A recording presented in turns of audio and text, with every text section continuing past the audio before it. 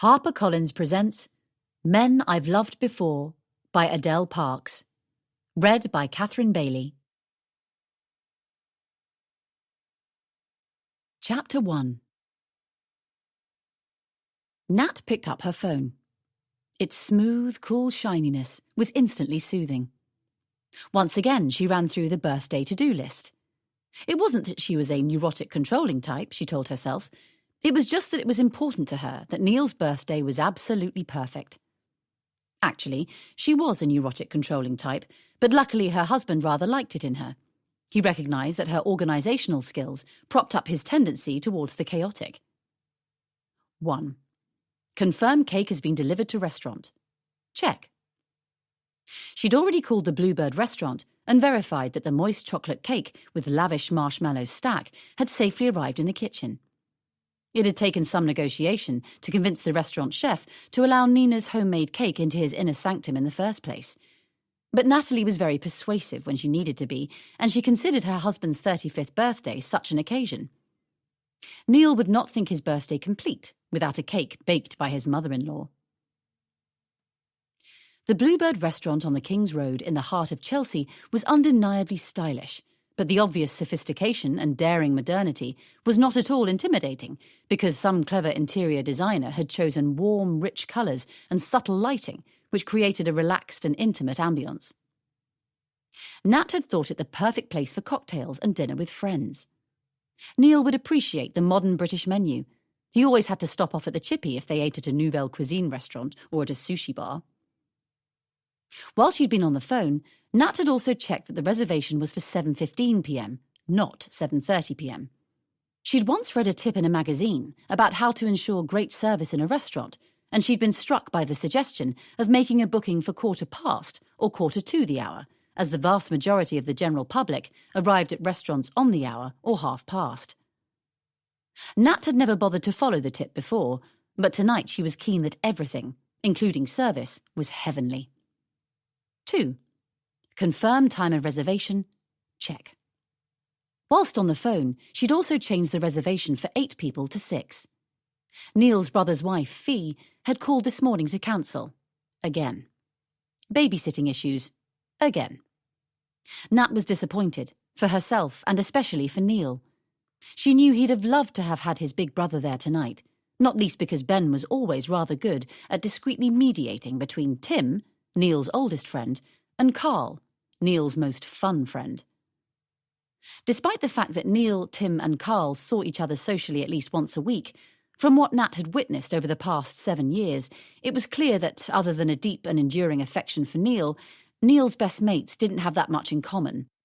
Neil appeared to be unaware of the slight tension and tussle of there being a threesome, or at least he did a damn good impression of seeming so. He was happiest when everyone just got along. After Nat had informed the restaurant about the alteration to the number of guests she was expecting, she'd also made sure that the sommelier's selection still included Chénard Cuvée Quartz, Piron and Lafont.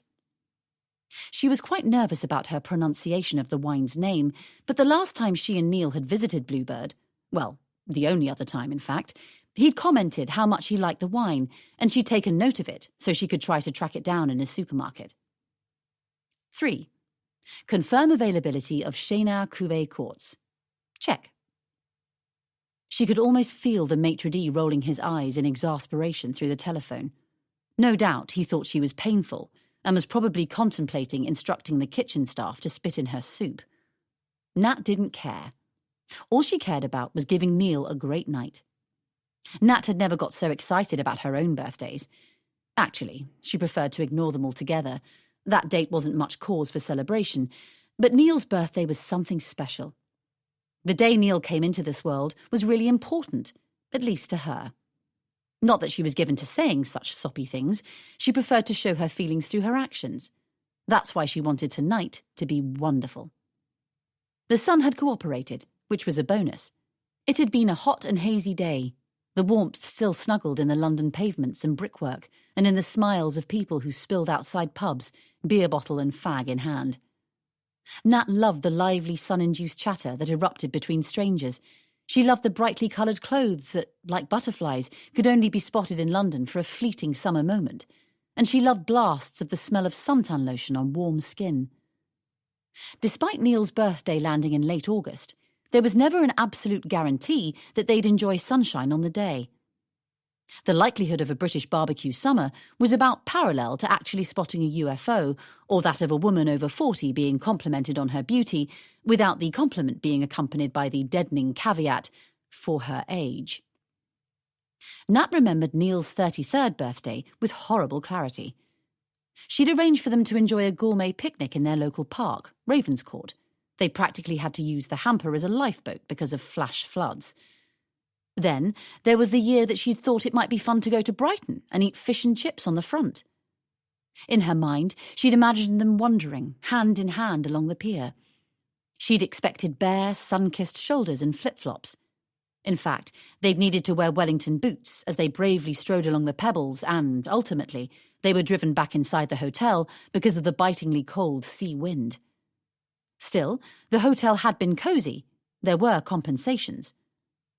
Nat started to think fondly of the fireside loving they'd enjoyed in their Brighton suite, which brought her to item 4 on the birthday to-do list. 4. Wear matching underwear. Nat reached into her underwear drawer, rummaged around, and then pulled out a flesh-coloured bra and knickers set, which was edged with cream lace. Perfect. Dressy enough to show that she made an effort, but comfortable and wouldn't show through her blouse. Check. Natalie wanted to look her best. Dressing up was fun, and she always believed preparing for a night out was part of the joy of the event. During her lunch hour, she'd dashed to the hairdresser's for a blow-dry, and last night she'd squeezed in a quick visit to the local beautician and undergone the masochistic act of having a bikini and half leg wax. She'd thought longingly of the wonderful pampering treatments on offer. She'd have loved an Indian head massage, or a rehydrating facial, but Nat was aware that no matter what beauty miracles might be achieved through an hour in the flotation tank or a quick rub-down with hot stones, Neil would be more impressed by a tidy vag, and, after all, it was his birthday. Despite the fact that Nat had an important and nerve-wracking meeting with her boss in the morning, she'd slipped out of work at exactly 5 p.m. today, an unusual occurrence, as Nat loved her job at the world's largest pharmaceutical company, and often worked much longer hours than those specified on her contract. She was happy to run the extra mile, as she believed what she did was life-changing and contributed to society at a profound level. Although, obviously, this was not an opinion she often voiced, as she was aware that doing so would, at best, make her sound self-consciously worthy and, at worst, make her sound self-congratulatory and smug. She dashed home to shower, slather her body in moisturiser, and pull on a fresh outfit. Home was a modest but stylish 2-up, 2-down terraced home in Chiswick, West London. Nat and Neil both loved living in Chiswick, a leafy, villagey sort of place, awash with bistros, trees, arty types and, less romantically but quite certainly, stuffed with commuters, Starbucks franchises and estate agents. They both embraced both aspects of Chiswick life, the cool chic and the convenience. Proud and thrilled to have got on the property ladder at all, they were both delighted to be living in such a desirable part of London. They'd chosen to live in Chiswick because it was so convenient for both of their places of work. Nat's office was in Brentford, less than 3 miles west of Chiswick, and Neil's office was right next door to Goldhawk Road tube station, just 2 miles east. Neil had argued that the extra they spent on rent was offset because they barely had any commuter costs. They could even walk to work, he'd said, somewhat optimistically. They rarely did so. They usually opted to stay in bed for an extra 10 minutes and catch the bus. His figures didn't add up, but Nat also desperately wanted to live in Chiswick, and so was prepared to pay the inflated rents if they had to. They had rented the house from the relative of an elderly woman who had been seeing out her days in a residential home. She died 6 months before their wedding, and her relatives, keen for a quick sale, gave Nat and Neil first refusal on the property and offered it at a knockdown price. Nat and Neil had snapped it up. After all, for months they had been imagining and speculating as to what they would do with the property if it was theirs. As soon as they had the deeds, they started to strip the pink-flowered wallpaper and painted the walls in taupe and beige shades. They ripped up the tatty carpets and varnished and polished the floorboards that secretly lay below. They painted the front door an imposing black, and Nat spent a week online choosing a new knocker and letterbox. Instead of a conventional wedding list, they asked their guests if they'd mind giving B&Q or IKEA vouchers, and before their first anniversary, they had the kitchen and bathroom replaced. They had potted plants on the windowsills. They had their perfect home. They lived in a small, thin road south of Chiswick High Road. True, they could always hear the A4 traffic whiz or chug by. The speed of the traffic was time-dependent, but it was safe to say there were snarls during most daylight hours. Yet the noise was more than compensated for by the fact that they were a short walk away from Ravenscourt Park, if they ever craved greenery, a stone's throw away from countless trendy bars and cute shishi shops if they ever needed to buy anything pretty, tasty or luxurious. And for Nat, the best thing of all about Chiswick was that it was nestled right next to one of the long, lazy loops of the River Thames. She often dragged Neil out of bed on a Sunday morning so that they could amble along the Chiswick Mall, a road lined with elegant and shockingly expensive houses which had the pleasure of overlooking the Thames. The houses ranged in style from Georgian to gingerbread. The thing they had in common was that all the residents enjoyed tremendous views of the river. She had hoped to meet Neil at home this evening so that they could go to the restaurant together. Truthfully, she had thought that maybe, somewhere between applying the body moisturiser and picking out what she'd wear tonight, they might have the opportunity to make love. It wasn't that Nat was expecting to swing from the chandeliers on this hot evening. She would have been extremely content with something satisfying in the missionary position. Neil invariably left his office the moment the clock struck 5. He loved his work too. He worked as a video game designer, an ambition he'd had since he was a kid, and discovered Pac-Man and Donkey Kong in a seaside arcade when he was on a family holiday in Blackpool. But he never saw the need to linger in the office. He could play games at home and call it research. Nat had thought he'd be home early enough for them to enjoy some lovely birthday sex and still get to the restaurant on time. Sex before the birthday dinner was preferable to sex after the birthday dinner, because the important meeting with her boss tomorrow meant that Nat wanted to avoid a very late night, if at all possible. Nat was aware that it was a thin line between being organised and squashing all artless and joyful spontaneity. Everyone knew spontaneity was a great thing to have in a relationship, in a personality come to that, so she really wished that she didn't think through every last detail with such precision, but she found she couldn't help herself. She was such a worrier. She had responsibilities, lots of them, responsibilities to her husband, to her boss, to her family, to her friends, and to the maitre d' who was expecting them at 7:15 p.m. precisely. She found that careful planning minimised the opportunity for disaster and disillusionment. However, extensive planning could not cancel all risk of disappointment, as was proved when Neil called her and said she was not to expect him home, as Carl had insisted they go for a birthday drink straight from work to kill the time between work finishing and their reservation at the restaurant. "Do you mind?" asked Neil with concern. He was aware that Nat liked to plan things, and he didn't want to mess up anything she might have arranged. "Not at all. It's your birthday. The important thing is you have fun," Nat replied honestly. She didn't think it was fair to say she was lying on her bed in her scanties. What would Carl do with himself when Neil made a dash from the pub? "You're sure?" "Certain. I'll see you there." "Has Carl arranged to meet Jen there too?" "Dunno. I'll ask him." "Do. You know what he's like. He might just have a beer too many and forget that he has a girlfriend who's supposed to be joining us." Nat had introduced Jen to Carl about this time last year, and she tended to feel responsible for their relationship staying on track. Quite an undertaking, as Carl was a consummate flirt, and Jen was an absolute romantic. Neil often said that they were all grown-ups and that Nat shouldn't feel she had to manage them, but she couldn't shake the habit. "Will do," said Neil. He glanced towards Carl, who was at the bar ordering drinks. Carl was chatting up a very beautiful redhead, but Neil decided there was no point sharing this information with Nat. It would stress her out. Best thing he could do was go and drag his mate back to the table. "Better go. Love you. See you there." "Thanks so much for arranging tonight, Nat. I'm really looking forward to it," he added sincerely. "You're welcome. Love you too." Nat hung up and considered how she could best use the unexpected hour she now had to herself. She could tie the helium balloons to the bedposts. At the moment, the balloons were just drifting around the house willy-nilly. Or she could reread her notes for the morning meeting, Or she could paint her fingernails. She decided that she would reread her notes and then arrange the balloons.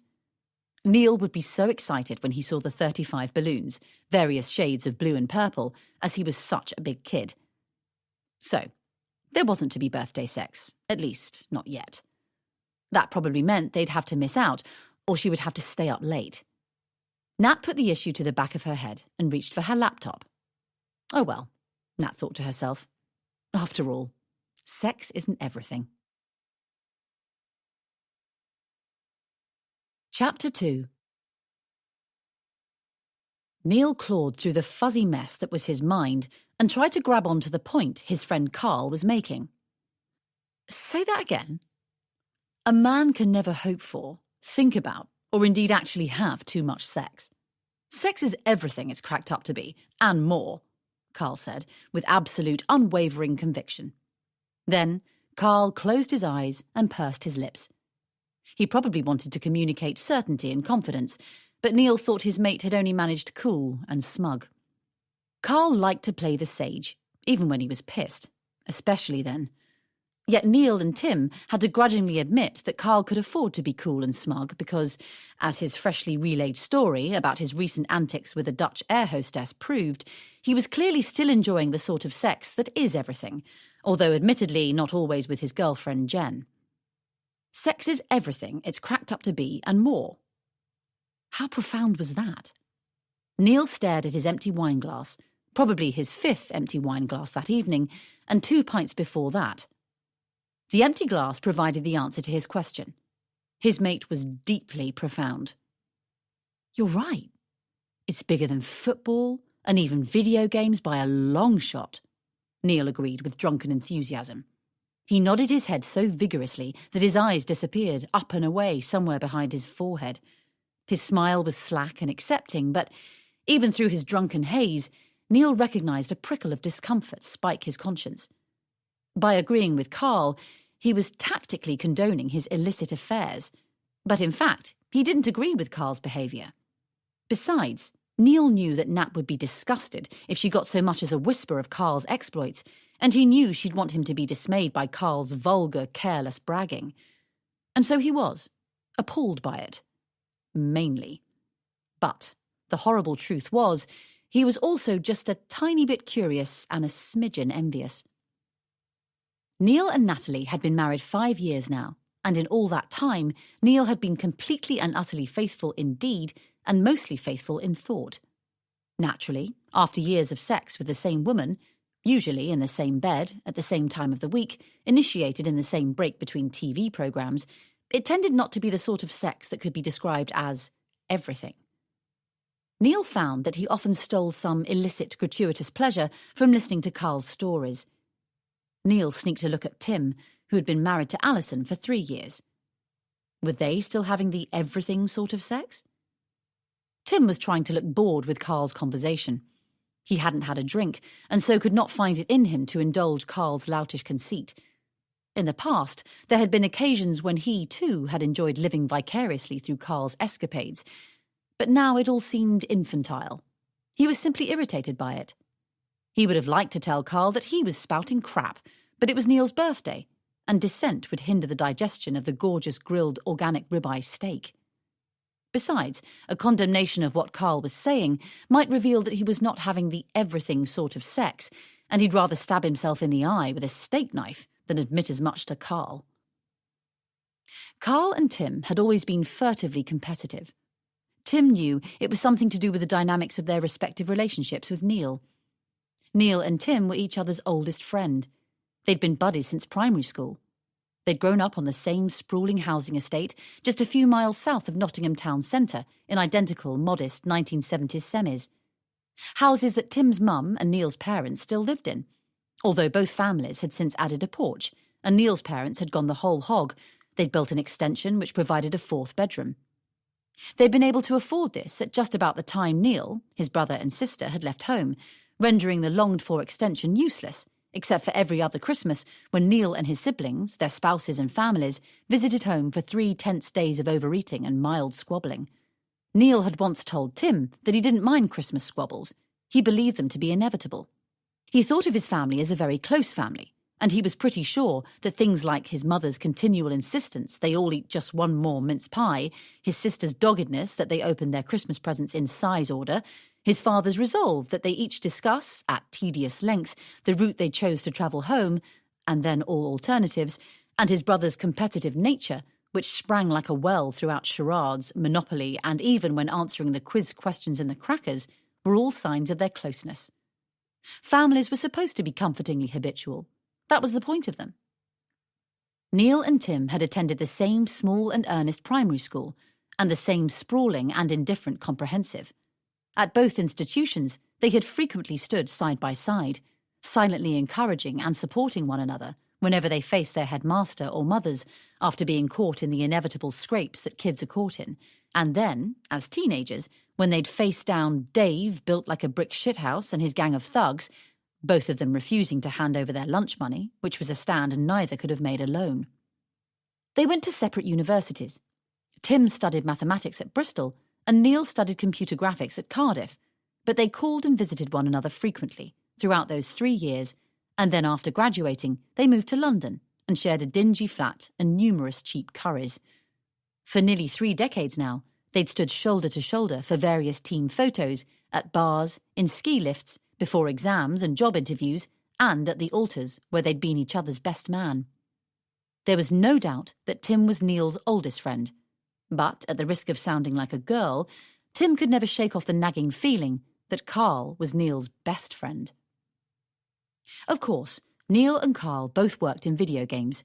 They had that in common, Neil as a designer, Carl as a marketer. This instantly transformed them into hipper types than Tim could ever hope to be.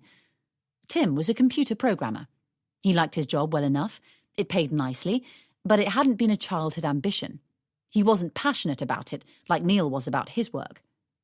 Neil had always been mad about video games and manga illustrations and superhero comics and all sorts of other cool stuff. Since Neil had been a teenager, he'd been determined to become a games designer, and he didn't give a damn that career advisors, teachers and such were forever telling him that there was no real money in it. Neil and Carl had met 12 years ago at an industry event, but cut the seminar to go to a lap dancing club. Tim had had no idea that Neil had ever wanted to visit a lap dancing club. He probably hadn't wanted to until Carl suggested it. It turned out Neil also wanted to go snowboarding in Le Corbière, quad biking in the Cadaratus Mountains, and mud wrestling with naked girls in Bratislava. Everything Carl suggested was fun, enticing and irresistible. Everyone found this to be the case, especially women. Carl was sickeningly successful with women. The mystery was, Carl wasn't actually that good-looking. He was trendy and had an expensive haircut, artfully sculpted to look as though he'd just got out of bed and never gave styling any thought. But it had long since occurred to Tim that all of Carl's features just missed being extremely handsome by a smidgen. His eyes were blue and he had thick, long lashes, the type that girls craved, but the eyes were small and too close together.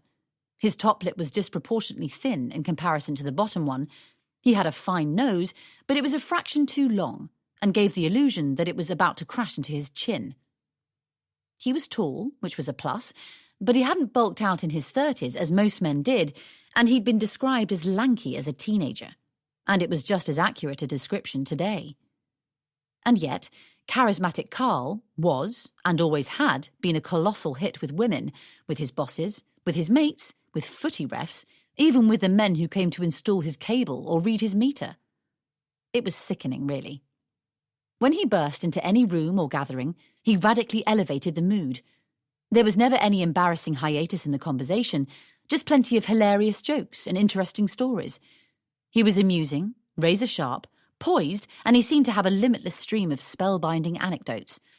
He was happy with his lot. His job, his girlfriend, his disposable women, and his flat. He didn't seem to take himself or anyone else too seriously. Many would say he was the perfect 21st century man. The truth was that Carl was more amusing, astounding and controversial than Tim. In short, Carl was more compelling. Tim thought it was hard to keep up. Do you know what?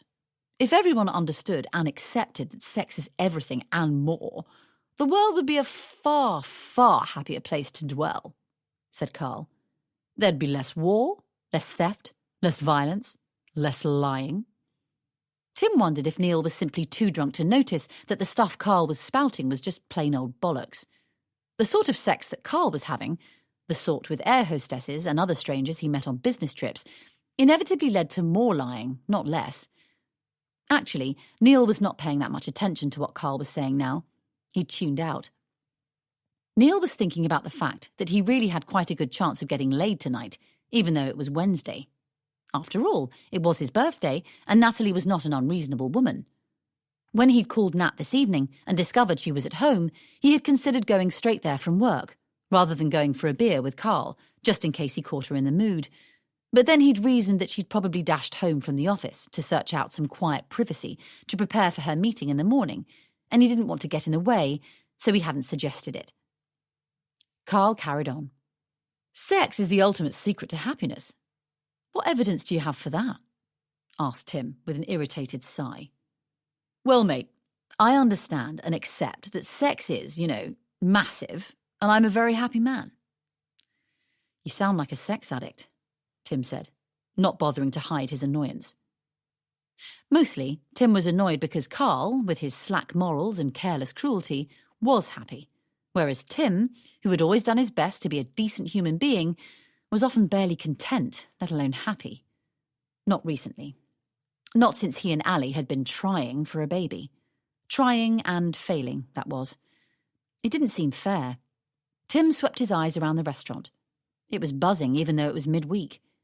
He liked it here. Despite its lofty size, the place felt intimate. If only Carl would stop going on about sex, he'd be really enjoying Neil's birthday dinner. Natalie had chosen well. The restaurant was decorated with warm chocolate browns and deep, rich reds, which subliminally suggested bitter chocolate brownies and ripe raspberries. What else was on the dessert menu?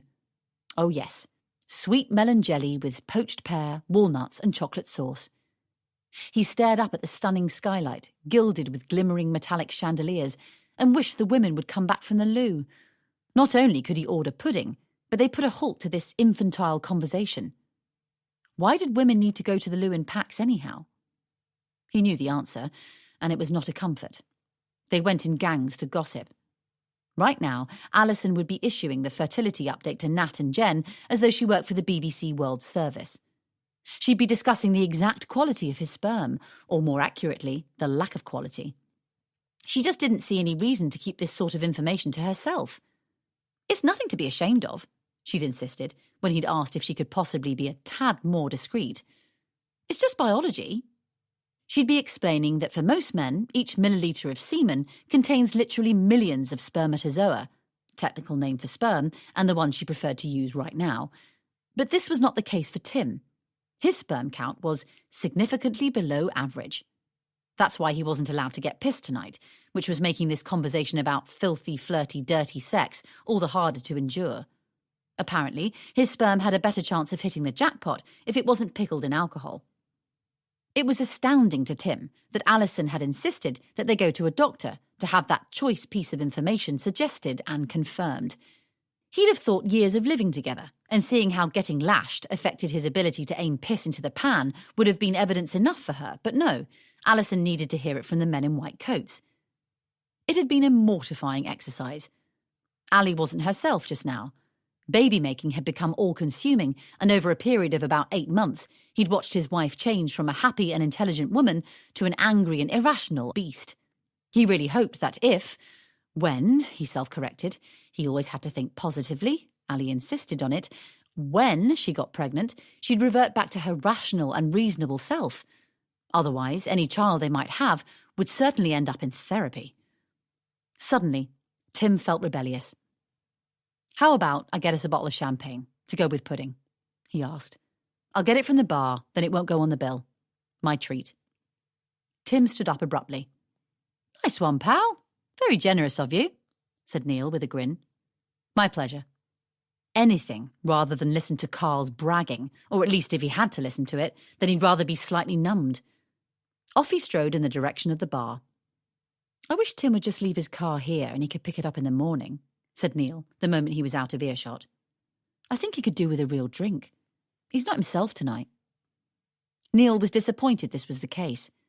Birthdays, by necessity, only came round once a year, and he wanted all his mates to be in the right mood to celebrate. He knew Nat had put a lot of effort into arranging tonight for him. She'd been coordinating diaries all summer. Tim's jittery mood and refusal to get wasted wasn't very celebratory. Have you noticed that if you mention the word sex, Tim reacts as though he's just been snapped by a speed camera? Commented Carl. What? Carl leaned towards Neil conspiratorially. He actually tapped his nose, which was only excusable as they were both drunk. The thing is, to him, sex and speeding are a bit similar at the moment, a mix between occasional necessity and genuine compulsion. But if you're caught, you have to cough up big time. Carl laughed at his own witty metaphor. Encouraged by a booze-induced belief in his own brilliance and a sneaky, somewhat pleasant suspicion that he knew more about this subject than Neil, he continued to explain. Tim is drowning in domestic responsibility and being beaten by procreation issues. What? Repeated Neil. He was none the wiser. They're doing the baby-making thing. He only gets it at certain times of the month now. He's not even allowed to shake hands with his old fella. Plus, when they do actually get down to it, it's all a bit perfunctory, explained Carl. He told you this? Neil asked in disbelief. It was generally acknowledged that friendships between boys are sustained, indeed blossom, only if all the concerned parties are careful never to talk about anything too personal which might embarrass any one of them, and besides, if Tim was ever to behave out of type, he'd confide in Neil, not Carl. Neil was pretty sure of that. No, you silly sod, of course he didn't tell me this. Alison told Jen, who told me. Alison must have discussed it with Nat. I'm surprised she hasn't filled you in. I think this conversation about me getting out the Dutch bird is reminding Tim of what he's no longer enjoying. Carl and Neil both turned and watched, with some sadness, as Tim tried, and failed, to attract the attention of the chic barmaid. In the past, he was the one they always sent to the bar, because he was the undisputed looker of the gang. Since a pair of red-blooded males noticed and acknowledged he was hot, how could barmaids, mere women, resist him? They'd practically slithered in his direction if he so much as nodded. But that was then. This was now. He's never going to get that fucking champagne, said Carl impatiently. You know what the problem is, don't you? He's fading. Receding hair and dad uniform of pale chinos, pink shirt, slight paunch mean he's faded into the background. And Alison's not even up the duff yet. By the time their kid is attending nursery school, he'll be invisible. The phrase, poor sucker, flitted in and out of Carl's mind. Hell, he might call me a sex addict, but I'd say I'm just a normal man, and he's forgotten what being a man is, he added. Suddenly, they were swamped by an anxious, slightly despondent silence. Neil didn't like it. Carl couldn't stand it. Despondency was not their thing. Carl made an effort to claw back the former mood of irreverence, a mood more fitting for a birthday celebration. And as a normal man, it's my given right to think about sex every 30 seconds. He joked. Every 30 seconds? Are you sure? Neil looked alarmed. Instantly, he felt inadequate. Hearing this statistic was a bit like finding out that your best mate understands all aspects of the quantum theory. You feel left behind. Carl appreciated the insecurity. Even he considered every 30 seconds an unsustainable and unlikely goal. Don't sweat it, mate. This dubious statistic, which has seeped into modern culture as fact, originated from nothing more substantial than a women's magazine. It's ironic that it was women who gifted this particular carte blanche to us lads by publishing an article claiming pathetic single-mindedness is true of all men. The article was probably little more than an elaborate joke, initially intended to highlight men's inability to multitask or emotionally engage or some other bollocks. Well, that apple pie backsplattered, didn't it, mate? Why's that, then? Asked Neil. Well, if a bloke were to think of sex, say, once an hour, he's considered moderate, not deviant or imbecilic, Carl explained. And do you? Do you think about it once an hour? I do. What are you talking about? It was Nat who asked this question. Neil and Carl jumped guiltily as they registered that Tim had returned from the bar and was holding a chilled bottle of house champagne and 6 glasses, and the girls had returned from the loo. As the women sat down, they rolled their eyes at one another conspiratorially. They hadn't caught the conversation, but they took an educated guess as to what the blokes would be talking about. Football. Again. Chapter 3. Did you have a fun night? Nat asked Neil as she picked up his arm and wrapped it around her shoulders. She rested her head on his chest. He leant his head against the cold taxi window, and they both watched headlights and streetlights whiz by. The very last whispers of the late summer day had disappeared behind London's skyline. Nat sighed contentedly. She loved balmy nights such as these. Natalie felt around for Neil's hand. She found it, and their fingers automatically entwined. She remembered a period in their lives, years ago, when getting into a taxi guaranteed that they would immediately pull at each other's clothes eagerly and make urgent, ham-fisted grabs at one another's flesh. Desperate for each other, they'd been unwilling to exercise any restraint. She didn't actively miss that time, not as such. It had always been embarrassing paying the cabbie after he'd seen you all but fornicate on the back seat. Yet, being conscious of the fact that that time in her life was over forever was at once a comfort and a challenge for her. She saw that getting older offered all sorts of compensations, but she also knew that being young was undoubtedly glittering. "A great night, thank you," said Neil, with just a slight slur. He turned towards her and kissed her. It was a long, warm, tender kiss. He didn't try to involve his tongue, which, considering his state of inebriation, was a definite act of chivalry. Yes, thought Natalie, getting older had all sorts of compensations, and being settled with Neil was the biggest one. Before Neil, Natalie had had a few long-term boyfriends and a number of flash-in-the-pan types of boyfriend. They provided an eclectic mix of amazingly passionate and rather more prosaic relationships for her to look back upon fondly. In her time, she dated cute but thoughtless men, frighteningly intelligent but arrogant men, kind but dull men, fabulous but didn't want her men, fun but going nowhere men, intense but too much men. The assortment of liaisons had two things in common. One, Natalie gave each guy her best shot. She was always fair, faithful, and she tried very hard to suppress, or at least disguise, any weirdness she undoubtedly harboured. Two, all these men had a butt. A big flashing butt that signalled they weren't her one. Someone else's one, very probably, as none of her exes were actual monsters, but not her one. And then there was Neil. Natalie and Neil met one another in a pub 7 years ago. It all happened the old-fashioned way. Their eyes collided across the room. It wasn't Natalie's usual sort of place. She was not a corner pub sort of girl. In fact, it was her first time visiting the Goat and Gate. She'd only ended up there because her friend had a blister. Her pal had said she couldn't bear walking the distance to the wine bar that they usually went to on a Friday night, but after a long and tricky day at work, they were both desperate for alcohol ASAP, so agreed to take refuge in the nearest watering hole. Later, Natalie found out that whilst it was Neil's local, it wasn't his usual night to visit the pub. He normally met up with his mates on Thursdays, but Carl hadn't been able to make that Thursday, so they'd swapped nights to a Friday. So neither Nat nor Neil had planned to go to the Goat and Gate that night, and yet they did. Nat thought it was that sort of thing that might make a person believe in fate and such, although Neil didn't. He was resolute that fate, horoscopes, tarot cards and karma were all bollocks. Neil was sure that life was even more random than those crutches would have you believe. Nat had noticed Neil, Tim and Carl almost as soon as she walked into the bar. She was single at the time and had a keen potential radar. Tim was by far the most handsome of the gang, and Carl looked quick, alert and fun, but it was Neil who held Nat's attention. He was about 5'10", the height where most men started to describe themselves as 6 foot. He had decent dress sense, the absence of a large beer belly, and impressively muscled arms, which Nat had a particular fondness for. She liked his hair as it was particularly shiny, especially for a man. So far, so normal. If this had been all there was to Neil, Natalie might not have lingered. Neil would have had to live out his life with no other accolade than slightly above averagely good-looking. But then he laughed. His laugh rang through the pub, turning heads and flipping hearts.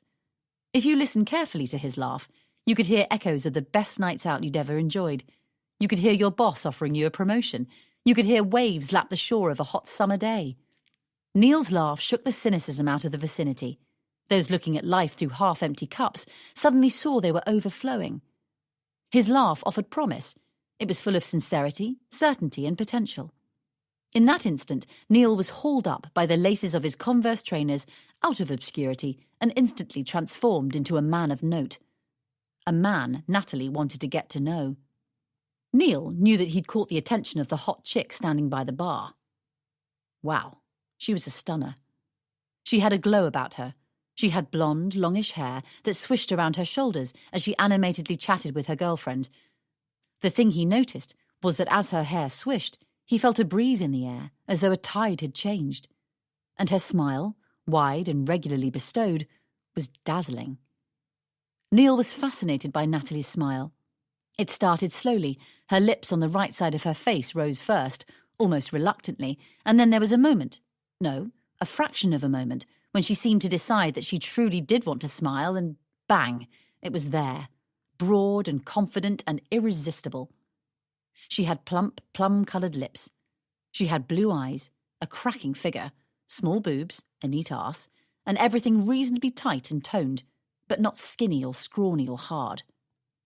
Perfect, in Neil's book. He stood in the bar, simultaneously nurturing yet battling with an image of her lips clamped round his cock. Battling because which man in his late 20s was proud of an uncontrolled hard-on in a crowded pub, wondering how he should approach her. Sending a drink over only happened in really bad movies.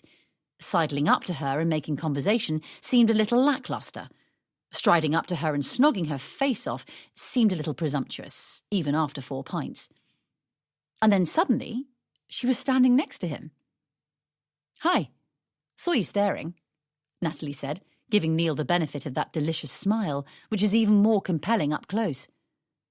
"Oh, yeah, I thought you were someone I knew," Neil muttered, quite pathetically. "No, you didn't. But I am someone you should get to know," Natalie bounced back.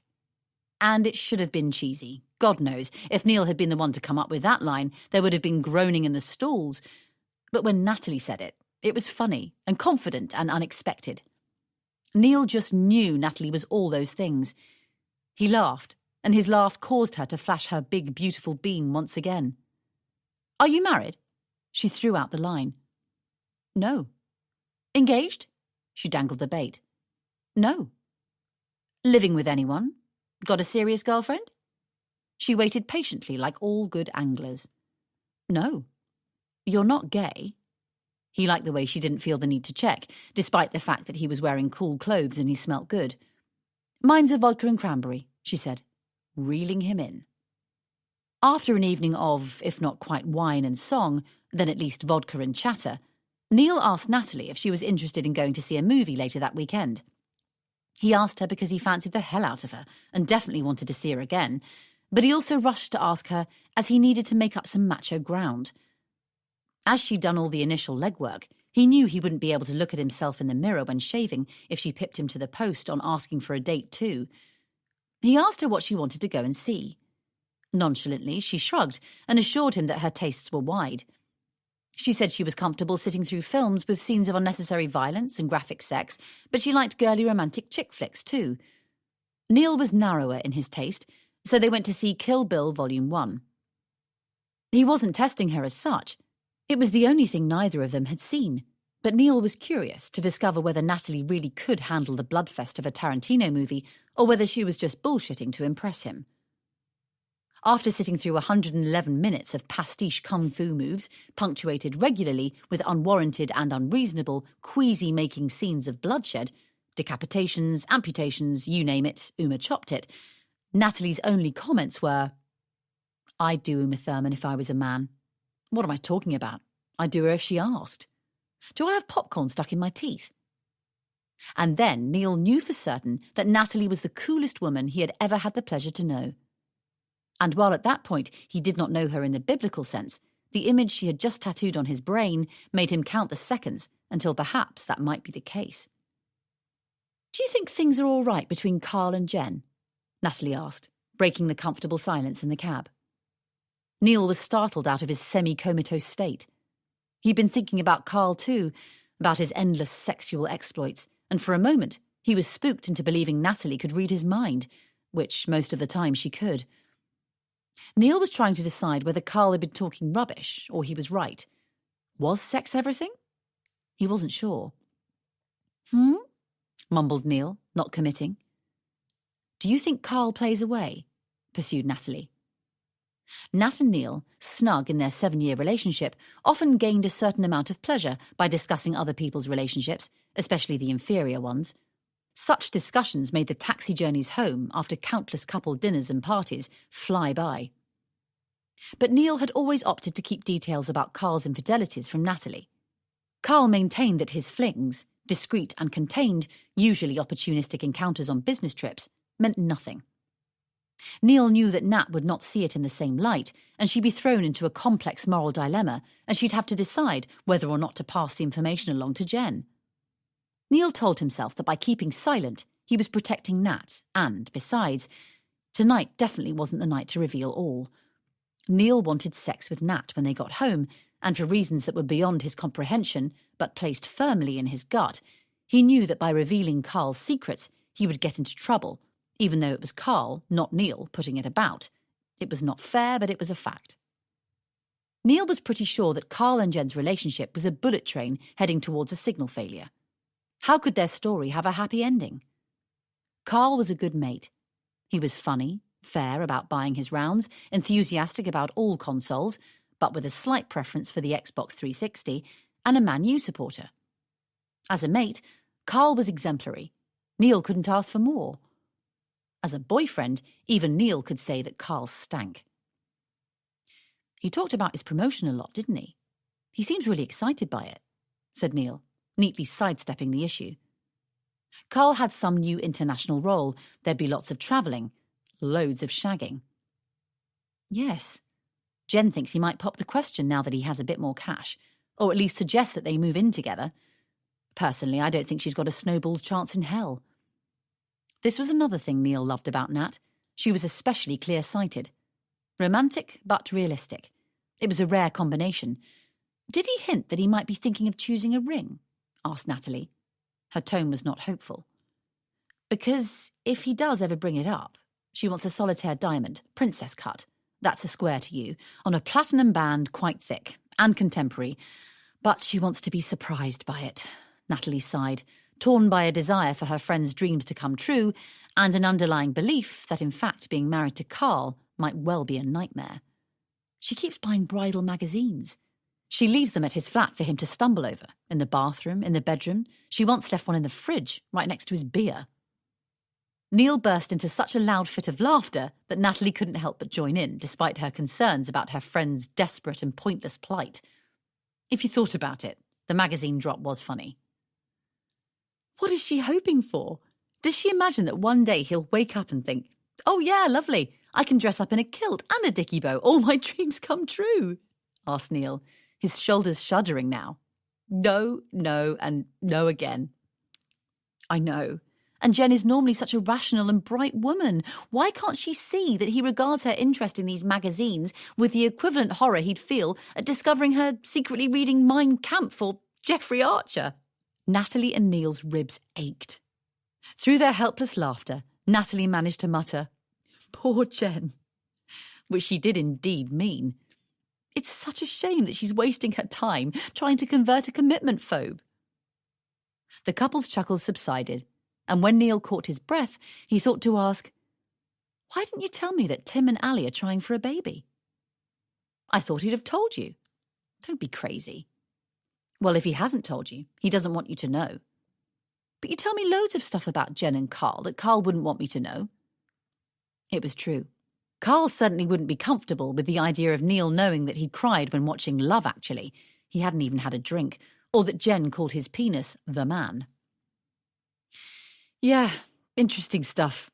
Funny stuff," explained Nat, fighting a yawn. "Trying for a baby isn't that interesting. I don't know why Alison insists on going into so much detail. It's gross." Bored of the subject, Natalie added, "Shame Ben and Fee couldn't make it. Did you miss your big bruv on your special day?" She ruffled his hair teasingly. Natalie often joked about how dependent Neil was on his friendship with his brother, but in fact she liked their closeness. She was the eldest of 4, but her 3 siblings were all brothers. They were fun, and she loved them, but as a child she had always secretly wished that at least one of them had been a girl, and perhaps a bit closer to her in age. There was a 9-year age gap between her and her first brother. The second and third arrived in 18-month intervals thereafter. Fairly or unfairly, naturally the 3 boys, being close in age and the same sex, tended to be regarded by everyone as a pack rather than individuals. It was always Nat and the boys rather than the children. It was hard not to feel left out occasionally. Other. Separate. There were compensations. Nat got plenty of one-on-one time with her parents, especially her mum, usually on the sidelines of rugby or football pitches, while they cheered on the boys, who were bathing in mud. Having seen her brother's closeness, Nat understood the special affiliation between Neil and Ben. She'd often witnessed the delights and darker moments of same-sex sibling relationships. One minute you love them, the next you hate them, and a minute later back to love again. Natalie sighed contentedly. She'd been lucky with her in-laws too. Neil's parents were decent working-class people who, now in their late 60s, found the world around them largely fascinating, but occasionally frightening.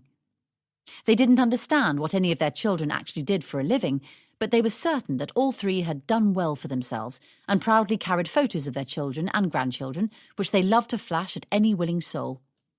They were content, a rare commodity, and as such, they were not hard work at all. Largely, they kept themselves to themselves, at a 130-mile distance. They only visited when invited and were always thrilled and hospitable if Neil and Nat chose to visit them, which they did approximately once every 6 weeks. Mr. and Mrs. Preston Sr. were uncomplicated, and Ben, Neil and Ashley had inherited their parents' straightforward, no-nonsense approach to life. All 3 were what you see is what you get types of people, although Ben and Ashley were significantly more financially ambitious than both their parents and Neil. Nat felt fortunate that Neil had inherited the gene that allowed a person to be content and undemanding. It was a great relief to her that she was enough for him. Neil had always appreciated the coziness and continuity that his family had provided, and he still preferred battered cod with chips and lashings of vinegar to the blackened variety. Ben and Ashley had ripped through what they saw as the limitations of a working-class childhood and firmly established themselves in the epicentre of middle-class existence, a world where Egyptian cotton sheets and ballet lessons for any offspring were seen as basic essentials. Although they were both still grounded enough that if anyone were ever to try to have a conversation with them about thread count, they would have thought that person to be clinically insane. Neil had meandered past any limitations, real or imagined, and he had no idea what his sheets were made from. They all 3 went to university, and none of them worked in jobs where they had to get their hands dirty. And while Neil wasn't as well paid as his siblings, he swore he loved his job more than the others. Ben was a city lawyer. He lived in Clapham, in a house that was worth an inflated fortune, with his wife, a dentist by training, although no longer practising due to the arrival of Angus, Sophia and Giles.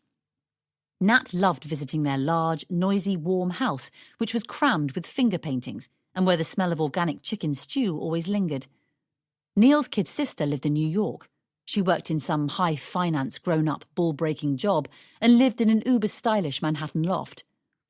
Neil and Nat went stateside at least once a year, and then Nat and Ashley would hit the shops and the latest trendy bars. Nat really had been very lucky indeed. "Yeah, I miss Ben," admitted Neil. He was always more willing to be openly sentimental after he'd had a bit to drink. "It's such a pity, especially for Fee. I get the feeling she was desperate for a night out. When are they going to find a reliable babysitter?" "Well, that's exactly what I asked when Fee rang up to make her apologies this evening. She seems to think that a babysitter calling up to cancel at the last minute is situation normal, just one of the things that goes with the territory." "Miserable for them," mumbled Neil. Truthfully, he thought this conversation about babysitters was a bit boring. He'd prefer to just sit quietly in the back of the cab and think about the chances of them having sex tonight. He kissed the top of her head. Her hair smelt great, like summer fields. God, his wife was beautiful. He was a lucky man. "They've had kids for 4 years now, yet in all that time they haven't found a babysitter who actually turns up when they're supposed to," added Nat. "I know. Finding a reliable babysitter seems to be like searching for the Holy Grail." Natalie found this fact strangely comforting. She'd never wanted children, and when she met Neil, she'd made that clear from day one. Conveniently, he'd never felt the need to dispatch his genetic bank, happy to leave the breeding and passing of the family name to his brother. Hearing about the countless discomforts and inconveniences that went with being a parent cheered Natalie. It was not that she needed to hear about sleepless nights, shortage of cash, rows between partners and endless self-sacrifice to be reassured that she'd made the right decision. Not at all. Natalie was more than happy with her choice, but she found that it was helpful to remember these continual hassles faced by other people. From time to time, more regularly than was polite, Natalie, never Neil, was asked whether they were planning on starting a family any time soon. Her reply would always be a staunch no. She tried not to be drawn into any sort of elaboration. She preferred to follow a mantra of never explain, never excuse. But often the inquirer, either through genuine concern or inexcusable insensitivity, would plunge on. "Can't you have any?" "We've never tried, so I have no idea," Natalie would answer frostily. "Don't leave it too late." So Natalie would feel compelled to clear up the matter. "We don't want children, actually." Then the imprudent inquirer might gasp, extremely shocked and not able to hide it. If Nat was lucky, they'd be shocked into silence. But more often than not, they'd ask, "But why not? Don't you like children?" Natalie was always tempted to reply, yes, she did like children enormously, and add the joke, "But I couldn't eat a whole one." She always resisted, as she knew that very few people found this subject a laughing matter. She'd cite the importance of her career, the lack of space in their home, or their dislike of the thought of endless sleepless nights as reasons she did not want to have children. She'd play back all the things she'd heard parents say. "You're always broke. You lose your sense of self. You end up with a slack vagina." But rarely could she get anyone to understand. Nat was sometimes tempted to say she did have a medical problem, at least that way people would understand why they were childless. Child-free.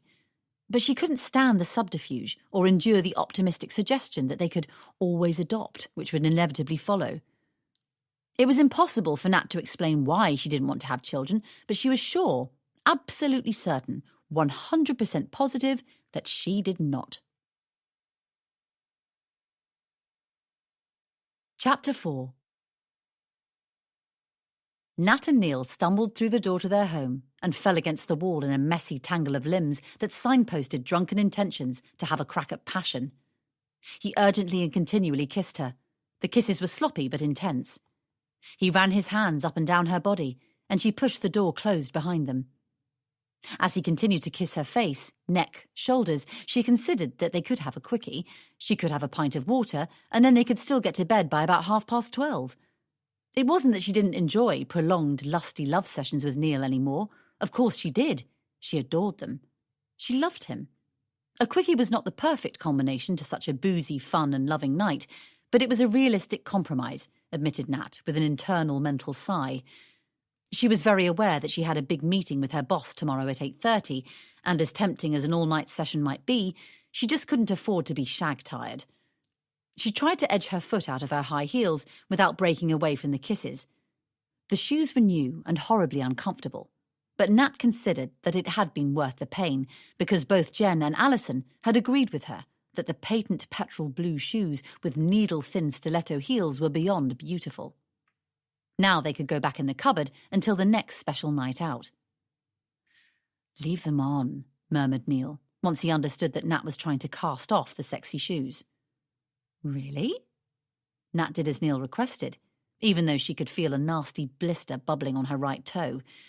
If it made him happy, she put up with the discomfort for a little while longer. Since listening to Carl brag about taking the Dutch air hostess, from behind, as she bent over the bath in the hotel room, Neil had spent the evening indulging in a sexual fantasy of his own. His fantasies were always pretty tame and tended to be anchored to the conventional.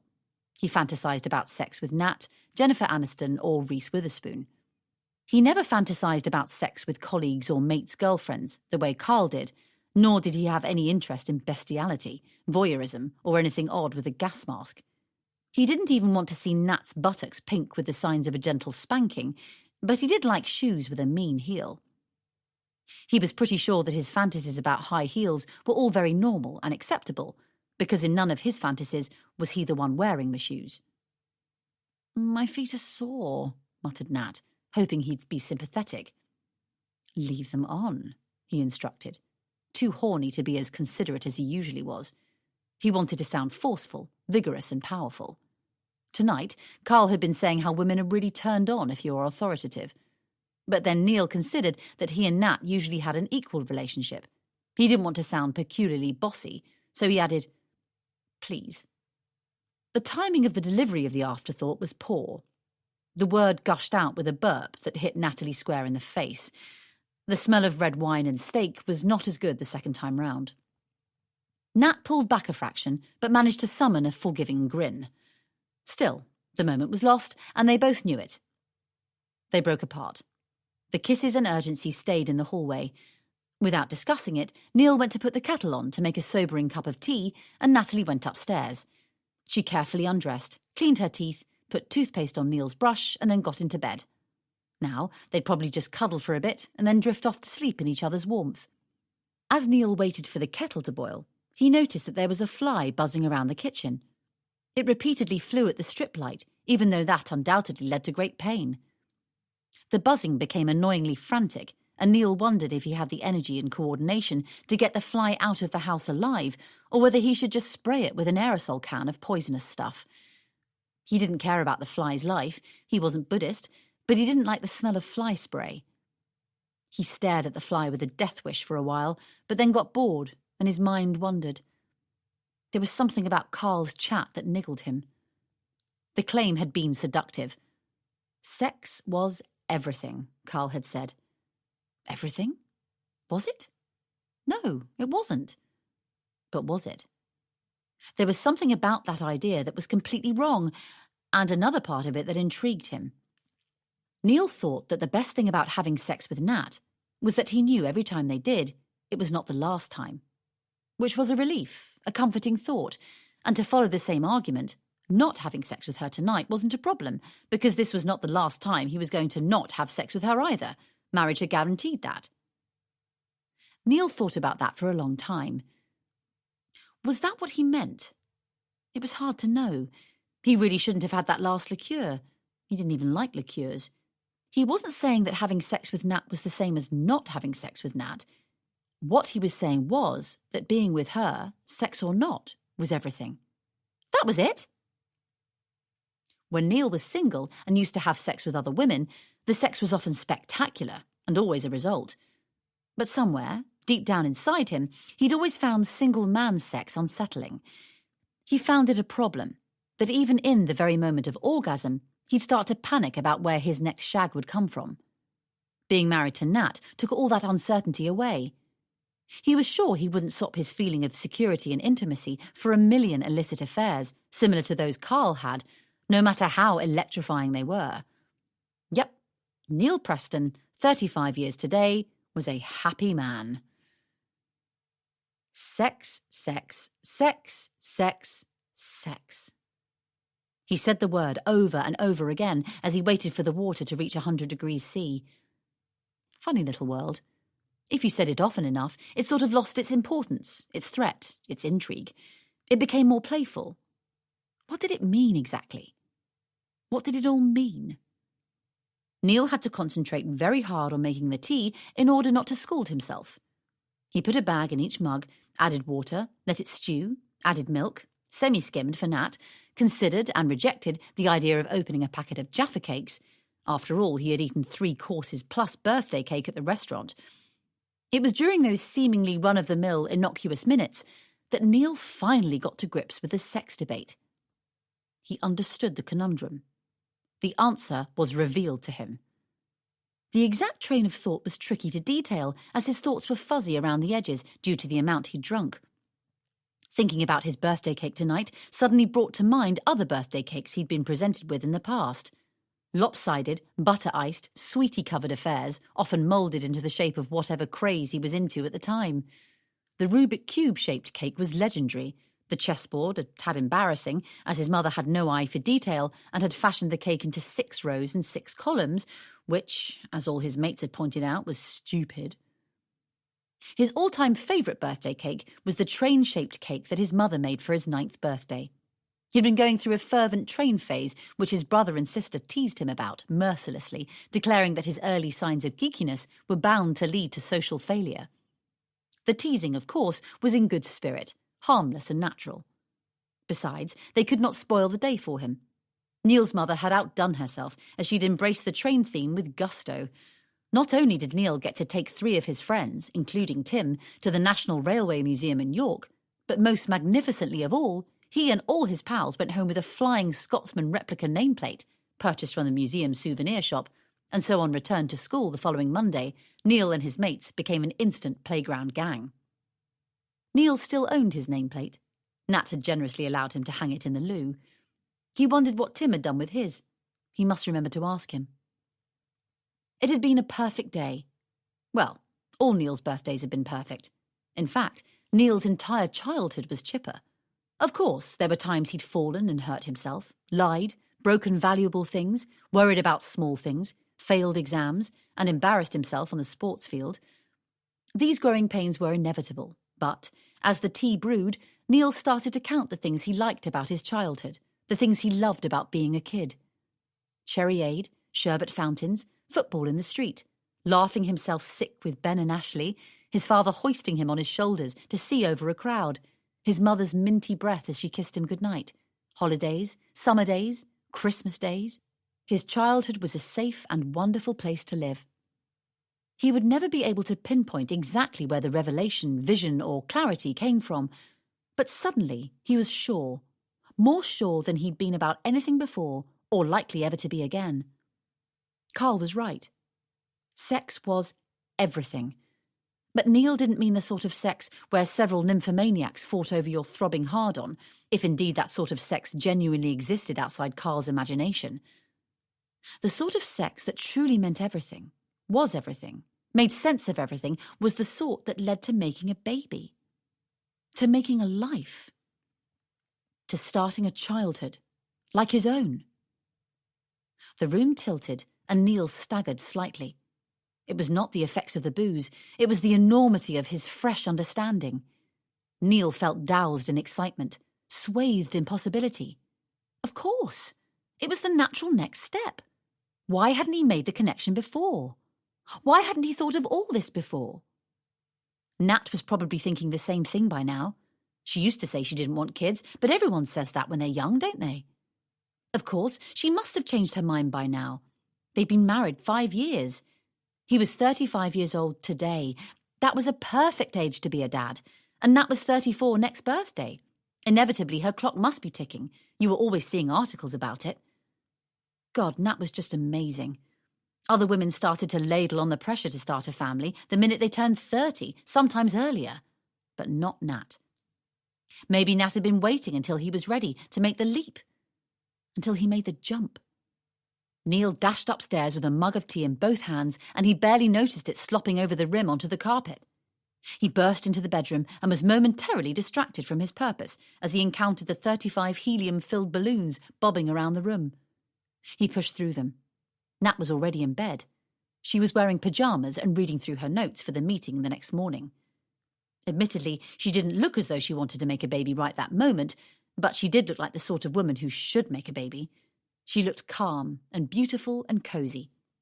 The pyjamas were covered in tiny pink rosebuds. Neil thought Rosie might be a nice name for a girl. But first things first. Neil put down the mugs and hurriedly tugged off all his clothes. He dropped them in a heap on the floor and dived under the covers. He started to kiss Nat's thighs through her PJs. Nat was a brilliant woman to find yourself in bed with, find yourself married to, thought Neil. A brilliant woman to make a baby with.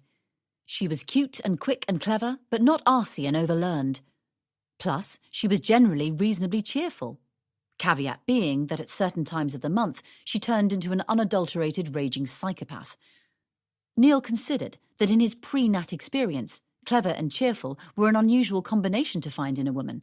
Quite rare indeed. In his opinion, clever women tended to be as bleak as the North York moors after a thunderstorm, and cheerful ones often felt the need to limit their conversation to inane twitter about Daniel Craig's arse.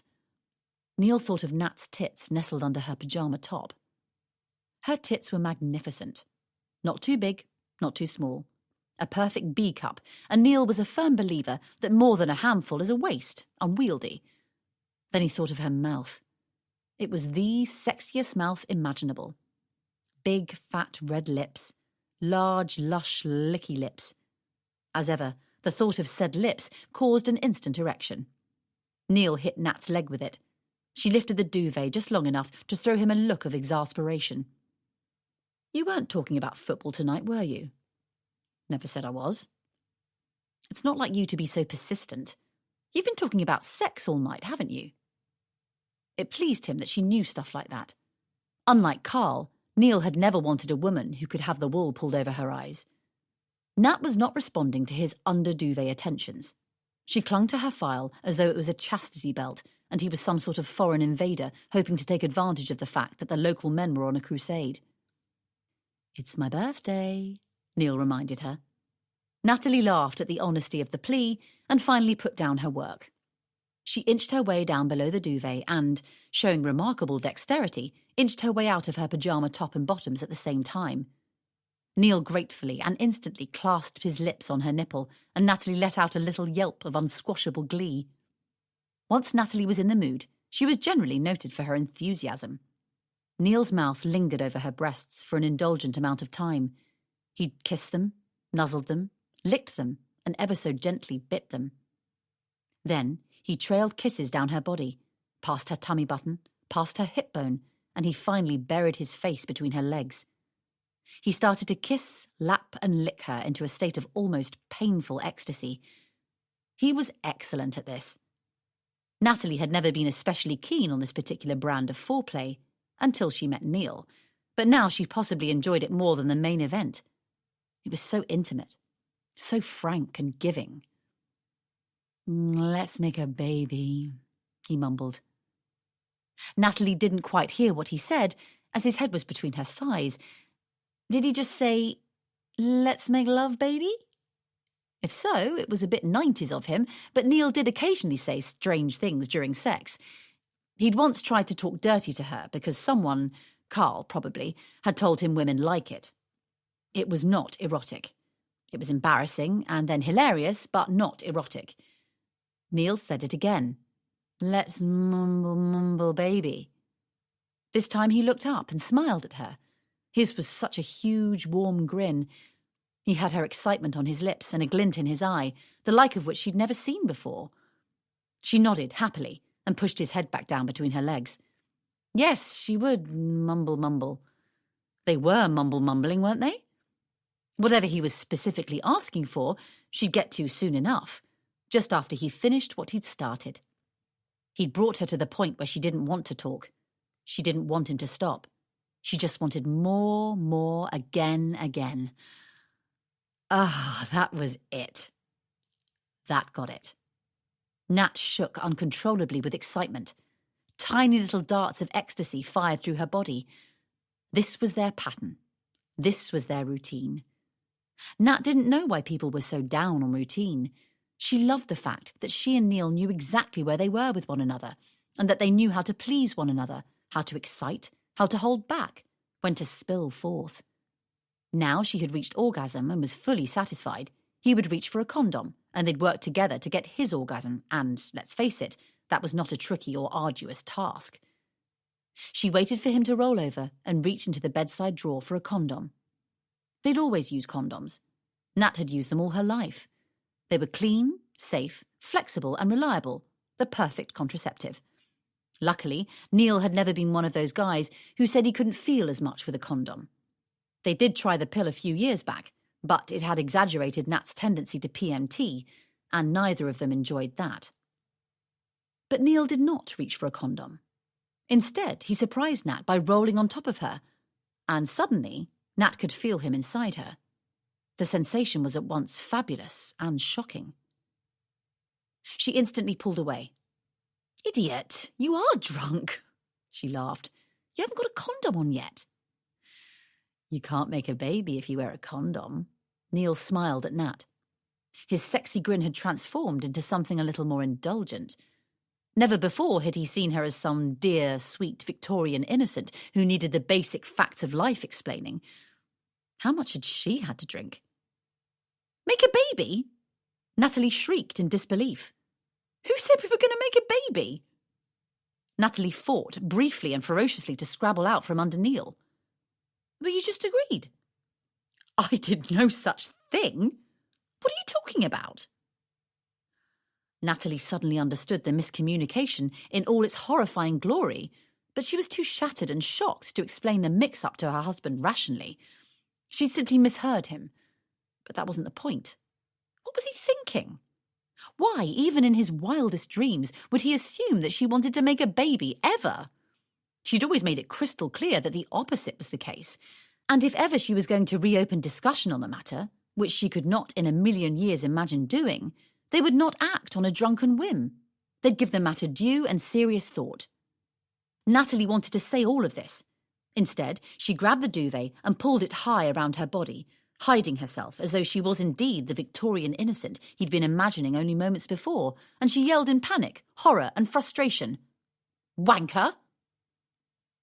Neil's raging hard-on wilted. His strong and sexy penis looked like a tiny sausage-shaped balloon many weeks after the party. Natalie tried to steady her breathing. Shouting and cursing wasn't her way, and unlikely to help matters, but she was panting with fear and anger and disbelief, and couldn't organise her thoughts in any sort of rational way. Okay, get a grip. This is just the drink talking. He doesn't mean it, she told herself.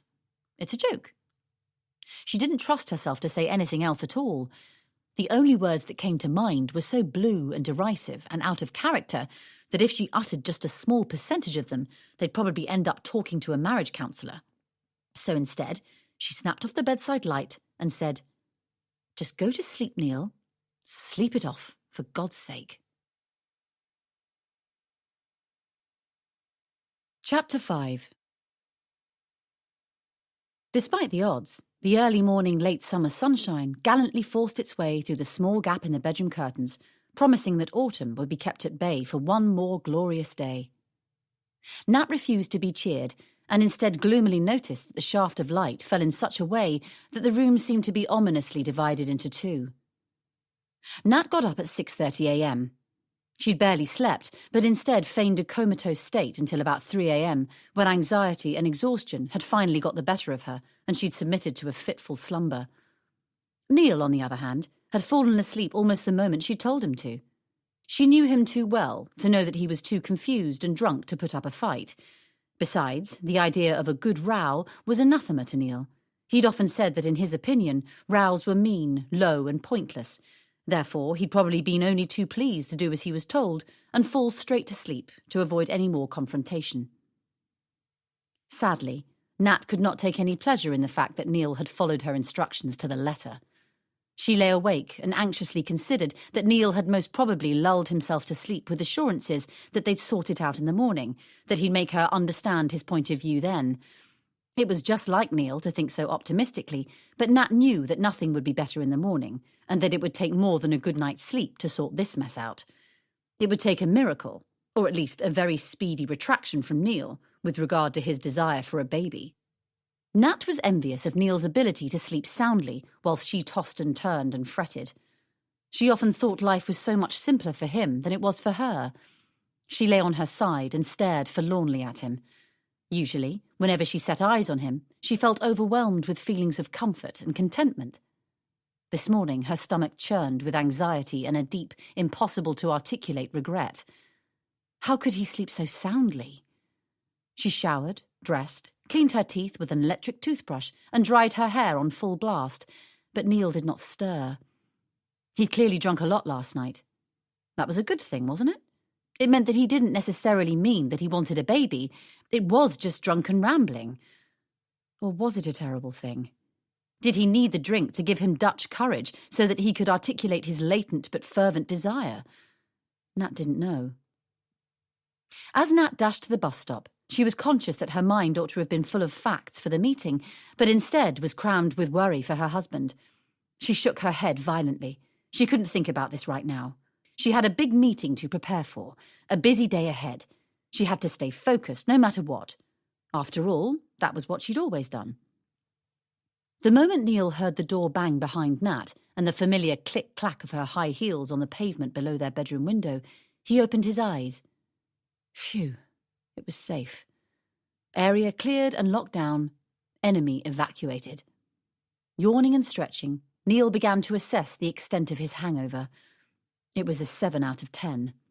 The pain in his head was a pounding sensation, but on balance he preferred this to the type of hangover where he felt his head was being crushed and about to implode. He could fix a pounding by popping a couple of aspirins. He was also seriously dehydrated. The way things had panned out last night meant that he never had the opportunity to drink his usual precautionary cup of hydrating tea or a glass of water before he fell asleep. But that was okay. He could fix that by drinking 2 or 3 mugs of strong tea now. But there was another pain, one that was only indirectly related to his hangover, but it was by far the most vicious pain. There was a searing disappointment sitting in his chest, in his stomach, and yes, in his heart. Nat didn't want a baby, and he did. He didn't know how to fix that. Neil decided to walk to work. He could do with the fresh air. Besides, he was already late by 45 minutes, so he reasoned he might as well round it up to a full hour. The London streets were, as ever, overflowing. The traffic was heavy and slow. Neil stared into the cars and saw mothers returning home from school runs. The empty seats in the back of the car cradled discarded wrapping papers and small plastic toys rather than boys and girls. There were people in taxis dashing to business meetings or maybe the airport. Neil imagined fathers kissing their kids goodbye this morning, promising they'd return with goodies from their business trips. Neil's father only ever went on any sort of business trip twice throughout his career. Once he attended an overnight conference in Saltburn, and on the other occasion he went to a motivational training meeting in Milton Keynes. On both occasions, he brought back Terry's chocolate oranges for Neil, Ben and Ashley. Neil indulged in a daydream about returning home after a business trip, destination unspecified, but as it was a daydream, Neil thought maybe Fiji or the Maldives. As he pushed open the front door, his kids would clatter down the stairs and dive into his arms and demand their chocolate oranges. In his daydream, the hall was freshly painted, and Nat was wearing a floral pinny. She greeted him with a wide smile, and she didn't call him a wanker. Although it was still August, Neil noticed that the summer sale signs were disappearing from the shop windows and already being replaced by arrangements involving pumpkins and black cats. He'd loved Halloween when he was a kid. He liked scaring himself by believing Ben's ghost stories. Suddenly, Neil felt excited by the thought of taking a kid of his trick-or-treating. Then he remembered Nat's horror-struck face last night, and his stomach sank, just as though he'd been visited by a ghoul. Neil nodded at cafe owners who were slouched in the doorways of their premises, smiling their approval at the bright weather. Sunshine was good for trade. Neil noticed that there were endless groups of mothers and toddlers clustered around bistro tables, chatting and giggling as they munched on croissants and sipped orange juice. The park was full of tiny preschoolers as well. They were chasing dogs, riding scooters, bikes and buggy boards, whizzing past him and whirling around him. They were playing on the swings, in the sandpit and in the pool. They were everywhere. When Neil got to the office, Carl was waiting for him by his desk. He was carrying a paper bag which, from the smell, Neil deduced contained bacon butties. "Result. You're a good mate," said Neil, with a grateful grin as he bit into the butty. Carl sat on the edge of the desk, and Neil collapsed into the chair behind it. Carl and Neil's respective roles meant that they had legitimate reasons to hang around gassing with one another, and so were often credited with being industrious, when in fact they were discussing last night's game, or Carl's sex life. "It was a good night, wasn't it?" asked Carl. "Great," replied Neil, and he tried to sound 100% enthusiastic. He tried not to think of Nat's amazed and terrified face when he'd suggested a baby. "What's up?" Clearly he'd failed. Neil hesitated. Carl was not the person he wanted to confide in right now. In fact, Carl was never the person anyone ever wanted to confide anything in. "Nothing," assured Neil, with a self-conscious grin. "You have a face like a slapped arse, mate. Something's up." Was it possible to explain to Carl that he'd had an epiphany?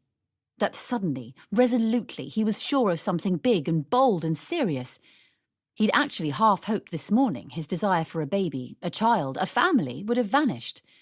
He'd really hoped that Nat would be right about this, as she was about most things, and that it was just the drink talking when he'd said he wanted to have a child with her. But, as inconvenient as it was, and hell, it really was, Neil found that he'd woken up more, not less, determined to have a baby. Carl started to play with the small plastic bendy models that sat on Neil's desk. The toys had been originally purchased as a prop for a creative brainstorming session when they'd been developing their last big game. Now they sat on Neil's desk, and it had become accepted that anyone going past his desk would take pleasure in rearranging the figures into one of the positions from the Kama Sutra. Carl arranged the bendy people into the plough. His apparent disinterest in Neil's issue lulled Neil into making a surprising admission as to what the matter was. Nat doesn't want to have a baby. I know that, mate. Everyone knows that, said Carl simply. She always said as much. Not ever, added Neil for clarity. Result! You're one lucky bloke. What? Well, it's every bloke's dream, isn't it? You get to shag, nay, marry, a hottie like Nat, and you never have to share her. Neil rolled his eyes. Had he heard that correctly? He stared at his mate in amazement. Carl was unrepentant. Oh, come on, mate, admit it. No man gets the same amount of sex after his woman's had a baby, nor does he have the same amount of attention, sleep, or money, come to think of it. Look at your brother. I'm pretty sure Ben would say children have made his life better. They've made his life busier, his house smellier, and his clothes shabbier, said Carl firmly. God, you sound just like Nat. She's a very sensible woman, rare commodity. Carl noted that Neil looked seriously glum, but he didn't get it. Nat not wanting a baby wasn't a secret. She'd as good as taken out an ad in the Evening Standard when she and Neil first got together. Still, his mate looked gutted. Carl tried to be reasonable and helpful. Nat has always said this sort of stuff. She said it before you were married. I know. I thought you'd agreed that you didn't want kids. I did. Well then, doesn't that make you two the perfect match? I changed my mind. It wasn't a change of mind. It was a change of heart. But how could Neil say that? Carl would probably feel the need to give him a wedgie or something, the way kids in playgrounds did to one another if they felt that one of their mates was going soft. Carl shifted the bendy models. What brought this on? Asked Carl. Neil could not explain to Carl that it had been his insistence that sex was everything that had been the catalyst. What an irony. The most deeply shallow man in history had inadvertently brought on this existential crisis. But when Neil had thought about it this morning, in the shower as he dressed and as he walked to work, he knew quite definitely that he did want a baby. In fact, more than one. He wanted two at least. Not at the same time, necessarily, although that would be neat and probably easier on Nat's body in the long run. But whatever the details, he was sure he wanted a family. Neil thought perhaps that somewhere deep in the back of his mind, he had always wanted and expected a baby. Yes, he'd heard Nat say she didn't want kids, loud and clear and frequently, especially in the early years. He thought it was quite sexy at the time. He'd been turned on by her independence. It had been a refreshing change from other women he'd known, the ones who had measured the circumference of his head on the first date and asked whether he carried any hereditary diseases before they'd ordered drinks. But Nat had been only 26 when they'd met. They had both been so young. He hadn't had much concept of forever. At least not in terms of being denied a baby forever. He didn't believe she had either. A teeny, tiny part of me thought Nat would probably change her mind one day. You know, about the whole baby thing, admitted Neil. She still might, hey? Asked Neil optimistically. Plonker, replied Carl harshly. Look, Nat is the most clear-sighted and focused woman I've ever met. And you have to remember, my experience with women is wide and long. Carl chuckled at his own innuendo, but then caught the look of despair on Neil's face, so made an effort to stay on track. Nat rarely changes her mind about anything as small as what she'll eat for supper, so she's unlikely to change her mind about something as fundamental as this. Neil realised this was true. To date, Neil had admired his wife's determination. Indeed, he'd found it quite a turn-on. He'd always been spectacularly proud that he was married to a woman who never backed. Chapter 6. Tonight, Nat chose not to go straight home, but instead she got off the bus a stop after her usual one and then double-backed upon herself so as she could take her favourite walk along the river path. She needed time to think and process all that had happened in the last 24 hours. How had all her plans for a perfect birthday party for Neil failed to insure her against such an enormous disaster? Could he really mean he wanted a baby? Her stomach froze at the thought. Nat mooched along the thin, sandy path. She had to continually duck and dive to avoid determined joggers and cyclists. This was situation normal, as it was never a quiet route, but today she found the vigilance necessary to avoid a collision was hard to muster. Somewhat defeated, Nat collapsed onto a wooden bench and stared out to the blue-green river. Sometimes it sparkled. Today it was flat and solid. She looked about for the swans, which often paddled near the bank. Nat adored swans. They were her favourite creatures. Yes, they were beautiful and elegant, that was a given, but she liked them for two other reasons. First, she always thought of the swan as a bird of ingenious illusion, because while they appeared to glide through life, underneath the water they paddled furiously, and she related to that. Second, she'd read somewhere that they were monogamous throughout their lifetime, and while Nat realised there was probably a very rational reason relating to evolution which accounted for their mating habits, she couldn't help but think the idea was wonderfully romantic. Today, she couldn't see any swans. They must have moved further up the river. Nat sighed. She felt cheated out of her diversion. There was no alternative. She had to go home. When Natalie got home, she slowly opened the door and edged into the hall. The street was full of sunlight, and she wasn't sure she wanted to relinquish the evening's brightness for an awkward atmosphere indoors. How would Neil behave this evening? Would he introduce the subject of wanting a baby? Oh, God, she hoped not. She really, really hoped not. She was relieved to find that the house was awash with delicious smells of roast chicken and the distinct aromas of garlic, feta, and tomatoes baking. She knew at once that Neil must be preparing her favourite supper, Greek chicken. Hearing the front door click shut, Neil instantly appeared from the kitchen. He was wearing an apron. It was the one his mother had bought him as a fun novelty gift last Christmas. It had a neck-down picture of a naked, curvaceous woman, and even his own handsome face, emerging from the top, could do little to alter the overall effect. He looked ridiculous. Natalie was relieved that she could laugh. Neil clamped his mouth down on hers, cupping her face in his hands and spreading his fingers so they touched her neck. He knew she loved that. They kissed for a long time. The kiss was still and serious, but also conveyed warmth and an apology. They both regretted that last night had ended the way it had. "Sorry," they chorused in unison, and then they laughed. Nat was, as ever, thrilled by Neil's life-affirming laugh. She felt the tension that she'd been lugging around all day scuttle away. He'd cooked for her. He was trying to make up for going wildly off track. It had just been the drink talking last night. Well, everyone has done and said silly things because they've had more than a drop too many. She'd once thought it was a good idea to karaoke in front of her entire international division at an office evening reception, and she couldn't sing a note. Nat accepted Neil's apology quickly and gracefully, and decided to give one too. She scrambled into her bag and pulled out a sky-blue diesel T-shirt. "I bought you this at lunchtime today," she said, revealing that she'd been thinking of him. "Smart, cool," Neil enthused, as he gave the top full and careful attention. Perhaps more focused than he would have given it if they hadn't had a fight the night before, and while that meant there was still a tension in the air, it also meant intentions were good. Wait right there." Neil ran into the kitchen and immediately returned with a glass of red wine. He handed it to Nat and instructed, "Go upstairs, have a bath. Dinner will be ready in 40 minutes. No arguments." She wasn't planning on offering any. Nat lay among the bubbles. Her breasts and her thighs broke the surface. Her skin glistened pleasantly. She tried to file away her omnipresent to-do list, and instead she thought about what she should wear to eat supper. As Neil had cooked, poured Merlot and run her a bath, Nat felt inclined to dress up for him.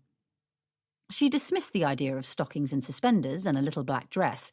However grateful she was for the bath and wine, she couldn't get trussed up in the full Monty just to sit in her own front room, but she could wear a decent pair of jeans and one of her pretty going-out tops. She'd wear La Senza silky knickers and matching bra, rather than her reliable, but greying, M&S favourite pants. "Oh, wow, this looks fabulous," said Nat, with a beam, as she walked into the sitting-room-cum-dining room. She didn't just mean the salad, garlic bread and Greek chicken, which were triumphantly laid out on the table. She meant the entire room. Neil had tidied around. He'd picked up magazines and gathered empty mugs, and he'd lit the candles. He'd lit all 12 candles that were scattered around the room. As there was still plenty of evening sunshine flooding through the windows, he'd drawn the curtains. He thought the effect was a bit Turkish harem, but he didn't have a problem with that. He knew that Nat thought candles were enchanting, and the dim light did a good job of hiding the fact that he'd scorched the garlic bread. They sat and ate and drank, initially not bothering with conversation beyond light chatter about which dressing Neil had used on the salad and how much more they'd eaten in the last few days than was sensible. Nat commented that she'd have to cut back, but they both knew she wouldn't. She hated dieting and had never stuck to one, so about 4 years ago she'd just given up on them altogether. Funnily enough, since then she'd stayed exactly the same weight, give or take a couple of pounds that came and went around Christmas. The fact that Nat didn't obsess about her weight and knew how to enjoy food was one of the many things that Neil found fabulous about her. They chatted about the latest reality TV programme, and Neil suggested they visit Ben and Fee at the weekend. Nat agreed without having to think about it. After a while, Neil felt the need to move the conversation on. After all, he'd put a lot of effort into preparing the perfect mood tonight. He couldn't blow it by losing his nerve. "How was work today?" he asked. Frankly, he didn't have that much interest in Nat's work. But the most important thing was whether she liked it or not. If she liked her work, that was enough for him. He knew the names of her closest colleagues and her boss. He knew that her work involved occasional trips abroad, and that to be suited to her particular field, you had to be resilient, commercially minded, and have strong analytical skills. He knew about the travel, because when she was away, he missed her warm body in bed and her chatter in the house, and he knew the thing about resilience and commercial skills because he'd once heard Ben telling his father this. Ben did seem to have some idea what Nat's job involved, and he was clearly impressed by it. The fact that his wife impressed his big brother pleased Neil enormously. Natalie had joined the world's largest pharmaceutical company way before she met Neil, almost as soon as she graduated. She'd been offered places on 2 other graduate trainee programs with large, respectable companies. Both of those jobs had larger salaries attached than the one being offered by the pharmaceutical company. But when it came to making a decision, Nat knew that, besides wanting to be part of something big, she wanted to be part of something important. She wanted to contribute to society in a real and pertinent way. She won a place on the competitive 3-year training program within the purchasing and procurement division. On countless occasions, Nat had explained this meant she was responsible for managing budgets, building and running e-bid events and auctions, project management, supplier conditioning and negotiation, data analysis, market research, and stakeholder engagement. Neil always found he'd tuned out at the word project. Still, he did know that Nat was highly regarded and had been continually promoted through the ranks. She now had a team of people who reported to her, all doing stuff he didn't quite understand. As far as Neil could make out, Nat spent an average of 10 hours a day at a small grey desk, placed approximately 1 metre away from another small grey desk where Becky Booker, her small, although admittedly colourful, colleague sat. They shared the view of the grey A4 through a tiny window.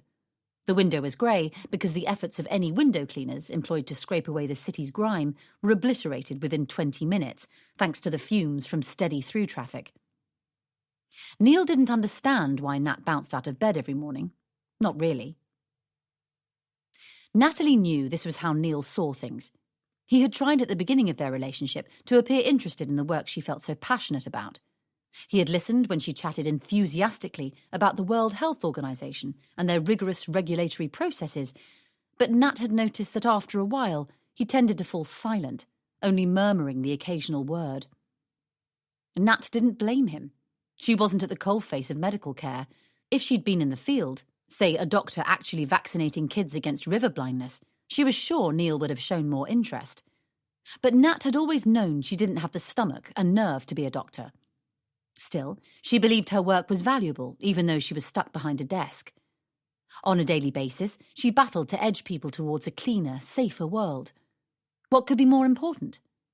Generally, Nat wasn't offended by Neil's disinterest in her work. In fact, as she gave it her all throughout the long hours she was in the office, It was often quite relaxing to come home and talk about something completely different, something trivial but fun, like which contestant was the forerunner in The Apprentice. So whenever Neil asked how her day had been, she invariably replied, as she did tonight, "Fine." "What did you do?" "Oh, the usual. Meetings, conference calls, bawled at people, got bawled at." "Didn't you have a big meeting with your boss today?" "Yes." Nat smiled, pleased that Neil had remembered. "How was that?" The meeting had begun shambolically. Natalie was not a woman easily put off her stride, but Neil's talk of wanting a baby had done exactly that. She'd arrived at work half an hour earlier than the time when the meeting was due to begin, but, for reasons Natalie couldn't quite explain, she'd still managed to arrive 10 minutes late at her boss's office. When she noticed the time, she'd rushed to his office in a panic, and she dropped her file the moment she walked in. Her carefully ordered notes scattered across the floor. The notes stubbornly refused to reassemble into any sort of order, no matter how much on-the-hoof filing she attempted. She knocked over a glass, and the water spread unchecked across her boss's smart glass-topped desk, brooked only by the silver photo frame which proudly showcased a snap of his beautiful wife and 3 healthy, smiley children. She'd mopped up the mess with tissues from her bag. The meeting definitely hadn't started well, and Natalie had so wanted to impress. Nat did not want to tell Neil any of this. He would think she was blaming him, which, in a way, she did. Instead, she said, "Oh, it was fine." "Just fine?" "Yes." Natalie could talk to her mum or friends on the phone for 3 hours solid, simply describing a dress that she nearly bought because it was perfect but didn't in the end, so Neil found her reticence to elaborate inexplicable. He pondered for a while. Maybe she didn't want to talk about it because it had gone hideously wrong. Her idiot boss had probably dumped a whole load of extra projects on her, projects with ridiculously short deadlines and hideously high targets. He often did this, and while Nat always referred to these projects as exciting challenges, Neil thought that the pressure was probably getting to her. Bound to be. It was inevitable. She was only human. Neil cleared away the plates, which were clean except for smears of tomato sauce and minuscule slices of olives. He'd been a bit heavy-handed with the olives, and then he opened a second bottle of wine. He returned from the kitchen with a tray, carrying hot chocolate fudge cake, a large bowl of raspberries, and a jug of cream. "This is not just hot chocolate fudge cake. This is—" "Hurrah for supermarket puddings!" cried Nat, grinning appreciatively as she dived straight in with her spoon. She looked so happy in that moment, all traces of the stresses of her workday gone. Neil felt an urge to wrap his arms around her. He wanted to protect her forever, to make her happy forever. He'd promised to do this on his wedding day, not only when he said his vows in the church, but he'd promised her mum as well. Funnily enough, his promise to Nina always seemed more vibrantly real to him. Nina had collared him in the aisle before Nat had arrived and had said something along the lines of, if he ever hurt her little girl, she'd break both his legs. Nina looked beautifully impressive and scarily strong in her enormous purple hat. She was a slight woman, but in that moment, Nina was a giant in Neil's eyes. He could almost taste the love that she emitted. He could smell it and touch it. He was desperate to prove to Nina she could trust him with her only daughter. On the spot, he promised Nina he'd never hurt Nat. He said that he loved her, always had from the moment he saw her. He must have sounded convincing enough because Nina had flung her arms around him and said she believed him. She understood. She'd felt exactly the same thing. Then she'd started to weep into her handkerchief, allegedly because she was so happy. From lioness to kitten in one swoop. Women. Neil just didn't understand them. He thought he never would, and he was deeply suspicious of men who claimed they did. Liars. "You know, I've been thinking." Natalie stiffened. She paused for a nanosecond before she crammed another spoonful of the hot chocolate fudge cake into her mouth. If he talked about babies again, she might scream. She didn't want to scream. With a mouthful of sweet stuff, she minimised the risk. "Oh, yes," she muttered cautiously through the cake. "It was really stupid of me to bring up the baby-making thing the way I did." Natalie thought it was really stupid of him to bring it up at all. Irrespective of how he broached the subject, she wouldn't be interested. She'd made that clear before they married. Yet Nat felt sick with fear and doubt and sadness. Part of her knew that it wasn't stupid of Neil to talk about wanting babies. People, couples, did talk about wanting babies, about having a family. Sometimes she thought it was all her friends ever talked about nowadays. It was, she supposed, inevitable that Neil should broach the subject. "I shouldn't have sprung it on you," Neil added. "Look, Neil, love, no. Let me finish. I've been thinking. We need a holiday. You do especially. Your job is too stressful, too demanding. You can't be expected to think about something as huge as having a family when you barely get a moment to yourself throughout your working day. You're always saying you don't often get the time to go to the loo, let alone eat lunch. It's unhealthy. I think you should take a sabbatical." "I think you've lost your mind." Natalie had wanted to remain calm, but the yummy pudding wasn't able to disguise the bitter taste of fury that rinsed her mouth. A sabbatical? She was the last person on earth who would ever want to take a sabbatical. She loved her work. It was important work. Had Neil had a blow to the head? Where was all of this coming from suddenly? "What are you saying?" she demanded, confused and afraid. "Just that your work doesn't have to be everything. We could manage on my salary if we had to. You don't need to feel that you have to work." "But I like working. I like my job. I love my job." "But it's dull." The words were out of Neil's mouth before he had a chance to fully calculate the consequences. Natalie threw down her spoon. Why not? He'd already thrown down a gauntlet. "So now, not only do you want to have a baby, even though we agreed before we married that we'd never have children, you also want me to stay at home and look after it, to give up my career." "I'm not saying that. I just..." Neil could see how she'd heard that, but that wasn't what he was saying. He was always so bad at explaining himself when it came to anything big. She knew that. Normally she cut him some slack.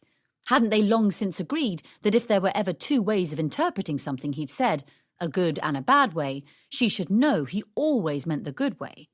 He didn't want to hurt her, not ever. "And then you insult the job I do. It's dull, is it? Well, was it dull eating in the Bluebird restaurant last night? Was it dull going on holiday to the Seychelles last May? Because my dull job paid for both of those things and a lot more besides." Natalie earned more than double the amount Neil did, a fact that neither of them thought about very often.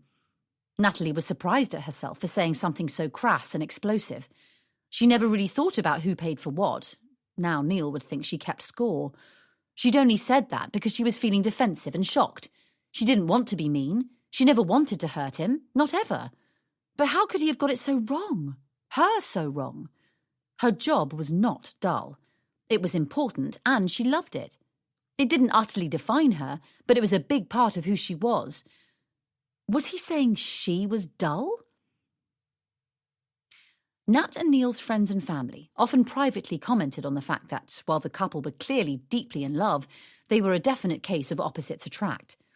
Neil's parents had been rather relieved that he'd chosen such a sensible girl to settle down with, a woman who clearly valued routine and security, a determined woman not afraid of hard work, a woman who saw the importance of having a plan and sticking to it. Nat's parents had hoped that a little bit of Neil's devil-may-care attitude might rub off on their daughter. She was a worrier, and it wouldn't be a bad thing if she occasionally threw caution to the wind and did something reckless, impulsive, or even silly. Nat and Neil had always loved their differences. Nat was excited by Neil's thrill-seeking, daring and spontaneous nature. At least she had been, until now. In this instant, she wondered about his impetuous, madcap approach. Neil had always adored Nat's depth, her integrity and veracity. Now he was beginning to think she was just old-fashioned stubborn. Nat and Neil glared at one another from across the table, and for a moment they both forgot that they'd always believed they were one's yin to the other's yang. The expression that was bubbling up in both their minds was chalk and cheese. "Do you know what lymphatic filariasis is?" Nat demanded. Neil shook his head. He wasn't sure where this conversation was going, but he knew it was off course. He could tell by the unprecedented level of sarcasm in Nat's voice. "Oh, it's terribly dull. Especially if you happen to be one of the billion people in any of the 83 countries that are at risk of infection of this disease. It's caused by a parasite transmitted from one human to another by mosquitoes. It's as disfiguring as leprosy and as crippling as polio. It can lead to massive swelling of the limbs, elephantiasis of the skin, and hydrocele. That's watery fluid around the testicles. Neil flinched. Infection is often caught in childhood, although severe forms of the disease usually appear in adults, which often forces adults to become dependent on their children, thus ruining entire communities. Neil was beginning to get the picture, but he didn't dare interrupt her. However, the life cycle of the lymphatic filariasis parasite can be interrupted by treating the entire at-risk population annually with anti-parasitic medicines manufactured and donated by my company. Do you think that's dull? I understand what you're saying. Neil took a deep breath and the plunge. But all of that would still go on without you. You are only a very tiny cog in that wheel. Our having a baby needs you. No one else can do that job, he said. Nat glared at him. So, now he was saying she was disposable and interchangeable. Didn't he believe she contributed something unique and important at work? Did he think Becky could do just as good a job? Well, he was wrong, and her boss knew better. Today's meeting might have started off badly, but once Nat had mopped up her spillage and settled down, everything had gone swimmingly. In fact, things had gone so well that she'd been offered a promotion. It was a huge role. She was a little overwhelmed by the thought of it, actually. It would involve lots of long hours and maybe more travel. Nat had wanted to discuss with Neil whether she ought to accept the offer, or would it have too much impact on the quality of their life together, and therefore not be worth pursuing. But now she wasn't so sure that she'd consult him. It was obvious that he'd be against her taking it. He didn't see the point of her work. He thought she was replaceable. Worse still, he thought she ought to be replaced, so she could concentrate on having a family. A family they'd long since agreed they were never going to have. It wasn't fair. Where had this come from? Nat did want to take the job. The work she did was meaningful, helpful, and critical. She'd go and see her boss first thing tomorrow morning and say that yes, she was ready to leave the procurement division and join the team opening a new research and development facility. She would be responsible for a large amount of the cost analysis involved in this project. Yes, she would take it. She just wouldn't tell Neil. Well, at least not straight away. What was the point of doing so? He'd only say something undermining or disheartening. He thought she was just a cog. He wanted her to take a sabbatical and talk about babies. This wasn't the time to talk about babies. The very thought sent bolts of terror jolting through Nat's body. The terror quickly morphed into aggressive indignation, and suddenly Nat felt entitled to retaliate. Her bank of achievements at work were the result of extreme diligence and graft, and what should have been a celebratory moment was being spoilt. Well, maybe she was just a cog, but she was a cog in a gigantic, magnificent wheel. The new facility was to focus on research and development into neurodegenerative disorders such as Parkinson's disease, multiple sclerosis, and Alzheimer's. What did you do today, Neil? Neil knew that this seemingly innocuous question was some sort of a trap, although his head was too fuzzy from red wine and panic to understand exactly what the trap might be.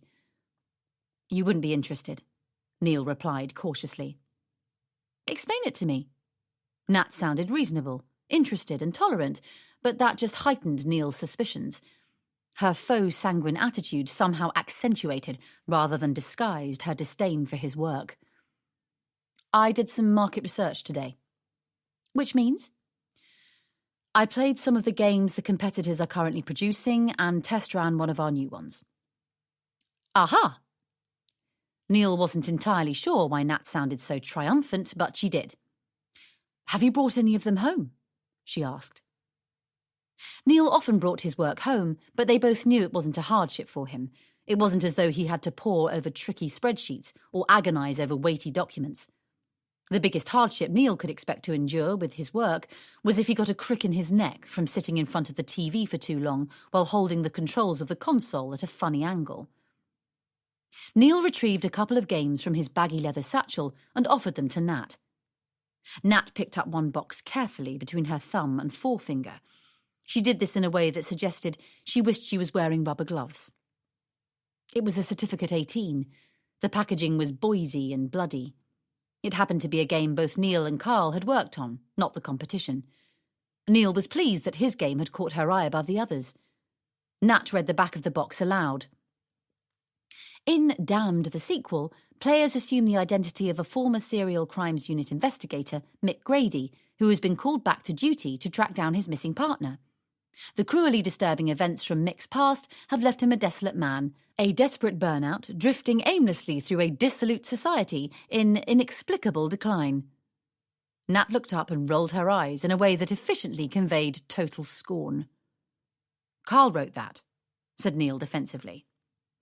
Yes, it has his light touch, commented Nat sarcastically. Then she returned to the game. Fighting terrifying inner demons throughout his lonely investigation into a sinister conspiracy, Damned the sequel players will engage in visceral combat using a variety of firearms, blunt instruments, and an all-new fighting system complete with defensive and offensive combo chains. Warning, scenes of a graphic nature include torture, rape, sodomy, and decapitation. Lovely, said Nat, in summation. Your mum must be very proud.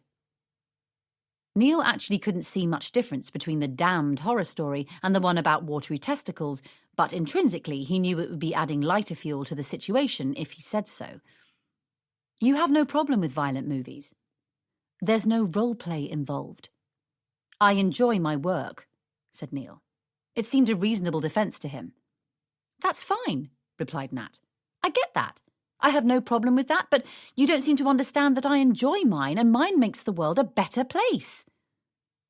Neil thought Nat sounded like a Hallmark card. Natalie thought that perhaps Neil's sudden desire to have a family was subconsciously linked to a realisation that his work was, well, pathetic. She'd never said so before. She'd never actually thought so before. But now she had to wonder, what was the point to Neil's work? What was he contributing? What was he going to leave behind? Maybe, if he was a bit more fulfilled at work, he wouldn't be so keen to have a baby. As if reading her mind, which Nat considered unlikely, there was no precedent, Neil came back with an argument to counter the one she was forming in her head. I work as a games designer at one of the biggest video game companies in the world. I do what I've always wanted to do. I've fulfilled a lifelong ambition. Not everybody is so lucky. Ask any accountant, traffic warden, or the guys who empty the bins of scooped dog crap. Working in the video game industry is evidence of my creativity and of my ability to lead, to delegate, and to collaborate. At least that's what I put on my CV. Neil offered up the weak joke like a sacrificial lamb, but Nat was not appeased. She did not laugh. She didn't even smile, thus goading Neil to continue his diatribe. Games are an essential part of human experience and are known to every culture.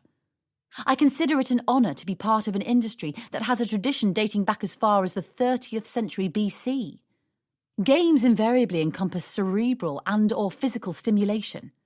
What could be finer than designing a prepared and planned activity, mostly undertaken for delight and gratification? I facilitate the achievement of goals and the rush of rising to and meeting a challenge whilst abiding by rules and regulations. These are life skills. You play all day. The video game industry is now worth billions. The level of sophistication, both in terms of gameplay and graphics, continues to grow at a phenomenal pace. And in many households, they've overtaken TV as the entertainment of choice for winding down in the evening. Video game production is now serious business. While you may think being a video game designer is just a day-long playabout, the truth is, it's a very demanding, albeit very rewarding job. Great, Neil. That's all just great. From her tone, it was clear Natalie didn't, in that moment, think anything about Neil's job, or Neil, for that matter, was great. She glanced at the video game box. Her glance shouted that she thought his work was hideous, violent, and pointless.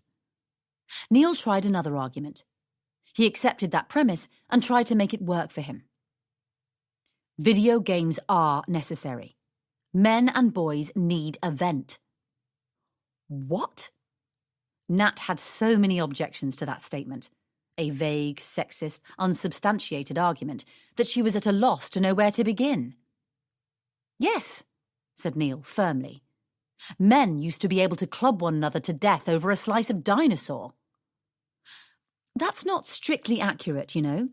Mankind was not alive until about 65 million years after dinosaurs were extinct.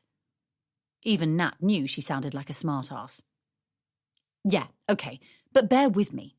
After clubbing to death came hacking, stabbing, shooting. There was always some skirmish about food or land or women or something. Now there's no war. Yes, there is, said Nat emphatically. Neil sighed impatiently and accepted that Nat must be more sober than he was, as she was insisting on making sense and sticking to facts. Okay, he conceded. Of course there's war. And women, chipped in Nat. Good and not so good women, too. Yes, and they are being blown to bits for reasons that they believe in, but I lack the courage or conviction or plain old intelligence to understand, let alone support. But for most of us ordinary men, the only war we wage is against the weed patch in the poxy 2-metre yard we euphemistically refer to as a garden. It's possible we miss it. What? Hacking each other to death? Yes. We need video games. Oh, I see. So you're performing a national service by designing these bloodfests. I like to think so. A sort of Lord Kitchener in reverse. Not so much your country needs you, more your country doesn't need you, but your sofa does. Neil, I'm tired. I'm going to bed. Chapter 7. Ben and Fee and their 3 robust and boisterous children lived in a tall, narrow, 3-storey Victorian terrace in Clapham. Neil and Nat each felt a surge of excitement whenever they rapped on the shiny red door, behind which happy domestic chaos was guaranteed. Nat might not want children of her own, but she adored Angus, Sophia and Giles, and was an exemplary aunt. It was Natalie, not Neil, who remembered birthdays and painstakingly selected gifts for all the big and small occasions. Today, she was armed with a packet of small plastic monsters for Angus, as she had been reliably informed by her PA that they were the latest playground must-have, an Angelina ballerina glitter pen for Sophia, and a beanbag soft toy frog for Giles. Fee flung open the door, and her beam flooded out at about the same speed as the kids, who launched themselves at Neil and Natalie's groins. Fee was in her late 30s and was a woman who had grown into her looks. She'd always looked as though she was in her late 30s, and no doubt always would. This had been a curse when she was 16, but she knew it would be an advantage when she was 60. She kept her hair short because it was practical, and, above all else, Fee was practical. She had it cut at an expensive hairdresser because paying a lot for something gave it gravitas, and otherwise there was a serious danger that hairstyling might simply be frivolous or vain, which wouldn't do at all. She had sparkling green eyes and rosy cheeks. She never wore makeup beyond lip gloss, and so always looked as wholesome as a land girl. She welcomed Neil and Natalie with a quick, jovial smile that was instantly wiped off her face as she sharply told Giles to "Get that worm out of your mouth." Then she shrugged apologetically and said, "Goodness, I don't know where he finds the constant supply of wildlife to eat. We live in London. This is why we could never move to the country." Neil swooped down and picked up Giles. Using his forefinger to have a quick swab around the mouth, he was able to retrieve the masticated wiggler. Natalie grabbed Sophia's hand and Angus chased behind as they all trailed into the kitchen. Natalie was looking forward to a natter, a huge pot of tea and some home-baked cakes, as this was what she was usually furnished with on arrival at Ben and Fee's home. The women and smallest infants usually sat in the kitchen and nattered, while Neil and Ben kicked a football about in the long, thin garden, ostensibly to amuse Angus, but in fact to challenge one another competitively. Natalie found this cosy familial ritual a pleasant antidote to her busy days and boozy nights.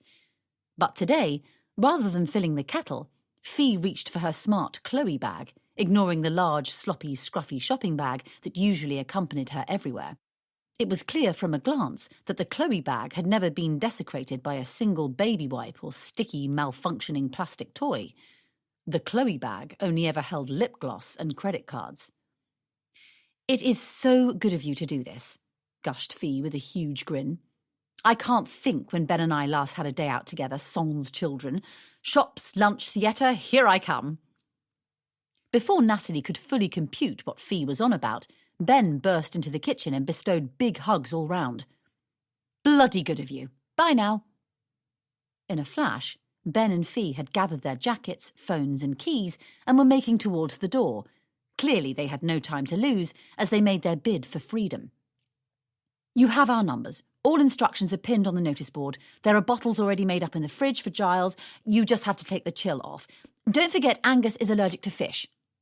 Bye, added Ben, who was by now in the street. The door slammed behind them. Natalie gawped at Neil. What the... Language, said Neil in a tinkly, very high voice. He sounded annoyingly like a pantomime dame. Not in front of the children. Nat and Neil occasionally babysat for Fee and Ben, but mostly they did this in the evening, when the kids were safely in bed. Or, if they did help out during the daytime, they were usually only left with one or two of the kids at a time. Are we babysitting today? Asked Nat. Yes. All day? Yes. All three? Yes. Shh. Nat stopped herself. She stared at the three children, who were now in various states of undress and distress, although she could have sworn that only a minute ago all three were suitably attired for a shoot for a Bowden catalogue, including the obligatory smile. Now, Giles was sockless, his romper suit had a suspicious stain spreading on it, and an odious smell was coming from it. Sophia was drawing on the floor with felt tips, including the new glittery Angelina ballerina one. How had she got that out of Nat's bag? In a flash, she had also changed out of her normal clothes and was now wearing a Snow White costume with a Batman mask.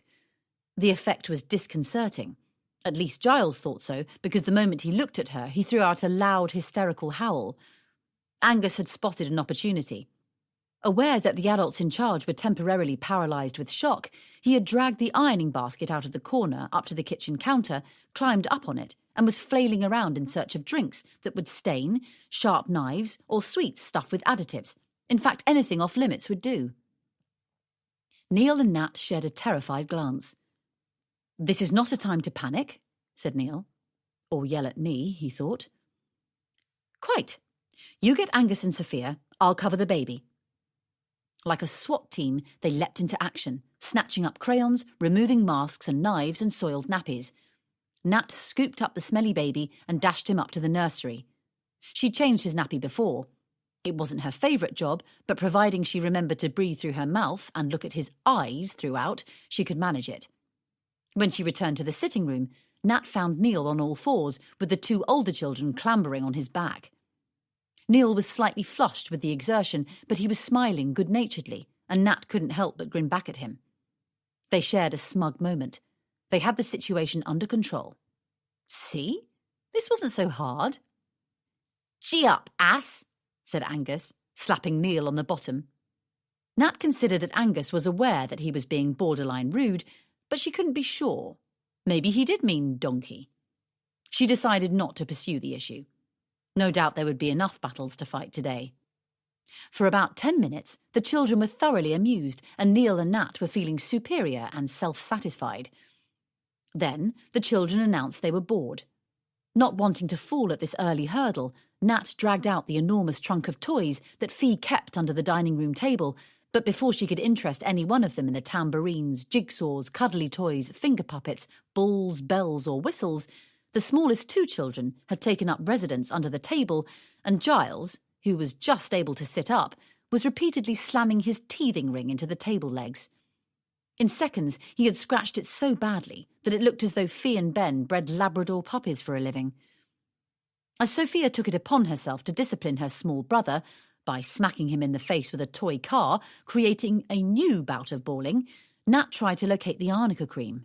She briefly wondered whether she'd be able to disguise the bruise with Clinique's Superfit foundation, but decided against it. It amazed Nat how quickly things had deteriorated. The feelings of control and self-satisfaction began to flood away.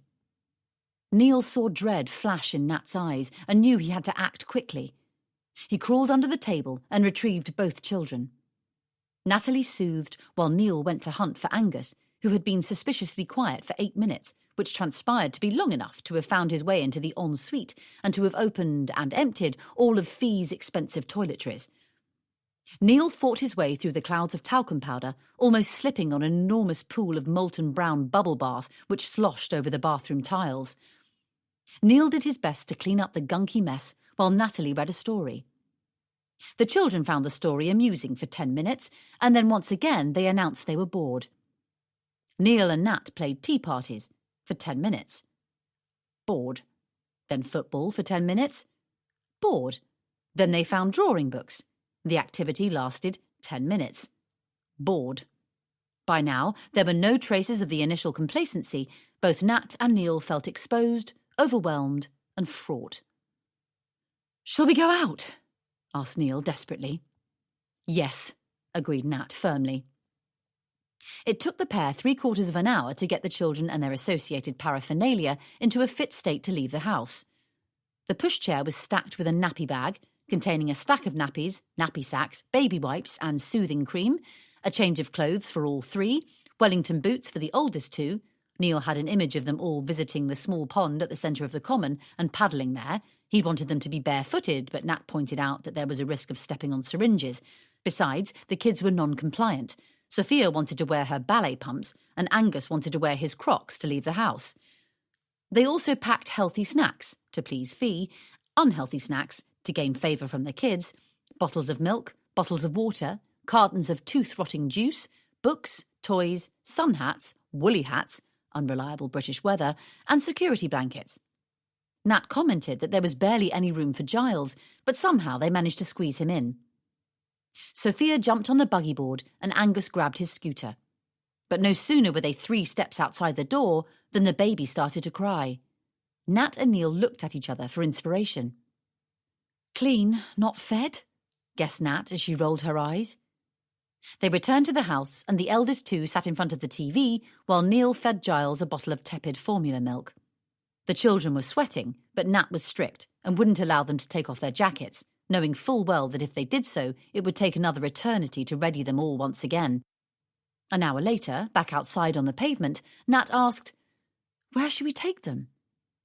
Neil wasn't sure. Right now, a trip to the Common seemed ambitious enough, even though it was only 200 yards away. If ever Neil travelled into central London, he took the tube, which involved a short overground section of travel. Neil had often watched mothers amuse their kids on a particular scrap of uninspiring tarmac just near the track, and he'd always wondered why, with all the glorious parks and gardens in London, anyone would choose to do that. Now he had some idea. He'd bet his bottom dollar that those mothers lived a stone's throw from the scruffy tarmac that was split with nettles and decorated with discarded drink cans.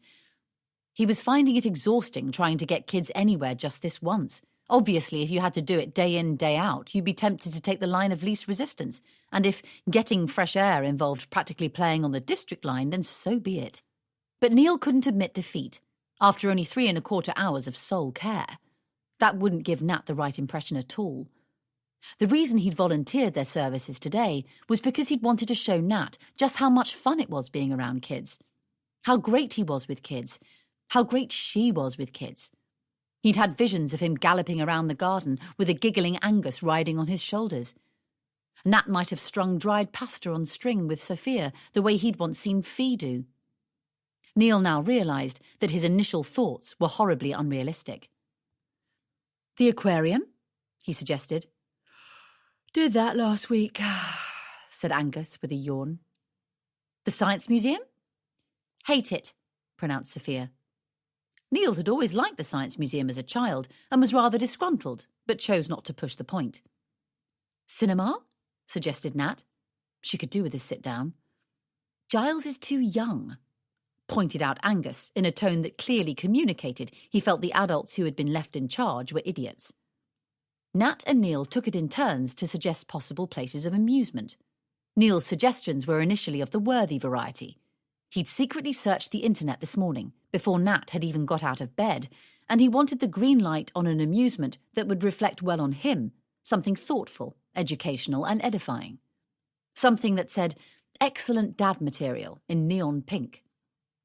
Nat wanted to go where they'd sell cake. "We could do some brass rubbing in the St. Martin-in-the-Fields crypt," Neil suggested. "No." "Take a look around HMS Belfast?" "No."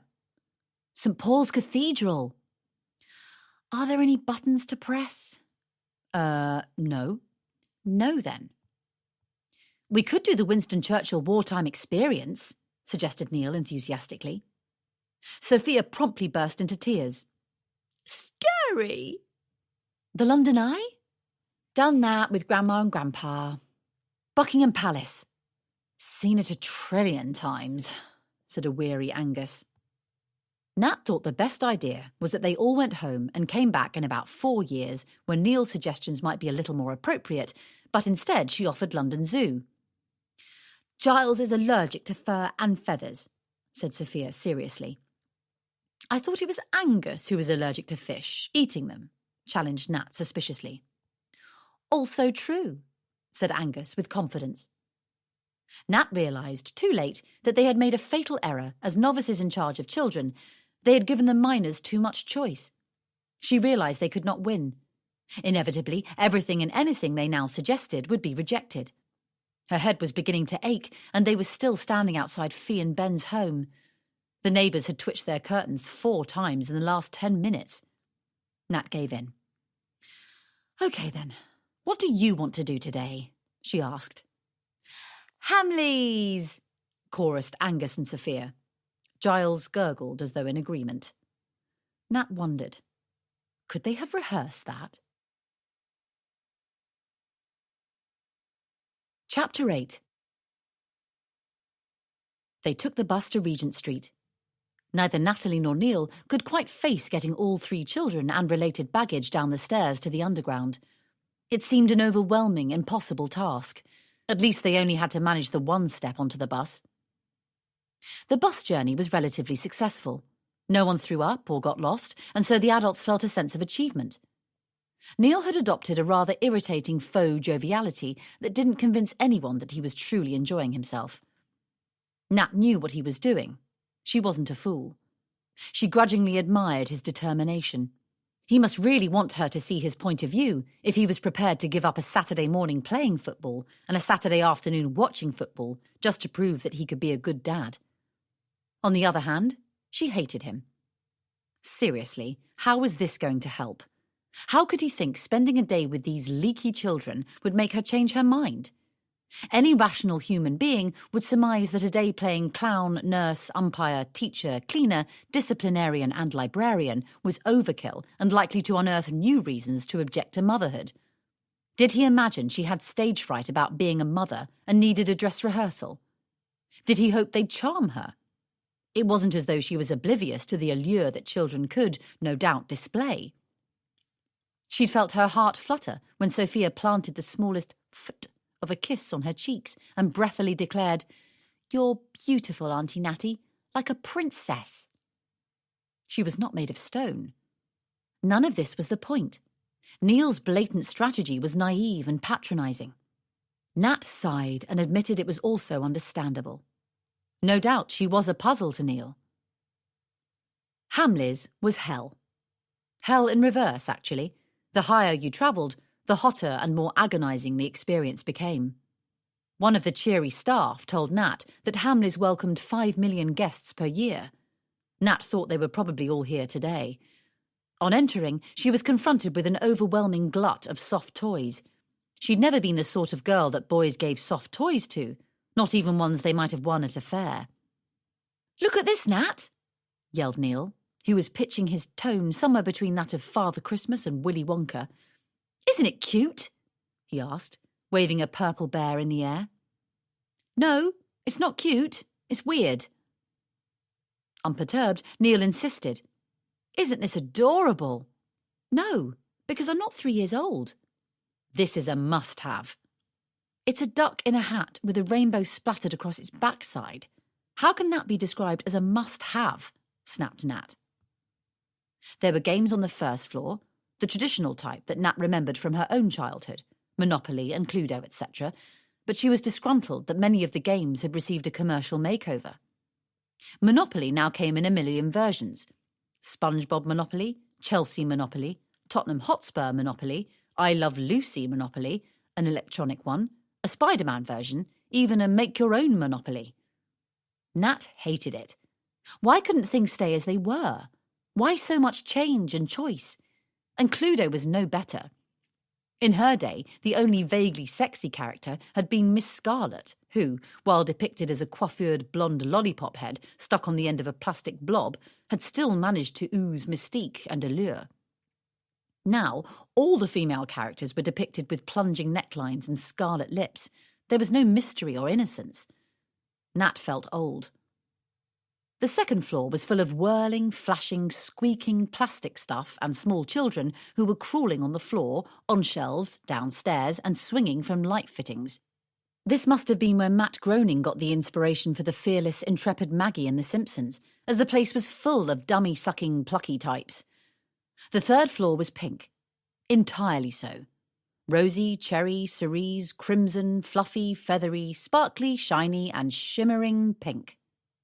The fourth floor was full of monsters, gore, blood, guts, war, aliens, spears, swords, gun-wielding plastic figures, and the odd train.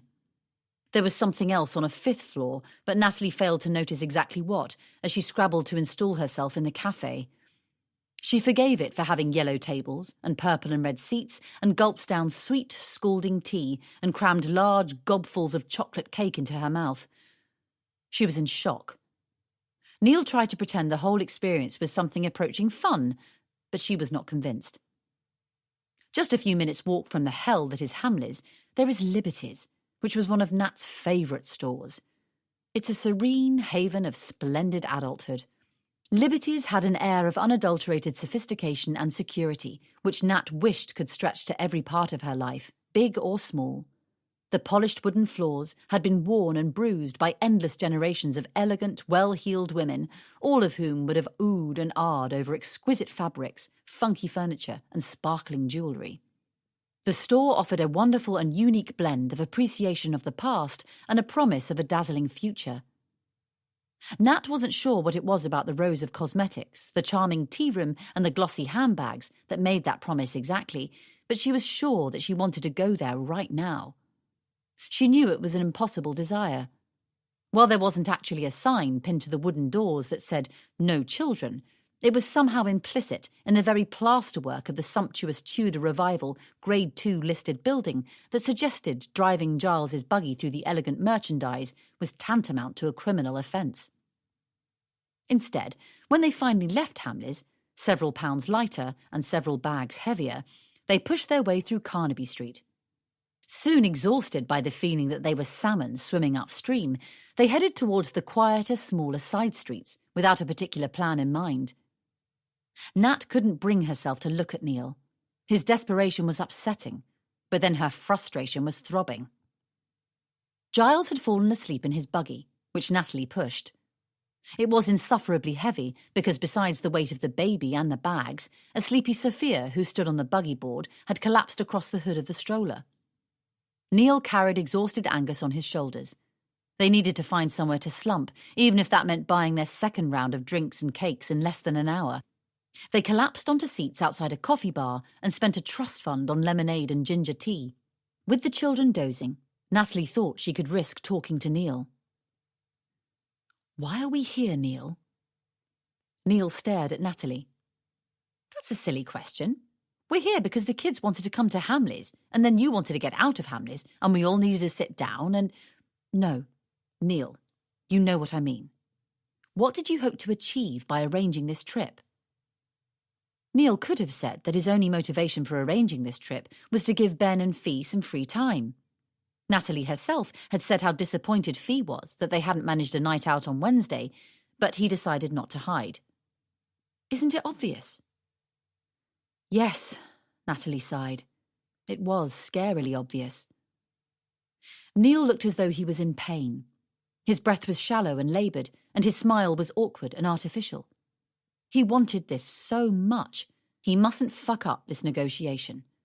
It wasn't like trying to persuade your other half to visit your parents for Christmas, or to head for the mountains rather than the beach for a holiday. This was vital, imperative, crucial. He glanced up and down the pretty street. The late summer sunlight was fading, and the street looked blue, sharp. The dozing children looked pink and rosy, cosy by comparison. Their sweet button noses and bud mouths peeking out from under sun hats. His chest hurt. I don't get it, Natalie. You're so good at dealing with kids. I have quite a way of dealing with dust mites too, but it doesn't mean I want to nurture them, replied Nat steadily. How can you make jokes? How can I do anything else? She wanted to connect, but she couldn't find the words he needed. Or rather, wouldn't say the words he wanted to hear. Not ever. What shall we do when we are old? Neil asked with a sad sigh. Lawn bowls, probably, she offered. No response. Look, we can travel the world, visit galleries, read all the books we don't have time to read now. Natalie wanted to sound excited. She feared she sounded desperate. I don't like reading much. Well, I do. Neil shot her a cold look. She knew she sounded strident and harsh. Fear did that to her voice. Natalie was frustrated. He was so unfair. He had no right to change his mind. They'd agreed. They'd discussed it. She took a deep breath and tried a deliberately softer approach. Look, we can be good to our nieces and nephews and godchildren. We can offer them a bolt hole when they decide they loathe their parents. There are a million things we can do. I feel incomplete. Well, I don't, she said firmly, without giving the idea a chance to germinate. Conversation over. No, it's not, Nat. You can't decide that. Neil banged his hand down on the small, rickety table, and the glasses and cups shuddered. Nat wasn't sure whether the drama was to emphasise his resolve or as a vent for his frustration. Either way, it was distressing. This sort of tension between them was unprecedented. She threw a wary glance at the snoozing children, but they hadn't been disturbed by Neil's sudden and unusual display of temper. She then threw an accusatory look at Neil, the type of look she'd often seen slide between parents when children were in the vicinity, a look that challenged something that one or the other had said or done without having to turn up the volume. She'd always thought it was a low and depressing expression, so sanctimonious, and she immediately wished she hadn't used it. I see that it's really inconvenient to you that I've changed my mind about this, muttered Neil. Nat didn't like his choice of the word inconvenient. It somehow belittled her position, but she let it go without comment, as she was all too aware that they were heading for a big row anyway. There was no sense in pouring fuel on the fire at this early stage. It was daft of me to suggest you give up work. That's not necessary at all, Neil pointed out. He was using a more conciliatory tone, but Nat could tell it was strained. We can get a nanny or the baby can go to nursery. There are loads near where we live. Nat played with the idea of saying she didn't think it was right to have a baby, only to allow someone else to bring it up, but this wasn't really her point of view, just something she'd heard a friend of hers, who was a stay-at-home mum, spit out when she'd had a particularly trying day with her kids. It seemed dishonest to use the argument when she didn't even believe it. So instead, she said, getting a nursery place is not straightforward, and nannies are prohibitively expensive. Well, I could look after it, at least part-time, offered Neil. You couldn't give birth to it. That can't be done on a part-time basis, snapped Nat. Neil couldn't believe his desire for a baby, a family, was going to be thwarted because Nat was worried about getting a spare roll around her midriff. No, that couldn't be right, could it? She wasn't at all superficial, was she? He'd never thought of her as such, but then he'd never thought of her as unreasonable until now. Did he know her as well as he thought? Just in case his greatest need, his most fearsome longing, was hinged around something as trivial as Nat's dress size, he chose to be reassuring. You'd get your figure back in no time. Nat shook her head sadly but didn't comment. She wondered whether she ought to take refuge in the usual excuses. Babies cramp your style, steal your sleep, your time, and even your identity. They're expensive. Your home becomes a mausoleum to all things plastic and ugly. For at least 5 years, you never again have the opportunity to finish a sentence, after which time you have little of interest to say anyhow. Going unaccompanied to the supermarket, or even the loo, becomes the ultimate in me-time. And the birth.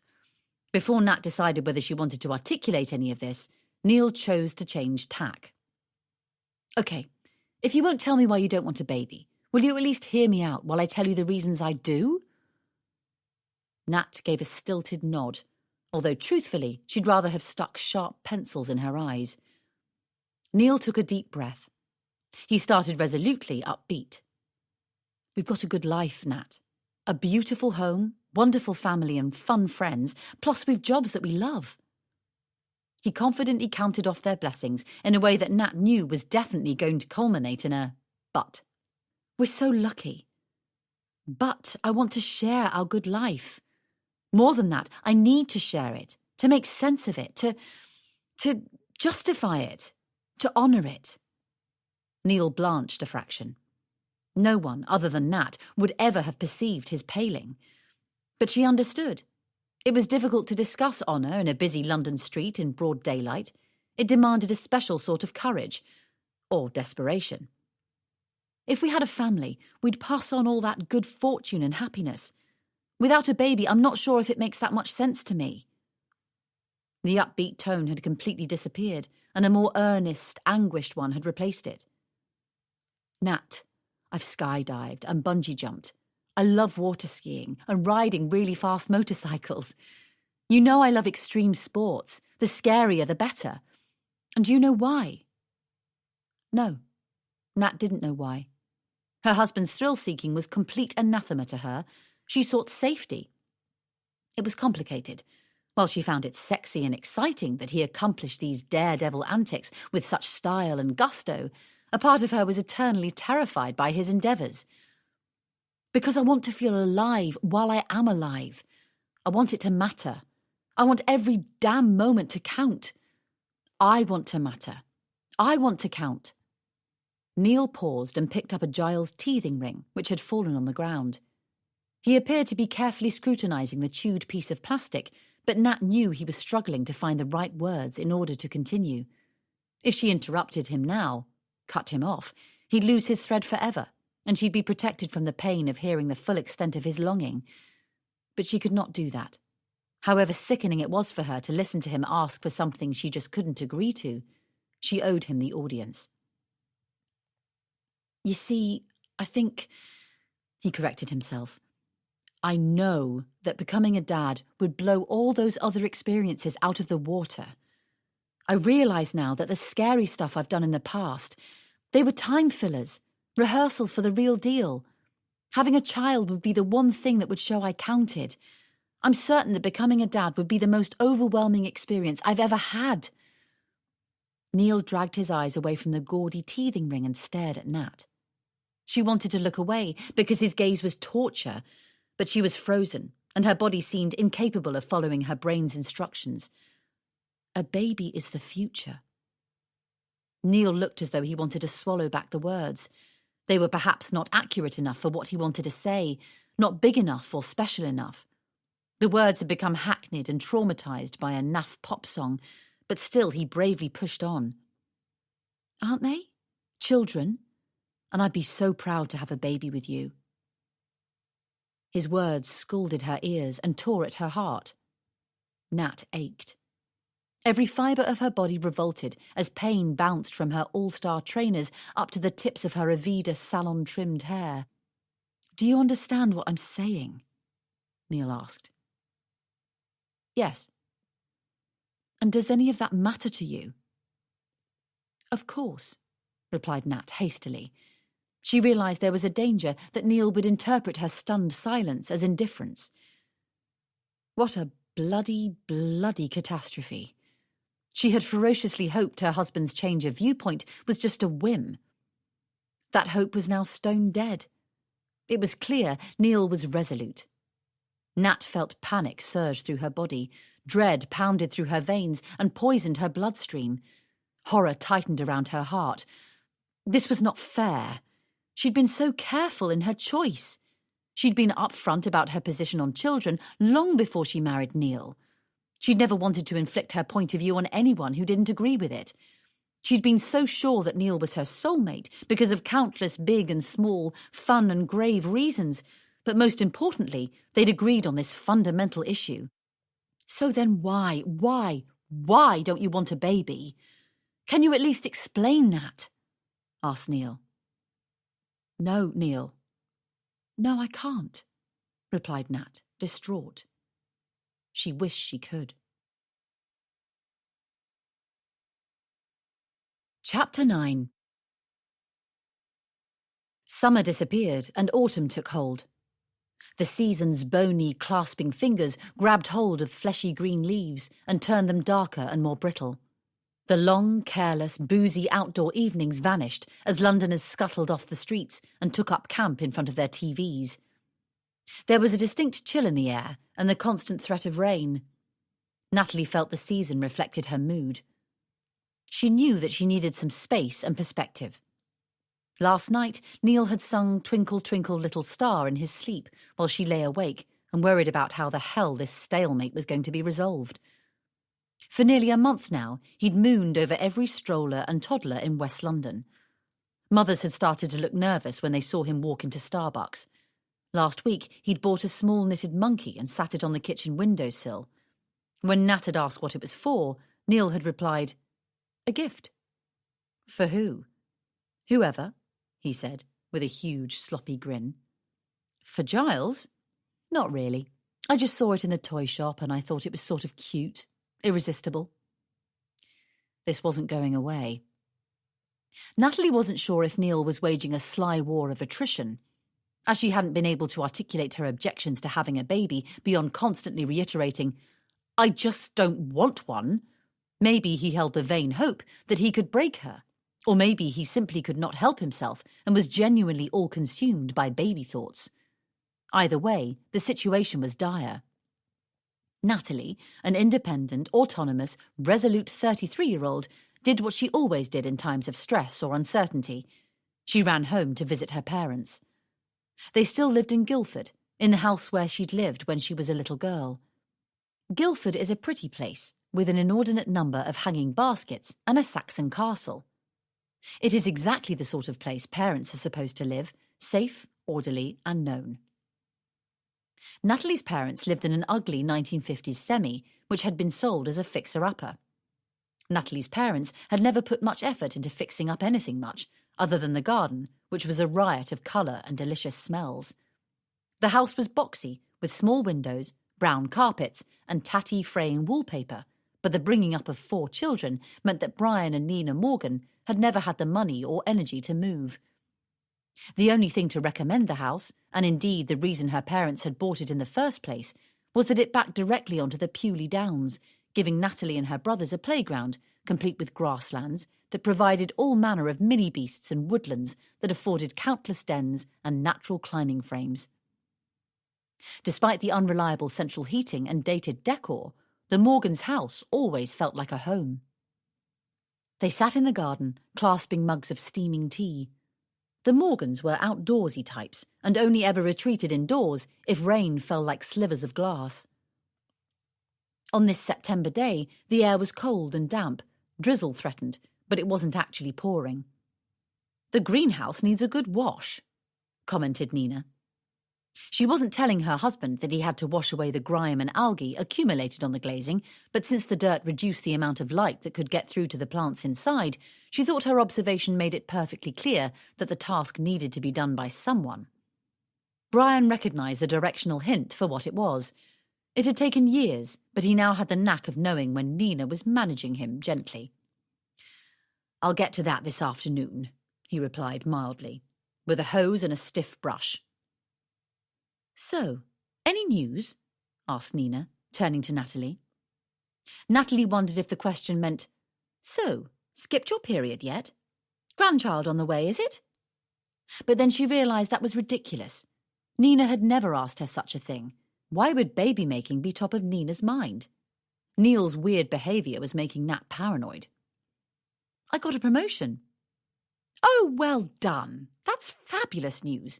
Tell us all about it." Natalie was happy to describe the exact nature of her new job and to recount the humorous circumstances that had surrounded the appointment. She told of the scattering files and the water spilling like a tidal wave across the desk. Her parents laughed at her self-deprecating humour, but inwardly shone with pride that their daughter was doing something so interesting and important. "I bet Neil is proud," said Brian. Replied Natalie, not actually committing or commenting. Nina, with a woman's intuition for recognising intrigue or a secret, pushed a little harder.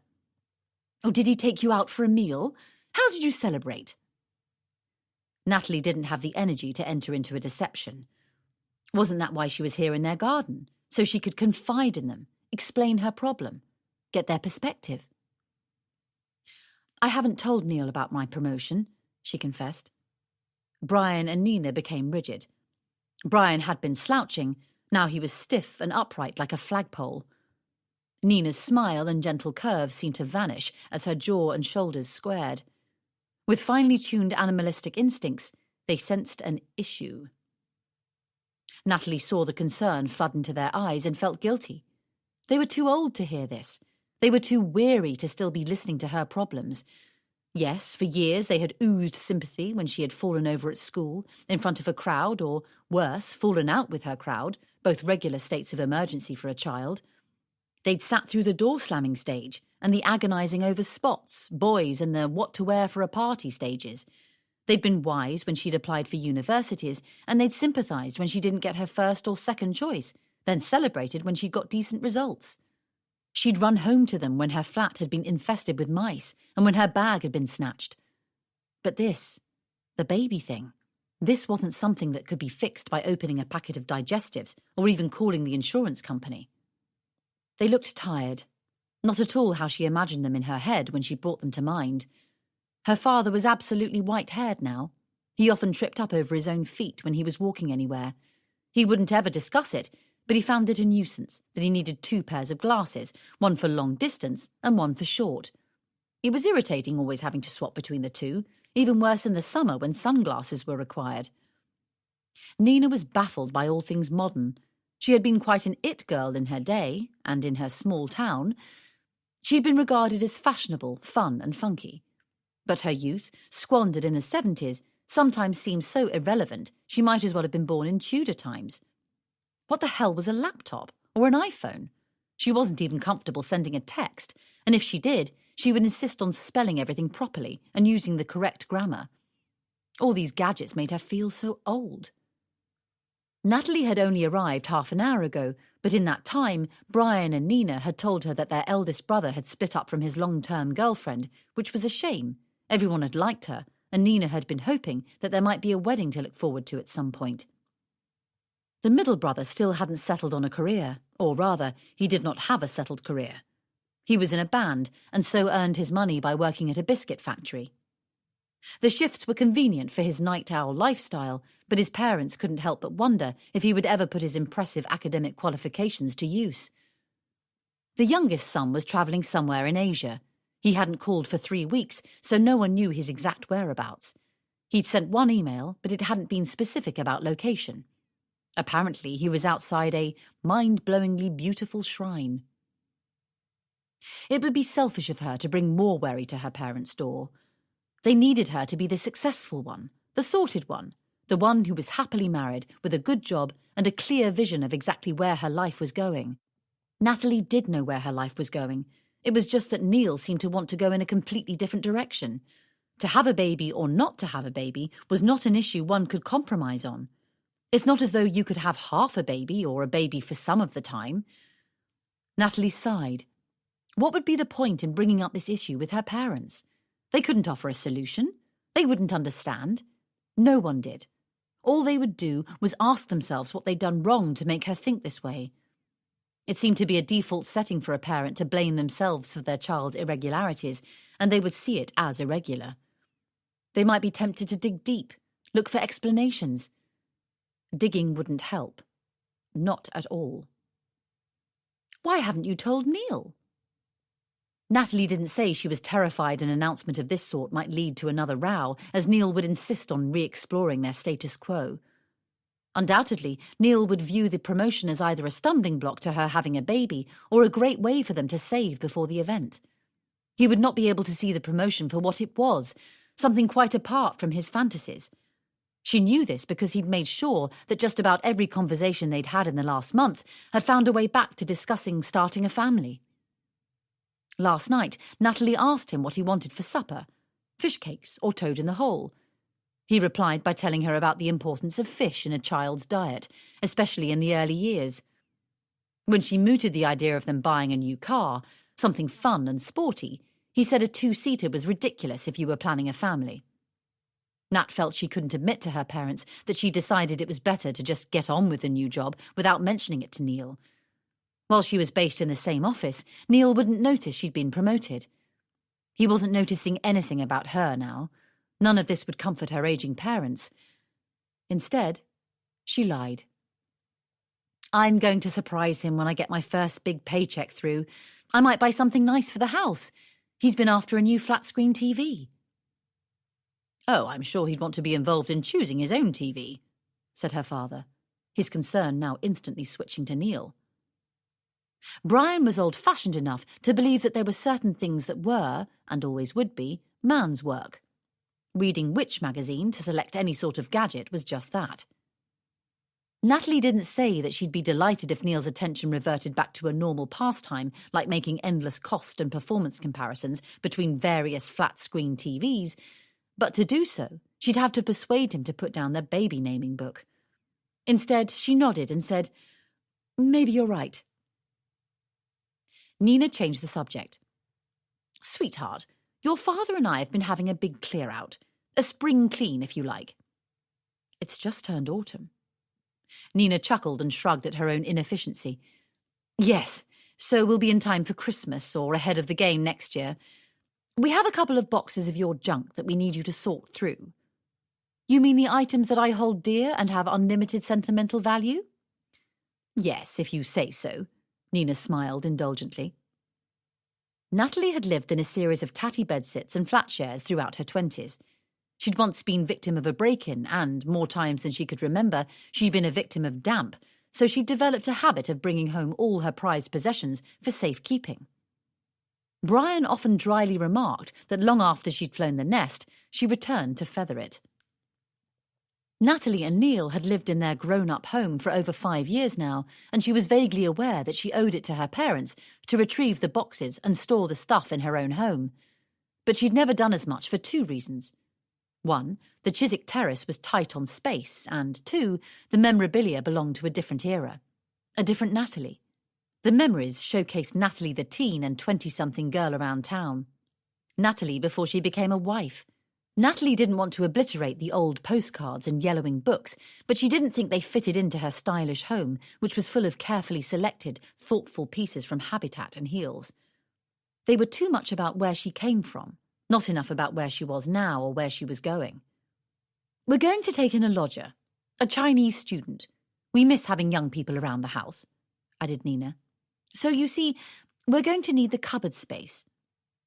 Natalie nodded. Okay, I'll go and take a look at the stuff now." Natalie pushed open the door to the smallest bedroom of the house, which had always been hers. The boys had shared 2 rooms between the 3 of them. Their consoles and stinky sports kits had taken up more space than her range of Boots 17 makeup. Natalie's room, while the smallest, was the prettiest. It caught the morning sunlight and was closest to the bathroom, and she'd always liked it. When she was a girl, the room had been decorated with flowery wallpaper, flowery curtains, and flowery bedspread, none of which matched, thus creating the not unpleasant effect of a wild, overgrown country garden. As it was odd for her parents to make any effort with decor, Natalie was surprised to find that they had stripped the wallpaper and painted the walls a neutral magnolia, and that the faded embroidered bedspread had been replaced by a plain green duvet. The room was ready for the new lodger to stamp his or her personality onto it. Natalie didn't mind at all. Generally, she was a very practical woman. She could never understand her friends who insisted their parents keep their childhood rooms as shrines to what once had been. There were 3 cardboard boxes set in the middle of the bed. Natalie instantly remembered that one box contained old photos and negatives from a pre-digital age, another was full of her books, and the third was marked miscellaneous. She could take the photos out of the albums and reduce the space by 75%. In fact, if she scanned the pics, she wouldn't have to hold on to many of them at all. The books could all go to a charity shop, as in all honesty, she rarely reread old books.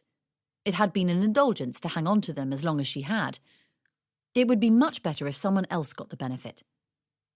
The third box demanded a little more attention. Natalie sat on the bed and sifted through bundles of letters and birthday cards from friends and relatives. some of whom were still vibrant and a part of her life now, others long gone, not forgotten, but not remembered as often as she perhaps should. There was a small box full of cheap fashion earrings. Natalie giggled as she pawed the shocking pink loops and the gaudy gold hoops. Nowadays, she only ever wore the diamond studs that Neil had given her for her 30th birthday. She unearthed old business cards detailing her more junior positions, and she found a hoard of invites to friends' weddings and their children's baptisms and naming ceremonies. There were loose keys, but she had no idea what or where they unlocked anymore. Then, at the very bottom of the cardboard box, Natalie spotted her little black book. She let out an involuntary gasp of excitement. Natalie had never kept a diary, too busy living to bother recording or analysing, but her little black book had all the potency, secrecy, and illicit pleasure that any diary could hold. Nina and Brian had given Nat the small black leather address book as a gift after she sat her A-levels, just before she travelled to Sheffield to start her BA in geography. Nina had already carefully copied down telephone numbers and addresses of the extended family and close family friends, just in case Nat ever needed to reach any one of them. Nina and Brian told Nat to fill the address book with the names and addresses of numerous new friends. They teased her, saying that no doubt soon the pages would be full of the names of new boyfriends as well. Nat followed their instructions with gusto for nearly a decade after the original purchase, until she'd met Neil, actually when fidelity and technology had made the book obsolete. Natalie couldn't imagine writing down anyone's address in a book now, but nor could she imagine her electronic contacts page ever creating such an overwhelming sense of sentimentality and joy. Natalie sniffed the book's cover. It smelt of something more than leather. It evoked a feeling of possibility and youth. Suddenly, Natalie was awash with memories of intense friendships, silly antics, and heated debates with bright and intense women, beautiful and unsuitable men. The leather address book reminded her of occasions when she drank red wine in dingy bedsits and champagne on cold beaches. The book provoked unlimited recollections of sweaty nightclubs, blustery town centres, and endless boxes of tissues. She opened the little black book. The pages were alive with names of friends, dear and distant, fleeting and steadfast, deeply missed, barely recalled. When they'd married, some of her friends had changed their names from the ones that were written in her neat hand, and they'd almost all changed their addresses. A few had done so with such frequency she no longer knew where to send Christmas cards. Besides the names of her female friends, there were the details of the men friends who once had caused Nat's heart and stomach to sink and flip by turn. Nat had had 7 lovers before Neil. She was never quite sure if this was a shockingly huge amount or an embarrassingly meagre total. She'd never compared her score with anyone else. It was simply not the sort of thing she'd ever do. Nat knew that the details of each and every one of her ex-lovers were nestled in these pages. Their addresses, email and postal, their telephone numbers and birth dates. She had always been quite scrupulous about recording this sort of thing. So many relationships never limped past infancy because someone or other lost the scrap of paper where the all-important telephone number had been jotted. Nat was not prepared to take that sort of risk in her emotional life and used to carry her address book with her wherever she went. That's why her friends had fondly christened it her little black book. In her own handwriting, she saw the names Michael Young, Alan Jones, Richard Clark, Daniel McEwen, Matthew Jackson, The Hunk, a.k.a. Gary something or other. Had she ever known? Lee Mahoney. They all had a place, a point. Michael was her first love. Alan was her starter marriage, not that they were married, but they practically lived together at uni, and when they left uni, they shared a shabby rented flat. Richard was the one that got away. Daniel, the one she ran away from. Matthew, the one she never understood. Gary, her mindless fling. And finally, Lee, her most passionate encounter. Natalie read the names. Dusty angels and horny devils fluttered out of the pages. It was amazing. She'd all but forgotten that there was a time in her life when relationships were fleeting, unsettled, scary, exciting and finite. When sex was filthy, fun, flirty, unforgiving and urgent. As she read the names of long-lost loves, Something flickered between her legs. Something that was at once thoughtful and lusty, private and commonplace. Natalie was surprised that her reaction to the names in her little black book was so physical. It wasn't as if she was lacking in that department. The sex she had with Neil was great, consistent and caring. It was a mature response to, and sometimes manifestation of, their deep and devoted love. And sometimes it was just a quickie to get him to stop pestering her and go to sleep. They sometimes went away for a weekend and made love 3 times. Not that such a score was likely if they stayed at home, but even if they stayed at home, they varied positions and had sex in different rooms of the house. Actually, thinking about it now, it had been a while since they'd had sex anywhere other than in their bed. Maybe they'd become a little too settled, prematurely middle-aged. It wasn't as though they were exhausted with the demands of childcare like so many of their friends. Natalie made a mental note that they ought to take advantage of their child-free state a little more. Not that they could still expect to be swinging from the chandeliers after so many years, but maybe they ought to be shaking it up a little bit. At the very least, if she sent some cheeky photos to his phone, he might be temporarily distracted from his campaign to procreate. Or maybe not. Natalie tossed the address book back into the cardboard box and went downstairs. She was starving, and she wondered what was for lunch. Chapter 10. Natalie stayed with her parents until mid-afternoon, and then she returned to Chiswick and squandered the rest of the day mooching around shops that sold unnecessary but pretty things, such as retro ceramic milk jugs and glossy coffee table books about designer shoes. Nat could never justify buying this sort of stuff for herself, but would often purchase something as a gift for someone else. Today, Nat bought an over-the-top floral shower cap for Neil's sister, Ashley. They had developed a habit of sending one another daft gifts through the post, for no other reason than the fun of writing a note that read, "I saw this and thought of you." Then she bought Neil a pair of Paul Smith cufflinks, which had cartoon pictures of buxom women on them. He rarely wore shirts, a fact that Nat was aware of, even as she handed over her debit card. She had been buying him a lot of tiny gifts recently. Bars of expensive organic chocolate, decent bottles of wine. She bought him a new sports bag last week and a pair of trainers the week before. Part of her, a deeply buried, difficult-to-examine part of her, felt disgustingly guilty that she wouldn't give him what she knew he wanted most, and so she got into the habit of buying little gifts instead. She knew it was hopeless. How could a chocolate bar compensate? When she arrived home, Nat was surprised to find Neil surrounded by bags of groceries and bending over a cookbook. Her heart sank as she remembered the last time he cooked for her. Was he about to relaunch the "can we have a baby" convo? She really couldn't face it. It had been a busy week, and what she'd been hoping for tonight was the two of them cuddling up in front of the X Factor, guzzling wine and eating crisps, hardly bothering with conversation beyond a grunted, half-hearted preference for one act above the other. The sort of warm, effortless night they'd enjoyed together forever, or had up until this last month at least. Recently, the time they spent together was spiked with a sense of mutual criticism and confusion. Nat longed for a rest from the unvoiced but palatable hostilities.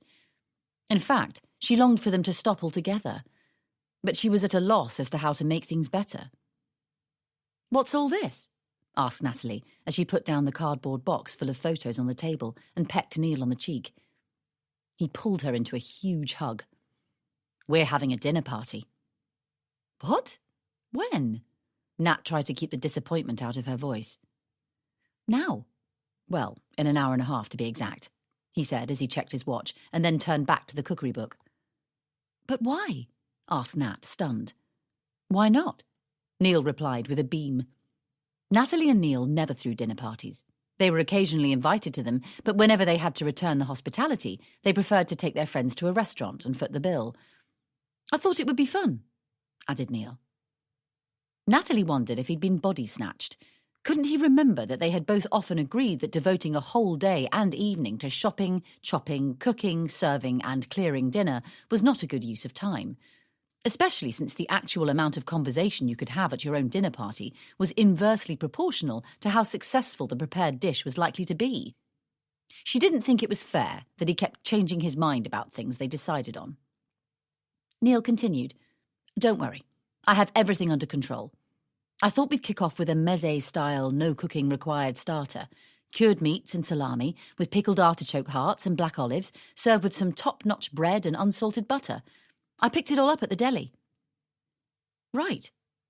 Maybe not body-snatched per se. Maybe he'd undergone a Stepford wife transformation. And then I've opted for fish pie. It's already prepared. I'm going to serve it with pink fir apple potatoes and crimson chard. I picked up the spuds and herbs from the farmer's market after footy. What do you think? Natalie didn't know what she thought. She wasn't sure what crimson chard was. He'd been food shopping rather than sitting in the pub with Carl and Tim. That couldn't be right. Aren't you full of surprises? She muttered. She knew sugar was good for shock, so she reached for the bitter chocolate that was already broken into squares and sat in a small bowl. In fact, Neil was surrounded by small bowls full of oil, sugar, chopped fruit and herbs. Get off! That's for the fondue we're having for pudding. You'll have to wait, he instructed cheerfully. Neil had mistaken Natalie's shock for pleasant surprise and was clearly relishing the effect of his industry. He thought he'd impressed her. Actually, she was terrified by this changeling. Where was the Neil she knew and could predict? Who's coming? She asked. Tim and Ali and Mick and Karen. Not Carl and Jen? No. Were they busy? Dunno, didn't ask them. I asked Mick and Karen instead. 8 won't fit round the table, and we owe Mick and Karen. Do we? Yes. We went round there twice before the twins were born. Had you forgotten? Natalie had not forgotten, but since the twins had been born, she'd found Mick and Karen's company less enticing than she used to. For 3 years, the two couples had lived as next-door neighbours, but Karen and Mick had moved out of the street once they decided to start a family. They'd moved to the suburbs, as they'd argued that the Chiswick Terrace was too cramped to accommodate more than a couple.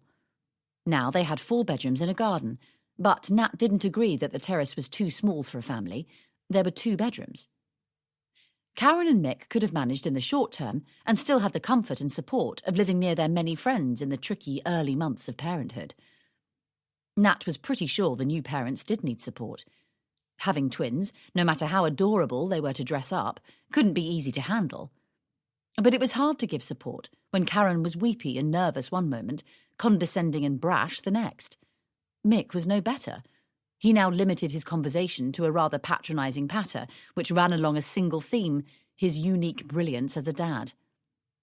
He'd opted to be a stay-at-home dad, allowing Karen the freedom to return to her career as a solicitor.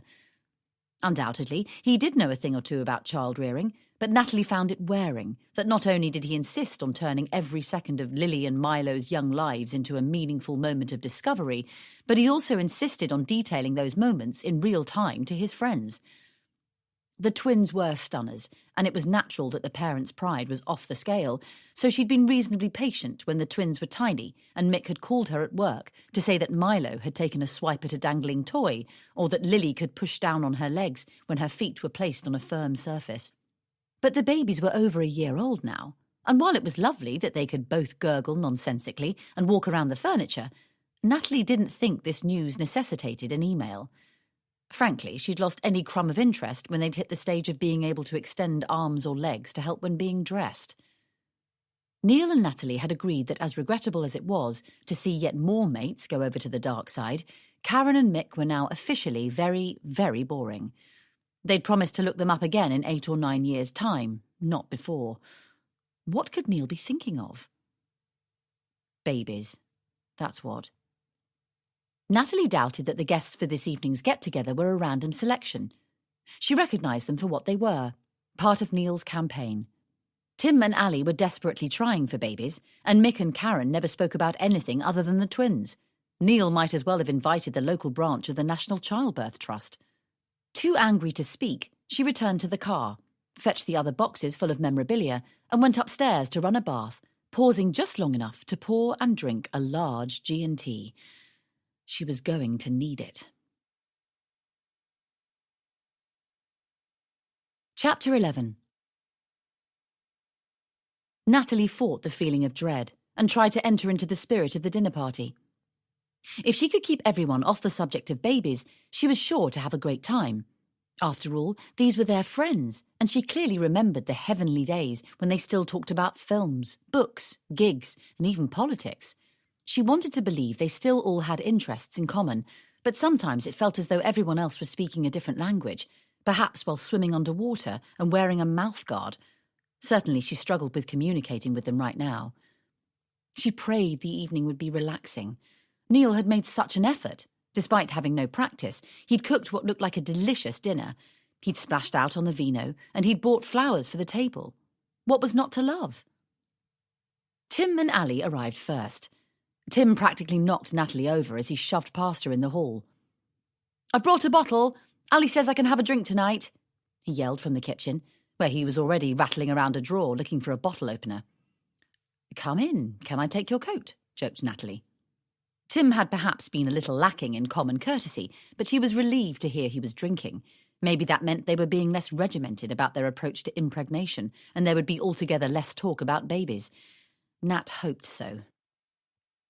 Alison leant into Natalie and gave her a hug in greeting. She grinned and gushed. "We've already done it today, so the pressure is off. That's 4 times in 3 days in total. He's done his duty. He's off the hook for another month now. Maybe for longer if we get lucky. I have a really good feeling about this month." Or maybe not. Tim was drinking, but Ali wasn't because of her good feeling. She said that she thought that last night's session, although efficient rather than leg-shaking, had been successful. On hearing this, Natalie accepted the very large glass of wine Tim was proffering and, like him, she quickly knocked it back. Ali and Tim were good friends, but Natalie really didn't want to think about them at it. It was just one step away from being reminded that your parents had a sex life. Neil emerged from the kitchen and started enthusiastically quizzing Ali as to exactly what she was eating to increase her chances of conceiving. Was there anything she should avoid, in case her feeling proved founded? He'd already taken the precaution of taking the prawns out from the fish pie, he added solicitously and somewhat smugly. "She's not even pregnant yet," muttered Tim. He looked pale and drawn. You could almost see the thumbprint on his forehead. It was where his hair used to be. Natalie shuddered. "I might be," said Ali in a sing-song voice. Tim's been a slave to the natural food diet that focuses on fresh vegetables, fruits, whole grains, fish, poultry, legumes, nuts and seeds. He's utterly eliminated processed and refined foods, junk food and sugars. This was indeed true, except on Friday lunchtime, when Tim nipped out of the office and bought a double Mac cheeseburger and fries. He's hardly touched a drop of alcohol or caffeine for weeks now, and he's been snacking on pumpkin seeds, as they are naturally high in zinc and essential fatty acids, which are vital to healthy functioning of the male reproductive system. All of this is likely to shake up his sluggish spermatozoa, added Ali with a grin. Nat put down the bowl of crisps she was about to proffer. She didn't know what to say. Ali was clearly ensconced in her own little selfish world, and she was oblivious to the fact that she was making Natalie feel uncomfortable and Tim feel exposed. Nat was pretty sure that if ever Ali and Tim were successful in trying for a baby, Tim was the sort of man who would prefer to wait in the hospital corridor, or better yet, the pub, until the messy bit was over and the cigars were passed around. Natalie tried to catch Tim's eye. She wanted to share a conspiratorial grimace as Ali started to detail, once again, the issues behind a slow or low sperm count. He kept his head down. "If the cold showers and healthy diet don't work, then it's IVF for us." Ali was trying to sound cheerful, but she sounded terrifying and terrified. The doorbell rang, and Nat ran to it, surprised at her own enthusiasm at seeing Karen and Mick. At least they would not want to talk about conception. Natalie flung open the door and then tried very hard to keep her smile pinned to her face. There was a serious danger of it sliding to the ground for her to slip on. Karen was carrying a baby in a car seat, and so was Mick. "We couldn't get a sitter at such short notice. Neil said it was no problem bringing them." No, none at all," Nat managed to mutter before ushering them into the hall and closing the door on the cool night. "Where should we put them?" Upstairs." Nat managed not to add, "out of the way." She glanced at Milo and Lily as they were whisked past. She had to admit they were cute-looking, especially when asleep, but their presence was unlikely to restrict the baby conversation. The opposite. Ali had already nearly torn a ligament in her haste to follow the twins upstairs, just for a peek. "Don't worry," said Neil, who had sneaked up behind Natalie. He rubbed his hands up and down her bare arms, and she felt her body erupt into goosebumps. How was it possible that she could fancy him while being livid with him? The babies won't be an inconvenience tonight. I remember I once got a text from Mick saying that they were both sleeping through nights. Neil kissed her neck, and she could feel his smile. Despite the fact that he was cooking a 3-course meal for 6 people, was in charge of wine and the music selection, and his team had lost 3-0 this morning, he looked remarkably serene, at peace. They pulled apart, and he beamed at her. The crinkles around his eyes were speaking to her. "Isn't this cosy?" they seemed to ask. "Look, babies don't have to cramp your social life. Even with twins, you can still see your friends and go out for dinner." "Bastard," her glare replied. It took a while for everyone to sit down. Mick wasn't happy with putting the kids in Natalie and Neil's room because their cat was asleep on the bed, and cats were notorious baby murderers. Natalie reluctantly offered to kick the cat out for the night. She wasn't keen to do so. She always worried when Kitty roamed the busy London streets. Luckily, she didn't have to follow through on her offer, as Mick said that he thought Lily had a slight allergy to cat hair, and so it would probably be best to find the room that the cat visited least often. "That would be the bathroom," Natalie deadpanned. Neil led Mick into the spare room, which didn't actually have a bed in it. It had a desk, a basket with a pile of ironing that looked scarily like the Leaning Tower of Pisa, and now the 3 boxes that Natalie had brought back from her parents. After Mick erected a makeshift blackout curtain, Natalie moved the boxes again, and Neil cranked up the heating. At last, the room was considered baby-appropriate. They squeezed in the travel cot and then laid the babies side by side. Natalie was just beginning to enjoy a feeling of satisfaction and relief when Milo rolled over in his sleep, bashing into Lily, who let out a blood-curdling scream. Karen managed to get to the table by 8:45 p.m. She came down the stairs waving 2 little parcels of crap, which she put in the kitchen bin. Natalie made a mental note to carry the contents of the cat's litter tray to Karen's house next time she visited. She could put it in their waste paper basket, perhaps. Mick and Karen acted like jack-in-the-boxes all night, constantly running up and down stairs to check on the babies. Natalie didn't get it. It was unlikely either child would light a spliff or shimmy down the drain pipe to dash over to King's Cross for an all-night rave in a warehouse, no matter how above average their cognitive development was. Natalie valiantly tried to stay on plan. If she could steer the conversation away from babies, she was sure she could have a decent evening. "What did you get up to today?" she asked the table. "Baby massage class," replied Mick promptly. "Really? How fascinating. What does that involve? Tell me all about it," gushed Ali, instantly dropping her hand to her uber-flat stomach. She wasn't even taking the piss. Natalie couldn't allow that line of chat to develop. She cut in. Neil played football, then mooched around the farmer's market. She was trying subtly to point out the benefits of a child-free day to Neil. "The farmer's market at Belmont Primary School?" asked Karen. Oh, crap. Natalie hadn't seen that coming. There was only one way this conversation could lead now. Predictably, Neil asked, "Have you put the twins' names down for any schools yet? I understand it's always a struggle." "I visited my parents," added Natalie, determined to stay on track. "Do any of your siblings have kids?" asked Mick. "They're still kids themselves." "Does your mum ever hint she wants to be a granny?" asked Ali. "Never. Mine is knitting. They made me clear out a whole load of junk, boxes full of old books and letters. Gosh, just picking through that sort of stuff brings back so many memories," Natalie persisted. "I had exactly the same experience when I was nesting. I had to throw out box after box of tat," said Karen. Bloody hell, was there any subject that didn't somehow circle back to babies? Then, when Nat thought there was no hope, Karen looked momentarily dreamy and added, "I'd kept cinema stubs and beer mats from various bars." "Where you had hot, meaningless encounters," laughed Mick, winking at her. "Exactly," Karen beamed. And for an instant, Natalie saw what she'd been looking for all night. She saw Karen. Karen, tall and triumphant, giggly and carefree, wearing fashion brands, not baby spit. "The Met Bar." "On Brewers, I remember." "Do you remember the Globe Club?" "God, yes. And the Atlantic. The nights we had there."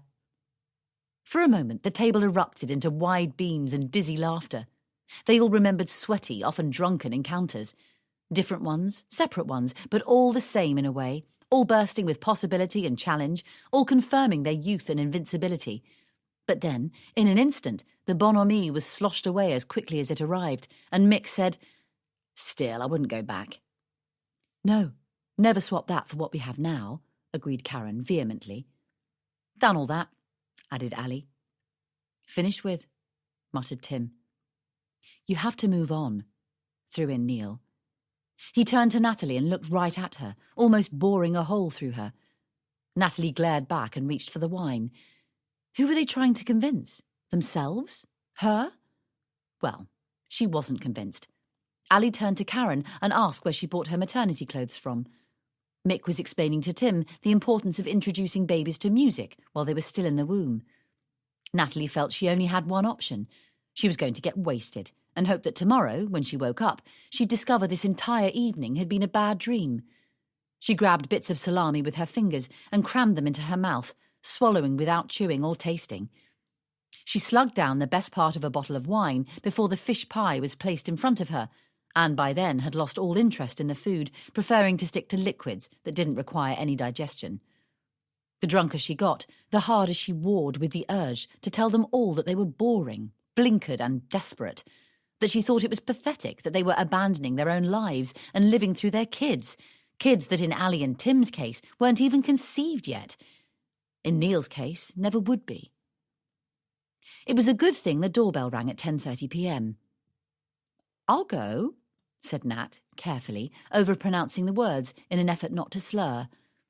She opened the door and was whipped by a surprisingly chilly blast of autumn night air. Summer seemed well and truly behind them. "Jen?"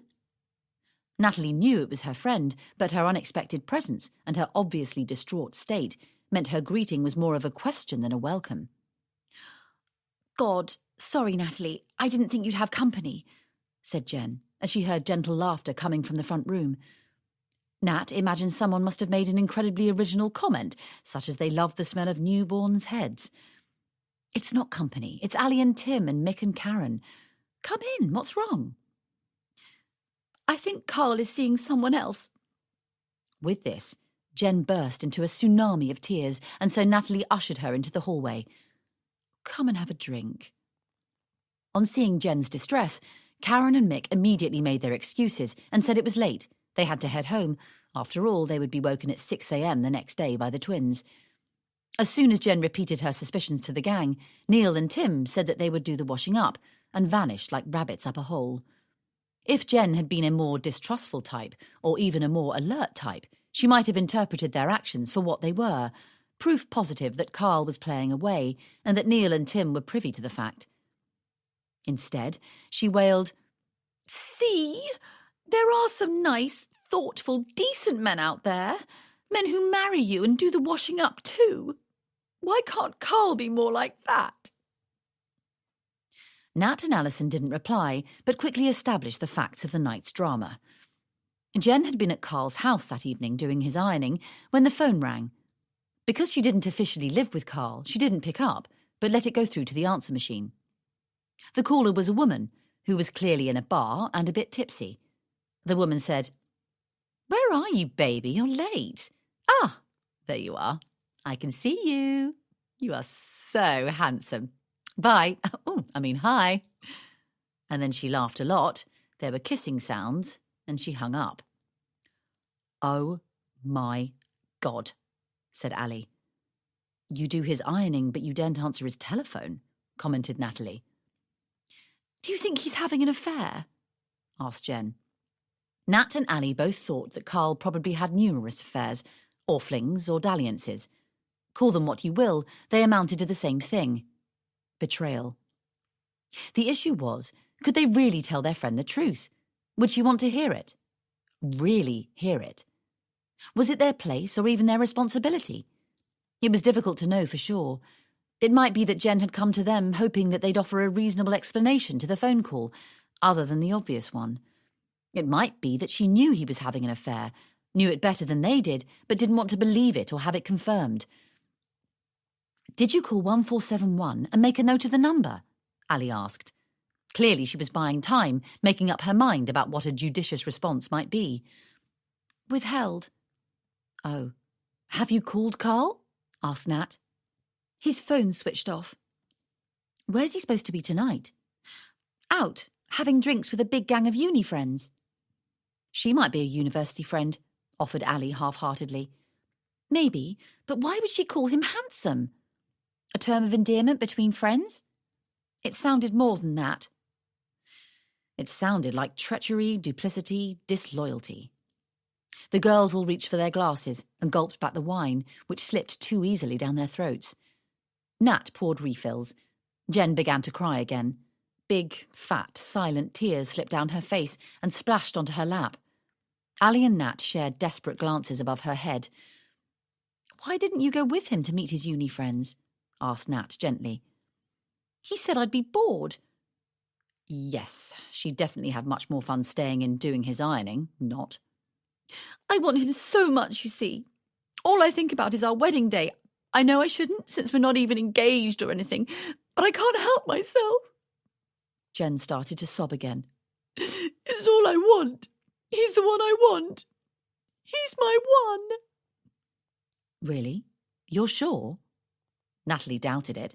How could feckless, hopeless, faithless Carl genuinely be lovely, sweet, trusting Jen's one?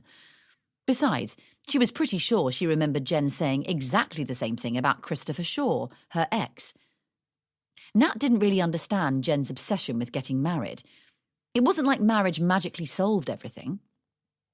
Did she think that being married to Carl would definitively pin him down? Nat doubted it.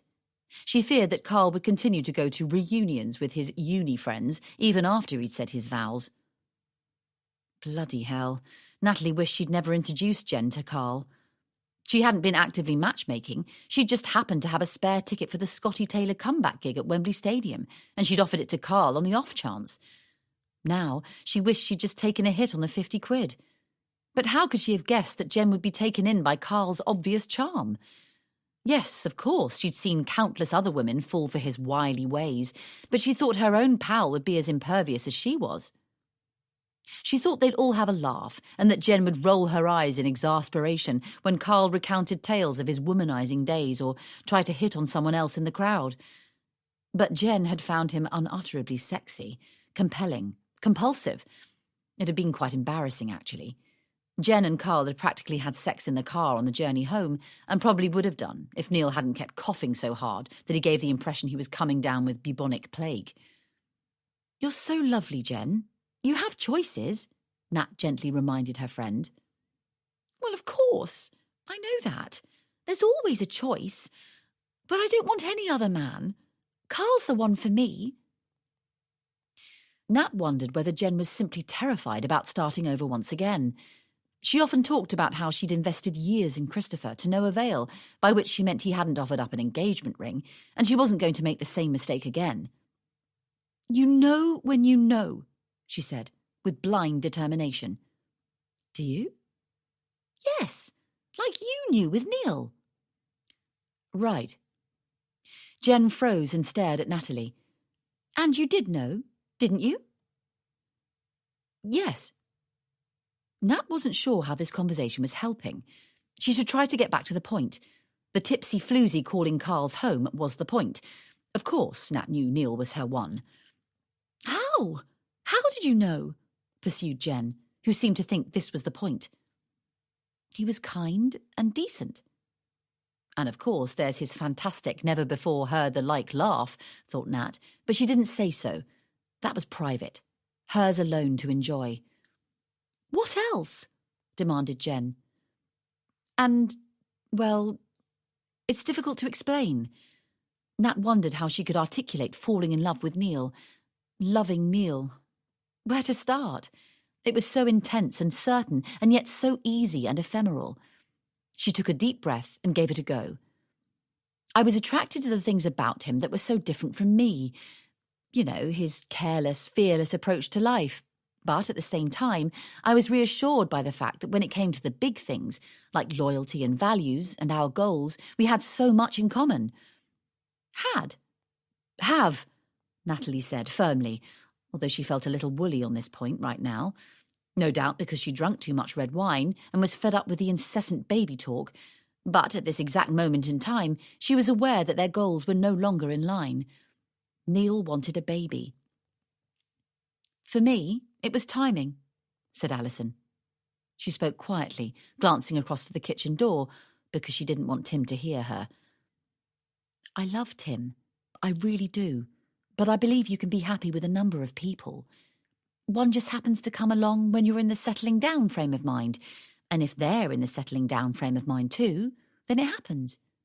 All the other near misses and lost opportunities aren't great tragedies. They're simply about poor timing." Jen and Natalie stared at Ali, dumbfounded. Nat was unable to process whether she was shocked by her friend's cool, calm and collected revelation, or impressed. She had never considered her relationship with Neil in this composed and detached way that Ali was suggesting.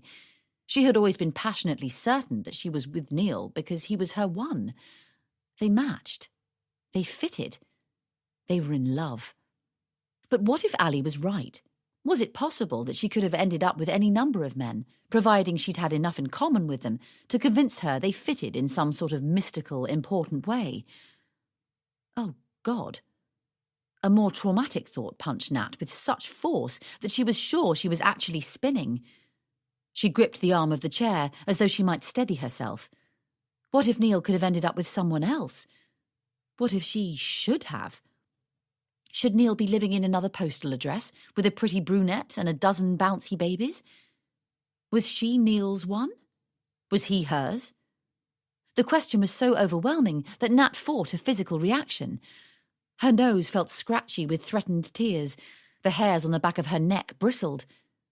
Luckily, Jen started to sob again, and Nat was grateful to be yanked out of her stunned and appalled state. She pushed the devastating thought to the very back of her mind and forced herself to once again listen to the conversation. "Why doesn't he love me? Aren't I lovable? What's wrong with me?"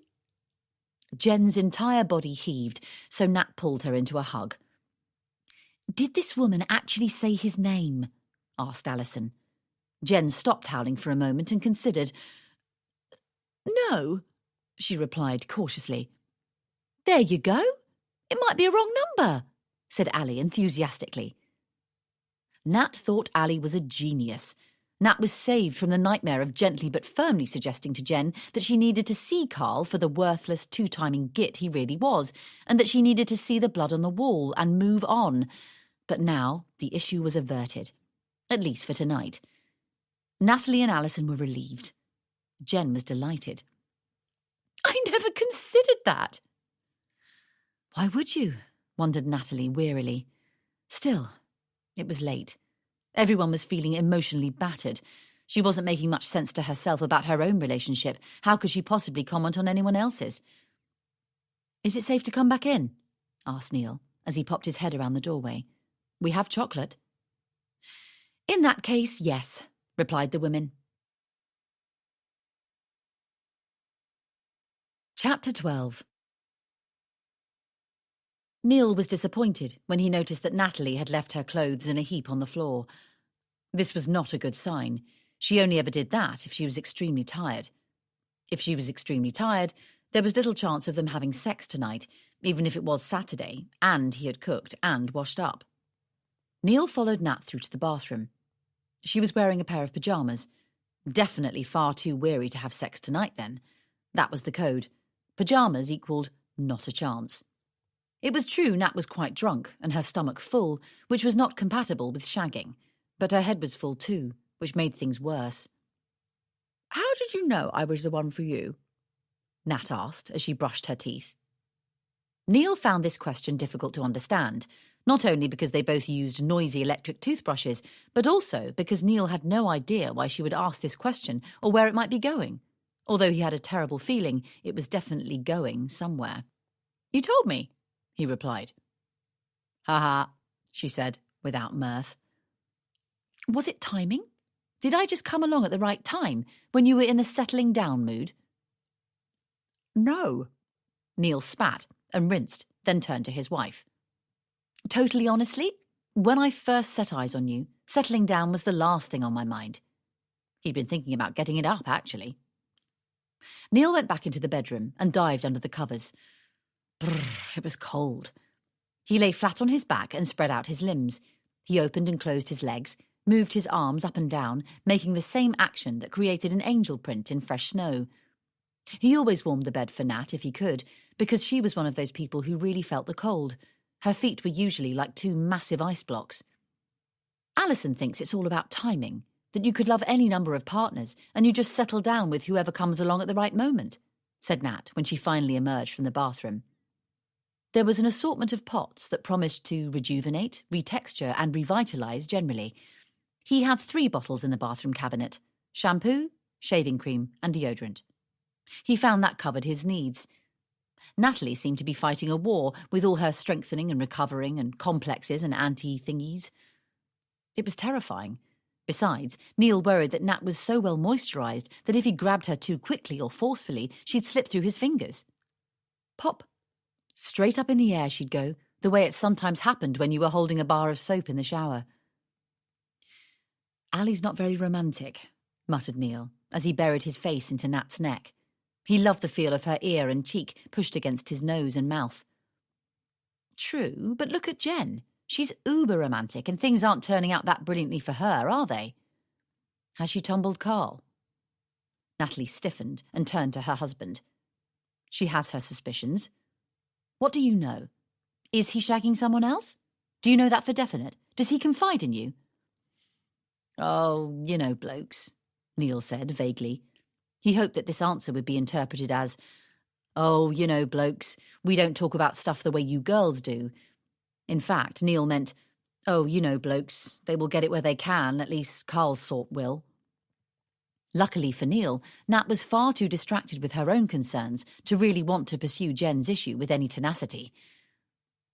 "I thought you were my one because we matched. We fit it, right?" "Yep, that's love," murmured Neil, without giving it too much thought. Why did women need to talk about this stuff? His love for Nat was a given. Her love for him was a given. What more was there to say? But Ali's point is that love alone isn't what a marriage is about. We've all been in love more than once. What distinguishes the ones that didn't work from the one that did? Nat began to feel panic swell in her stomach once again. She didn't want to pursue this line of thought, but couldn't ignore it. Now the idea had been mooted, it crawled around her head like an insidious infection. It has to be something extra, like agreeing about shared goals and values, don't you think? Nat asked anxiously. "Dunno," muttered Neil, as he gently resumed kissing Nat's neck. She had a small mole just under her chin, not much bigger than a freckle, really. He adored it. "Remember, we agreed on the small stuff to start with, like which movies to watch, how often we should go out, where we should go, and then we found we agreed on the big stuff too." "Hey!" Nat turned to Neil for reassurance. Neil was now repeatedly kissing her shoulder. He'd managed to edge the neck of her pyjamas to one side, so her flesh was exposed. Absolutely," he mumbled. He wasn't listening. The kisses were soft and gentle, and had his entire focus. The problem was, they no longer agreed on the biggest issue of all. What did that mean? Nat wanted to hear Neil say that they had other things that glued them together, enough other things, so she pushed on. "Do you think we have a lot in common?" she demanded, pulling away from him and yanking her PJs back over her shoulder. "The things we have in common are not insubstantial," replied Neil, carefully. "We both believe in global warming and are conscientious about recycling." He wasn't sure why this thought had popped into his head first. Probably because he'd just taken out the empty bottles and put them in the green bins. Neil glanced at Nat, who was staring at him, emitting anxious vibes. She was often tetchy and unpredictable after she'd drunk red wine, although it was more than his life was worth to say as much. Perhaps he'd have been better telling Nat that he thought they'd ended up married to one another because they loved one another a huge amount. They were soulmates. He could have said that she was his right to his left. He sometimes ached he missed her so much when she went away on work trips, and that occasionally, and this one was really soft, he even thought that perhaps he'd known her before they'd met, in another life or something, maybe. Crap and ditzy as that sounded. It was just that she fitted, absolutely 100%. Perhaps he should have said that he didn't believe you could quantify exactly why you chose to be with someone for the rest of your life, but that you knew when you knew, and that was that. And maybe he should have said that he also thought that once you'd made that commitment, you had to stand by it. Thick and thin, good and bad, sickness and health. That was the deal. Instead, he said, "Mind you, it's always me who goes to the recycle banks, while you're the one that's most likely to put on an extra jumper rather than turn up the heating. You're a tight bugger." "And that's it for you, is it?" asked Nat, exasperated. "That's why we're married? Because we more or less agree on environmental issues?" "No, of course not. I'm just saying..." "What else? What do you mean? What else do we have in common? We both still dream of being obscenely rich. We both doubt this will ever happen. We both adore smelly cheese. We both love watching reality TV, even if it does glamorise the scourge of society. And we both hate Marmite." Neil paused, but Nat was still staring at him expectantly. "Neither of us has ever been to an opera. Neither of us wants to. Our favourite city is New York. We'd both like to visit Tokyo one day. And sex. We both like sex, especially in the missionary position, if we're honest." "Neil, be serious." "I am being." After a moment, he added, "OK, then." With a sigh, Neil sat up in bed, and on his fingers he counted off the things that bound them together. "We like each other's friends and families. We both vote the same way. We would never cheat on an insurance claim or avoid paying our taxes, which, I think, makes us fundamentally honest people. We always honour the first invite we've accepted, even if something better comes along. We both hate litter, lateness and lying.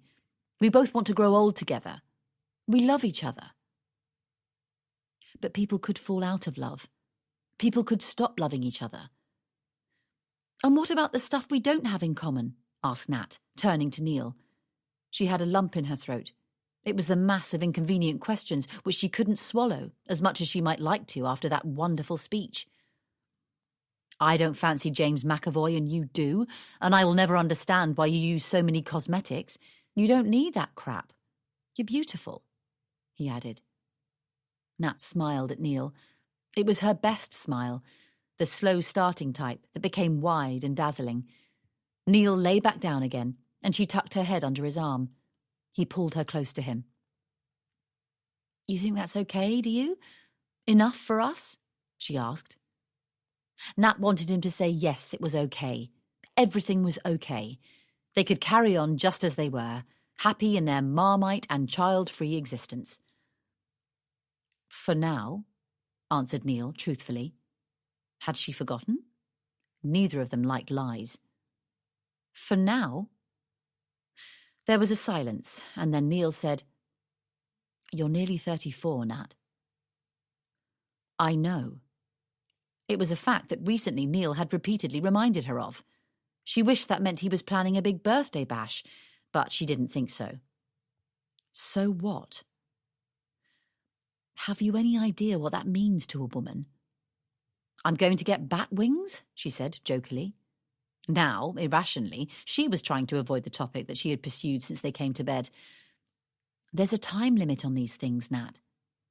"No, you're not up against a timeline," Natalie spat like fat in a pan. She scrambled around her mind for the facts she'd Googled just yesterday. Rupert Murdoch became a father at 72. Charlie Chaplin was 73.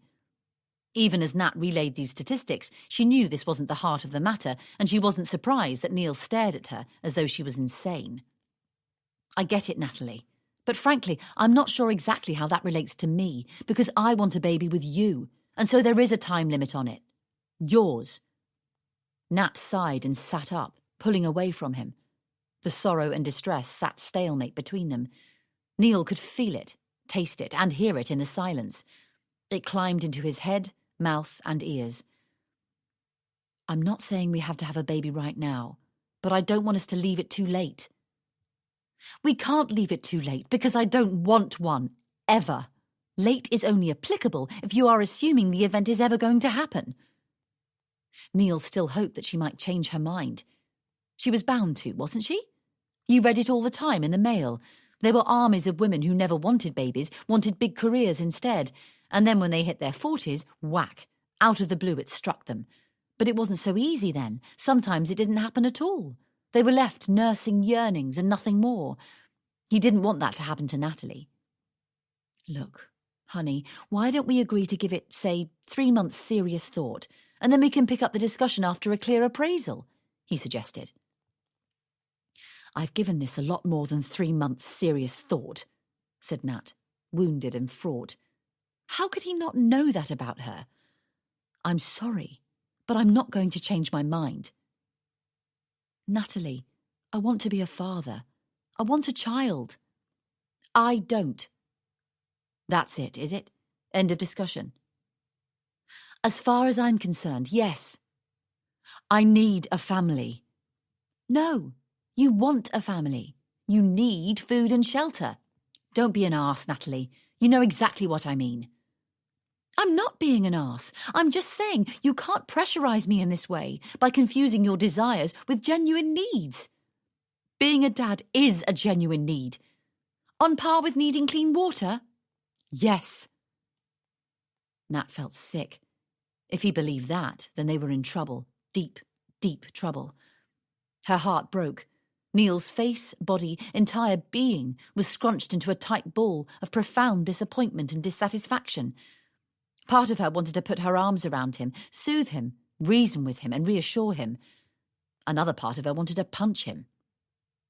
You knew how I felt about having kids before we got married. We talked about it, insisted Nat. She was screeching now, panic, frustration and terror ambushing her ability to be reasonable. I know, Neil shouted back. You agreed! Nat took her anger and volume up a notch. But now I've changed my mind. He met her tone. Silence. A bitter, spiky tension seeped through the house. Nat felt a cold, clammy sweat gathering in the crook of her elbow and the back of her knees. Neil felt his heart thundering against his chest. The only sound was a gang of drunks in the street who was singing and swearing by turn. Well, I haven't, said Natalie hoarsely. Where does that leave us? Neil asked. Nat had been asking herself the same thing for weeks now, but still her honest reply was, I don't know. Chapter 13. He was not her one. He couldn't be. Not if they disagreed on something so enormous, so fundamental. And yet she loved him. That hadn't changed. Had she married the wrong one? How the hell had she married the wrong one? It wasn't like she'd skimped on her research. She'd dated enough guys before Neil. She'd always thought he was exactly, entirely, irrefutably, absolutely the perfect guy for her. Natalie found it hard to concentrate on Sunday while she cleared out the boxes from her parents' house. She and Neil hardly said a word to one another all day. They'd avoided each other's accusing and disgruntled stares, which was quite a feat in their tiny home, and went to show what you could do if you put your mind to it. That night they lay stiff and silent, side by side. Sleep eluded Nat, who was used to Neil spooning into her, her bottom tucked into his groin, his arm heavily thrown over her body, cupping her breast, her cold feet on his shins. They always fell asleep in that position, and they always woke facing one another, his morning breath, warm, not unpleasant, starting her day. Not on Sunday night. Nat stayed plank-like, flat on her back, staring at the ceiling. When she woke up, she had a crick in her neck. Now she was finding it difficult to put her mind to anything at work. The words on her Mac flitted about like skittish insects on a picnic blanket on a hot day. The tea lady with the trolley dawdled into the open-plan office, carrying hot drinks, a wide selection of chocolate snacks, and a small selection of suspiciously uniform and shiny fruit. Her arrival was greeted with unilateral enthusiasm. Chocolate. That was the answer. Nat reached into her bag and felt around for her purse. She found an umbrella, a notebook, business cards, Tampax, makeup. But where was her damn purse? Then her fingers met the soft, warm leather of her little black book. How did that get in there? She thought she'd chucked it. A smile hopped onto her face for the first time since Saturday night. Why did the address book make her smile? Even just the thought of it. Some sort of magic? Suddenly, Nat didn't feel like chocolate anymore. "Do you know what this is, Becky?" Nat asked, waving the small address book at her colleague. Becky looked up from her desk, pleased to have an excuse to take a break from reading her screen. Becky had partied hard all weekend and was struggling to stay awake on this dull Monday morning. "No idea," she said, through a stifled yawn. "It's my old address book." "And?" Nat knew it would probably be wisest to just put the book back in her bag or in the bin like she'd originally intended. It certainly wasn't sensible to start flashing it around the office. The names in it belonged in the past, and Nat had enough confusion in her present not to waste time thinking about the past, and yet talking about the book was somehow irresistible. "Fondly referred to as my little black book," added Nat with a self-conscious grin. "I see," laughed Becky. And of course Becky did see, probably more than Nat intended her to. "Hence the grin," she said, pleased to see Nat more cheerful. She hadn't done much smiling in the past month, and this morning she hadn't said a word. Becky had been on the verge of asking Nat if everything was okay. She hadn't, because Nat wasn't one for shared confidences. She certainly wouldn't be pushed into saying anything she didn't want to. She always played her cards close to her chest. Becky thought it best to pursue the line of conversation that actually had brought a smile to Nat's face. "So, this book is full of the details of men you once had salacious love affairs with, is it?" teased Becky.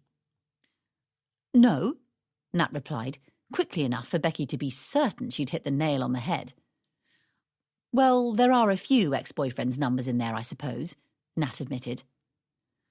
"But there are also names of friends, a proportion of which I've now completely lost touch with. It's strange to think these people could have once meant so much to me, and now I don't even know which continent some of them live in." She hoped she'd managed to hit the correct tone, one of someone making a general passing comment. She didn't want to admit to Becky, or anyone else, how exciting she found the old address book.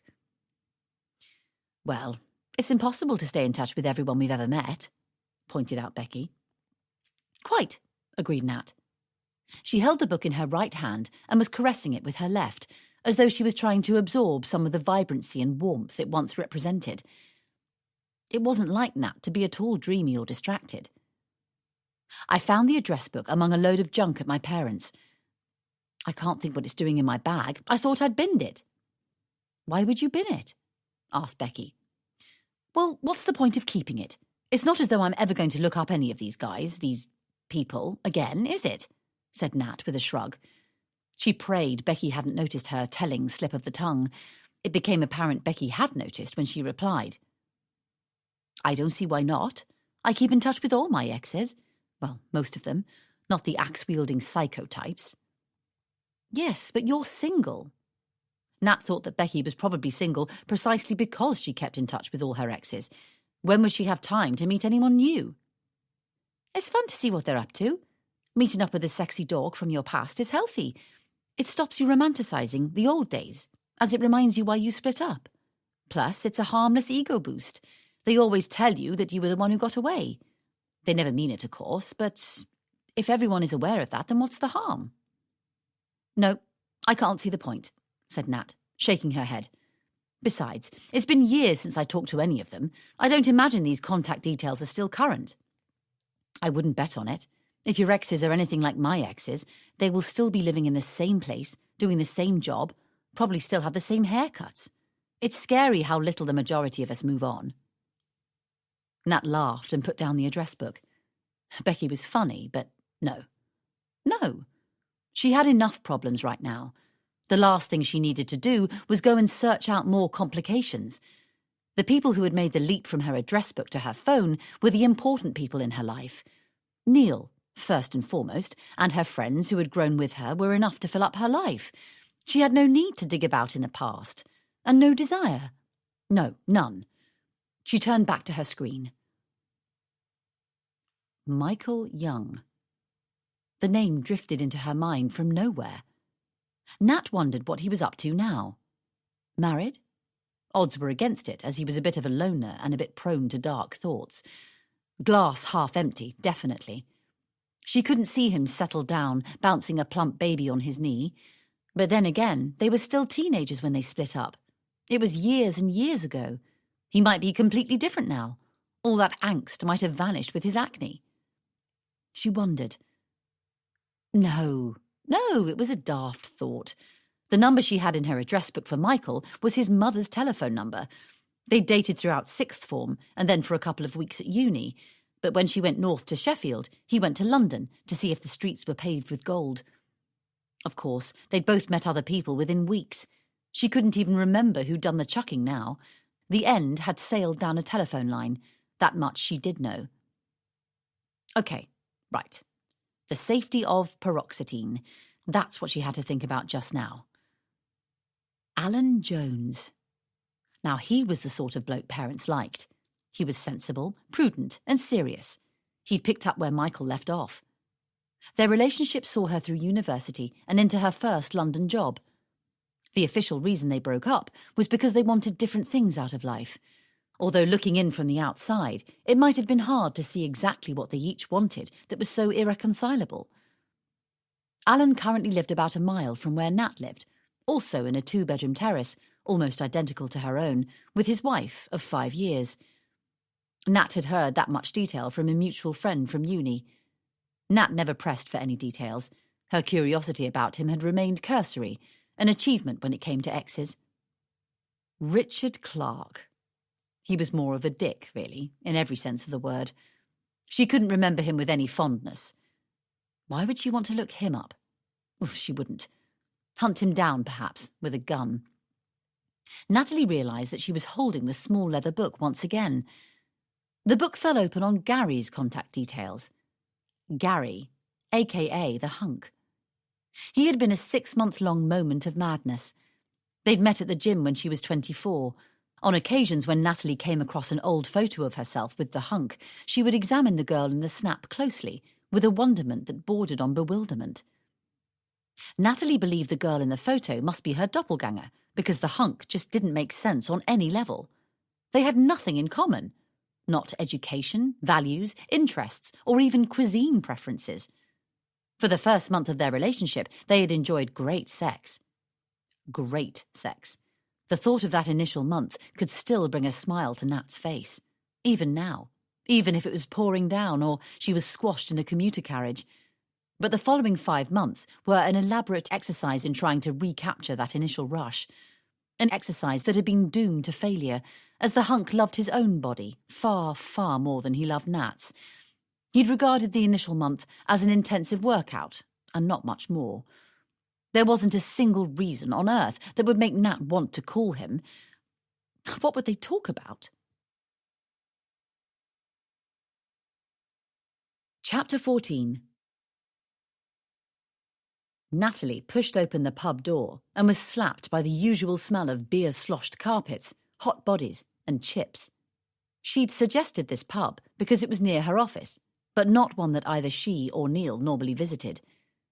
It was busy and noisy and, as such, perfect for her current needs.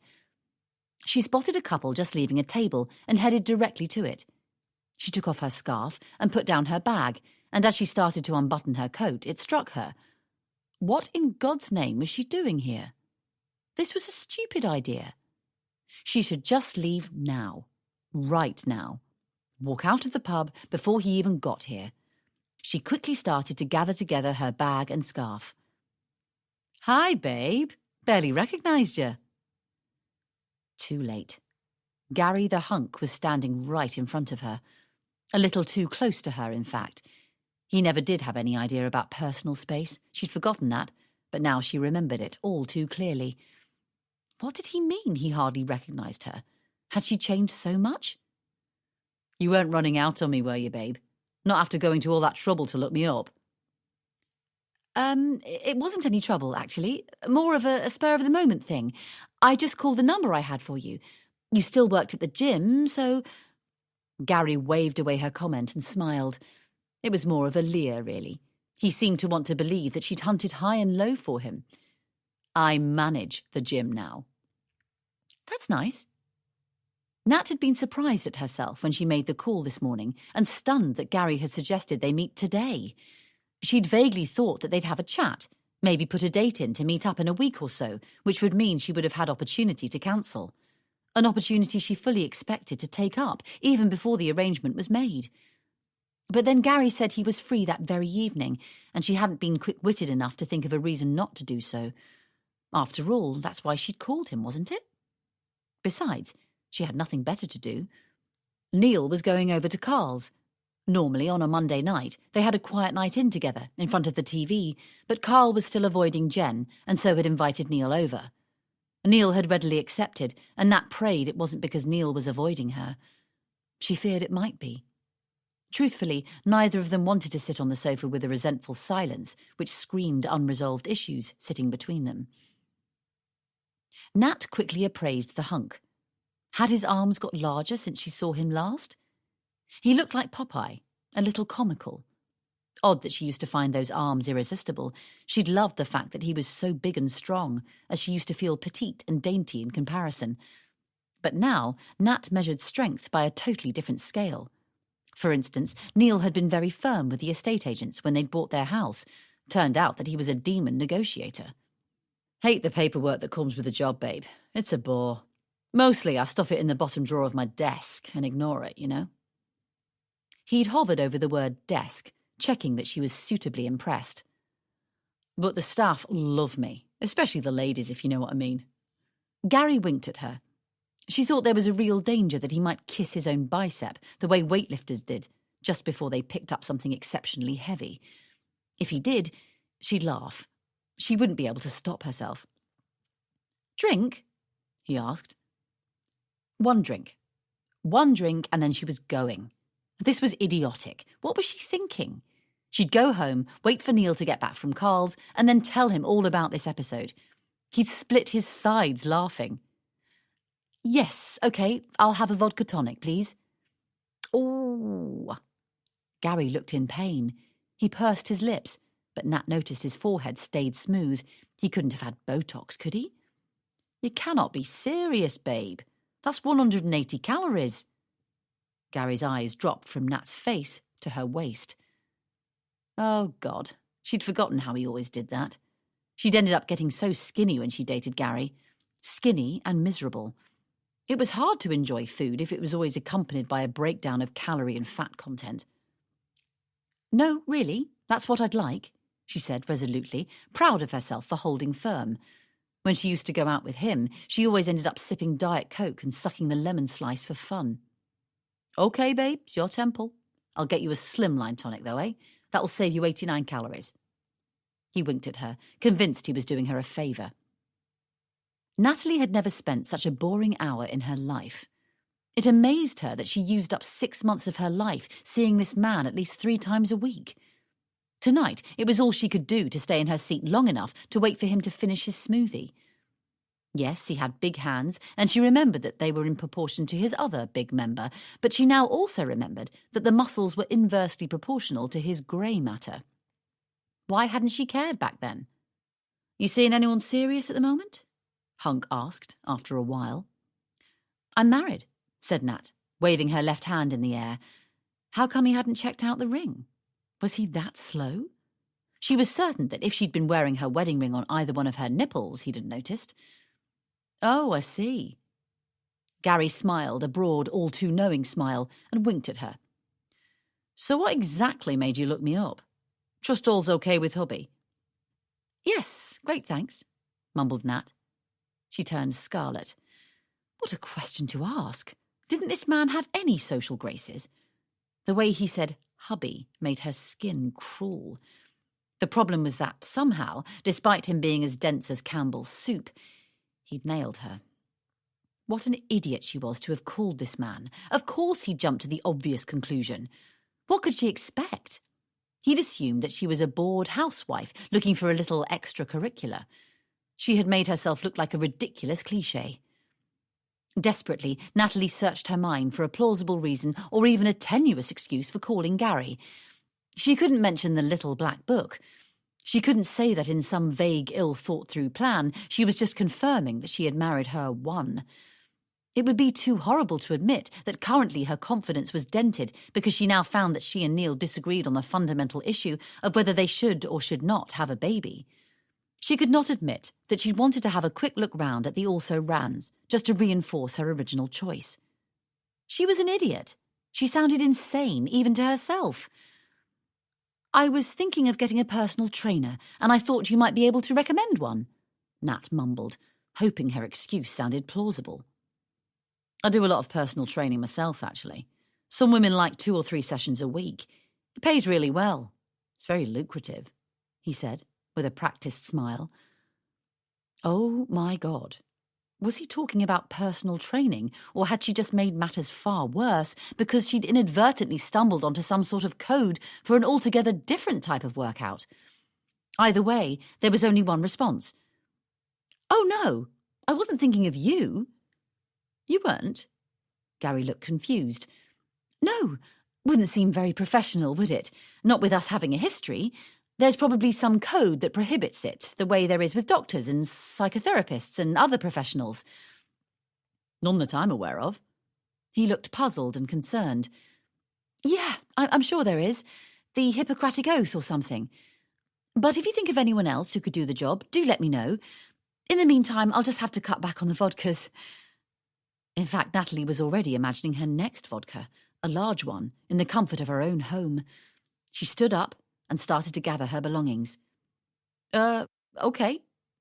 Gary looked surprised that the evening had ground to a sudden halt. Had he been having a good time? Natalie wondered how that was possible, but then she thought of the last few times they'd had sex together. He'd always seemed to be having great fun, irrespective of her participation, and this conversation had been just the same. "I'll call you then, if I think of anyone." "You do that," said Nat, not bothering to tell him that her number had changed. Chapter 15. Becky howled with laughter when, the following day, Natalie upchucked the details of the encounter with the hunk.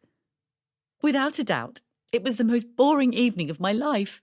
He spoke about muscle-building techniques for 40 minutes without pausing for breath," squealed Natalie. "He's built like a Greek god, though, yeah?" "Yes, in fairness, whatever he's doing works. If I saw him in a magazine, I'd pause and ogle, but that man has no place in the real world." "You didn't fancy him?" "Not an incy-wincy bit." "That's because you and Neil are so happy," said Becky confidently. Said Natalie. "What did Neil make of it all? Bet when you told him he was all jealous at first, then grateful, and then you had hot sex, right? Men love to hear how pathetic you think your exes are. It's a big turn-on." "You live in a dream world," said Nat, with a strained grin. Becky instantly saw exactly what Natalie hoped to disguise. "You didn't tell him?" "There was nothing to tell," replied Nat defensively. "You met up with an ex of yours." Nat didn't want to give the encounter any gravitas. "No biggie," she said, hoping to sound airily dismissive. "That's not what you told me." Both women burst into infantile giggles over Becky's pun, and Nat hoped the conversation would be dropped. She had intended to tell Neil all about Hunk. Well, maybe not all about him. She'd planned to say she'd bumped into him on the street and had agreed to have a drink with him. She'd wanted to laugh about the encounter with Neil, and yes, she'd hoped that they'd then make love. Not as a response to him feeling jealous or threatened, but as a celebration of their relationship. But Neil had come back from Carl's later than he'd done before, and drunker than ever before. He'd said he was just going round to play some Xbox games and have a takeaway pizza, nothing more adventurous than a quiet boys' night in. He didn't get home until after 2 in the morning, and stank of booze. Nat had opted to feign sleep, much easier than bickering or bringing up the subject of her having a drink with her ex. Then, this morning, the only thing Neil said to her was, "I bumped into Jack Hope last night. Remember him?" "Vaguely. You met him at a couple of work parties. He designed the website for Mad Metal 2. "Oh, yes, it's ringing a bell." "He married a woman with 2 kids of her own, and now they're expecting another at Christmas." "Lovely," said Nat. She threw her toast in the bin, as she'd suddenly and completely lost her appetite. "Where'd you bump into him?" "We went to a club in town. Poseidon or Poison or something, I can't remember. We were lashed before we made the decision to go there. Carl's a regular." "I thought you were having a quiet night in." "I changed my mind." "You appear to be doing a lot of that recently." With that, Nat had banged closed the front door and rushed for her bus. There seemed to be an enormous space between them all the time at the moment, and it was easier to bear if they weren't in the same room. "Are you going to call any of the others?" Becky asked, bringing Nat back to the here and now. "Others? Old flames?" "Definitely not." "Why not?" "Well, it was hardly a successful evening with the hunk, was it?" "On the contrary, it was a total success," said Becky assertively. "You said your motivation for going was to clarify that everyone else you ever dated was a loser." "I don't think I said exactly that." "No, but something on those lines. Look, Nat, it's been clear to me these last few weeks that you haven't been quite as happy as you normally are." Becky looked at her hands. "It's none of my business, but I sort of hazarded a guess that perhaps all was not well between you and Neil." "Why'd you say that?" "He doesn't ring the office anymore. You don't text him so much during the day like you used to." Becky risked looking up at Natalie. Nat was fun and gregarious, but deeply private at the same time. Becky tentatively edged on. "Your Neil seems like a nice bloke. I chatted to him for ages at the Christmas party last year, until I got off with Don in PR. You've always been really happy until recently. I just thought it might be good for you to see how crap being out there is." "I'm not planning on being out there, if that's what you're worried about," said Nat tetchily. She was agitated by Becky's insight and her suggestion that she might need to know what was out there.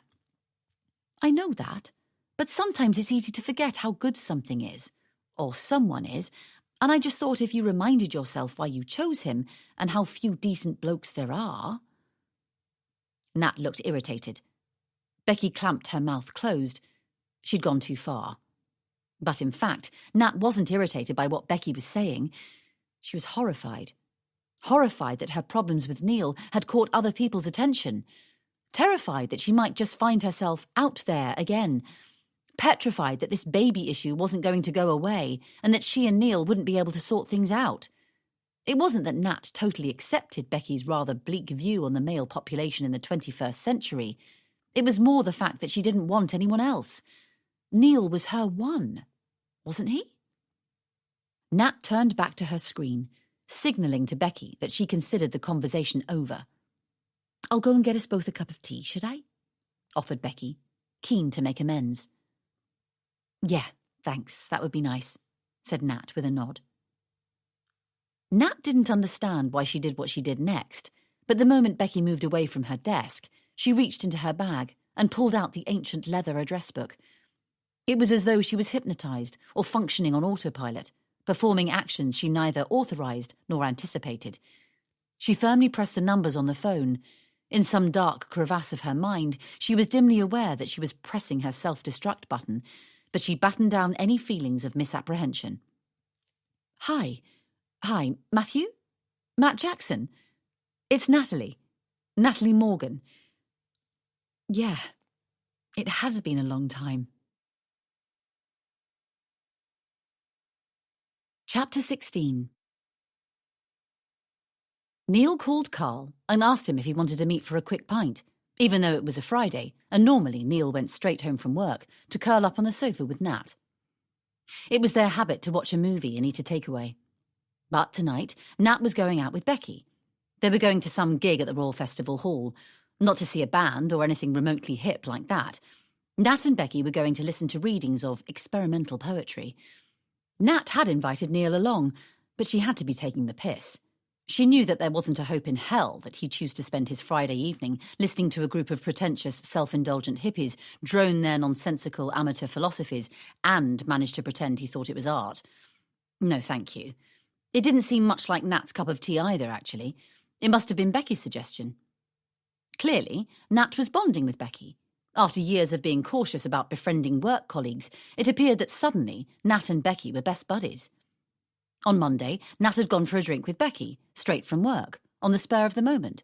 Not that he could complain about that. After all, he'd been with Carl, and Nat probably didn't want to be at home alone. Monday had been an unexpectedly heavy night. It had taken Neil until Wednesday afternoon to shake off the hangover. The plan had been a quiet pizza, but then they'd ended up going to a club. Carl had said he needed to find a distraction because Jen was being sulky and his new bit on the side was being clingy. Neil had found he needed a distraction too, although he didn't say so. But now, tonight, a Friday night, Nat and Becky were off out again. 2 nights in 1 week. Neil didn't mind as such. Not exactly. It would be ludicrously outdated and unreasonable of him to insist that there were only certain nights that he should meet up with his mates and she could meet up with hers. Hoping everything could coincide neatly was daft. But it was just that, well, that's what they'd always done. Thursday nights were independent nights. Friday nights were for curries and watching TV. That was their routine. But now Nat wanted to go and listen to poetry readings on a Friday. The next thing would be she'd be suggesting they visit Bellissimo's on a Monday. It was uncomfortable. Something wasn't as it should be. He somehow instinctively knew that Nat's visit to the Royal Festival Hall tonight was linked to his request for them to start a family. He couldn't formally tie up the 2 events, but it was something he felt in his gut. It was as though Nat was saying, "Ha, look, it's not just you who can throw a curveball. You want a baby? Well, I want poetry." Neil shook his head in an effort to clear it. Saying such a thing, even to himself, made him sound ridiculous. How could the 2 things be related? Nat wasn't petty or reactive. If she had a problem with his request for a family, she'd discuss it with him. Neil shook his head again. Honestly, that was even more ridiculous. There was no if involved. Obviously, Nat had a problem with his wish for a baby. He knew that. He just didn't understand why. And she hadn't discussed it. In fact, she'd stonewalled his attempts to do so, over and over again. She tenaciously hung on to her point that she'd always said she didn't want a baby, that it shouldn't be a surprise to him. Okay, he got that, but why? He had once said he didn't want either, but now he'd changed his mind. Surely his repositioning at least reopened the debate. Nat had behaved strangely skittishly this morning as she dressed for work. There had been something excitable and unpredictable, almost rebellious about her. She'd changed her top 3 times and worn high heels. It was unsettling. Carl was always free for a swift one. Woman, fag or pint, and so he instantly agreed to meet up. Neil also called Tim.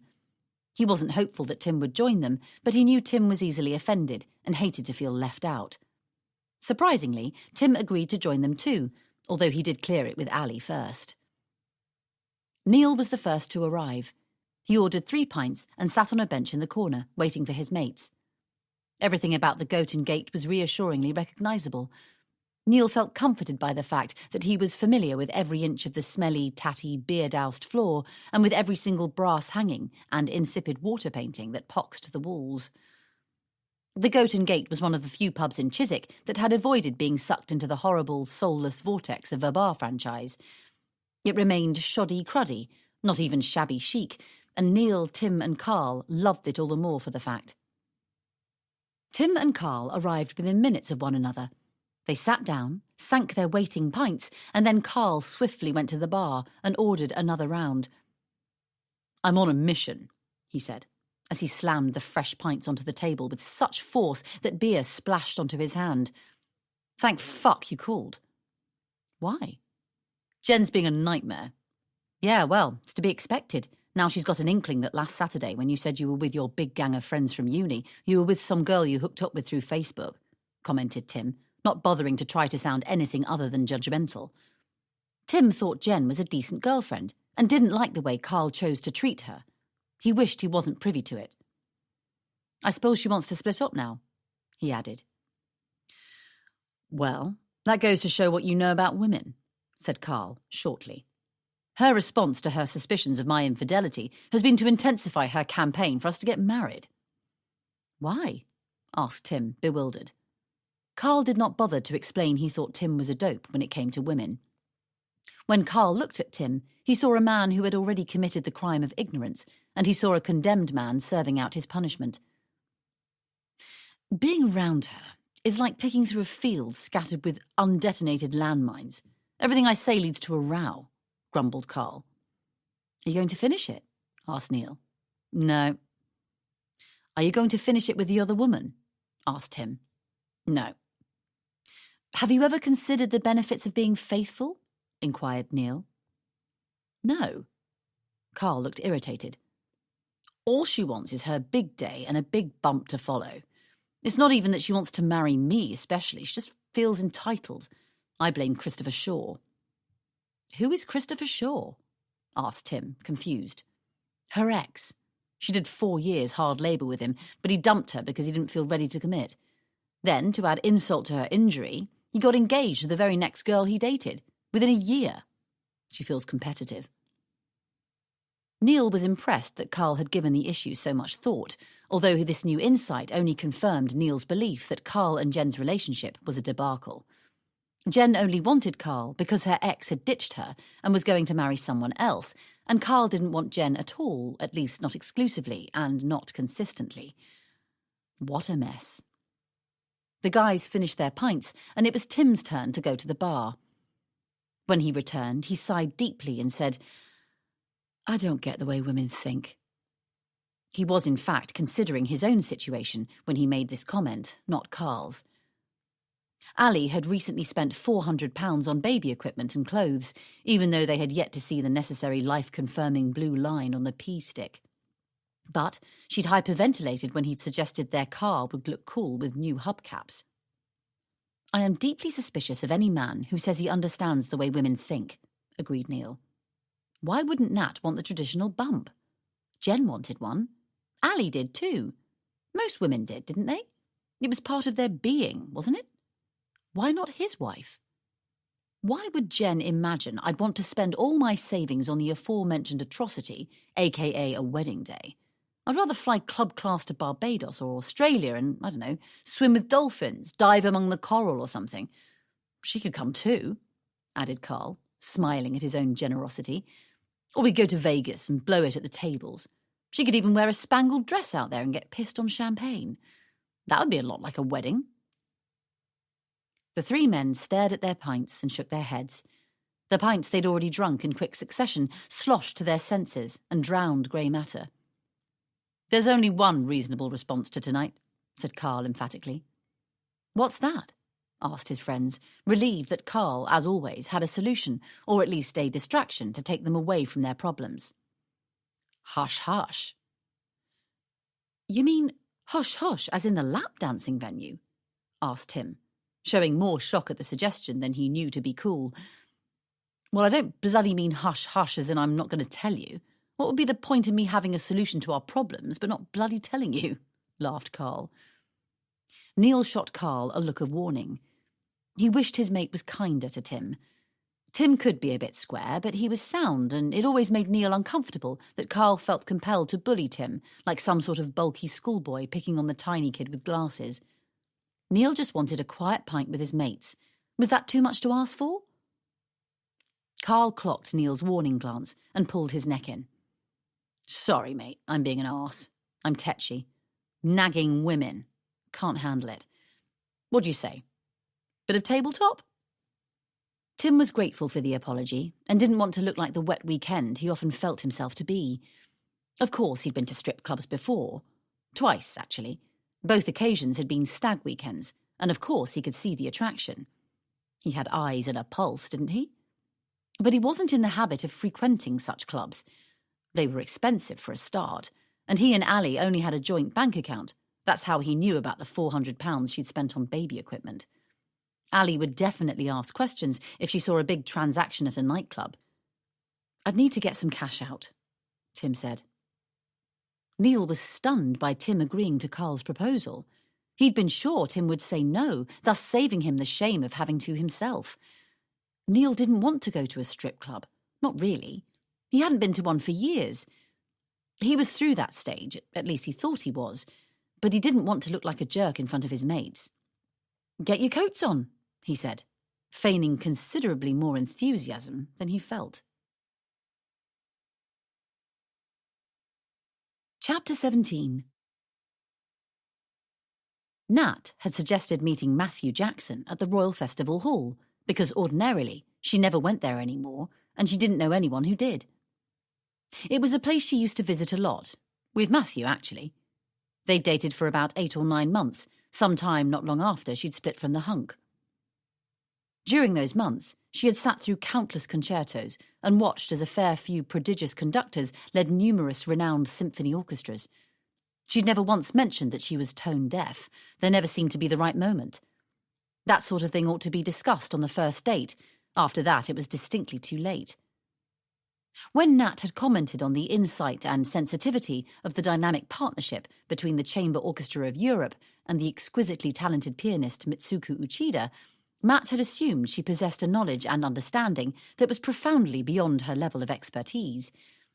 In fact, she'd read the insight and sensitivity thing in the programme. Men had often assumed things about Nat before, the way men did about all women, and not many of them had been this flattering, so it seemed easier to just accept his delight than admit that she would struggle to identify a piece of music, beyond which advert it appeared in. That's why she'd finished it in the end. It wasn't just music. It had been impossible to pretend that she cared about the works of ancient Celtic bards, especially when their mini-breaks to Scotland had been spent in a dusty research hall in a damp library. She'd wanted to take a brisk walk on the beach or drink malt whiskey by an open fire. Nor did she care about modern abstract expressionism, which more often than not culminated in an installation that looked like something a Blue Peter presenter had prepared. And she thought street art was graffiti. She was old-fashioned like that. But Matthew did care. He really did. He was so achingly arty and enormously informed that it was impossible to feel anything other than inferior when you were with him. He read The Guardian before breakfast and often dismissed it as light, and he had an encyclopedic knowledge of investigational short films directed by emerging Lithuanian talent. Natalie had forgotten the cold fear she regularly used to experience whenever she was on a date with Matthew, but now, as she was sitting in the Royal Festival Hall with her double espresso before her, she began to remember all too well. It was nonsense that she'd ordered a double espresso. What was she trying to say by picking such a dark and brooding drink? Normally, she opted for a latte with extra cream and chocolate sprinkles, but she couldn't bring herself to be herself with Matthew. She never had been able to. She'd always wanted to be more sophisticated, more erudite, more urbane. More. Matthew was late. He always used to be. Nat had resented it then, and she resented it now. She always believed that someone being late was a not-too-discreet way of saying, "My time is more valuable than yours is." What was she doing here? Wouldn't it make more sense to hop onto the tube and scurry back to Neil? She glanced around the enormous hall.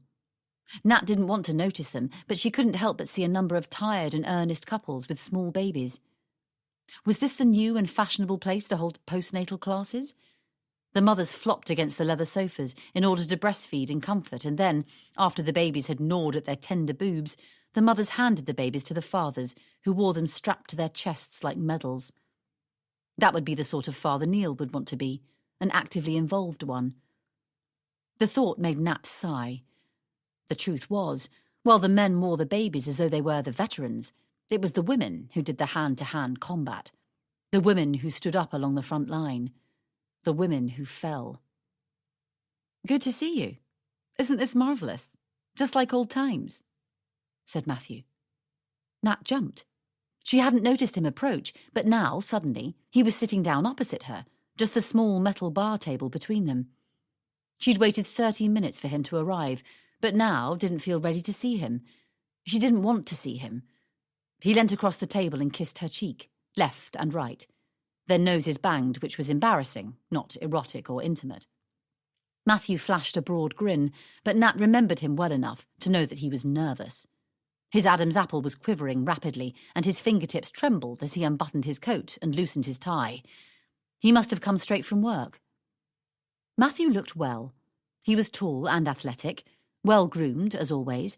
He still wore his hair short, and there was only the slightest smidge of grey around the temples. He had deep crevasses around his mouth and across his forehead. Nat would have liked to imagine that the lines were laugh lines, but she thought it was more likely that they were the result of a constantly furrowed brow, catching endless anxiety and worthiness.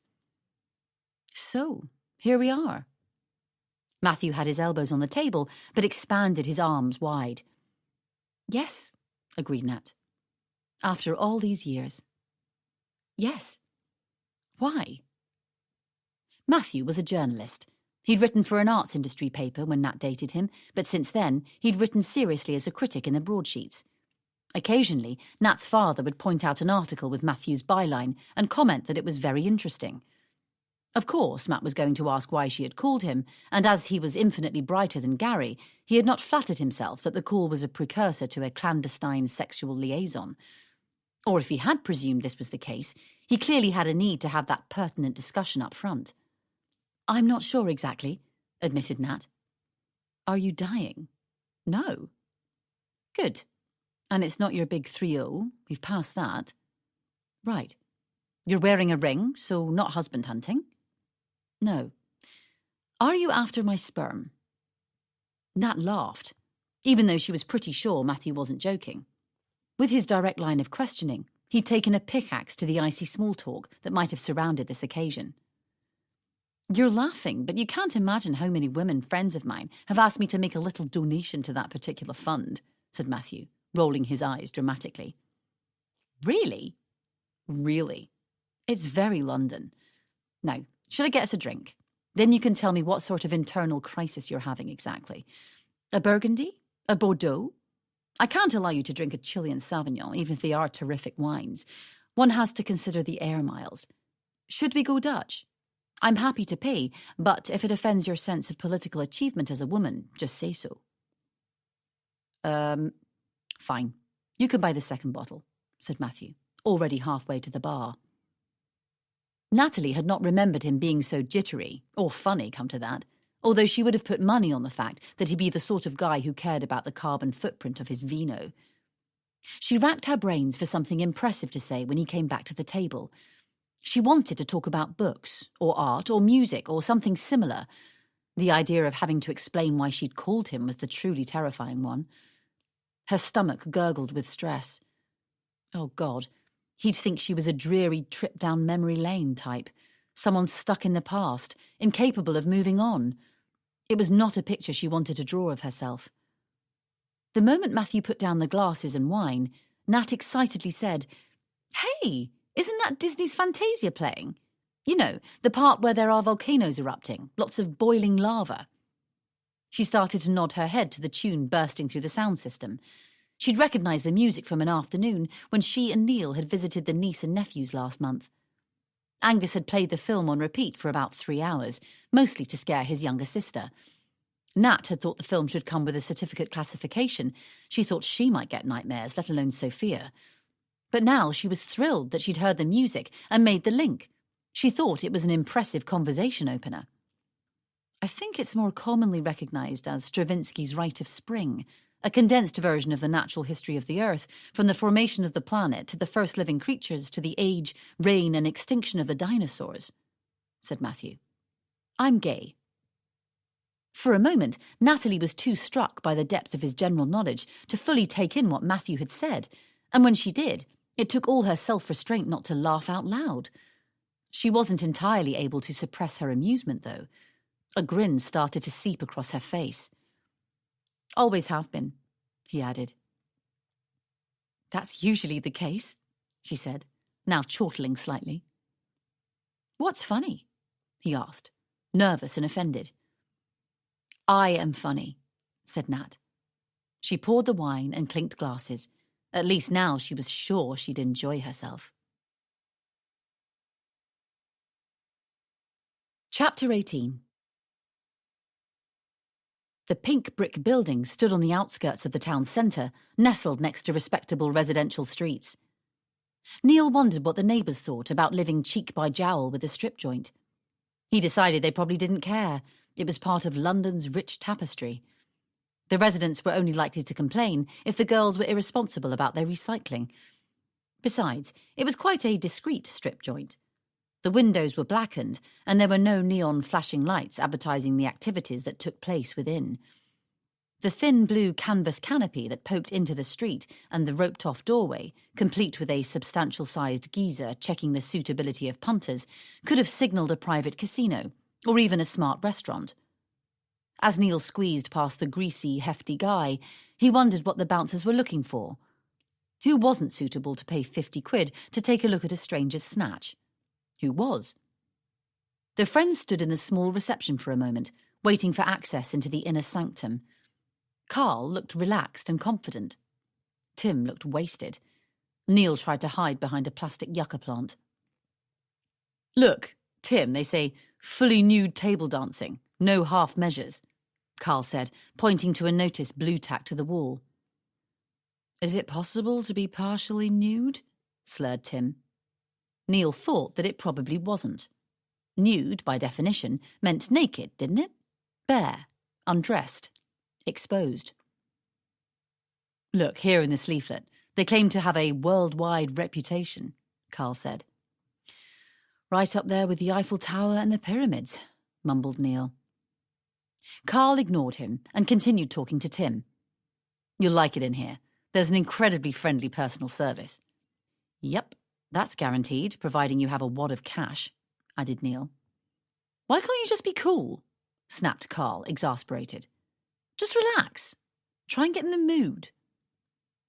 Suddenly, a woman in her 20s appeared from behind a crimson curtain, like a genie in a panto. A genie with bleached hair and a couple of goldfish bowls surgically attached to her ribcage. Despite his best intentions, Neil couldn't take his eyes off them. The woman caught him looking and winked lasciviously. He wanted to explain he wasn't admiring them so much as staring in genuine amazement, but he stopped himself. It was hardly a compliment. She was wearing a clingy, glittery red dress, which plunged to her waist at both the back and the front and split to her upper thigh, both left and right. Neil wasn't sure it would be absolutely necessary for her to take the dress off later, as very little was being left to the imagination anyway. The hostess waved her arm in the direction of the club and wished the guys a pleasant evening. They scooted through numerous red lace sheets and curtains of dangling beads, which glimmered and shone like tears, and headed towards the bar, where Neil walked directly into the arms, or more accurately the tits, of another hostess. This one was also wearing a couple of goldfish bowls and a professional smile, but she had dark hair, not blonde. Her face was very shiny, as she had glistening eyeshadow, diamante stones on her eyelashes, and her plump red lips were wet with gloss. In fact, everything about her glimmered. Her earrings, dress, shoes, and nails all sparkled and glinted so that it was almost painful to look at her. She was holding a glass of champagne.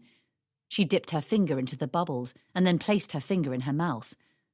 She sucked on it hard while trying to establish eye contact with Neil. He thought of Nat. It was the sort of thing she did when licking out baking bowls on the rare occasions she made a cake. Nat swore nothing else tasted as delicious as uncooked cake mix. Neil shook his head.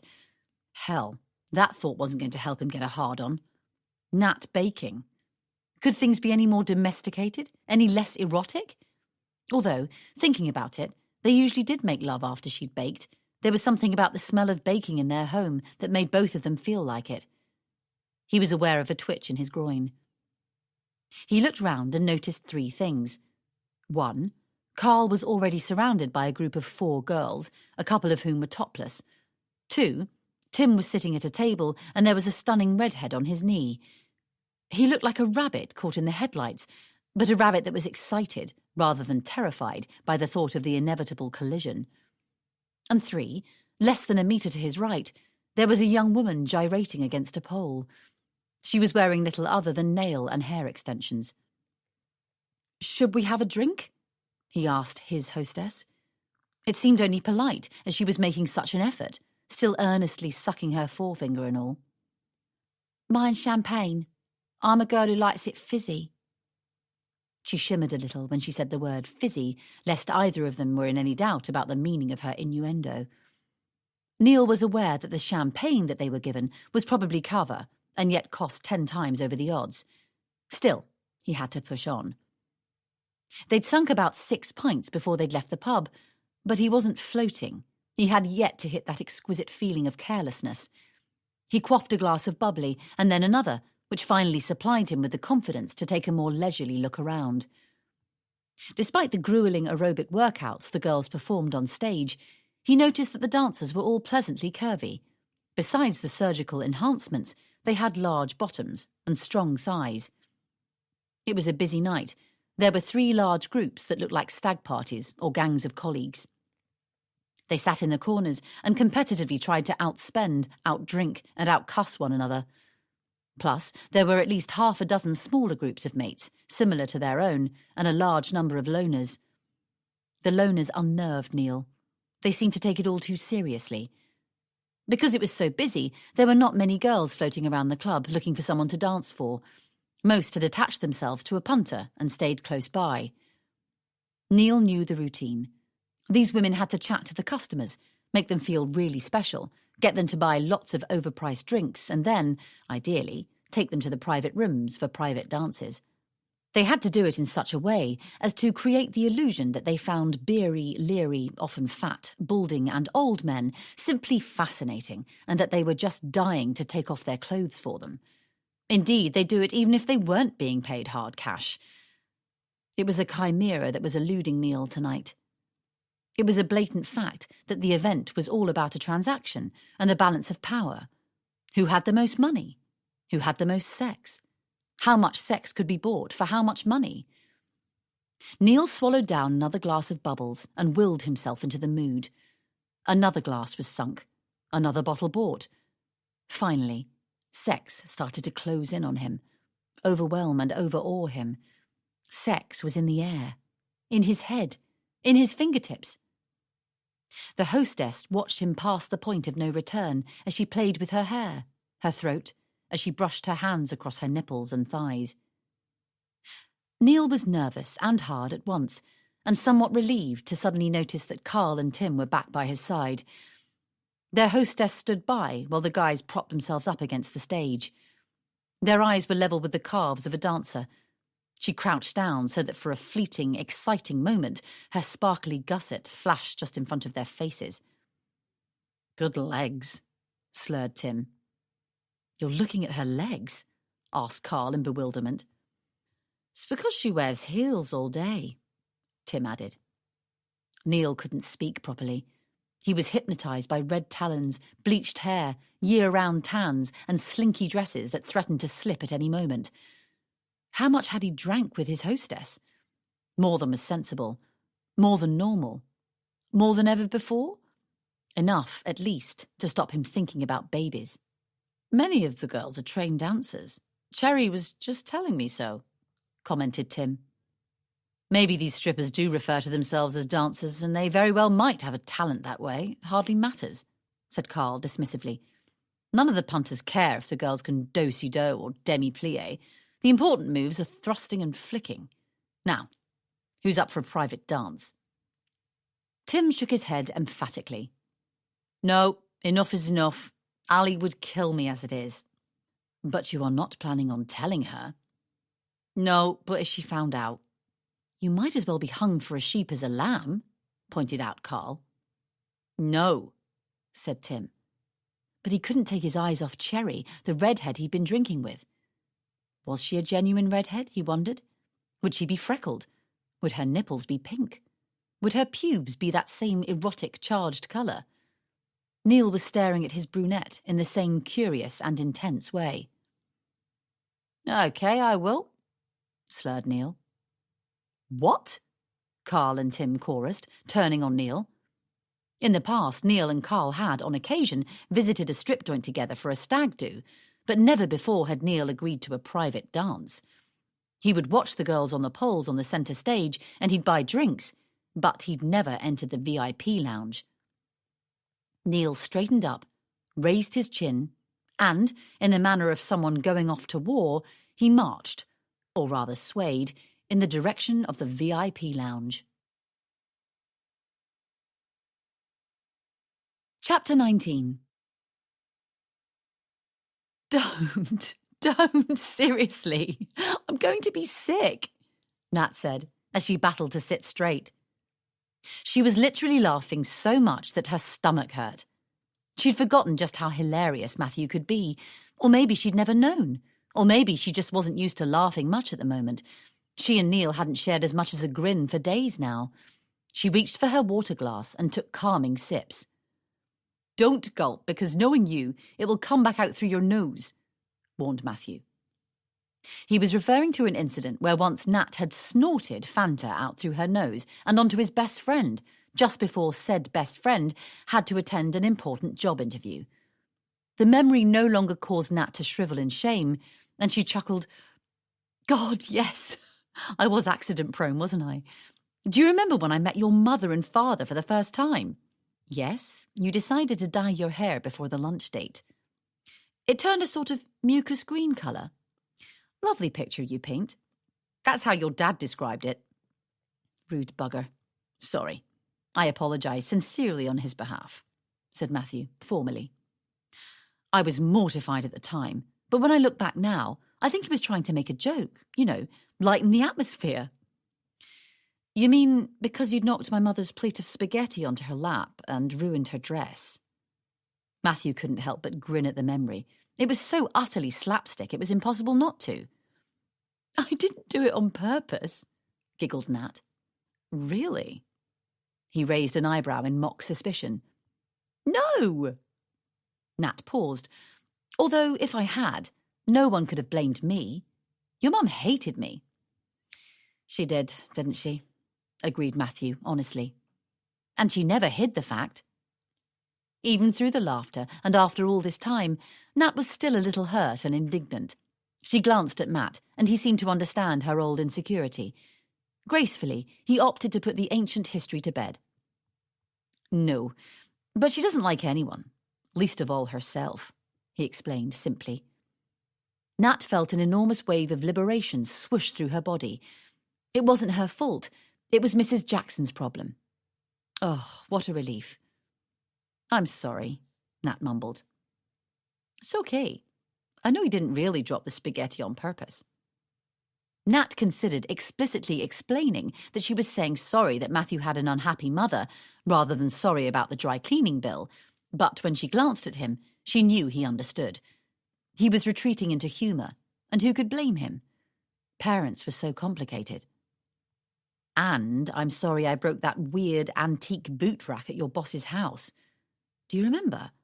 I thought it was a stool and sat down on it to take my shoes off." "Ah, you did him a favour.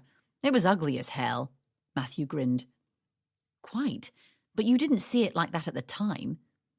"No, sorry. I was quite stroppy about it then, wasn't I?" "I think the final straw was when we got home that evening and we realised I'd locked us out of the house. I'm sorry about that too."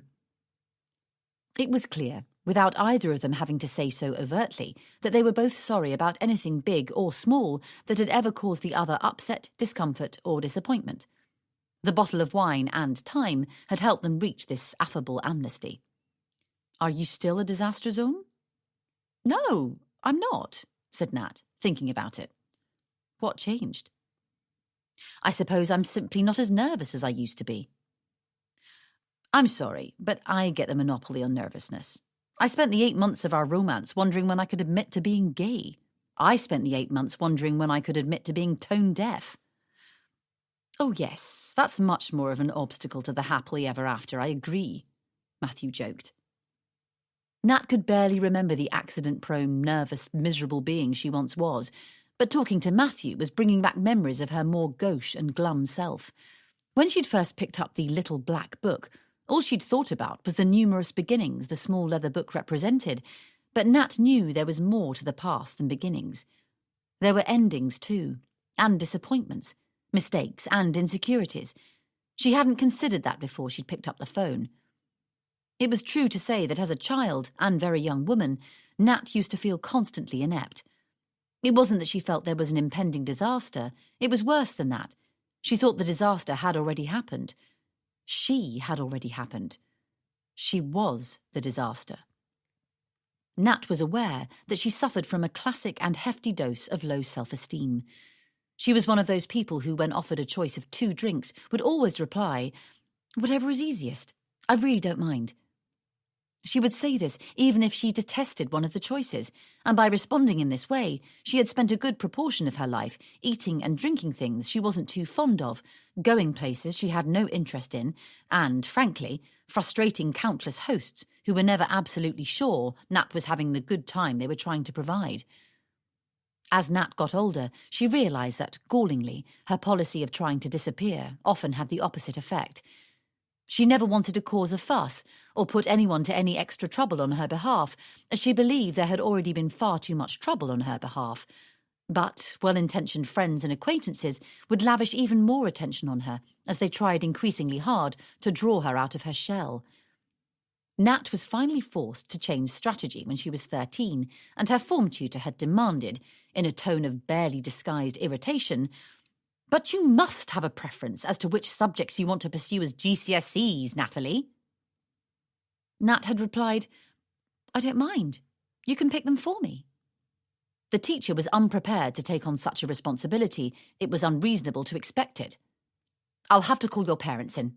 They can make the decision," she'd snapped. In a split second, Nat listed the subjects she would study. Her biggest nightmare was inconveniencing her parents.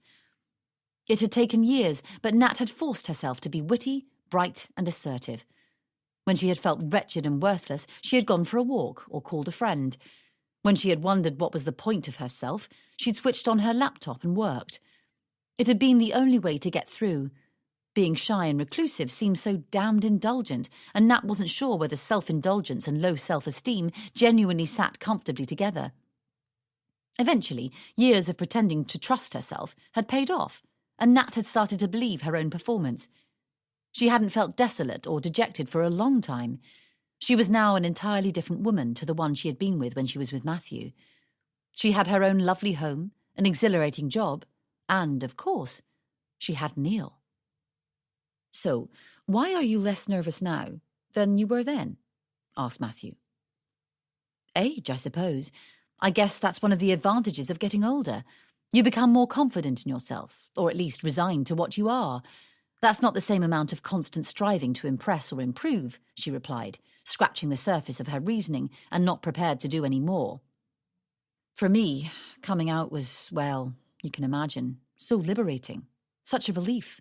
I hated skulking around gay clubs, not being able to introduce my love interest to my friends and family. Constantly living with skeletons is truly hell." "Yes." Nat looked at her hands. She knew that.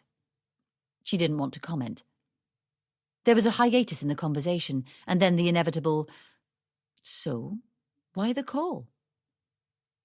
Matthew and Nat had eaten delicious tapas, finished a bottle of Burgundy, and they were sipping their water and coffees now.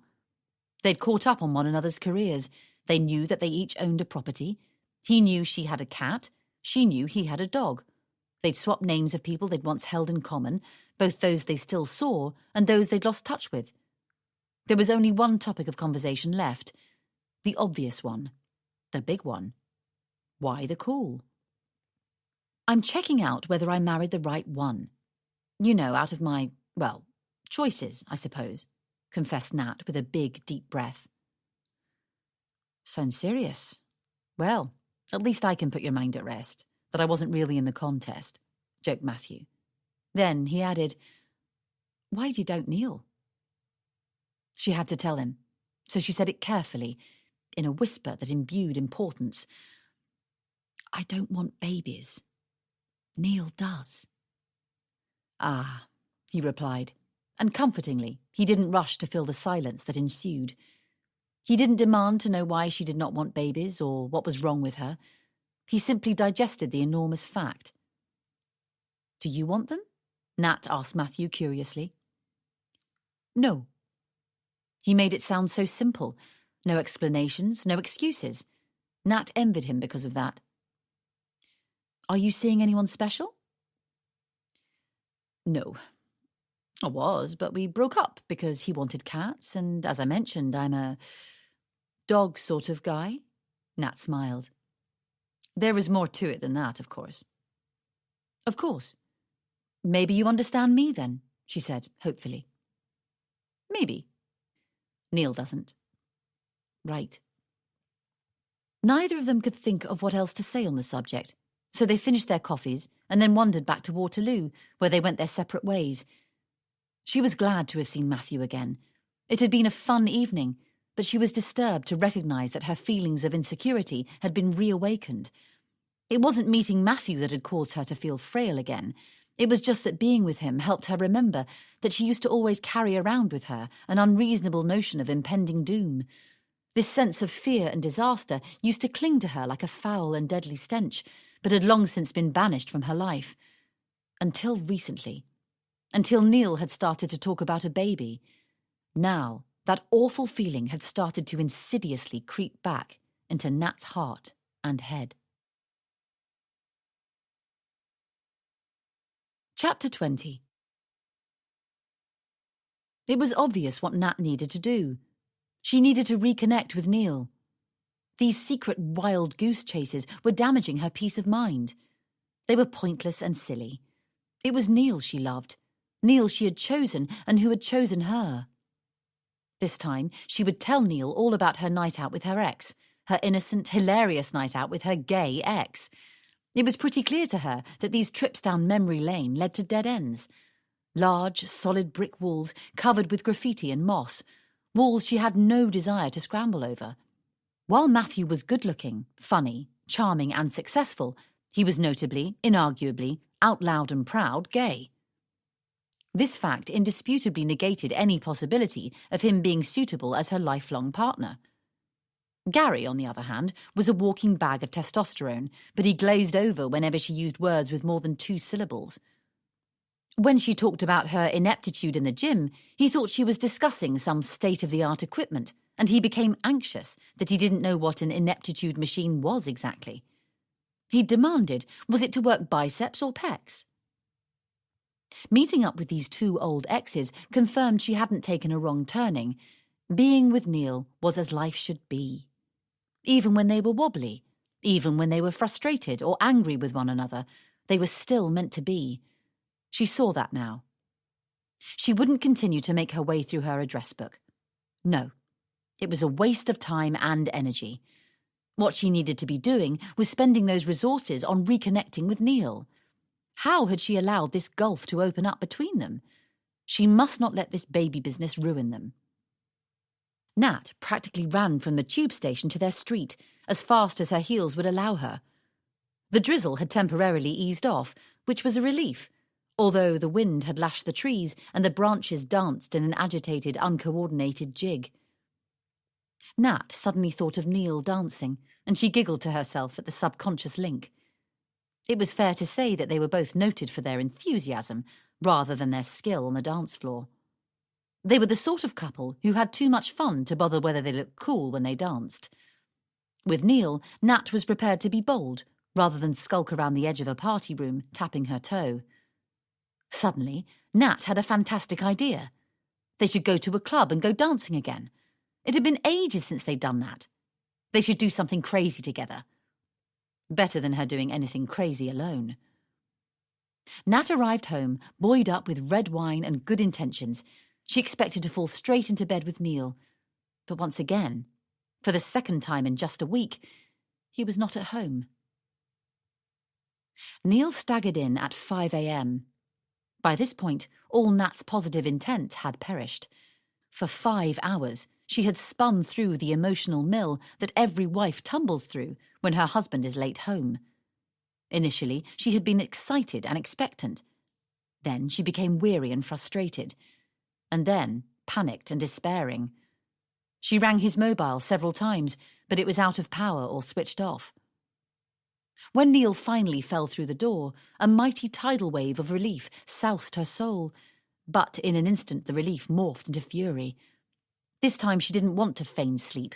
This time she was ready to have an enormous row. "Who is she?" she demanded, the moment her eyes became accustomed to the bright bedroom light that Neil had inconsiderately flicked on. "Who is who?" slurred Neil. Nat had not planned this to be her first question. She'd expected to ask, "What time do you call this?" or even, "Where the hell have you been?" But as Neil had walked in with lipstick smeared on his cheek, Nat had a new imperative. "Who is she?" she screamed again. It was surprising to her how she'd reached this aggressive take-no-prisoners pitch in just seconds. She sounded terrifying to herself, but Neil was protected by the huge quantities of alcohol he'd consumed and couldn't respond to her fury. "Who is who?" he slurred for the second time, trying and failing to look innocent. Neil attempted to pull his face into a suitable expression. but he couldn't decide what suitable might be. Rakish but charming? Or lovable and puppy dog? The result was an inappropriate smirk that served to enrage Nat further. "You've been with another woman!" "No." "You liar! I can see lipstick on your face." Nat leapt out of bed and quickly examined Neil. "And fake tan on your crotch! Who the hell is she?" "Barbie or Bella or Cindy or something," giggled Neil, clearly too pissed to grasp the seriousness of the situation. "I don't want to hear made-up names inspired by bloody Disney videos. What is the name of your other woman?" demanded Nat. Hot tears sprang into her eyes. She wanted to hit him, punch him, and wound him as brutally as she was wounded. How had this happened? How could Neil be seeing someone else? "I'm not making it up," insisted Neil. "Strippers have funny names like that. Cherry and Jazz and things." "Strippers?" "Yes. We went to Hush Hush. You don't mind, do you?" Nat knew that in the past Neil had on occasion visited a strip joint. And while she didn't love the idea of him paying to watch women take their clothes off, she didn't hate it any more than the fact that he snowboarded off-piste, which she considered seriously dangerous. She thought he had a lot of dumb hobbies. But why had he gone to a strip joint tonight? It wasn't anyone's birthday. "Why did you go to Hush Hush?" "Felt like it." Neil considered saying it was Carl's idea, but he knew she'd think it was a cop-out. She might even respond, "If Carl suggested jumping into a lake, would you say yes?"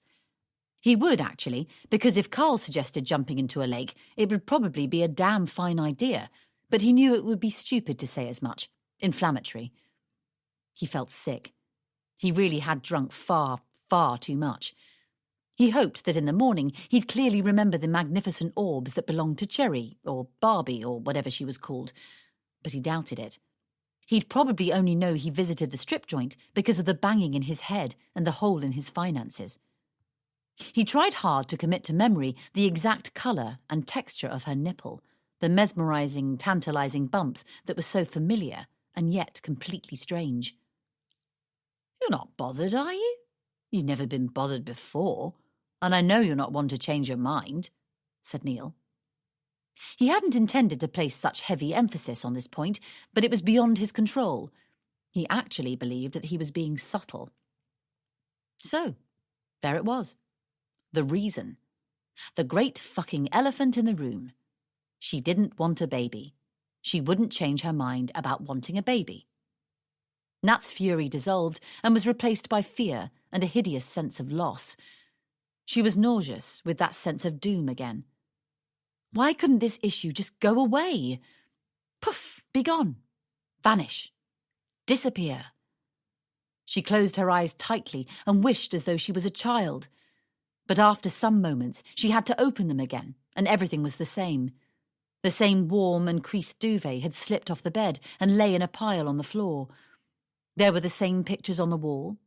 There he was, the same drunken husband, swaying in the doorway, and he was wearing the same expression he always wore nowadays, one of confusion and sadness.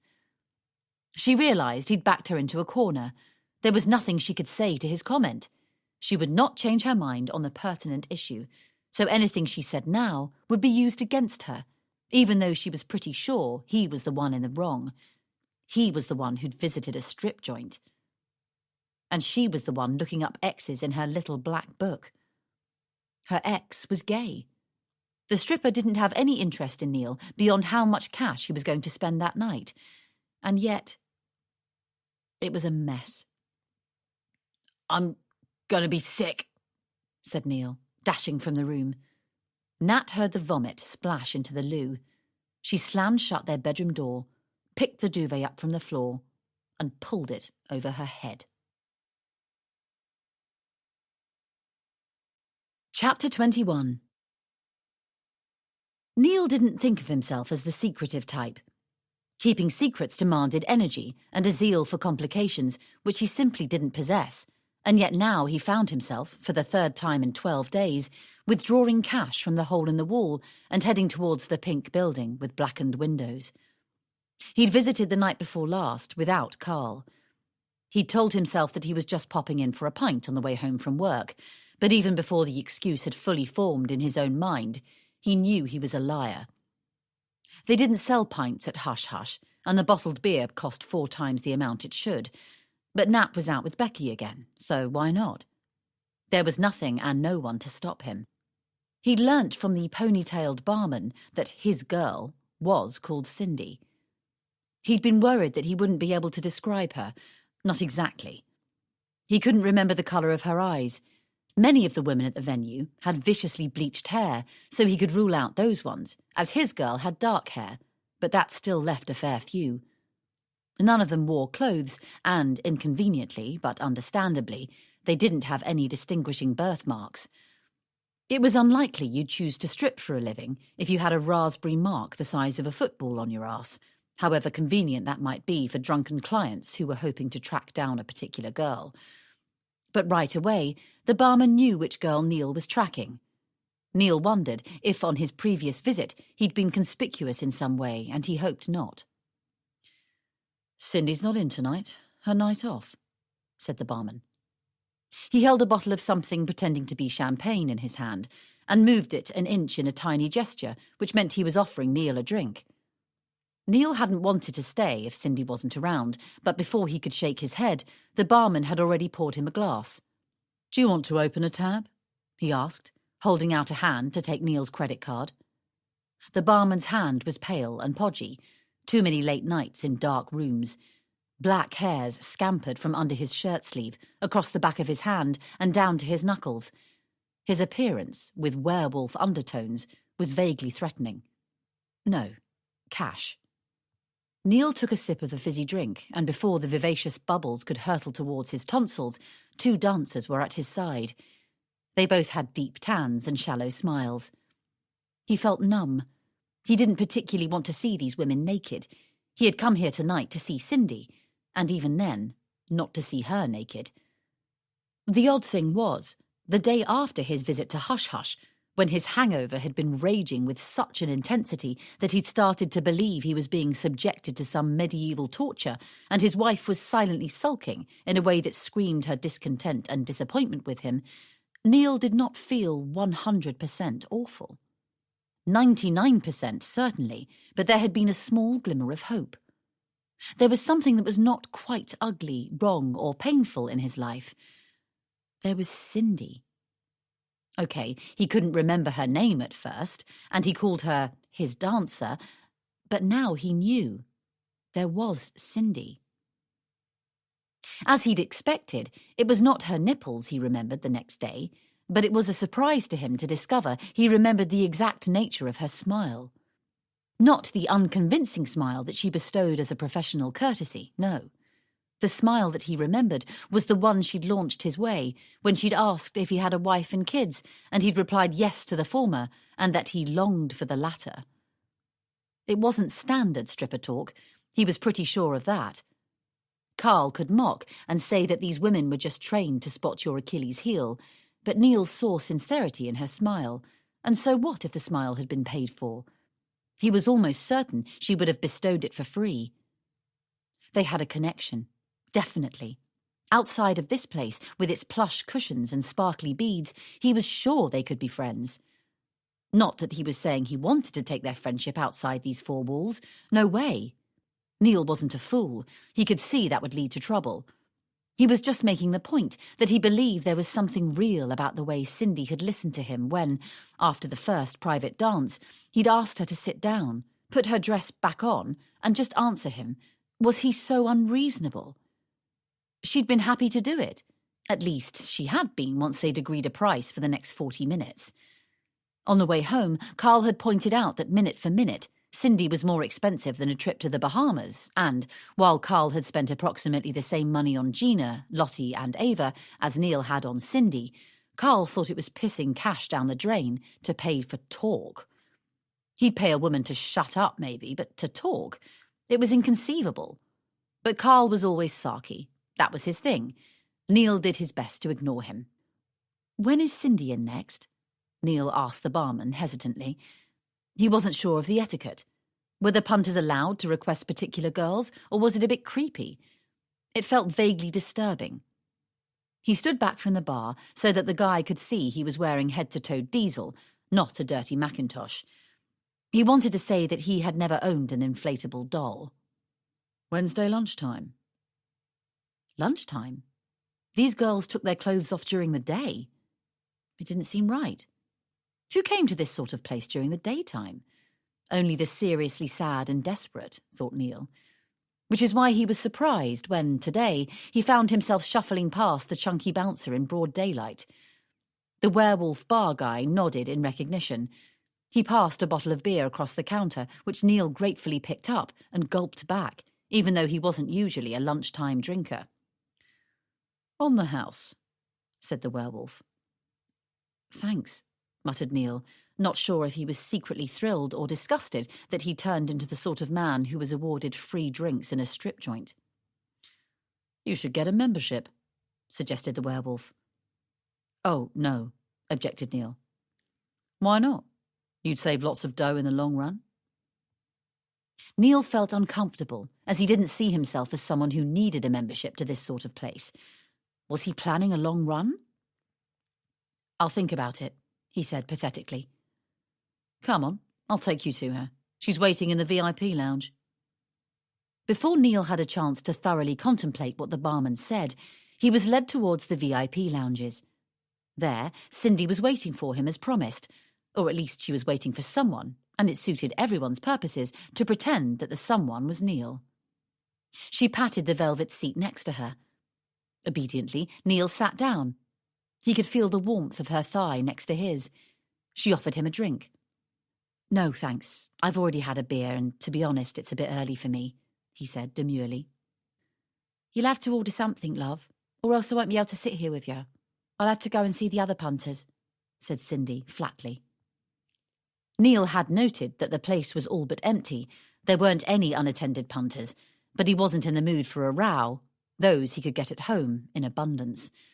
Instead, he nodded at the werewolf barman who was hovering, expecting to take an order. Once given the nod, he quickly disappeared, and then returned almost immediately with a bottle of fizz in a bucket. The efficiency suggested another rehearsed routine, the thought of which vaguely irritated Neil. He wished he'd specified that he just wanted another bottle of beer. This chat he wanted with Cindy was becoming scarily expensive. Cindy sensed his resentment and treated him to a broad smile. "So, Niall, lovely to see you again," she said, crossing her legs, causing her dress to fall open, exposing the toned, tanned flesh of her upper thigh. "Neil," he corrected. "Sorry, Angel, Neil, right." She shrugged, too shrewd to bother being abjectly apologetic. They both knew where and how they met. They knew the score. "I didn't have you down as a lunchtime visitor," she added. "No." "Would you like a dance now?" She stood up and started to fiddle with the clasp on her halter neck of her sparkly dress. "No, not really," replied Neil awkwardly. It wasn't that Neil had gone off the idea of seeing her naked. He just wasn't sure he was ever on the idea of seeing her naked. That wasn't why he was here. "I can't sit here for free," she pointed out. "Of course." Neil reached into his pocket and pulled out a bundle of 20s. He threw them onto the table. Cindy reached for them, snaffling the cash with a feral determination that put Neil in mind of an urban fox rummaging through bin bags late at night. He shifted uncontrollably on the plush sofa. She hadn't appeared so mercenary the other night. Was he a fool? A prize twat? Of course she was mercenary. She was a stripper. Everything was for sale. Neil felt hideously sad. What was he doing here? Was he some sort of desperate, friendless wanker that needed to pay a stripper for a chat? A moment's thought revealed the answer. Yeah, he was. Mortified, he considered that what he should do right now was stand up and walk out immediately. Nervously, he cast his eyes around, looking for the exit. It was surreal to be in an erotic bar in the middle of the day. From the VIP lounge, he had a unique view of the stage where, currently, a woman was performing breathtaking aerobic feats with a pole. "In the evening, some of the girls are suspended from the ceiling over the stage," said Cindy, pointing above where they were sitting. I don't do the circus bit because the blokes that sit here can see right up when they do the mid-air splits. It's a bit much for me. Just the midwife who delivered my girl has had that pleasure in the past 2 years. Neil stopped looking for an exit. You have a child? Cindy eyed him warily and wearily. She didn't usually talk about her daughter to the punters. The two things were entirely separate. They had to be. Cindy remembered something about this Neil. Oh yeah, he wanted kids, and his wife wasn't interested. That was what he'd been going on about the other night. On and on and on about, actually. Well, he looked trustworthy enough for her to continue. Yeah, a daughter. She's 20 months old. Heidi, you know, like in the book. I never imagined. Neil stuttered to a halt. Anything he had to say could only be misconstrued as insulting. What? He never imagined strippers could be mums? Want to see a picture? Cindy, unable to suppress her maternal pride, reached for her glittering clutch bag and pulled out a picture of a smiley, pretty kid sitting in a pool of colourful plastic balls. Neil had seen hundreds of similar pictures, but every one moved him to smile. Must be tough, bringing her up on your own, said Neil. I don't. Her dad is really hands-on, said Cindy with a shrug. She wasn't bothered by his assumption that she was a stereotypical, struggling, single mum sort of stripper. She was too used to the assumption to waste energy being offended by it. She glanced at the photo, blew her daughter a kiss, and then carefully replaced the snap back in her bag. I wouldn't have married him if he was like the useless bastards you see in here. My Dave understands his family responsibilities. Right. Neil didn't know what else to say. God, sorry. Cindy put her hand to her mouth and clearly wished she could grab back her words and swallow them. I'm not saying you are a useless bastard. You seem very useful. I mean, nice. You seem nice. All the coldness had melted from her and been replaced by embarrassment. Look, forget it. I shouldn't have started to get on about me. It's against the rules, actually. You won't say anything, will you? Cindy looked concerned, so Neil shook his head in an effort to reassure her. Thanks. Ruins things if the punters know we're married. Does their heads in. Neil understood that.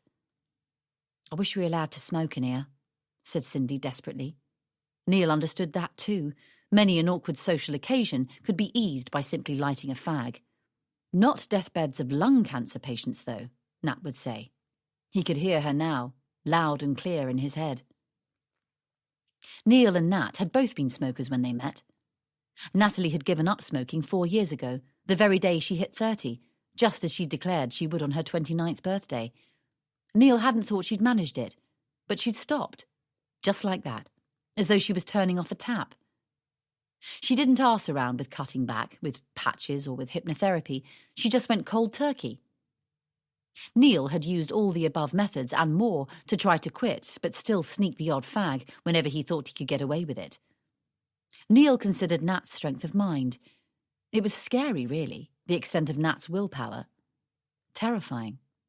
Neil dropped into a deeper, darker silence as he thought about Natalie's determination and how fixed and focused she could be. History showed that once she decided a thing, she wouldn't budge. Oh, hell. Fucking hell. Cindy poured them both a drink. Shall I do a dance, then, since you're here? She offered, half-heartedly. Yeah, go on then, said Neil, because it would seem rude if he said no again. I bet if your missus saw my Heidi, she'd want a baby, said Cindy, as her dress fell to the floor. Chapter 22. Hello, darling. Hi, Mum. What's up? Asked Nat. The sky, Nina deadpanned in reply, as she was a stickler for grammar and all things proper. Nothing is up, darling, if you intend me to interpret that question to mean what is wrong. Did you? No, said Nat with a patient sigh. I meant what news? You tell me, dear. What's your news? If Natalie had been listening carefully, she might have noted that her mother's tone was not quite as relaxed as usual. Nina was in fact using exactly the same slightly suspicious tone of voice that she had used when she had asked a 15-year-old Nat whether she was bunking off school, having found daytime cinema ticket stubs in her blazer pocket. The same tone of voice that she had used when she asked Nat if she was having sex, having spotted condoms in her purse when Nat was paying for a coffee. A tone of voice she used practically all the time when talking to her sons. But Nat wasn't listening carefully. "Oh, you know, same old, same old. I'm working really hard on a big project on lymphatic filariasis. It's fascinating," Nat replied, having switched to automatic pilot. Her head was full of concerns, very few of which were connected with lymphatic filariasis, despite what she wanted her mother to believe. "And Neil?" probed Nina. "Oh, you know, he's fine." "Working hard too?" Frankly, Nat didn't know for sure. He wasn't at home much. She assumed he was in the office or hanging out at Carl's, but honestly, she hadn't really delved too deeply as to his exact whereabouts, and he hadn't been especially forthcoming with any information. Not that there was anything unusual there. They trusted one another enough so as not to have to account for every single moment of their days. Or at least, that's how it had been until recently. And Nat found it comforting to pretend that this was how things still stood between them.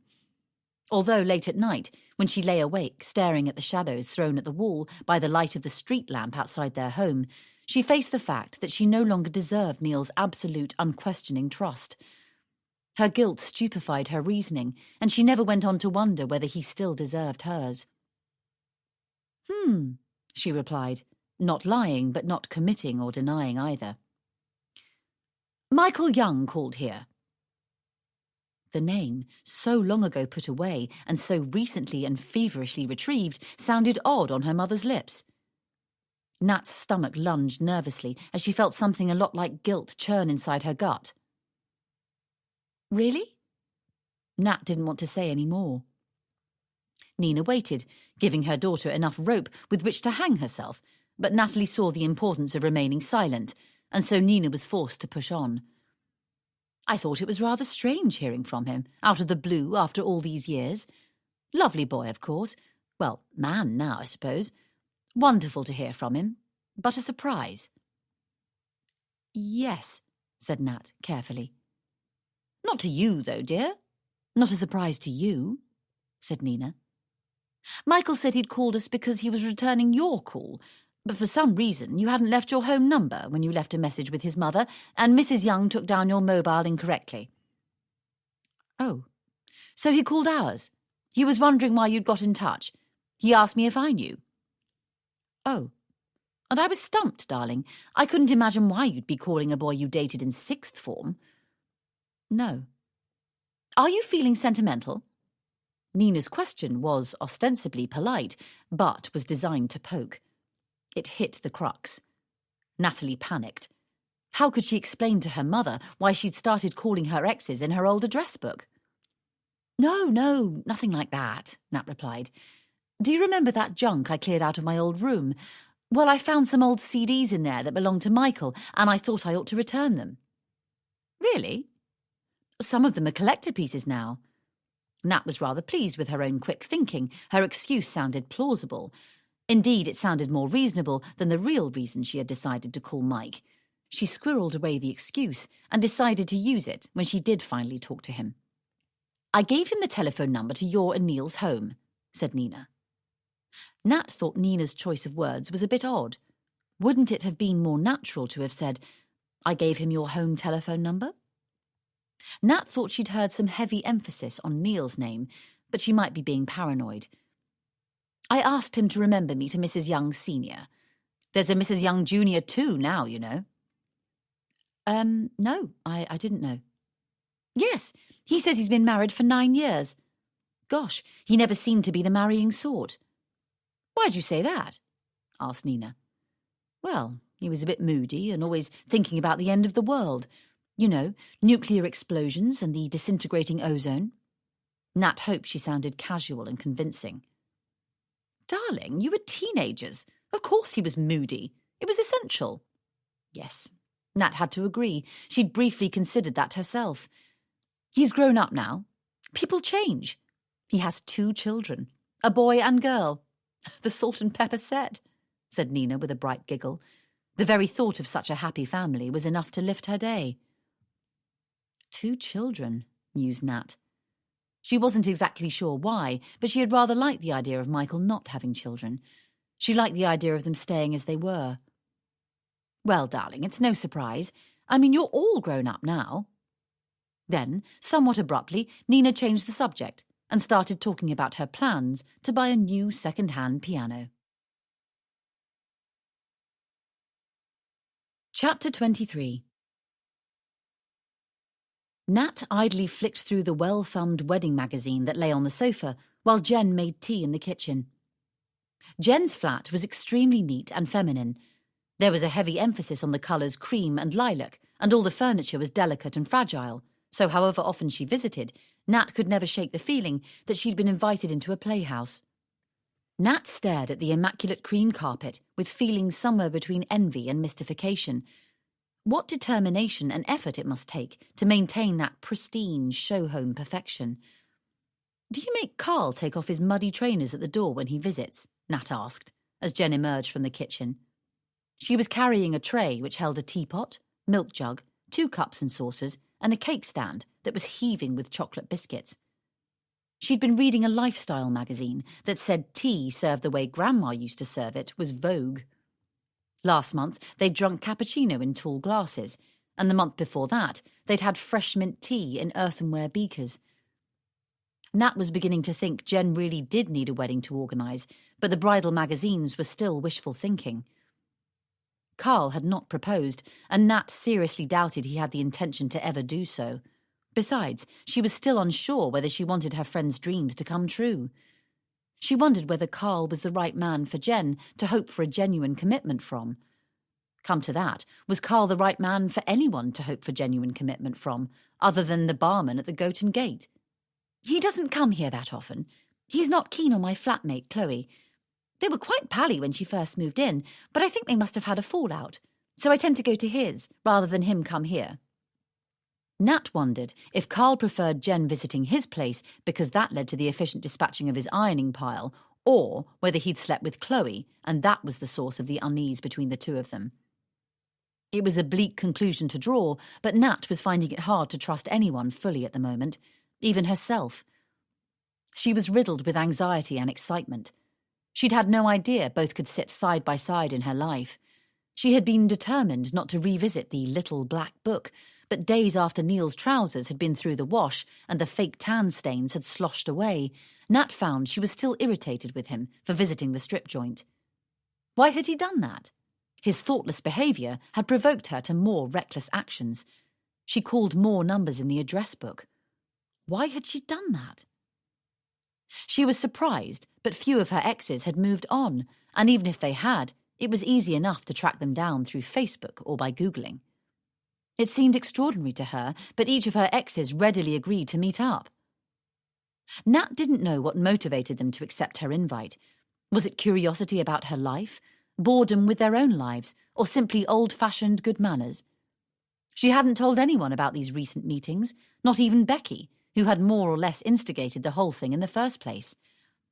Nat tried to convince herself that there was nothing to tell, but she knew that what she was doing was slightly below the belt because she paid an inordinate amount of attention to her clothes when she picked out an outfit for the dates. Well, it was natural to want to look your best if you were meeting up with an ex. No one could blame a girl for that. Dates? What was she talking about?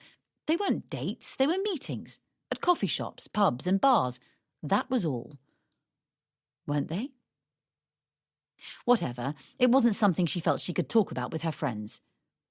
Nat repeatedly and defiantly asked herself, what was there to tell? Really? So she'd had a coffee with Daniel McEwen. That had been a total disaster anyway, unquestionably one of the most uncomfortable experiences of her life. Nat hadn't been that into Daniel the first time she went out with him, and things weren't any better now, several years on. He had been a friend of a friend's boyfriend, and they had started dating because Nat's friend had insisted they were well suited. Daniel was a pleasant enough-looking guy. He had big brown eyes that he used to his advantage. He had nice manners. He had always opened the car door for her and walked on the side of the pavement that was nearest to the traffic. But he could be sulky, and he had no hobbies nor many friends. Nat had always felt responsible for entertaining him, which was a little draining. Nat remembered very few specifics about their relationship. She did remember that he was a dog lover, and that they had taken his Great Dane along on all their dates. While this limited the sort of dates they had, mostly walks in the park culminating in a pub garden, Nat had never had a problem with this, as truthfully, she'd felt more affection for the dog than she did for Daniel. She'd allowed the relationship to go on far longer than it should have done. They dated for about a year, and then, finally, she found the courage to tell him that she didn't think they had a future. Nat had thought she'd never forget the icy hurt and disbelief in Daniel's big brown eyes as she delivered her exit speech. His eyes had screwed up to shrunken, disappointed raisins right in front of her, but she had forgotten his hurt and disbelief, or else she would not have called him. Within minutes, it became clear that Daniel McEwen had only agreed to meet up with Nat to show her how he was well and truly, completely and utterly over her. He'd insisted on showing her photos of his wedding day, his kids, his car, and his cottage. Natalie genuinely wished him well, but he didn't believe her. She didn't much care, because the fact that he was so besotted with his kids showed that she'd made the right decision in ditching him all those years ago. Daniel McEwen was not her one. And she'd had a meal with Richard Young. So what? Oh yes, and a cocktail with Richard Clark. Yes, she'd even met up with the Dick, and she'd managed to resist clubbing him with a blunt instrument. It wasn't as if she was whipping off her knickers and waving them above her head. A girl had to eat and drink, didn't she? That was all she was doing. Nat stole a glance at Jen and weighed up whether she could tell her about Richard Clark. Jen would be quite interested in the outcome of Nat's drink with him.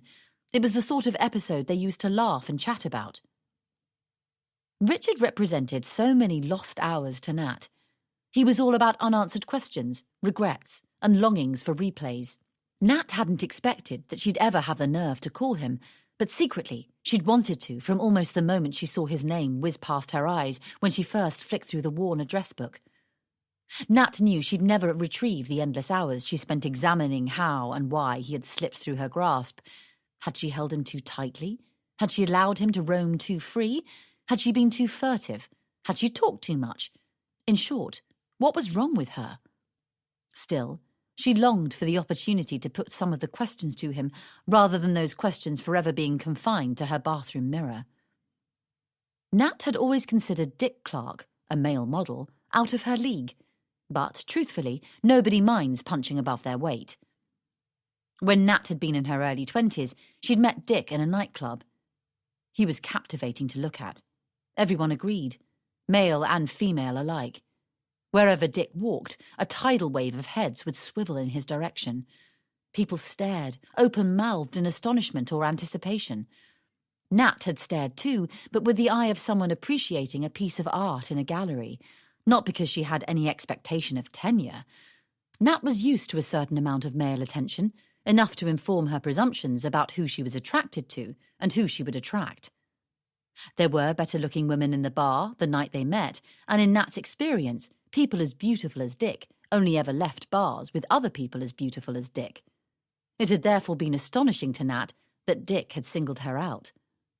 He'd made an obvious beeline for her, bought her drinks, danced with her, and talked to her all night.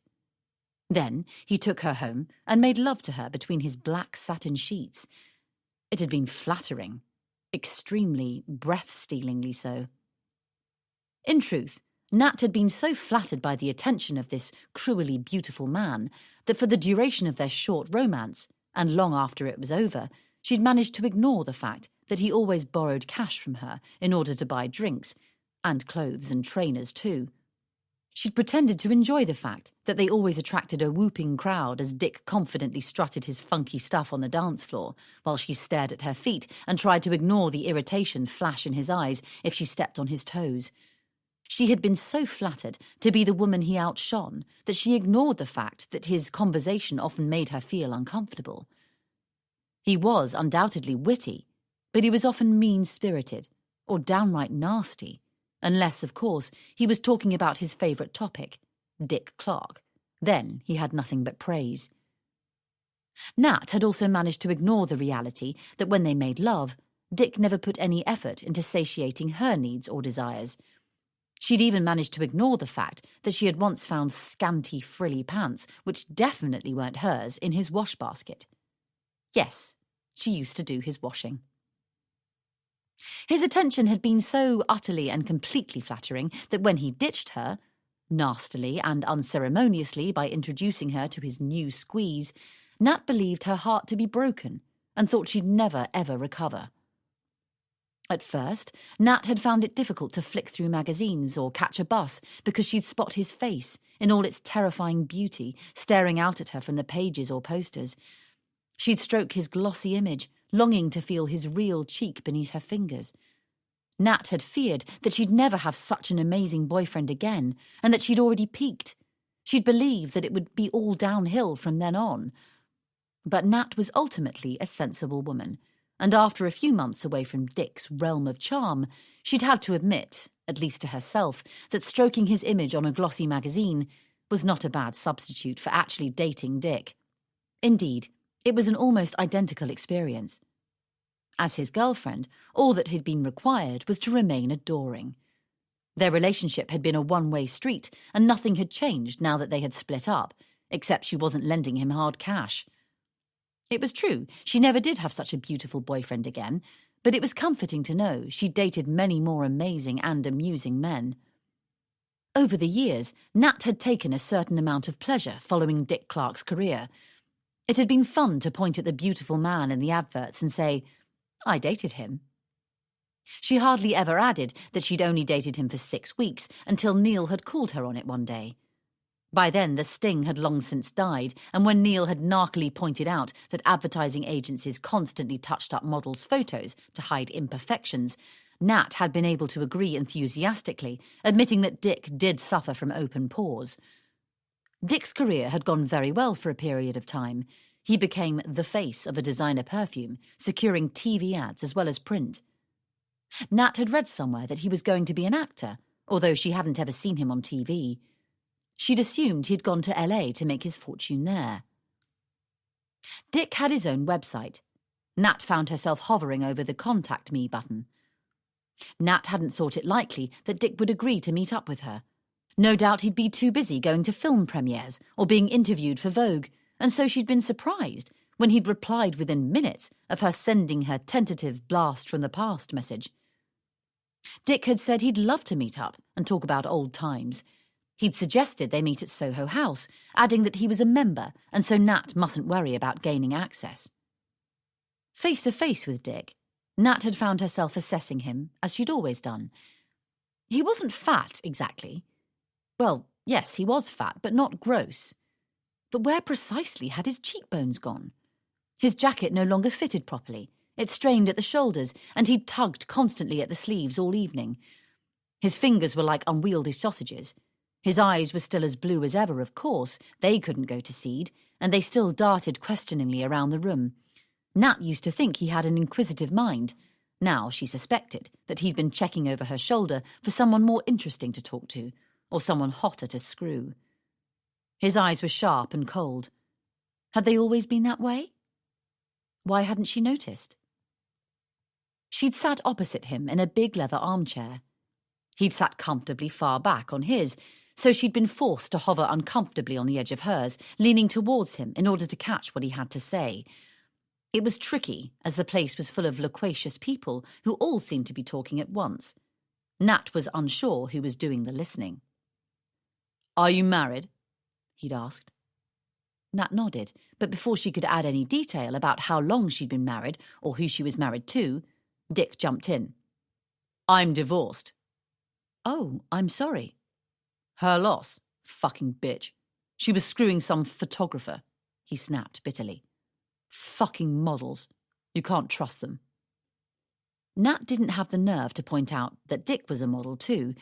Besides, she wasn't sure that he could still be modelling. She noticed that the zip on his trousers was gaping open. She pitied him. Not for his fatness. That didn't matter one way or another to her, but for his anger. That was truly ruining. Dick's conversation betrayed the fact he found life disappointing. His laugh was forced and unnaturally high-pitched. Throughout their drink, he'd grumbled that there were no jobs, grumbled that those who did have them were incompetent. He'd dismissed good fortune as good luck, upgraded bad luck to conspiracy theories or a confirmation of the apocalypse. When Nat had thought about meeting up with Richard Clarke, she'd privately hoped that she might discover why he'd picked her out, just to drop her unceremoniously again after only a few weeks, but she'd discovered she didn't really care. It didn't really matter, not anymore. Nat realised she'd had a lucky escape. If Dick's attention span hadn't been quite so limited, then she might have wasted more than 6 weeks with him. After just one round, she'd made an excuse to leave. She left in a hurry, letting out a huge sigh of relief. She was quite sure Richard Clarke was not the one that got away. Nat had initially secretly nursed a niggling worry that when she met up with her old flames, she wouldn't be able to stop herself using an unacceptable, familiar, flirty tone. She'd worried that it would be all too easy to slip back into old ways, because once you'd had sex with someone, it could be difficult to limit the conversation to the weather. But meeting up with Gary and Richard, men who had always created pleasant sensations between her legs, although notably not between her ears, proved that, in fact, she had no difficulty in steering away from anything remotely disreputable or risque. She found that she didn't reminisce. She talked about Neil most of the time, usually about Neil wanting babies and her not wanting them. How weird was that? The one subject she was hoping to escape from by arranging these meetings was the one subject she returned to again and again. It didn't make sense. Michael Young, her boyfriend in sixth form, had said that it was understandable that she wanted to talk about this problem. Is it? I thought that by meeting up with you and my other little black book guys, I'd be leaving all this domestic dross behind. You're not that callous, Nat. You never were. He'd smiled fondly. Although, for the record, I'm not too thrilled to be ganged in with a whole host of other little black book names. Sorry. Nat had considered that perhaps she should have been a bit more tactful. She could have said that she'd found the little black book and desperately wanted to catch up with him alone, instead of confiding that she'd met up with many of the others too. The problem was there were too many lies floating around her head right now, and she didn't have the energy to invent another. She was losing her grasp on what she'd said to whom as it was. For instance, the other day, Becky had asked her what she was doing that evening, and Nat had replied, "I'm going to the movies with you." She was not, in fact. She'd been planning to meet Daniel McEwen, but she'd told Neil she was going to the movies with Becky, a girly weepy with lots of changes of clothes and at least one dying boyfriend. So then she found herself saying to Becky, "Sorry, did I say with you? I meant with Neil, obviously." The next day she reported back to Becky, "Bloodfest horror film. Neil loved it." With each lie she told, Nat imagined she was filling a balloon with hot air. She held tightly to the strings of the lies, but soon she worried there would be so many that she'd be lifted into the air and carried far, too far away. So, why am I talking about babies when it's the one topic I try to avoid at home? Nat had asked Michael. Michael had smiled. He'd marvelled at how little Nat had changed. She was still asking other people for answers when there was no great mystery. At least no mystery that couldn't be solved, if only she'd be prepared for some honest and deep self-investigation. It had always been her way to gloss over and hurry on, to leave things behind rather than fix them. It was that attitude that had finally killed off their relationship. When they'd headed off to university, she'd declared that they were bound to meet other people and split up. Her certainty that it would be so had made it so. Perhaps they could have managed a long-distance relationship, if only she'd been certain it would work. "Well, have you talked about this baby business with your parents?" Michael had asked. "No." "Or your friends?" "No." "And you've made it clear to Neil that the subject is off limits?" "There's nothing more to say to him. Besides, he's rarely at home nowadays." "Where is he?"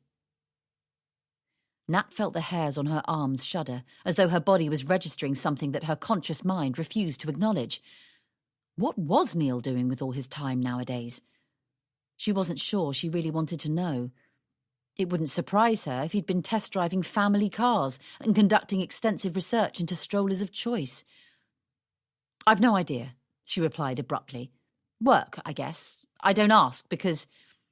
You don't want him asking too many questions either? I suppose. It was a bleak thought.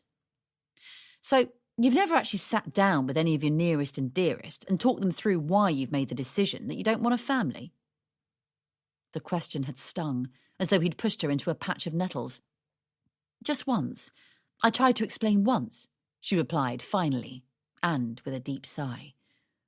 He didn't understand. Well, it's clear you need someone to talk to. These meetings with people you once cared about afford only a temporary intimacy. Nat had looked at Michael with surprise. Could that be right? When did you get so wise? Leisurely, over the last decade or so, he'd grinned. Nat had been back at Michael. I have something to show you.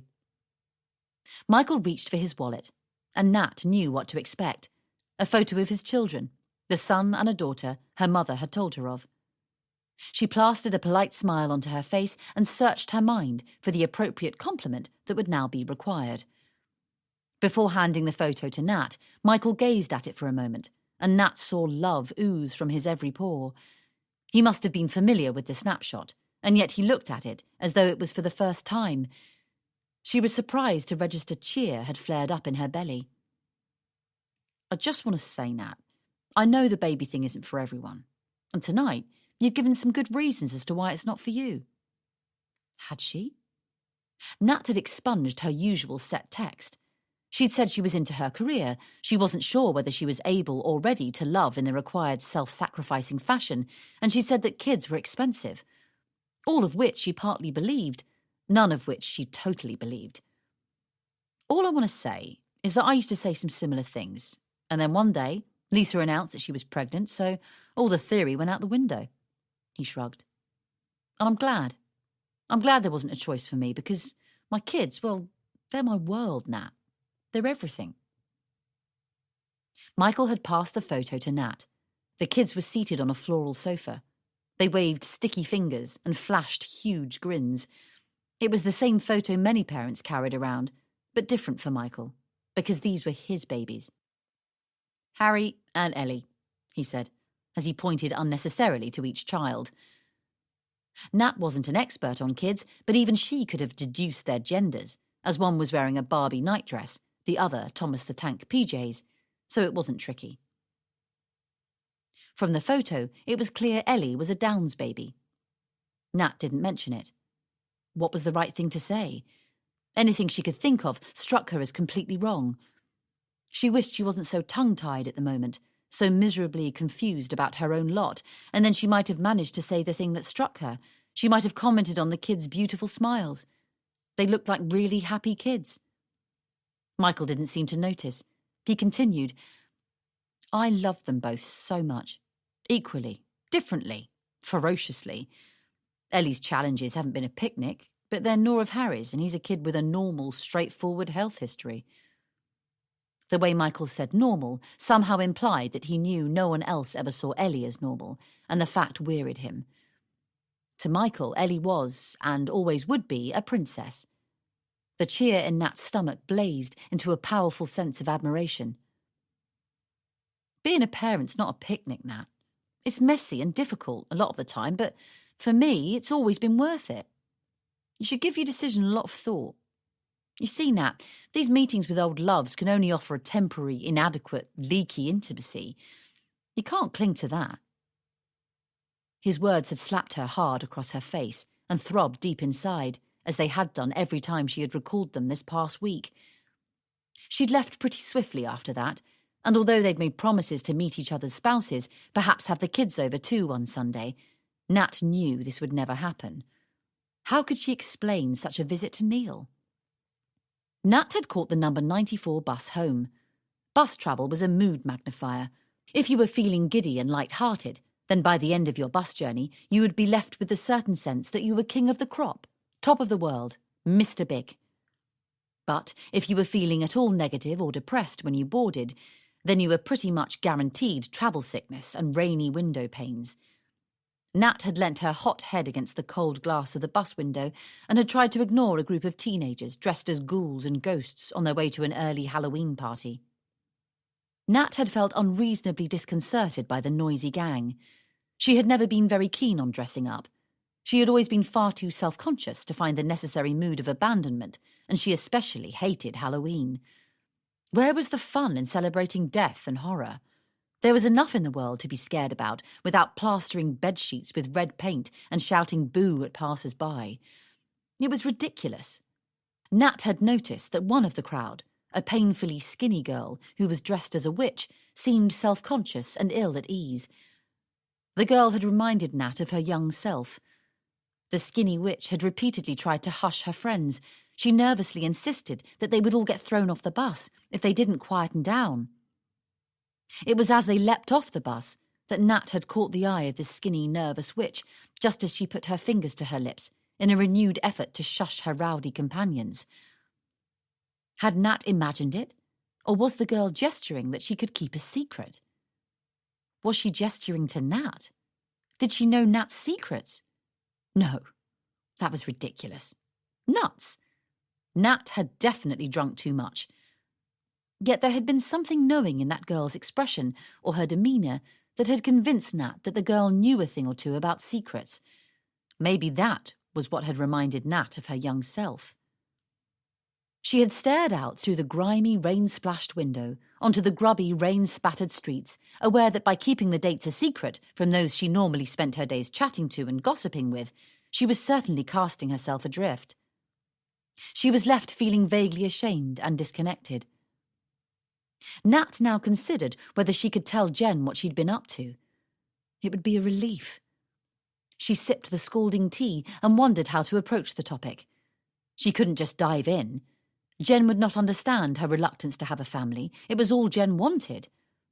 Would Jen understand how lonely she had felt of late, since she and Neil rarely talked to one another nowadays, and never about anything more meaningful than whose turn it was to clean out the cat's litter box?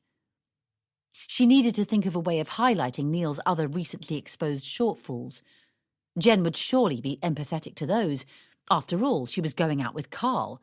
She had lots of experience when it came to men with shortfalls. "What do you think about our guys visiting a strip joint the other week?" Nat asked. "Boys will be boys," said Jen with a shrug. "Neil spent a fortune," Nat added grumpily. "Think of it as the equivalent to you visiting a day spa." As Nat never visited day spas, although she often said one day she might, Jen's words were not soothing. "But is it responsible behaviour from a man who claims he wants to be a father?" Nat added. "No, it is not." "But Neil is not going to be a father, is he? You've decided on that," replied Jen. "I didn't decide. We both agreed," fumed Nat. "And now he's changed his mind," Jen sighed. She was more than a little bored with this conversation. Why wouldn't Nat have a baby? Everyone else did. Everyone else wanted to. Why did she think she was so special? Jen privately thought Nat was being irrational and unreasonable. Jen's sympathies were with Neil, but her loyalties were with Nat. All she could do was remain tight-lipped.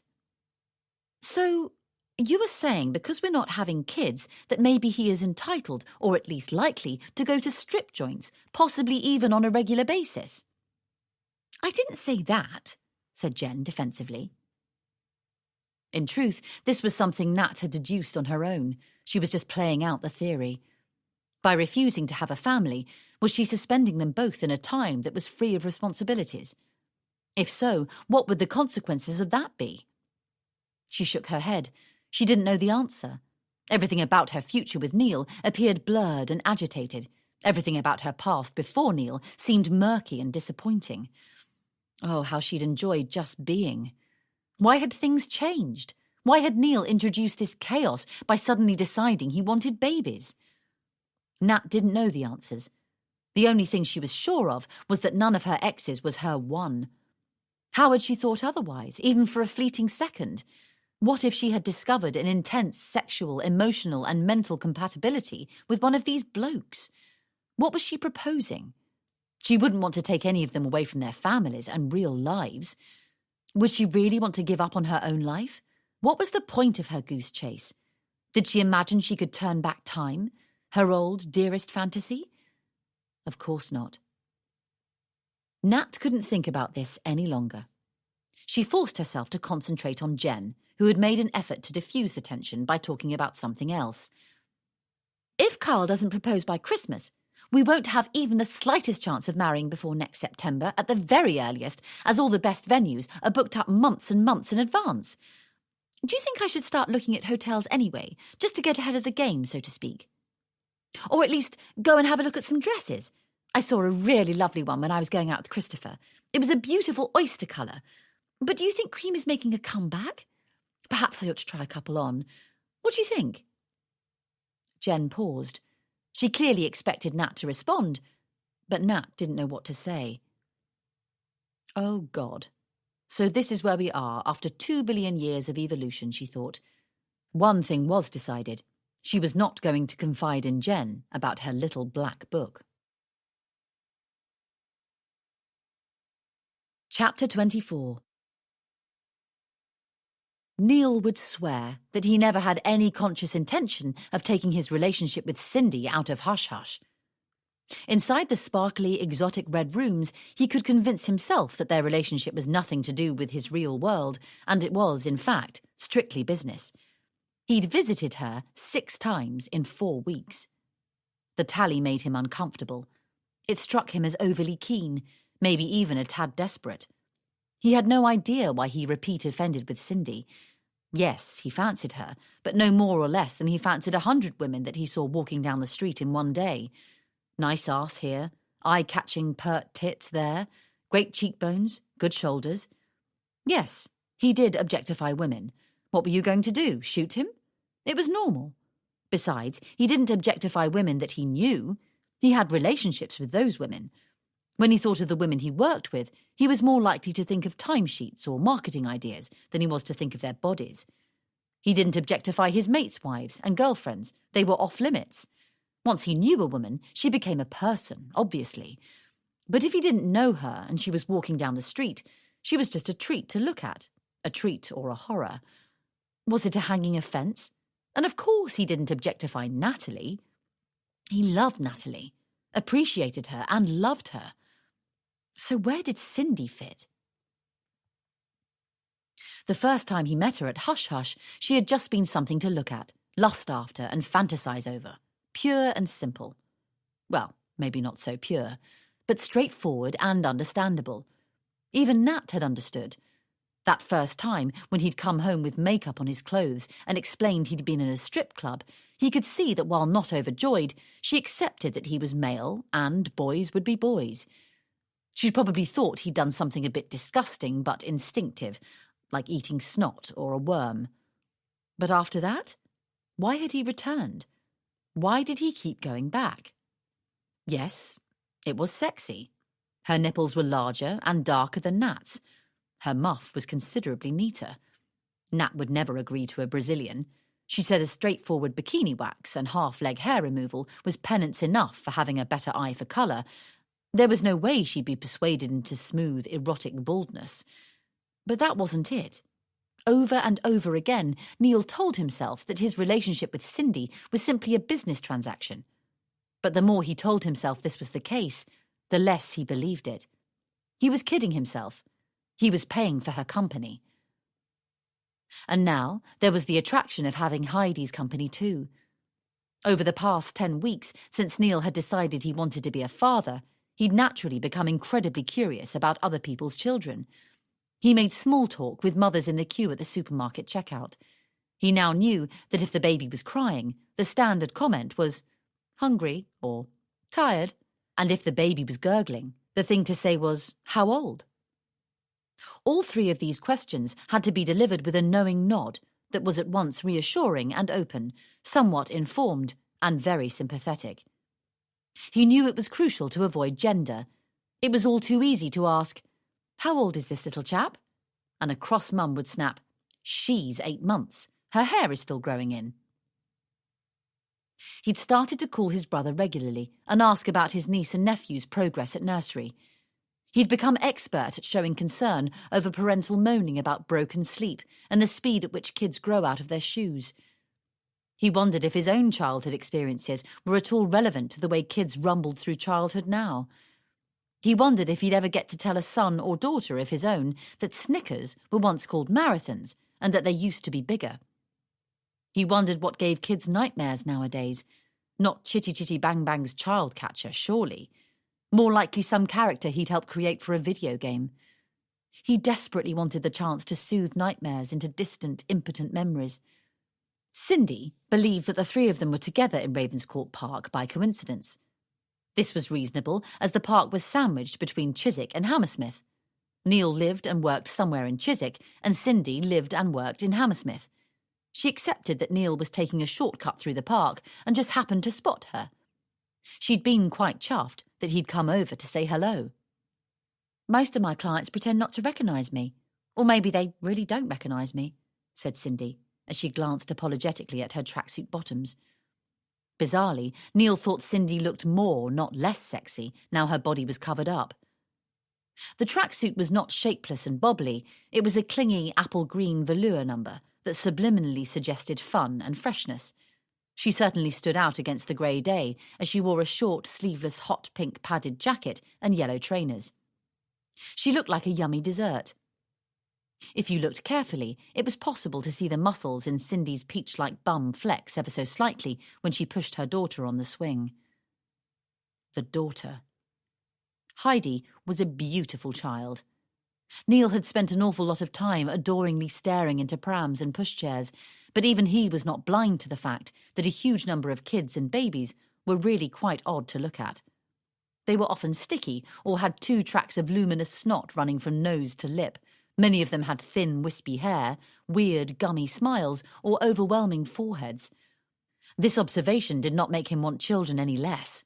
Neil was certain that any baby he had with Natalie would be a beauty, and he'd definitely always carry a tissue. Still, it was a bonus to catch sight of the sort of child that took your breath away, and Heidi was such a child. She looked as though angels had made her to celebrate a special occasion. The first day of summer, perhaps. She had curls that bounced around her cherubic face, a tiny button nose, fat, pink, pouty lips, and enormous blue eyes, framed with lashes that caused drafts when she blinked. She looked pretty much how Neil imagined a child belonging to him and Nat might look, if Brad Pitt was willing to donate. "What are you doing in a park at this time of the day?" asked Cindy.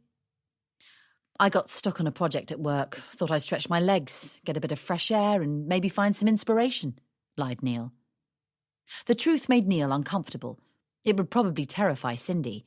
He sure as hell couldn't risk admitting that since she'd mentioned that she sometimes spent her mornings off here in the park with Heidi, he had taken to mooching around, hoping to catch a glimpse of them. He wasn't sure why he was so curious about Cindy's life. It didn't make sense, but he had an increasing, overwhelming urge to be with her. Being with her was straightforward and relaxing. She didn't trade sarcastic comments with him, nor did she sulk, seethe, or swear at him, unlike his wife. "Fancy a coffee?" he asked tentatively.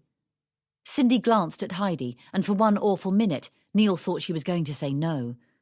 He fought the disappointment that was surprisingly bitter and potent. "I can throw in an ice cream," he added, hoping he didn't sound quite as pathetic and desperate as he felt. Neil was banking on the fact that even on a chilly autumn day, children were always keen for an ice cream cone.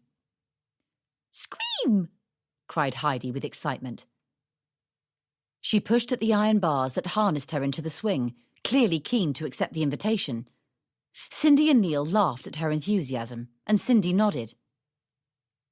The cafe was cramped with noisy kids and mothers whose attitude towards those kids tended to be equally divided between harassed and indifferent. The windows were steamed with the effect of the hot drinks being made and the hot gossip that passed between the women. Cindy scanned the room and then told Neil she'd prefer to sit outside.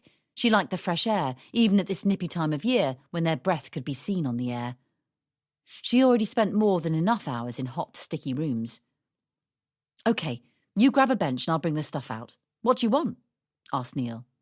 "A skinny latte for me and a vanilla ice cream for Heidi. Just a small one, thanks." Neil ordered the coffees, and as it was nearly midday, he added a ham sandwich and an egg sandwich on white bread. No cress. He thought cress stalks were the devil's pubes. No child could want to eat them. He also bought a couple of slices of carrot cake, 2 packets of crisps, ready salted, and cheese and onion, as he couldn't decide which flavour Cindy might prefer. He considered the soup, but wasn't tempted by carrot and coriander, and wasn't sure Cindy would be either. He thought she'd be a chicken soup sort of girl. When he was in front of the ice cream cabinet, he found himself asking for a triple scoop ice cream, vanilla, chocolate and strawberry. With difficulty, Neil carried the tray and the cone out to Cindy, where the goodies were greeted with muted appreciation. "She won't eat lunch if she has that," Cindy grumbled, glaring at the extremely large ice embellished with a chocolate flake and coloured sweet sprinkles. "I bought egg sandwiches for lunch. Maybe she could have the crisps and sandwich first and then the ice cream," offered Neil. "Or there's ham." "We have to get home for lunch," Cindy said. She swiftly scooped off half the ice cream with her coffee spoon. It landed with a splat on the ground. Neil and Heidi looked at the gloopy mess. It was unclear which of them might cry first. "Thanks, though," added Cindy, more kindly, perhaps seeing that she'd upset one of her best clients, perhaps seeing she'd upset a decent bloke. She grabbed the plastic boxes of sandwiches and the packets of crisps and shoved them into her rucksack. She forked a small piece of cake into her wide mouth and said appreciatively, "Great cake." Neil watched Heidi lick the ice cream. She was surprisingly methodical and neat for one so young. She took tiny laps, putting Neil in mind of a small kitten. "Her photo couldn't do her justice. She's dead cute," he mumbled. "Isn't she?" agreed Cindy, not managing to suppress her maternal pride. She rummaged in her bag, retrieved a woolen hat, and then plonked it on Heidi's head, pulling it down firmly about her ears. "Can be a little bugger, though, obviously, when she wants to be." "Will you have more?" "One more. 2 kids is plenty. Don't want 3. 3 does terrible things to your stomach muscles. Not a good idea in my line of work. But I'd like her to have a brother or sister. It's just finding the right time. I mean, you can't dance and give birth." "No, of course not. Did you, dance while you were pregnant with Heidi?" "Yeah." Cindy did not offer any explanation or excuse, or explore the moral connotations of this fact. Neil felt uncomfortable. This beautiful child should never have been inside hush-hush, even if at the time she had been inside her mum's womb. Especially then. Cindy correctly interpreted his silence and commented sardonically, "Not all mothers get the chance to spend their pregnancies at prenatal yoga classes." "No." Neil blushed that his condemnation had been so transparent. He didn't want to ask the next question, but found he couldn't help himself. "And how long did you go on with—" 8 months. I was very neat. Such a small bump. We did a special show, early tea time slot. A lot of men find pregnant women very sexy." "But you, for instance." Cindy stared at Neil, silencing him. Neil blushed again and searched around for a change of subject. If he couldn't come up with something fast, he was pretty sure that Cindy would swiftly drink her coffee and then shoot off. He didn't want that. After a pause, he offered, "Do you watch much TV?" Cindy and Neil chatted about reality TV, soaps and game shows. They discovered they both liked cooking, and they competitively compared recipes. Cindy's husband had bought her a Wii last Christmas, but she said she didn't get much time to play on it. She was shocked at how many hours Neil owned up to playing games. "When do you get time to shop?" she asked, aghast that anyone might compromise how much time they spent on that national sport. "Not much of a shopper," mumbled Neil, "although I do like Westfield Shopping Centre. I go there all the time. It's my idea of heaven." Neil wondered if they'd ever passed one another, slipped by, shoulder to shoulder, unnoticed, shrouded in an anonymous crowd. Cindy talked about Heidi and revealed she was a good sleeper and that the birth had been easy. 6 hours from water break-in to weigh-in, Cindy said proudly. "She's perfect." Neil couldn't help but agree. Heidi seemed remarkably calm and easy to amuse. Cindy was right. She was just the sort of child that could seduce anyone, even Nat, into wanting to become a parent, surely. When she'd finished her ice cream, she climbed into her stroller and curled up for a nap. Cindy confessed to having a desperate sweet tooth that she constantly had to keep in check. "I eat a lot of wine gums. There's no fat in them." Neil told her about a scruffy newsagent in Chiswick that still sold sweets from enormous jars. Sadly not glass jars, just plastic ones. I'm sure I remember there being glass jars when I was a kid. Bollocks, what are you, Victorian? They were plastic jars. You idealise things too much, Neil. Despite her gentle mocking, Neil confessed to buying a quarter of strawberry bonbons whenever he passed. If they sell sherbet fountains, will you pick one up for me? I haven't had a sherbet fountain for years. It was Cindy's stomach growling raucously that finally brought their chatter to a halt. Shit, it's 10 to 2, said Cindy, glancing at her watch. She quickly began to snatch up baby wipes, small toys, bibs, and the other child paraphernalia that littered the table. I'm meant to be in work by 2:30, and I haven't given Heidi any lunch yet. Heidi was still asleep in her pushchair. Plump and rosy-cheeked, she looked, if possible, even more delectable than she had when she was awake. The adults gazed on adoringly, and even though they were both conscious that they ought to be elsewhere, they allowed themselves a silent, still moment to revel in her perfection. I'd better be getting back too. Neil knew he had a meeting at 2. He'd be late. Plus, he'd taken a 2.5-hour lunch break. How was he going to explain that? He had been a bit rubbish about timekeeping recently, although he was pretty sure no one had noticed his morning strolls or early evening departures. But his manager had a whinge about his late start last Wednesday. He'd been at hush-hush until late the night before, and he just hadn't been able to drag his carcass in by 10. It's been lovely bumping into you, Cindy. Yes, and you? Cindy didn't look at Neil, but continued to pack up the stroller efficiently. Heidi, disturbed by the activity, woke up and looked around placidly. As Cindy set off along the path, she threw out a cheerful wave and called, "Till next time." Yes. Neil felt his body become weightless as a reaction to the delight that he might anticipate a next time. "Wave goodbye to Neil, Heidi," Cindy instructed. "Bye-bye," gurgled Heidi as she waved enthusiastically from her buggy. She craned her neck around the side of the buggy. When she was about 10 metres away, she very carefully enunciated, "Bye-bye, Neil." Neil took a mental snapshot of the image of the beaming, waving child and the obviously attractive mother marching away from him.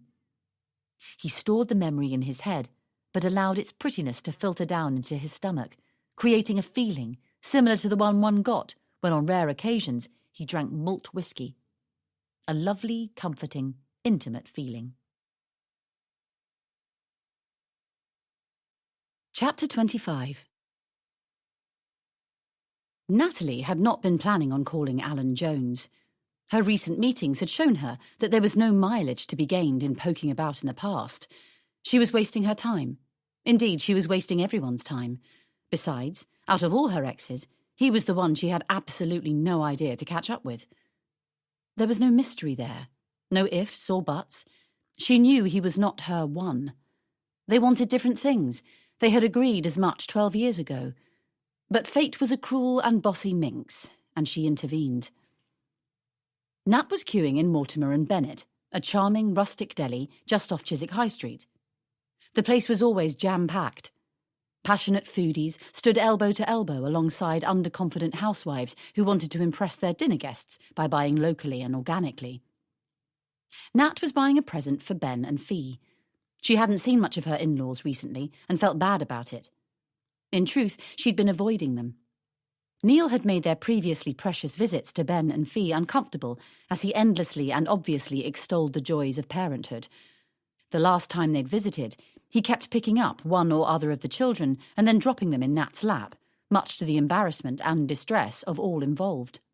Angus was happier playing Lego than being forcibly made to give Nat a cuddle, and Nat appeared reluctant to deliver said cuddle because when Neil demanded it of her, she happened to be holding a cup of hot tea and she had nowhere to put it down.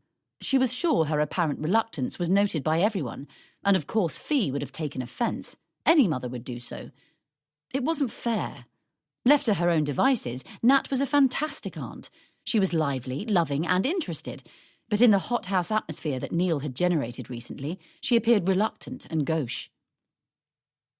Nat had decided to buy some handmade chocolates for Fee and a selection of rare, smelly cheeses for Ben. She'd drop round at the weekend and deliver her peace offerings. She had no idea what Neil's plans for the weekend might be, but she assumed he'd be happy to visit his brother and family. She could take some sparklers. She wondered if the kids had gone to a firework display last night.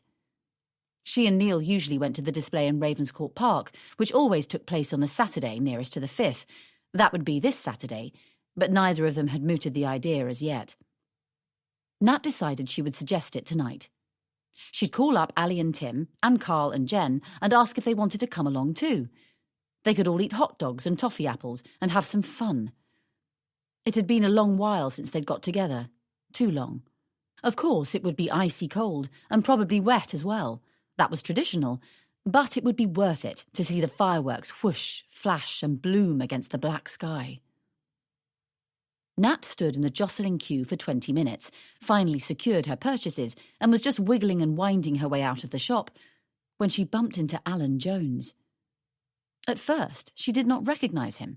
She simply apologised for standing on the man's foot and planned to keep pushing through, head down. Natalie? Natalie Morgan? Nat lifted up her head as she heard her old name. Alan? Nat was surprised the encounter hadn't happened before, considering they lived in such close proximity, but the inevitability did little to alleviate the shock of being face to face with Alan Jones, the only naked friend Nat did not want to see again. Once upon a time she had loved him, and they had been together longer than she had been with any of her other exes, but that was not a problem. Theirs had not been an earth-shattering sort of love, but, at a particular moment in history, theirs had been a comfortable, confiding sort of relationship, and that was what terrified Natalie. Alan was the only one who knew. He alone. He was the one she had divulged her big secret to, just weeks before they'd called time on their relationship. Of course, the two things were related. Alan had never pretended anything other. They wanted different things, that's what he'd said. She thought the point was that they had very different things, very different experiences. "Oh, my goodness, how are you?" Alan asked the question with exactly the correct mix of enthusiasm and delighted surprise that is acceptable when old friends bump into one another. "I'm fine, thank you, very well. And you?" It hardly covered it, but what else could they say to one another after 12 years? Alan followed her out onto the pavement, squeezing between the other customers and giving up his place in the queue. Nat wished he hadn't. "How extraordinary bumping into you like this, especially as I don't normally have a chance to visit the high street on a weekday. I just happen to have a day's holiday today," said Alan. "Yes, quite a coincidence, because I don't normally shop in my lunch hour. I just popped out. I work nearby." "Still work in pharmaceuticals?" "Yes." "Marvellous." Nat could not remember for sure what Alan did for a living. She decided not to hazard a guess. "It's a lovely store, isn't it?" Alan pointed his thumb towards Mortimer and Bennett. "An Aladdin's cave for an olive lover?" Nat wondered what sort of person categorised themselves as an olive lover. She liked them more than anchovies, but less than tomatoes. Did that make her an olive lover? "I'm so sorry, Alan, but I'm in a rush. I have to get back to the office. It would be lovely to chat, but—" "Yes, it would, wouldn't it?" Alan smiled. His beam was wide and rather more enthusiastic than her own. "What's your number? I'll give you a bell. We'll fix something up so that we can have a longer chat." Alan was average in every way, almost to the point of being nondescript. He wasn't notably short or tall. He had mid-brown, wavy hair that dared not be dramatic enough to be straight or curly. He preferred grey T-shirts worn with jeans or blue shirts worn with chinos, depending on the occasion. His personality avoided extremes too. He was not especially passionate about anything, but then again he was never mean, rude or unreasonable. He was always mild-mannered and polite. It was probably his habit of being polite that had led to him asking for her phone number. Nat had dated him at university because he kept asking her out, and she couldn't think of a really good reason not to. Alan had not been put off by her shyness or gauche ways, which many other men had not managed to see past. The truth was, Alan actively took comfort from Nat's insecurities, as he believed that were Nat to overcome her shyness and recognise her own worth, she would have been out of his league. About this, at least, he was absolutely correct. Old habits died hard, and so Nat found herself muttering her telephone number, all the time wondering if she ought to give a wrong digit. Even as Alan Jones stored it in his mobile, Nat wished she hadn't popped out to the shops in her lunch hour, and she prayed he'd never call her. Suddenly, Nat didn't think she would bother rousing a party to go to the firework display. All she felt like doing now was hiding from everyone and everything. Chapter 26. Alan called early the following week and suggested they meet that coming Thursday. Nat accepted Alan's invitation, certain that she'd cancel on the day. She planned to make up an excuse that was at once believable enough to be irrefutable and weak enough to drop the hint that she did not want to rekindle their association. Alan suggested that they should meet at All Bar One in Leicester Square, nothing more than a watering hole for tourists who knew no better. There was a perfectly wonderful All Bar One on Chiswick High Road, just minutes from their homes, but Alan had suggested the Leicester Square branch to provide anonymity, and Nat felt the slight. Nat's plan to blow out Alan was foiled when on Thursday morning she was called into an emergency day-long meeting about budget cuts. By the time she got to a phone, she knew it was too late to break the arrangement. No doubt Alan would have set off in plenty of time to reach central London. She had no alternative other than to brush her hair, reapply her lipstick, and hop on the tube. She wouldn't stay long. Nat was right that Alan, a well-mannered man, had at least made the effort to ensure he arrived first. She glanced around the dim bar, and before her eyes even became accustomed to the gloom, she spotted Alan, who waved enthusiastically to guide Nat to his spot. He'd thoughtfully bought Nat a white wine spritzer. She didn't say that she preferred red wine nowadays, as it might have appeared unnecessarily rude. They efficiently exchanged the bare facts about their lives, most of which they were both already aware of, because their mutual friend, Kathy, had drip-fed titbits to both parties for years. But they pretended not to know much about one another, just for conversation's sake. Once they'd asked about one another's spouses, jobs and families, Alan spun off in a completely different direction. "I'm pleased to see you haven't dyed your hair," he said, suddenly. Nat was startled. Truthfully, she was not as naturally blonde as she liked to appear. She was fair, yes, but not quite what she seemed. Who was? Nat had her hair highlighted on a regular basis. Neil didn't care if her blondness was chemical or not, and yet about once every 6 weeks they entered into a charade whereby Nat went to the hairdresser's with an enormous shadow over her head and returned sunny. Neil always asked, "Have you done something with your hair?" Nat would reply, "Yes, a trim." Then Neil would confirm, "Lovely." No more was ever said on the matter. It wasn't that Nat felt the need to be deceptive about her hair dyeing to Neil. She was certain he knew what really went on at her hairdresser's. It was just a rather charming little play act between a tactful and happy couple. "All women seem to torture their hair nowadays," added Alan. "There must have been a time in the world when women had curly hair or mousy hair. Both are now extinct. Every woman I meet nowadays is either extremely dark, stunningly blonde, or a fiery red. There's no room for mediocrity in this world." He sighed elaborately. Natalie thought that Alan's comments sounded somewhat rehearsed, perhaps something he said at dinner parties to cover the gap between starter and main when the hostess was busy in the kitchen. Nat could have forgiven him for relying on a practice conversation fill-in. After all, their situation was unusual and a little embarrassing. But what was he saying about her hair? Did he think it was mousy? Wasn't she stunningly blonde? And anyway, what was wrong with improving your looks? Suddenly, Nat remembered that Alan had been dismissive of her experiments with her hair or makeup, and he'd always preferred flat shoes. They had been so young when they dated. It was a time in her life when she should have been crazy and audacious, but Alan had preferred her to be conservative and staid. He had always worried that if she changed too dramatically, he'd be left behind. Neil never worried about being left behind. He encouraged Nat to try new things and constantly challenge herself and all that was around her. Neil alone believed she would bungee jump 300 feet off a crane in Windsor. Everyone else she knew had insisted that she'd chicken out at the last moment. Neil had taken bets on her daring, and he'd made a killing. Neil's confidence in her allowed her to find a robust self-assurance. What was she doing here? "Close up, most women's hair looks like a stretched Brillo pad," said Alan, reminding Nat of someone's grandmother. "I do have it highlighted, actually," said Nat defiantly. Alan looked startled, tutted, and then mumbled, "Is there a single woman who hasn't dyed or straightened her hair, ever? Just one?" Nat thought she might as well gather up her handbag and head home. "Is it a vanity thing, all the hair-dyeing stuff? No one can stop aging, that's a given.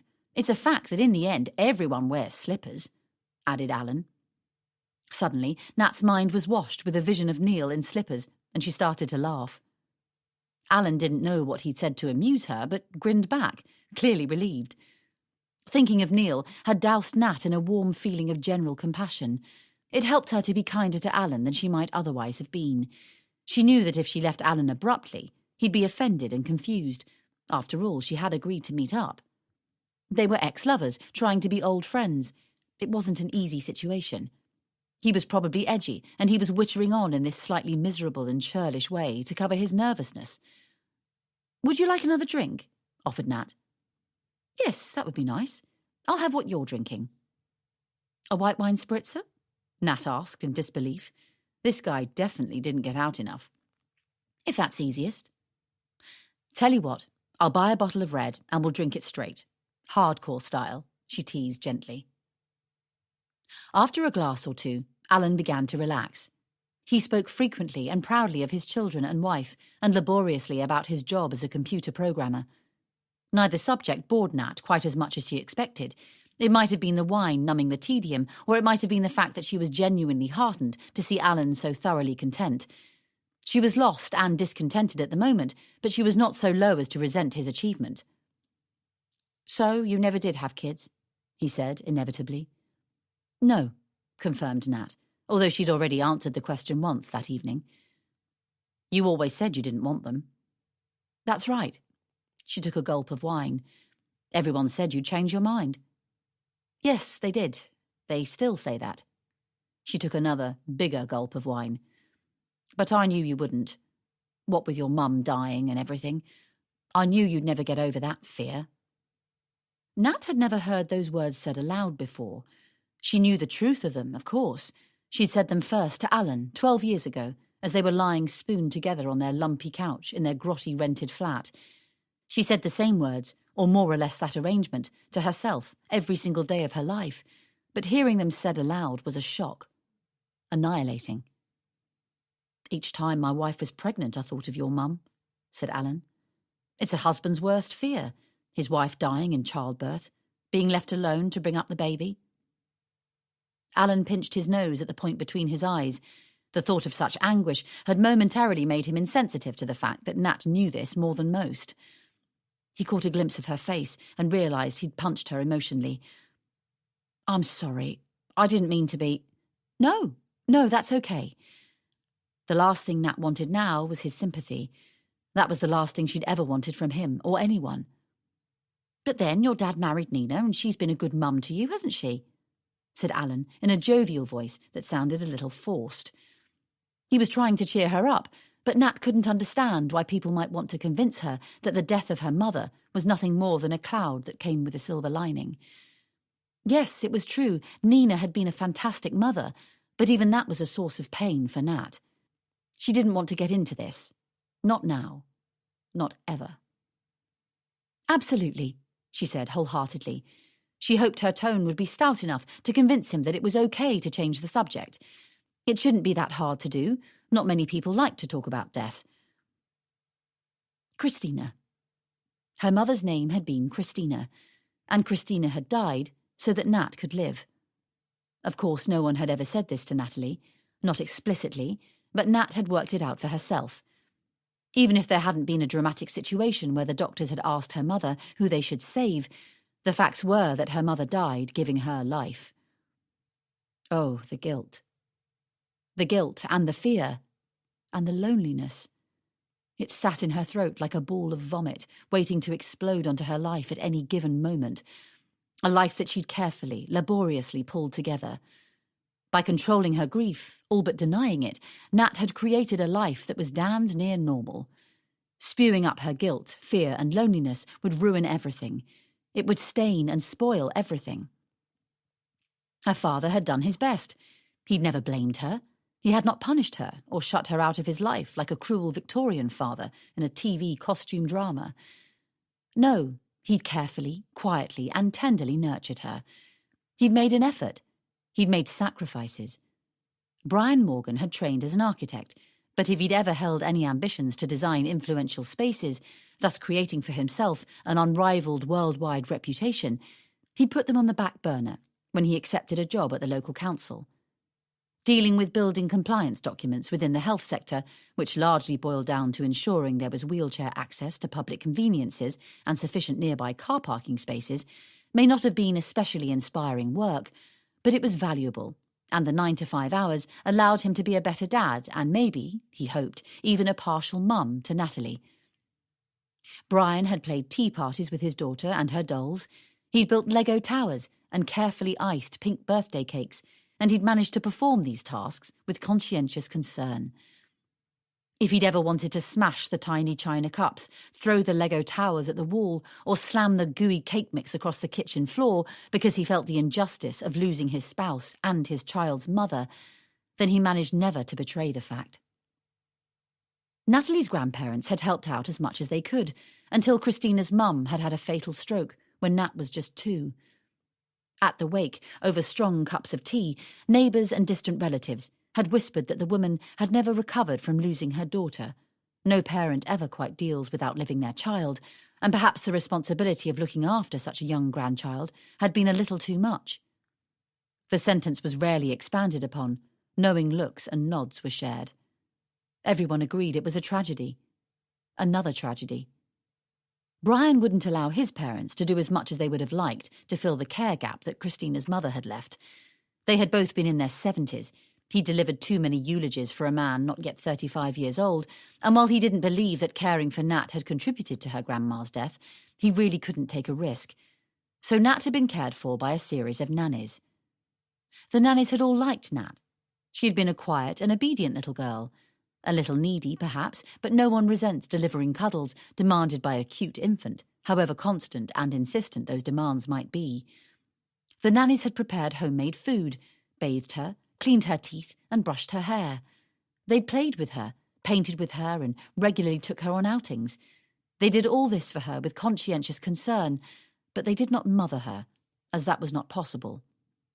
If asked, each nanny would have sworn they loved her. They did. They loved her in exactly the same way that Natalie now loved her job at the pharmaceutical company, and this had been proven when the nannies had handed in their notice to accept a better-paid job, or in order to go travelling, or, the hardest resignation Brian and Nat ever had to take, in order to have their own children.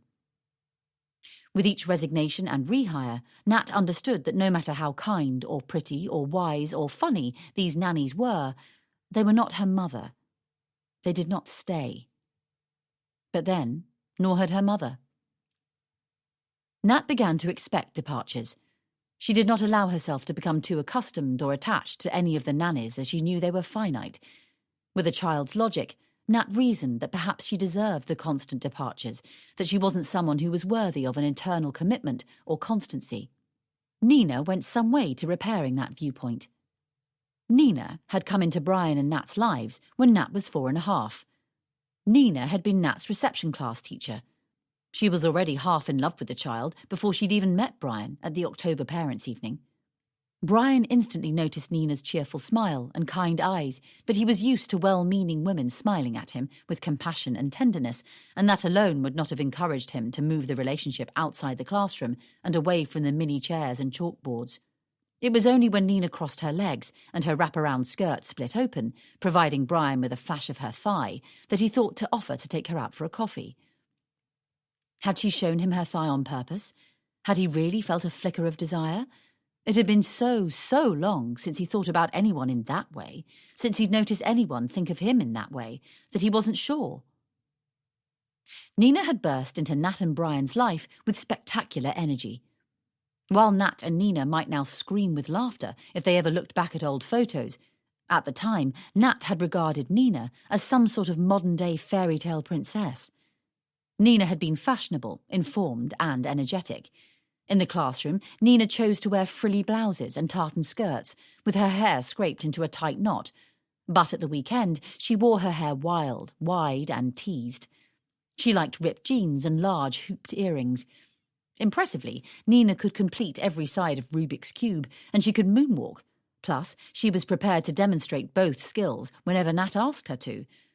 No matter where they were, or how often Nat asked, Nina didn't tire of her. Nina cared about things. She would often shout heatedly at the TV. On one occasion, she'd thrown an open packet of tomato-flavoured crisps in frustration. Nat had thought this a waste, as tomato was a difficult flavour to come by, and the newsreader had no idea of the protest. Nat liked it that Nina would try to explain the images that flashed across the screen, and that she talked to Nat about the things she read in the newspaper, even though most of it remained complex and inaccessible.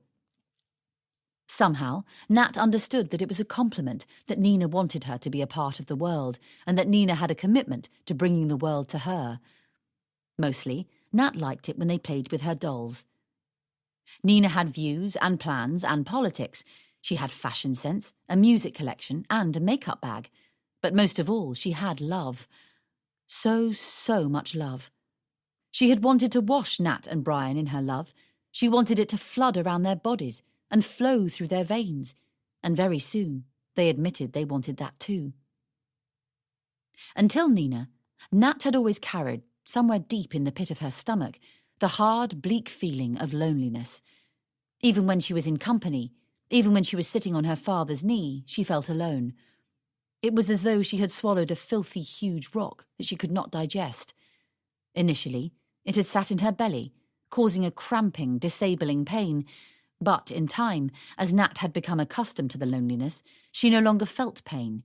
She felt something more akin to a throbbing discomfort or the occasional flare-up of irritation. It took some time, but eventually Nat stopped feeling quite so lonely. Nina's constant, unwavering commitment to Nat's welfare and happiness, and Nina's frequently and eloquently expressed assurances of love, salved the loneliness. There was a period when Nat felt guilty for loving Nina back with such ferocity, and a few years later she also wondered whether it was okay to be quite so delighted with her bridesmaid dress and slippers, and the fact that Brian and Nina were marrying.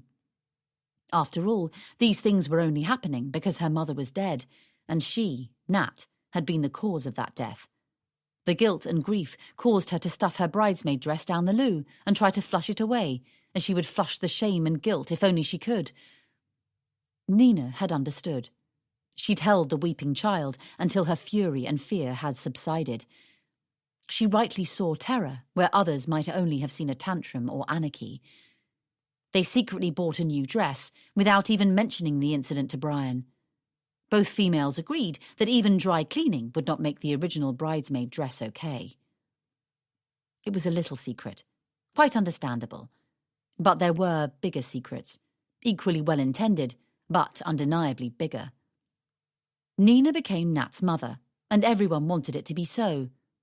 Nat wanted it so badly that she called Nina Mummy from the moment the confetti was launched into the air.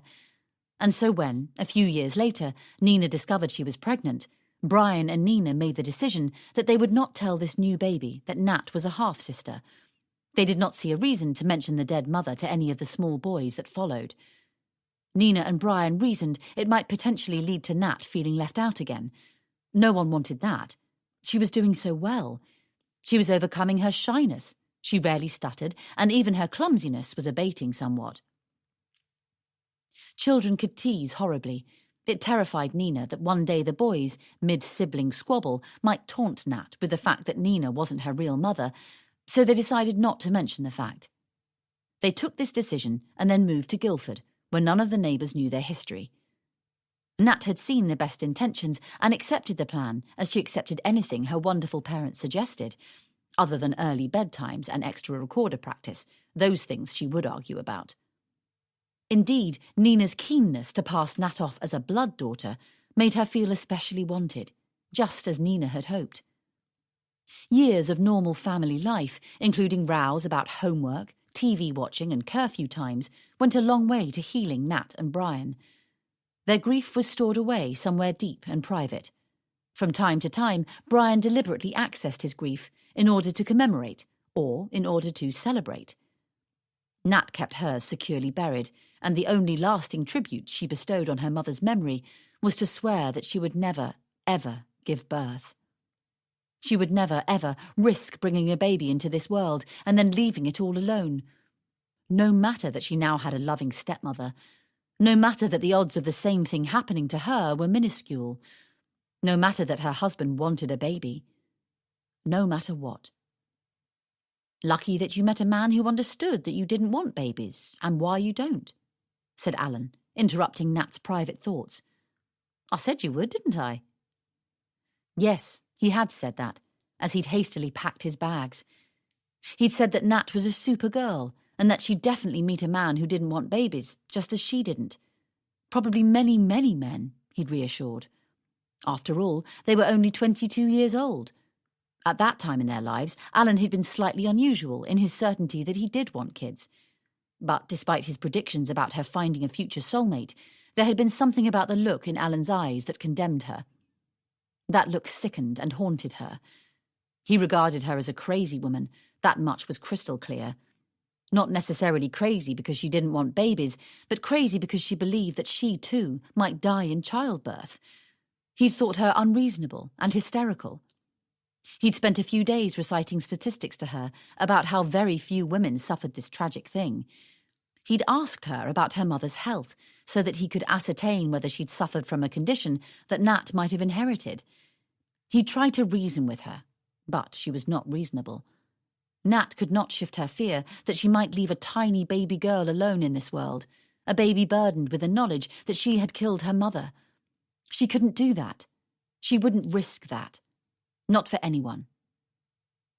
Alan, who had encouraged Nat's timidity in terms of fashion and social interaction, was now demanding that she be brave and fearless about the one thing that scared her most. He did not understand how she could be such a coward.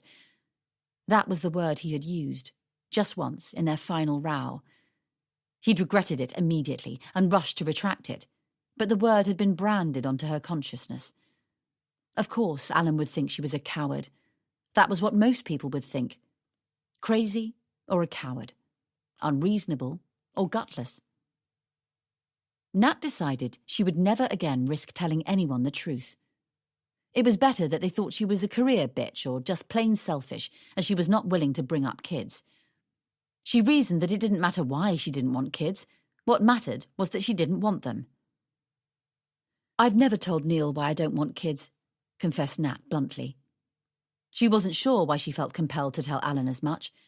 Wine consumption, possibly. Desperation, probably. "Oh." Alan looked surprised. "And now he wants kids." "Oh."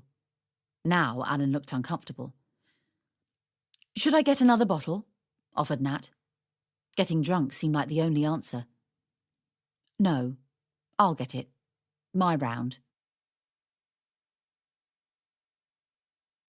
Chapter 27. "So, I take it you had a good time with Becky last night?" Neil asked this question while lying prone in their bed. He stared at the ceiling, rather than meet his wife's eye. This wasn't the question he wanted to ask, but it was a start. "Uh-huh," said Nat. "Where did you go?" "I thought I told you." Nat was pretty sure she had made up a lie about where she'd supposedly been last night, but was now uncertain as to exactly what it was she'd said. She didn't want to say anything more, in case her second lie contradicted her first one, and Neil noticed. "Oh, yes, the pair of you were going into Leicester Square to see a movie and grab a bite to eat, right?" "Right," said Nat carefully. She thought Neil was behaving a little strangely. As they'd operated like ships that pass in the night of late, she was no longer used to him taking much notice of what she'd been up to. She checked the date on her phone. Friday the 13th was not a date to get sloppy about alibis, thought Nat superstitiously. "Did that pan out?" he asked, trying to sound casual. "Well, we missed the start of the film, so we skipped that, and then we drank more than we ate," said Nat. She realised she had to account for her drunken state last night. Her heart beat at treble speed. Despite popular wisdom, Nat had found that lying didn't become easier with increased frequency. In fact, the more lies she embedded in their relationship, the worse she felt. Neil's stomach plummeted. He'd hoped to hear that there'd been a change of plan. "Why aren't you getting ready for work?" asked Nat. She hoped for a change of subject. "I'm taking it easy this morning. I'm having a lie-in and then going to work after the rush hour is over. Neil wanted to say that he was hanging around the house because he thought there was a dire need for them to talk. The opportunities to do so in the evenings were increasingly infrequent, whereas the need to do so was patently increasingly urgent. The room smelt stale, full of sour breath, sweat, and yesterday's alcohol. Neil wanted to fling open a window and let in some fresh life, even if that meant an icy November blast of wind. But opening a window would require moving, and he didn't feel ready to give up his duvet yet. Where had she been last night, really? Neil didn't believe his wife's account, as he'd spotted Becky, quite by chance, at Hammersmith tube station last night, and she'd been alone. Nat was nowhere in sight. Or at least he thought it was Becky. He was almost certain the girl in the blue hat recharging her Oyster card was Becky, but he supposed there was a possibility he had been mistaken. A possibility he both embraced and doubted, like he would an errant lover. The problem was, he couldn't mention the sighting to Nat outright. How would he explain why he was in Hammersmith at 5:45 p.m? It wasn't his usual route home from work. He'd said he was having a quiet night in, and it was true in part. He'd left hush-hush early. Even Cindy couldn't distract him. He'd been home by 9 p.m. Then he'd spent the rest of the night quietly stewing. Neil was not normally the sort of man to wrap himself up in livid tangles of desolate, nasty imaginings. Stupid suspicions and distasteful deductions were a sure route to a sort of hell he never wanted to visit. That said, if a wife, who was refusing to even discuss having a baby, had recently taken to frequently going out alone, offering up only the most cobweb-thin alibis and excuses as to her whereabouts, then most blokes would leap to the conclusion that said wife was having an affair. They might then try to get hold of her phone and get a look at her call log, or they might hack into her email account to see if they could find evidence to back up their torrid, sordid, horrid conclusion. But not Neil. He was above that, and Nat was better than that. Wasn't she? He told himself that there'd been some uncomplicated reason to explain why Nat hadn't been with Becky last night, and yet had said she was. He just couldn't think what that simple explanation might be. Maybe Becky had just popped to the station to refill her Oyster card and then returned to work to meet Nat. Or maybe Nat had followed Becky into central London once she'd finished up at work. Nat was very conscientious. That was possible. Possible, but not probable. Neil looked at his wife. Could she be having an affair? She looked just the same as she had the morning before. Same blonde hair swishing around her toned shoulders. Her lips were still as plump as ever, although the smile seemed to have gone AWOL. Her eyes were the same vibrant, stunning blue, and her arse was just as tidy. Yes, she looked the same as she always had. She didn't look like someone who was lying and deceiving him. He caught a glimpse of himself in the dressing-table mirror. But then nor did he look like someone who was lying and deceiving. He looked unchanged too. What a shambles. "You'll be late," she warned. Yes. He couldn't bring himself to care about that. "Won't you get into bother?" Nat was conducting this conversation while rushing around the room, pulling together the things she needed for work. Last night, she'd carelessly dropped her handbag in the corner of the room, the contents of which were now scattered nearby. She hurriedly picked up her mobile phone, her lipstick, her purse, and the little black book. Slyly, she slipped it out of sight. She couldn't imagine Neil asking her about the book, let alone him associating the book with her ever more frequent independent nights out, but it was a risk she didn't want to take. A flame of guilt roared in her gut, which manifested as exasperation with Neil. "Well, won't you get into bother?" she snapped. Neil was becoming immune to Nat's irritated tone. It was white noise to him nowadays. "It's not as though I'm scrambling up the corporate ladder, desperate for my next promotion. I leave that to the family men in the office," he snapped back. Nat bit down hard on her enragement. So, he was making another point. Or rather, he was making the same point in yet another way. He didn't have a family, so why bother with work? Was that it? "That's so responsible," she said sarcastically. "Do I have to remind you we might not have kids, but we do have a mortgage?" "Oh, relax. I'm going to be 40 minutes late. I'm not handing in my notice. You're overreacting because you're hungover." "I'm not hungover." "I'd say you are." "Oh, well, if you say I am, I must be," Natalie muttered. He was right, actually. She felt terrible. Meeting up with Alan had been a mistake on a number of levels. For a start, the second Friday in the month was a bad day to have a hangover, as that was when the monthly heads of department status meetings took place at work. Nat usually tried to be especially perky and responsive for those meetings, as that was particularly important now, considering yesterday they'd been told budgets had to be cut, and headcount too, possibly. This was not the time to become slovenly. She needed to be at the top of her game. She looked at Neil and considered explaining all of this to him. But what would be the point? She asked herself with a defeated internal shrug. He didn't even know about her last promotion. He wasn't aware that she was head of a department. Besides hampering her chances to shine at the office today, Nat also deeply regretted meeting Alan Jones because the evening was categorically the worst of all her get-togethers with her ex-boyfriends. Talking to Alan had reawakened all her old feelings of grief and guilt and sadness, a lethal cocktail when mixed with vulnerability, insecurity and paranoia, feelings she had worked for years to put aside. Bugger. Nat was ashamed that she'd got so drunk last night, that she was lying to her husband, and that she couldn't explain her refusal to give him his heart's desire. It was irritating that her hangover didn't numb her stinging conscience. Her head felt fluffy, and her tongue was furry. Her fingers were cold, and her legs were slow.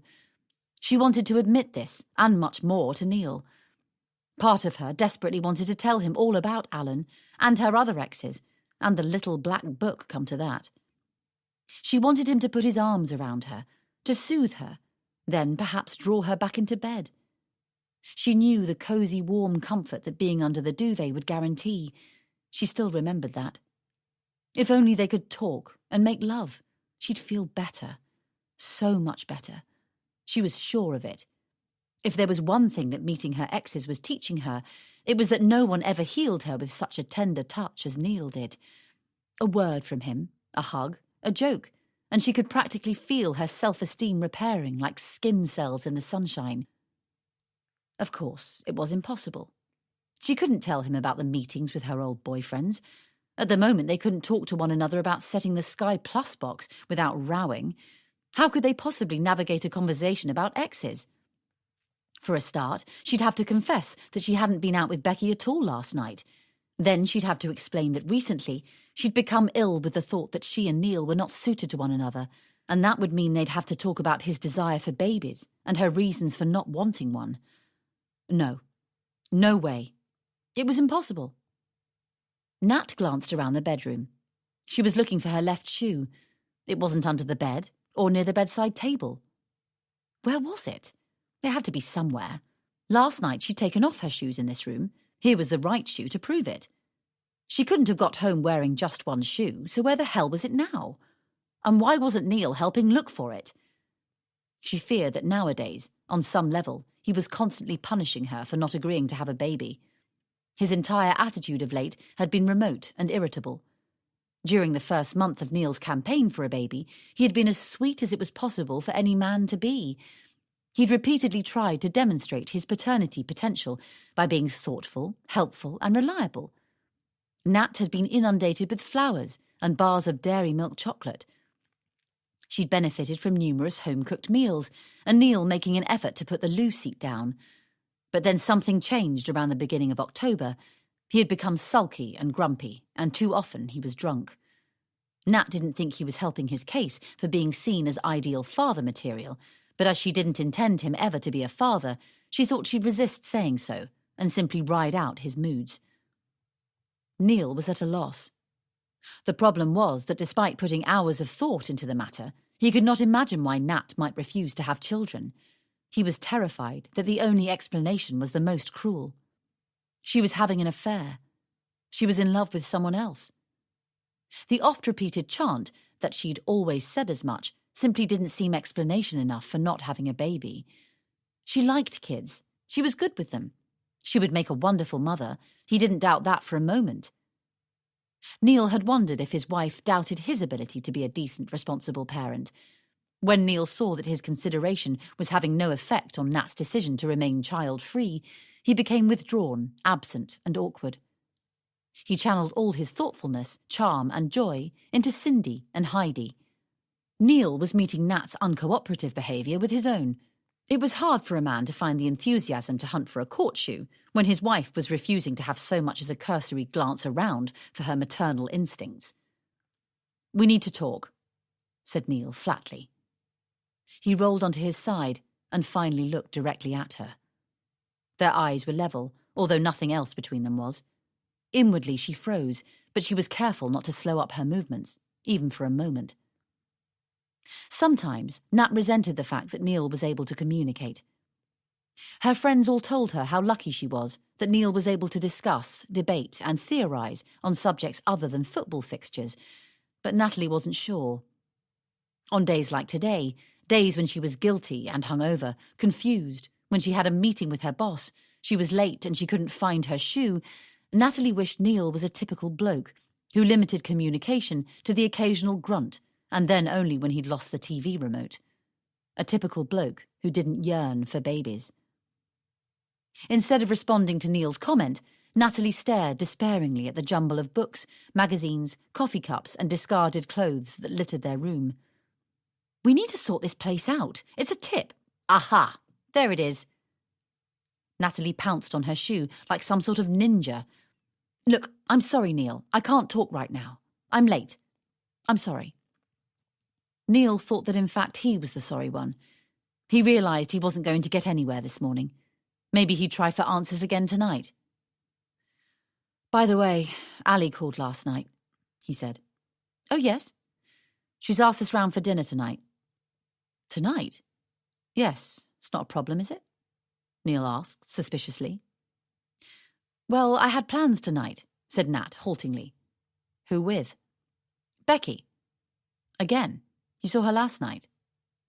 "No, well, yes. I meant that tonight we have plans to work late.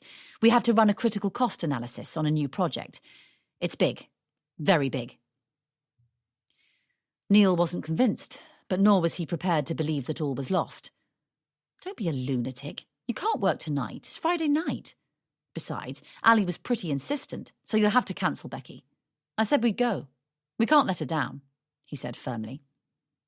"OK, I'll cancel my plans," Nat replied simply. Neil let out an enormous sigh. "See? No affair," he reassured himself. Otherwise, she wouldn't have changed her plans for Ali.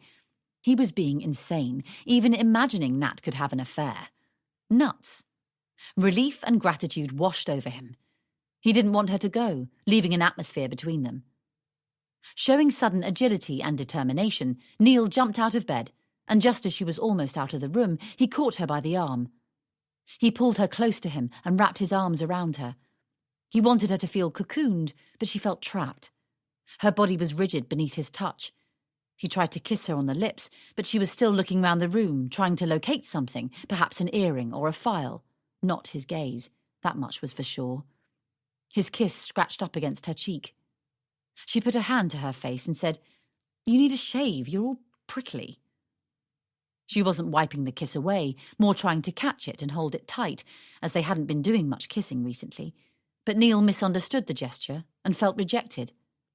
There had been a time, really not so long ago, when if ever he leant in to kiss her, she would clasp his face in both her hands and hold on tightly. Her fingers were always cold, his cheeks were always warm. She loved to feel the bristles of his shaving shadow tingle under her fingertips. Now she treated him as though he had an infectious disease. "I'm thinking of growing a beard," he joked, as he let his grip on her slip. "Haven't we got enough problems?" Her retort was supposed to be funny, but the comment fell heavily into their history, too close to the truth to raise a laugh. "You'll definitely come tonight, won't you?" "Yes," said Natalie, although he could hear that her agreement was reluctant. Neil didn't want to think of Cindy, but suddenly an image of her 23-inch waist and 36-inch bust erupted into his brain. The thing about Cindy was that she was never, ever reluctant. Chapter 28. Neil watched as clusters of parents dashed along the street, presumably heading home or to the supermarket or a coffee shop, having completed the school drop-off. They were identifiable as parents, not only because some pushed empty strollers, having deposited their toddlers at preschool, but because they seemed to walk with a sense of confidence and purpose. At least that's how it appeared to Neil. These people had a reason. These people knew why they were on the planet, why they shopped and cooked, why they cleaned their houses, why they did or did not go to work. Every decision, immense or minute, made sense to parents. There were mostly mums, but there was the occasional stay-at-home dad. The dads who'd opted, or been pushed, into the role as main care provider always looked overly earnest or exhaustingly enthusiastic.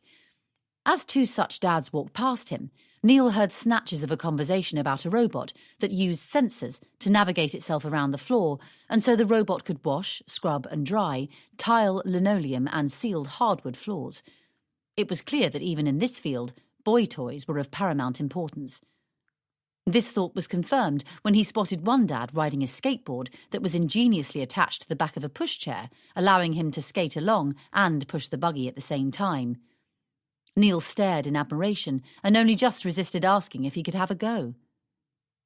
Neil wouldn't mind taking on the lion's share of the childcare if he was ever given the chance. The parents walked in chatty groups. They wore a uniform, these parents, and Neil did not mean the uniform of beige shapeless slacks and blue and white striped tops. They all wore a similar expression. They all looked contented and fulfilled. They all looked happy. Happy enough. He'd once, or twice, or maybe more often than that, pointed out as much to Nat. She'd argued that parents were always happy and content just after they'd dropped their kids at school. It was because they relished the time to themselves. She'd rolled her eyes in exasperation. But Neil wasn't a jerk. He could see that they weren't all doing a full song and tap routine. He realised being a parent was hard graft. But, on the whole, the parents he saw looked happy. Some looked ecstatic. And he didn't believe it was all due to the fact that they had a few uninterrupted hours to buy groceries and drop off dry cleaning.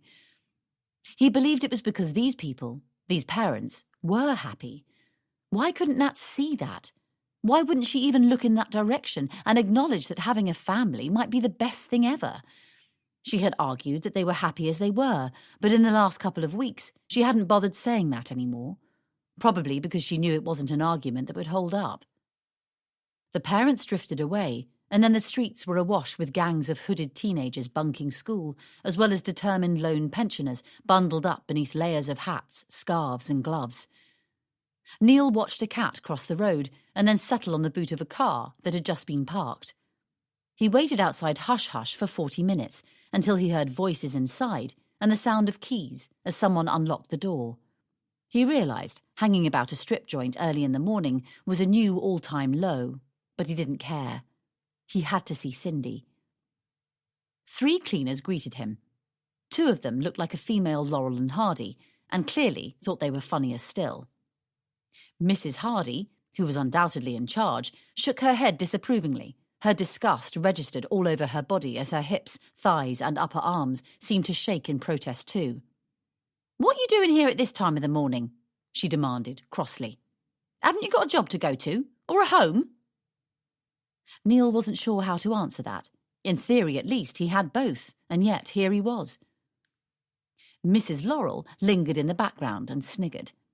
She was more amused than disgusted. The 3rd cleaner, the one actually doing any work, tutted as she threw mops and buckets into a cupboard behind the reception. She took off her apron and thrust it into her shopping bag, and then shoved past Neil and her gossipy colleagues. She, at least, was keen to go home. She did not want to have to spend a moment longer than necessary in the place. "See you tomorrow," she muttered at her co-workers, and then vanished up the street. Mrs. Laurel and Hardy were not in such a hurry to leave. Neil got the sense they didn't hurry anywhere or anything. "You're a good-looking lad. What are you doing hanging around a place like this? You don't manage any of the girls, do you?" "In fact, I'd know your face if you did. I know all the managers."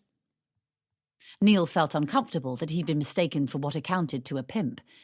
He rushed to explain he was a regular client, not a position he ever imagined he'd be keen to admit to. He explained that he desperately wanted to see Cindy, as he had something important to talk to her about. The 2 women exchanged a look, which explicitly declared him to be a sado. Neil would have been surprised to learn that Mrs. Hardy had once been a dancer back in her day. Ruby, she'd been known as then. She'd reduced men to weeping, trembling lumps of desire in her time. Ruby liked to declare that there was nothing she hadn't seen, nothing she didn't know when it came to lust. So she was intrigued to see this man at the door of the strip joint so early in the morning, because he didn't look like your usual desperado. By the look of him, you'd have thought he had more compassion than that, more sense at least. Ruby scrutinised Neil again. He did have a funny look in his eye, mind, a look she'd come to be wary of, the one that said obsessive. And why else would a man be here at this time, unless he was a complete loser? Ruby saw it as her unofficial job to look after the girls, especially when the bouncers weren't around. She knew for a certain fact that Cindy was inside having a coffee and putting her makeup on, killing some time before she took that lovely girl of hers off to nursery. Cindy was working the day shift today, which began at 11 a.m, but Ruby was not going to let on as much to this strange man. "Well, love, none of the girls get here until about lunchtime, so you have to come back then." "Is there anywhere I can wait?" "Out here on the pavement if you must." "Please, it's important." Neil reached out towards Ruby. His intention was to rest his hand on her arm in a winning way, but she was used to rougher treatment and thought he might be about to grab her, so she used her best weapon, her loud voice. "Get your hands off me!" Startled, Neil jumped away, but Ruby's protest had been heard inside. Within seconds, the beefy bouncer and the werewolf barman were at the door. "What's up, Ruby?" "This man was going to hit me," Ruby declared. She was rather fond of a drama, so she never missed an opportunity to orchestrate one. The other cleaner was a more peaceful woman and felt compelled to defuse the situation. "No, Ruby, he wasn't. He just wants to see one of the girls. We were telling him to come back later." Neil's heart beat at 100 miles an hour. Oh, crap. The enormous bouncer was going to kill him. He was going to be murdered outside a strip joint on a Friday morning. His mother would never survive the shame. The bouncer was squaring up. Both the women were talking at once, saying opposing things, but no one could hear them, as they were both high-pitched and hysterical. With relief, Neil realised that the werewolf barman was saying that he recognised Neil and that he was a very regular customer, but Neil didn't know if the emphasis on very was going to help him at that moment. Did being a regular customer work for him, or make him sound like a jerk, or worse, a stalker? Suddenly he heard Cindy through the din. "What the hell's going on? Can't a girl do her eyeliner in peace? Oh, hi, Neil. You're early today." "Sorry," muttered Neil. It was the first word he'd managed to chuck up. "So what's going on?" Cindy asked. "He was going to hit me," said Ruby. But this time she made her accusation with a lot less confidence, and everyone knew that her statement was questionable. "Neil? He wouldn't hurt a fly," said Cindy. Neil was surprised to discover that he was relieved and vaguely offended at the same time. He felt that Cindy's assertion, and the bouncer's easy acceptance that she was probably right, was somehow an assault on his manhood. Still, at least no one was going to break his nose or legs. The cleaners, sensing the drama was over, instantly disappeared, and the werewolf went back to the cellar. It was delivery day. He didn't have time for this. The bouncer eyed Neil suspiciously for a moment longer and muttered, "I'm watching you, son." "Sorry," said Neil once again, the moment he and Cindy were alone. "I just really needed to see you." "It's too early for dancing," she pointed out. She stifled a yawn which somehow underlined the point. "I know." He paused, embarrassed and unsure where to take the conversation next. "I thought I could buy you a coffee." "Oh, right." Cindy looked at her watch. She had 3/4 of an hour to kill before Heidi had to be at nursery. "You can buy me and Heidi breakfast. We had our first one at 6:30. I'm starving again." "Heidi's with you?" Neil couldn't keep the surprise out of his voice. He was thrilled at the thought of seeing Heidi again, but irritated with the thought of her hanging around in a strip joint. "Wait here. I'll just get her in the buggy." Neil and Cindy opted to visit a nearby Greasy Spoon rather than one of the chain coffee shops. Neil thought that Cindy, in her canary yellow clingy t-shirt and skin-tight cherry pink tracksuit, might draw more attention than they wanted in Starbucks or similar. In the Greasy Spoon, of course, the builders, arses spread over the rickety chairs and their stomachs popping out under their t-shirts, noticed Cindy's plastic talons and her false eyelashes, but, after one appreciative glance, they quickly returned their focus to their fry-ups and tabloids. Neil had a feeling that the curiosity of the mums living in the W4 postcode would have been harder to shake. Cindy ordered egg and soldiers for Heidi and coffee and fry-ups for her and Neil. Neil was unsure he wanted to eat, but went along with Cindy's suggestion, as it was easier than thinking for himself. How could he waste headspace on deciding whether or not he wanted breakfast when his wife was having an affair? Or at least she might be having an affair. She probably was. She possibly was. Oh, he didn't know, and he quickly grew impatient with himself just thinking about it. They chose the table in the window. Heidi sat patiently in an immaculate but old-fashioned high chair that the cafe owner dragged from a back room. It was a bright winter morning. The sky was a solid blue, and the cold sun sloshed onto the frosty road, throwing off a gleam that was annoying for drivers and delightful for children who saw joy in a road that sparkled. A beautiful day only made things harder for Neil. "So, where's the fire?" Cindy asked. "I think Nat's having an affair," announced Neil solemnly. "Oh." "Do you?" he demanded, somewhat affronted that his huge announcement had induced such a clearly underwhelmed response. "I don't know her." "But do you think it's likely, from what I've told you?" he persisted. "Maybe." Cindy sliced into her fried egg. She anticipated the yolk running across her plate and into her toast. "Maybe yes or maybe no," pursued Neil. "The point is, why do you think she might be?" Cindy asked, nicely deflecting the issue. She leant over to Heidi and tried to encourage her to eat a bit more toast or egg. Was it the white bit that was good for you or the yolk? Cindy couldn't remember. She'd ask Cherry later on. Cherry knew everything there was to know about food, nutrition and stuff. It came off the back of an eating disorder. Neil told Cindy that Nat's account of her night out last night didn't seem likely, as he'd spotted Becky at the tube station and Nat hadn't been with her.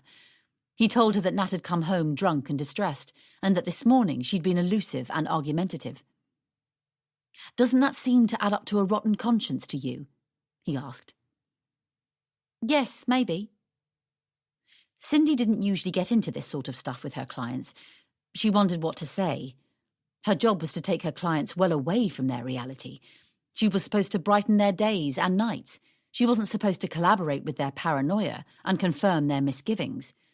Yet her experience was that everyone was capable of infidelity, and that many, many people actually actively pursued it. But Neil was the last client she'd want to say that to. He was not like her other clients. He was a little more earnest and sincere. She'd called him soft to the other dancers, but she hadn't meant that in a mean way. He seemed to take an interest in her too, beyond her arse and tits. When they met in the park, they behaved like friends. She liked the idea of having a male friend. It was a novelty. She had lots of girlfriends, of course, loads and loads of them, as she was definitely a girl's girl. It wasn't easy to like men in her chosen profession. And then there was her Dave. But he wasn't her friend, he was her husband. Friends with the people you talk to about your husband. And so by that line of reasoning, her Dave couldn't be a friend, as lovely as he was. Cindy racked her brains as she thought what to say to Neil that he might like to hear. "It's not total proof, though, is it?" offered Cindy. It was the best she could come up with. "Come on, you pay the bill, and you can walk with me and Heidi to her nursery school." He wanted to push the buggy, but he didn't dare ask, so he settled for walking along next to Cindy and Heidi. Sometimes on narrow pavements he had to drop behind them. He wondered if onlookers would assume they were a family. He found that he hoped so. Heidi liked her nursery school and rushed in, making her way directly towards the playhouse. Cindy almost had to drag Neil back out of the premises. He craned his neck in an effort to see the tiniest kids plod around the Play-Doh table and the slightly older kids tear around the playground. Even in his wretched and confused state, he felt a sense of joy snaking up inside his stomach. "Look at them," he thought to himself. "Every one of them is a bloody fabulous miracle." Okay, so that boy in the red top was nipping the girl in the green skirt, and that wasn't nice, Neil admitted. But all the same, they were miracles. Why couldn't Nat see how wonderful kids were? If looking at strangers' kids made him feel this much better about life, he could only imagine how wonderful it would be to have one of his own. How would it feel to stare into the eyes of his son or daughter, to feel the weight of them as he carried them from the car to their bunk beds, as his dad had carried him when he was a small kid who'd fallen asleep in the back seat during a long journey home? Why didn't Nat want it? But if there isn't another man, then why is she being so bloody obstinate about having a baby? Neil asked Cindy as they walked through Ravenscourt Park on their way back towards Hush Hush. Neil knew he should probably be heading off to work, but he had started to think of Ravenscourt Park as their park, his, Cindy's and Heidi's, and he didn't want to miss the opportunity of strolling through it with Cindy again. He realised this was a bit presumptuous. Really, he had no right to imagine that the three of them had anything that was theirs. Besides, this was only the second time they'd visited together. Well, third if you counted the trip to the nursery to drop off Heidi as a separate trip to this one, coming back from the nursery. It was no good. No matter how he massaged the figures, he realised that it wasn't theirs. Nothing was theirs. They didn't share a name, or a home, or even a TV. What was he thinking, trying to pretend they had something more solid? The truth was, they had an embryonic and slightly unexpected friendship at best, and a complicated commercial arrangement at worst. Neil didn't want to think about that right now. He strode along the path, pushing the empty buggy as he'd seen real fathers do just about an hour ago. You know, Nat not wanting kids is not normal. It's not natural. There. Neil had said it aloud.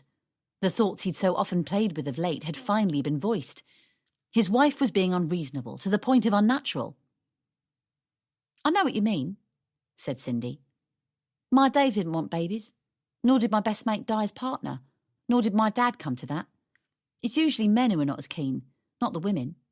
Cindy shrugged, clearly stumped by Nat's attitude, and then added, "I just took matters into my own hands." "In what way?" "Stop taking the pill, you idiot. What did you think I meant?" Cindy laughed as she delivered this piece of information. She didn't see it as the terrible abuse of trust that it no doubt was. She saw it as an age-old trick used by the desperate and determined. "I just said it was a slip-up. I was taking pills for a kidney infection at the time, so I blamed the tablets that the doctor had given me. I said they must have worked against the pill or something, and so my Dave wasn't suspicious. And then it was a done deal, and he quickly got used to the idea. I've told you before that there isn't a better dad than him now, once he got used to the idea." "It's not quite the same for me, though, is it?" pointed out Neil. Cindy stared at him for a moment, and then grasped his meaning. "Oh, no, I suppose not," she laughed. "Oh, well, it doesn't always work out so well as it did for me anyway. My friend Di's boyfriend buggered off, and in the end she couldn't face it on her own, so she had a late abortion." Neil winced. He felt powerless and distraught. Cindy noticed and tried to cheer him up. She didn't like to think about Di's abortion either. It had been painful, shocking, and heartbreaking. Cindy squeezed his arm. Her touch was strange. In many ways, they were intimate. For example, Neil could recognise her deodorant, as many times she stood in front of him naked, raising her arms above her head, but they rarely touched. "Don't worry, Neil. I'm sure if we put our heads together, we'll come up with something."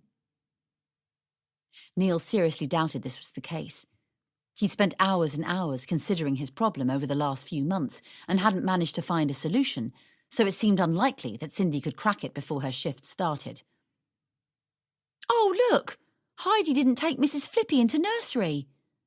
Cindy crouched down beside the buggy and pulled out a raggedy stuffed toy rabbit from the shopping basket. "Mrs. Flippy?" asked Neil. "Mixed between Floppy and Lippy. When Heidi was a tiny baby, I used to hold the rabbit in front of my face and say to Dave, 'She's crying, it's your turn to change a nappy,' or whatever, in a funny voice. And so he renamed the rabbit Lippy instead of Floppy, but that seemed a bit wrong for a baby's toy, so we settled on something in the middle." Cindy grinned as she relayed the memory.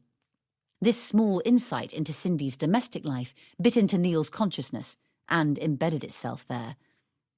He was beginning to see it was a bit fucked up, that he knew what this woman's minge looked like and what her kids' toys were called, and yet he had never touched her with any sort of affection. His relationship with her was a bit like a relationship someone might have with their favourite soap star while following a particularly compelling plot. Neil knew he should sit down and think about all this. He and Nat were both chasing about, getting drunk and avoiding stuff. They had to sort themselves out. But right now, he had Mrs. Flippy to think about. Will she miss her rabbit? Cindy looked concerned again. Yes, she probably won't settle at nap time. Cindy checked her watch. She didn't have time to take the rabbit back to nursery. She glanced at Neil, wondering how far his good nature could be stretched. He understood her unvoiced request. I'll take it to her. I'll drop it off on the way to work, he offered. You don't mind? I'd be delighted. That statement was almost too true. Neil wondered what was wrong with his life, that his biggest kick could come from pretending to be someone's father, or at least acting as a useful family friend. Cindy held out the rabbit towards him, and as she did so, he noticed her wrist. It was, quite unusually, patterned with her thin blue veins. Funny. He'd seen every fragment of her body, her smooth and strong inner thighs, her neat, nipped-in waist, her outy belly button, and of course her scarcely-there pubic hair and her surgically enhanced tits, but he was sure her wrist was the most erotic part of her body. He felt slithers of appreciation and excitement scamper around his body.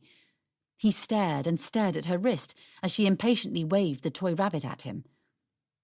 Suddenly, Neil grabbed Cindy's hand and he brought her wrist to his mouth. He kissed it long and hard, not caring that they were standing exposed in the middle of Ravenscourt Park. Anyone could have walked past them.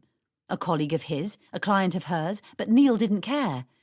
Cindy stared at him, unsure what to do. His kiss was charged and erotic and kind. She recognised all three incarnations and was flattered by the third. So he'd kissed her wrist. Where was the harm in that? Suddenly, he let go of her wrist, and with his right hand he grabbed the back of her head and pulled her face close towards his. He landed his lips square onto hers, and before either of them gave the scenario much thought, his tongue entered her mouth. The unfamiliar territory set off numerous sparks. He felt bolts of excitement in his mouth, his chest, and, inevitably, his penis. His left hand moved a fraction towards her breasts. He didn't actively decide to grope her in the middle of the park. It was more spontaneous than that. His hand just moved towards them, without permission from his brain. So there they were, in the park, kissing and fondling. Perhaps it was a natural extension to all that had gone before. He knew the colour and texture of the nipples that he could now feel through her T-shirt. They'd been inches from his face on many occasions. He'd often had the opportunity to just stick out his tongue, and he'd have known them before now anyway, unless, of course, some huge bouncer had punched his lights out for touching one of the performers. He'd have known their roughness, their texture, their hardness, their sweetness. He knew their colour. They were a dark burgundy colour. He knew their shape. They were large ovals, bigger than gnats. "Get your fucking hands off my wife!" Neil heard the words just a second before he felt the air being thrown out of him as he was shoved away from Cindy and the incredible crack across his jaw. Neil had never been hit before, at least not since the playground, and that stuff was nothing in comparison to this intense agony. He didn't fall to the ground like he'd seen on TV and in movies. He stumbled backwards in an ungainly way and found himself clinging onto Heidi's buggy. Cindy was screeching something and trying to stand between him and her husband. Neil couldn't take it all in. Jesus, that hurt. His jaw throbbed and his neck ached. Did he have some sort of whiplash? Was he bleeding? Were his teeth loose? He could taste blood. The man was small and spitting. He had yellow teeth and acne. He had disproportionately large hands, or at least it seemed that way, as he unleashed a flurry of blows onto Neil's crouched and quivering body. Chapter 29. Alison and Tim took dinner parties very seriously. They were quite old school in their approach, as they prided themselves on showering their guests with every attention and courtesy. Casual entertaining was anathema to them both. They worked as a team, with clearly defined roles. Alison invited the guests, bought the ingredients and flowers, set the table, and put nibbles into bowls. Tim did the cooking, and was good at it. His lamb and minted potatoes were legendary. Their guests were always only too pleased to pepper the conversation with a shameless number of compliments in the hope of a repeat invitation. Alison always paid attention to detail. She always ensured that her napkins matched the flower arrangements and candles. Nat was often struck by the fact that not only did Allie have napkins, but she had sets in at least 3 different colours. Nat usually put a roll of Bounty on the table, and her idea of going posh was to buy paper serviettes from IKEA. Every time she ate at Tim and Allie's, she flirted with the idea of visiting John Lewis and buying some proper table linen. The problem was, whenever she got to John Lewis, she invariably stumbled across a lovely lipstick that she preferred to spend her money on. Tonight, Allie had put extra effort into her preparations. She wanted her friends to remember tonight. She had bought a new damask tablecloth in a deep purple, with matching napkins, of course. She'd pulled out all her best glassware and china, the stuff that she'd been given as wedding gifts, but had used only 5 times since. She didn't like putting the best things in the dishwasher, yet she hated washing up, so the best things tended to stay in the cupboard. However, if there was ever a night for the best glass and chinaware, tonight was it. Alison had spent a huge amount on fresh-cut flowers. She'd bought long-stemmed white roses and arranged them with bits of twig in 3 purple glass vases, which were dramatically lined up along the centre of the table, and she had put tea lights and candles on every available surface. She gazed around her home, assessing the effect. She smiled contentedly. Yes, everything looked wonderful. Everything was as it should be. Natalie and Neil arrived first. They were prompt because Neil had rung Nat 3 times during the day to remind her about the commitment. She obliged by leaving work on time, but she couldn't bring herself to be cheerful, especially when she saw the state of his face. "What happened to you?" she asked, concerned and ready to pour on the sympathy. "Oh, Carl and I were messing about with these prototype guns and targets that might be marketed in one of our games. They're sort of modelled on paintball guns, but with small plastic balls. They're in early development. You're not meant to use them at close range," Neil blathered. "So what happened?" demanded Nat. Her concern was already draining away and quickly being replaced by exasperation. "Well," Carl pointed it in my face. Nat glared and huffed and puffed her irritation as though she was the big bad wolf trying to blow down the 3rd piglet's brick home. What an idiot. "Obviously it was an accident," reassured Neil.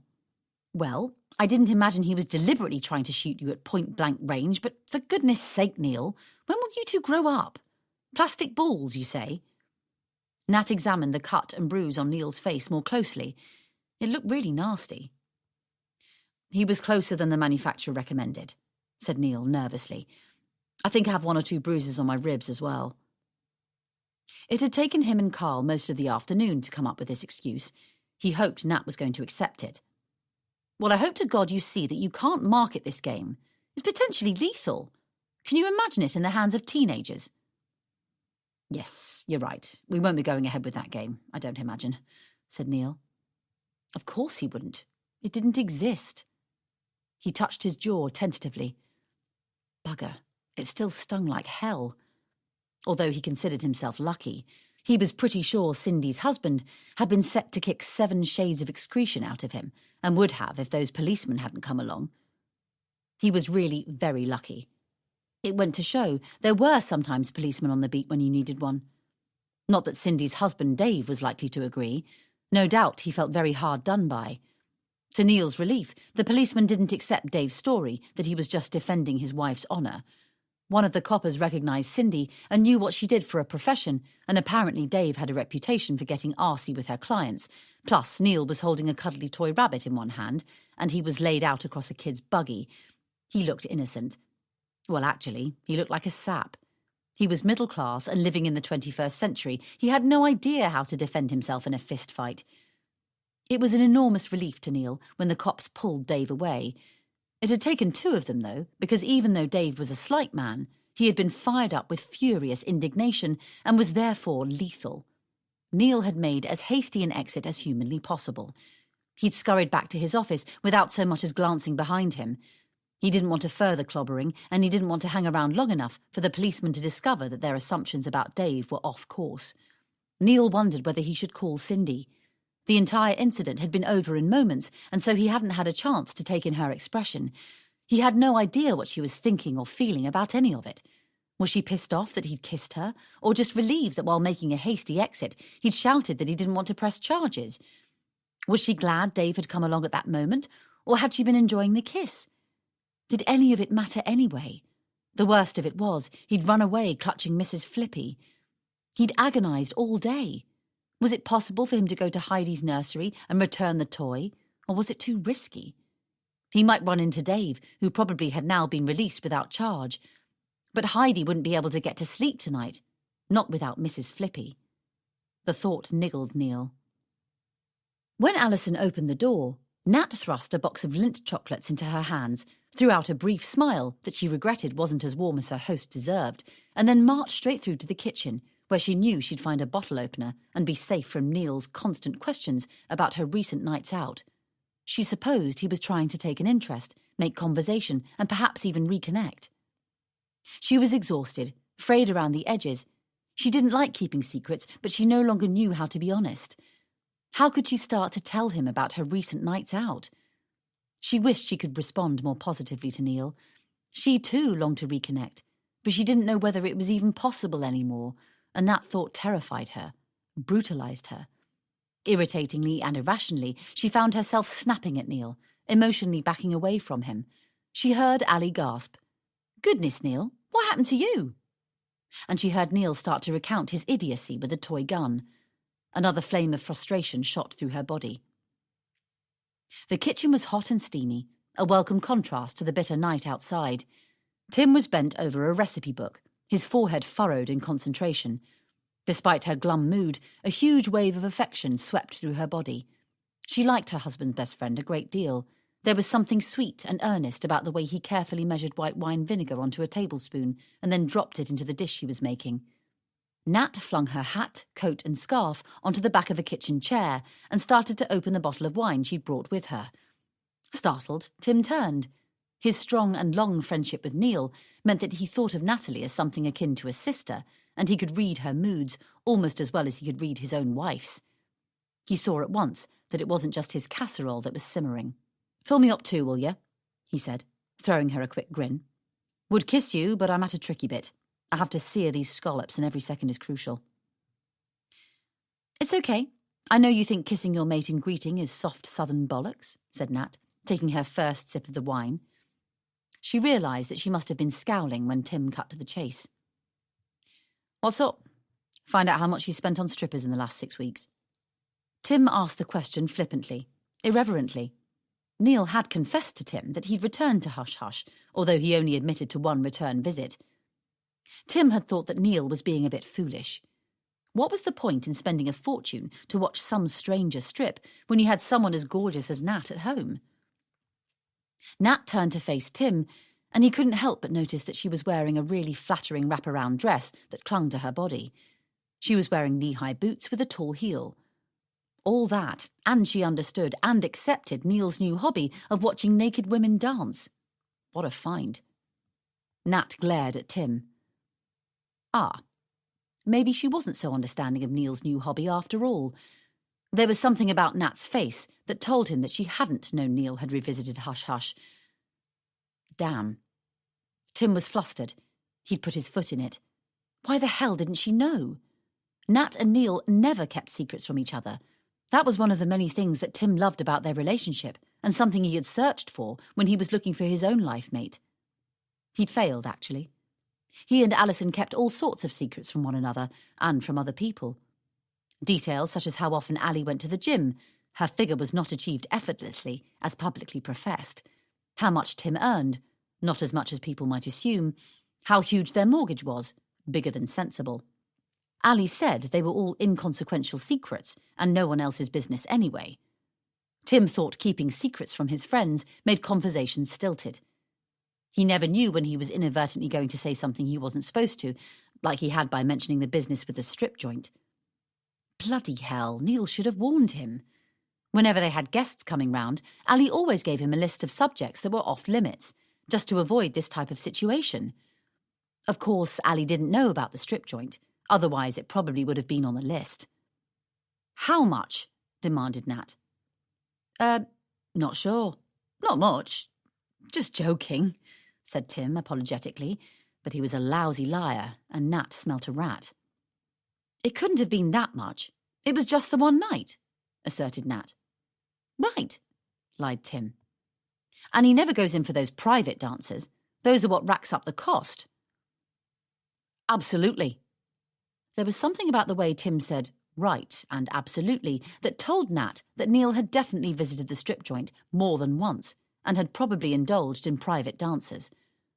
Call it female intuition or plain old-fashioned suspicious mind, but she mentally hung, drew and courted Neil before Tim had managed to turn his scallops. She seethed, wondering why and when he'd visited strippers. Then it hit her. He was probably visiting strippers when she was checking out her old flames. Hell. What a mess. Can you pass me the pepper? Tim said, vainly hoping that he might be able to change the subject. He could hear Carl and Jen arriving. There were happy shrieks being released in the hallway. He prayed that one or the other of them would wander through to the kitchen and rescue him. Carl entered and commented, Jesus, I need a stiff one. He poured himself a large G&T. So, what's going on in here? You can cut the atmosphere with a knife. What secret shenanigans have I stumbled on? Lover's tiff? Amused at the thought, he jokingly asked, You two secretly shagging? Oh, grow up, Carl, snapped Nat. Natalie was pretty sure that if Tim knew Neil was visiting strippers, Carl knew it too. She felt angry and excluded, and was therefore unprepared to participate in his playful banter, as she might usually do. It irritated her that Neil was constantly harping on about wanting to start a family, but at the same time had initiated a new hobby of ogling naked women. It wasn't responsible. Tim shot Carl a fractious and despairing look. Nat saw she could retrieve the answer she was looking for if she pushed home her advantage, while Tim was too mortified to act. Tim was just trying to remember how many times it is exactly that you guys have been to Hush Hush this last month or so. She spoke in a clear, confident voice. Tim, terrified, looked towards the doorway. Alison would kill him if she got wind of this. Is it 2 or 3? Guessed Nat. Not me, babe. Just the once. It's your guy who's always there. 4 times he was bragging to me. You must be loaded, said Carl calmly and with conviction. He too had a misplaced confidence in the transparency that existed between Nat and Neil. Like Tim, he'd always admired that in his mate's relationship with his wife. He thought they were an enviable couple, but he was out of date. He poured himself another G&T and greedily gulped it back. Engrossed in his own concerns, Carl failed to notice that he had added to the spiky atmosphere in the kitchen. So, what was all the shrieking about in the hall just now? Asked Tim, who was very aware of the time bomb he had inadvertently helped to trigger. Oh, yeah, you two need to congratulate me. Jen and I are getting married, said Carl casually. What? Asked Tim. Wow, said Nat. Yeah, what a wow, Carl shrugged. Nat was pleased no one asked why. It was a reasonable question under the circumstances. Time was right, added Carl, answering the unasked question. What had made Carl cave in? Nat didn't want to view the engagement in those terms, but she couldn't help it. Was Jen pregnant? Oh God, if she was, that would mean Neil would have new ammo.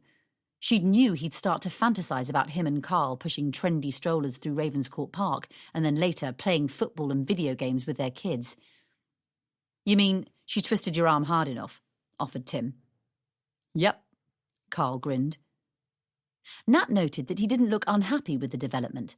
It surprised her slightly that he was accepting his new affianced status with such serenity. Nat knew that Jen was a catch, but Carl had always appeared relatively impervious to Jen's charms and generally unimpressed with the idea of commitment. What had changed?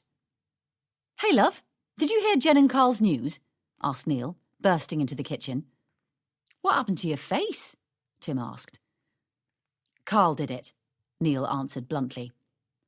Yes, I want to have a word with you about that, said Nat to Carl. Neil hurried to change the subject. Not now. Have you heard their news? This calls for champagne. Should I go and get some? We brought some with us, said Jen, with a giggle. She launched herself into the room and directly at Nat, left hand first. A beaming Alison trailed behind. It was amazing to Nat that Jen could wave her arm quite so energetically, as the rock she was sporting was enormous. "What a gorgeous ring! Congratulations!" said Nat, pulling Jen into a warm hug. Nat quickly calculated if Jen was about to drink champagne, she couldn't be pregnant. Hurrah! And now, with a wedding to plan, no one would talk about babies. Great news! For the first time that evening, she thought she had a chance of enjoying herself with her friends, something that should be so natural and yet had been so difficult to secure of late. Carl released the cork, creating a satisfying pop. He poured, everyone clinked glasses, giggled and took sips. The champagne kicked Nat's tonsils, the effervescent bubbles tip-tapped on her tongue. Then she noticed Alison wasn't drinking. "Not for me," giggled Alison. "I wasn't sure whether I was going to say anything tonight or not, but since we're all here and celebrating, well, I'm pregnant." Wow, what a night. Chapter 30. Nat and Neil decided to walk home. They knew it would be tricky to persuade a cabbie to drive them from one end of Chiswick to the other, and besides, they'd both drunk a stack and felt the chilly air might go some way towards sobering them up. Nat was aware that she was drinking too much lately, although, while regretting the certain onslaught of a vicious hangover, Nat in part felt grateful that she was drunk. She didn't want to be sober with Neil right now. Nat recalled the last time the entire gang had all been together. It was a while back. In fact, the last time they had met up as a complete crew was when they went to the Bluebird restaurant, when they'd been celebrating Neil's birthday on the 26th of August. She remembered the cab journey home that evening. She and Neil had been so cocky and self-assured about the strength, resilience and depth of their love. They were smug marrieds, confident in their own relationship and choices, even somewhat condescending about their friends' relationships, which appeared rather lacking by comparison. Their friends had not seemed quite so sorted. It was painful to think about how much they'd taken for granted. They'd discussed Carl and Jen's relationship at length. Nat had wondered whether Carl was playing away. They'd commented on the unlikelihood of Carl ever proposing. They'd briefly talked about Ally and Tim trying for a baby. Nat had dismissed the subject quite sharply, preferring not to tumble into that particular conversational cavern. Now look at the pair of them. They walked along the street, silent and not touching. There was no sign of their previously vigorous and vocal love. That night at the Bluebird had been the night when Neil had asked for a baby, and everything had started to unravel. Natalie had received 2 texts during dinner, one from Alan Jones, inquiring whether her hangover had faded yet, and, if not, he recommended that she drink a hair of the dog, as he was. She thought it was pleasant of him to pretend they were now going to have some sort of buddy-type relationship, but she couldn't imagine how he'd integrate into her life. Of all her exes, Alan was the least likely candidate for that. He knew too much about her. He knew more than Neil. She pressed delete. The second text was from Lee Mahoney, saying he was very sorry that she'd had to cancel this evening, but he could meet up next Tuesday if she was free. She'd made this arrangement 3 weeks ago. Lee Mahoney. Her most passionate encounter. That's how she'd always referred to him on the rare occasions she'd spoken of him to her girlfriends over the years. That's how she labelled him in her head, if he ever popped in there. She'd met him at a healthcare convention years and years ago. The convention had been in Edinburgh. Many of her colleagues had seen the 3-day event as nothing other than an excuse to try out a few decent malt whiskies. Nat had fully expected to attend every one of the modules and had signed up to listen to as many guest speakers as she could squeeze in. She considered the black tie welcome dinner a bit of a time waster. She would have preferred to stay in her room, reading up on myasthenia gravis, a little-known autoimmune neuromuscular disorder, until she saw the seating plan and noticed that Professor Hans Kopperberg, probably the world's most influential and controversial neuroscientist, was to be seated on the table right next to hers. She hoped to collar him over coffees when most people were slipping off to the dance floor. She was sure someone as eminent and serious as Professor Kopperberg would not strut his funky stuff. The evening didn't pan out the way she planned. Nat hadn't been able to get her nose out of the fascinating report on myasthenia gravis, and so was late down to dinner. By the time she'd walked into the hotel dining room, it was clear that the majority of the delegates had enjoyed their fair share of cava cocktails. Daft, drunken men stood in self-conscious packs, sneakily eyeing up women who were already laughing loudly and indiscriminately. She noticed that even Professor Copperberg was lining up shots for his table. Disappointed, Nat found her table and nameplate and sat down quickly. She planned to eat and retreat, ASAP. He had been the first person she noticed. He had been the only person she noticed. "I'm Lee Mahoney, your future husband," he'd said, leaning to reach for her hand. She politely held out hers, but instead of shaking it, he'd held it to his lips and kissed her fingers. Right there, right then, in the middle of the table, in the middle of the conference. Was he insane? The touch of his lips on the ends of her fingers had set off a firecracker of excitement in her knickers. 24-year-old Natalie Morgan had never experienced anything as brutally, brilliantly sexy before. "Future husband, you say?" she mumbled. "You can road test me first. We'll have a drink and then get to bed early, eh?" His soft Irish lilt almost made his suggestion sound reasonable. Before Nat had been able to decide whether she was offended or delighted, Lee Mahoney chuckled. "Get away with you. I'm just laughing. I would never proposition a girl without knowing her name first. My ma brought me up well. What are you called?" "Natalie Morgan." "Fine name," he asserted, in what was a charming, irresistible tone. "Want a drink? Wine? Red?" He was already pouring. Up until then, Nat had always drunk white wine spritzers, but she didn't say so. Nat could still remember the way they flirted. It had been so audacious and exciting and blatant and brightening. They had moved up to his room before the pudding was served. They'd had sex before the band struck up a chord. All thoughts of collaring Professor Copperberg and quizzing him on his latest published paper had vanished from Nat's mind. Nat and Lee had sex for 3 solid days, punctuated by hilarious, shallow banter, 6 meal breaks, and a spot of daytime TV watching. In a rare moment of indulgence and escapism, Nat rejected the convention programme and embraced the most fun she'd had ever. They enjoyed the sort of sex that only strangers, living for the moment, can enjoy. It was wild, free, experimental, and finite. Lee Mahoney lived in Dublin, and Nat lived in London. Neither of them contemplated making the liaison last beyond the conference. Nat always believed theirs was such a passionate, tremendous encounter because it was left like a cliffhanger. They would never know what was next.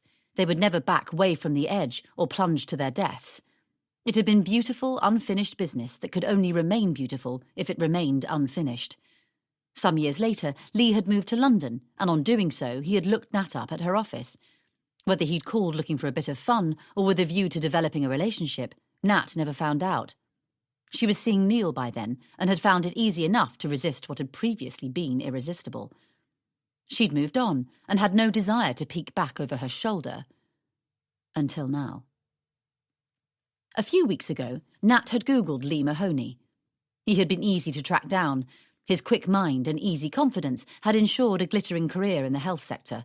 Plus, his anarchic humour and ability to charm meant that he had an intriguing and informative Facebook site. Nat had read 1 or 2 articles about his recent work, and then she'd sent him an email. They'd arranged to meet tonight, but Alison's dinner party had put an end to that plan. After her numerous fruitless meetings with her exes and last night's traumatic meeting with Alan Jones, Nat had wondered whether she ought to stay well away from her past, but now that Alison had announced she was pregnant, Nat suddenly felt in need of a bit of indulgence and escapism, and Lee was perfect for that. Of course she had no intention of sleeping with the man. God forbid. She didn't mean that sort of indulgence and escapism, the sort they'd had before. No, she just wanted to relax, flirt, and have a bit of fun.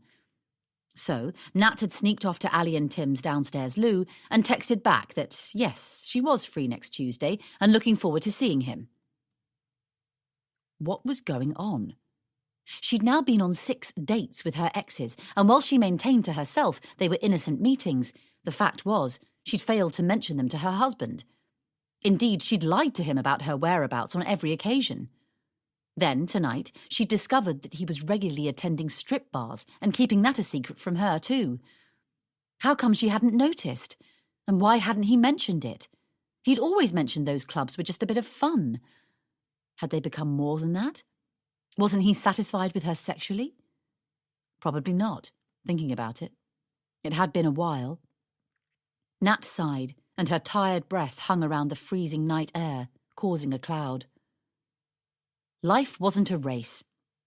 That was what her mum and dad were always saying to her, and she wanted to believe in the wisdom their age must offer. But if life was a race, even a go-kart race, not an Olympic sprint, then she and Neil had just slipped behind on the happily married heat. She knew it, and Neil had noticed they were lagging behind too. That was clear enough tonight. While she'd been quiet throughout dinner, leaving the burden of conversation to Jen and Ali, Neil had become motormouth. He'd asked Ali a million questions about the pregnancy and her plans for the birth, and just about every day after until the kid hit puberty. Nat had noticed Tim was also uncomfortable with Neil's enthusiasm. Hell, it was understandable, as Neil had even asked about the conception. He'd wanted to understand which were the most fertile days in a woman's cycle.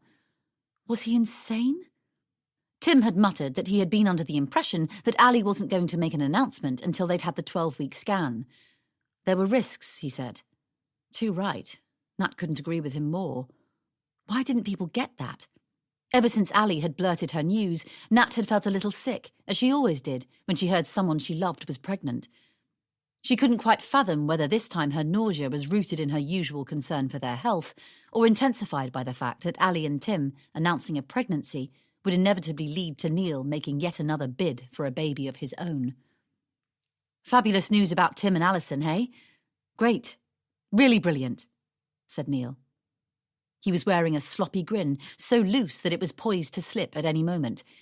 He kicked a can that was lying in the street. Unfortunately, it was still half full, and beer spilt out and splashed all over Neil's suede shoes. It wasn't very cool. Her instinct, as ever, was to make him feel better. Absolutely. Lovely news.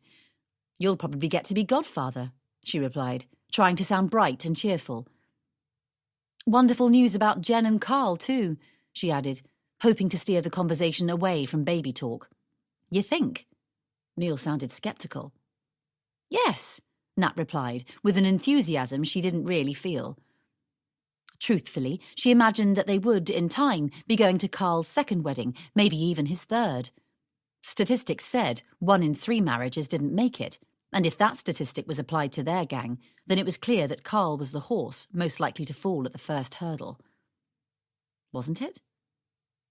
It was probably just the alcohol, but suddenly a cold slither of fear darted up and down Nat's spine. 1 in 3 marriages didn't make it. What if she was wrong about Carl and Jen being in the position of weakest bet? What if she needed to look closer to home? Nat glanced at Neil, bundled up in a winter coat.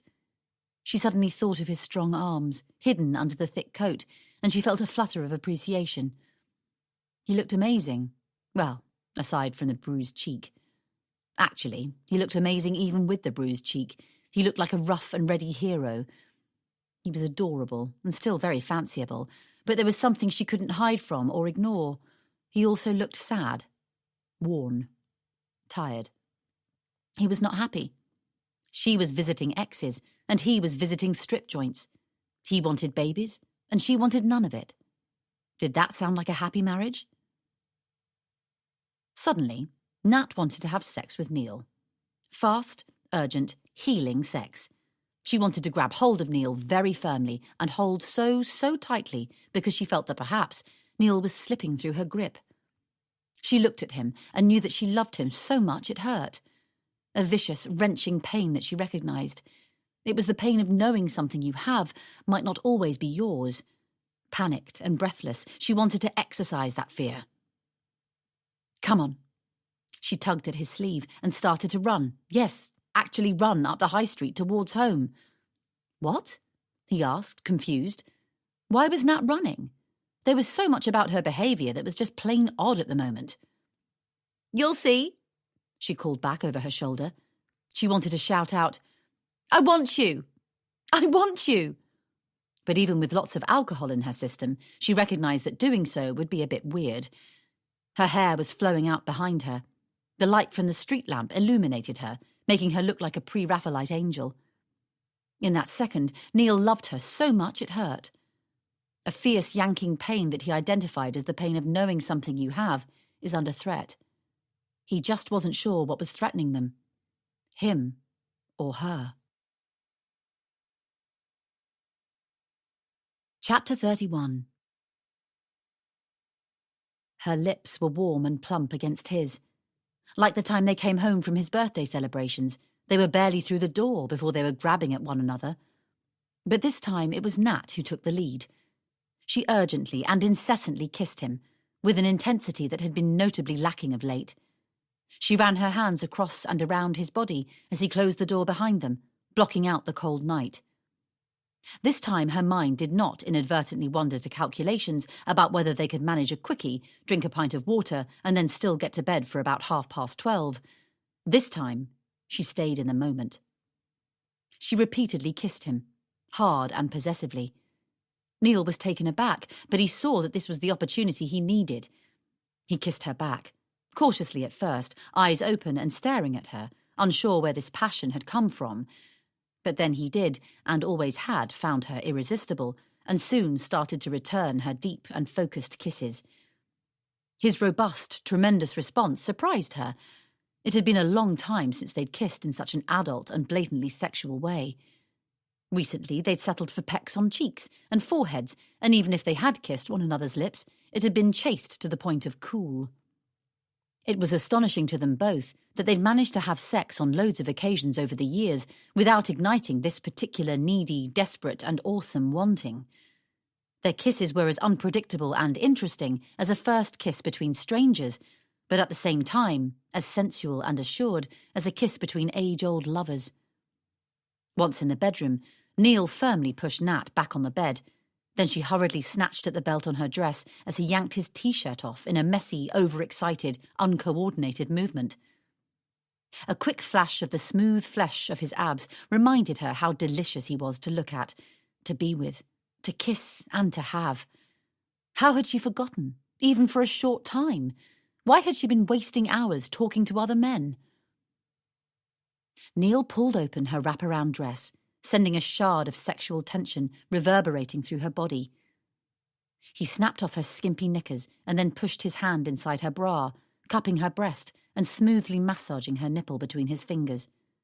His urgency excited and delighted her, and she grabbed at his body with an equal resolve and joy. Without completely leaving her, he edged over to the bedside drawer and, in a familiar move, he opened the drawer and reached around for a condom. Damn, none left. Hang on a minute. I think there's one in the bathroom. Neil leapt from the bed and headed off to the bathroom. Nat slipped out of her bra so that she was completely naked and lay back on the cool sheets. She tingled with happiness and gratitude. Hurrah! He hadn't ruined the moment by suggesting they have sex without protection. Yes, everything was perfect. Or at least it could be again. They'd ride each other hard now, and afterwards, straight afterwards, they'd talk about strippers and naked friends. They'd laugh at each other's foibles and get right back on track. She was sure of it.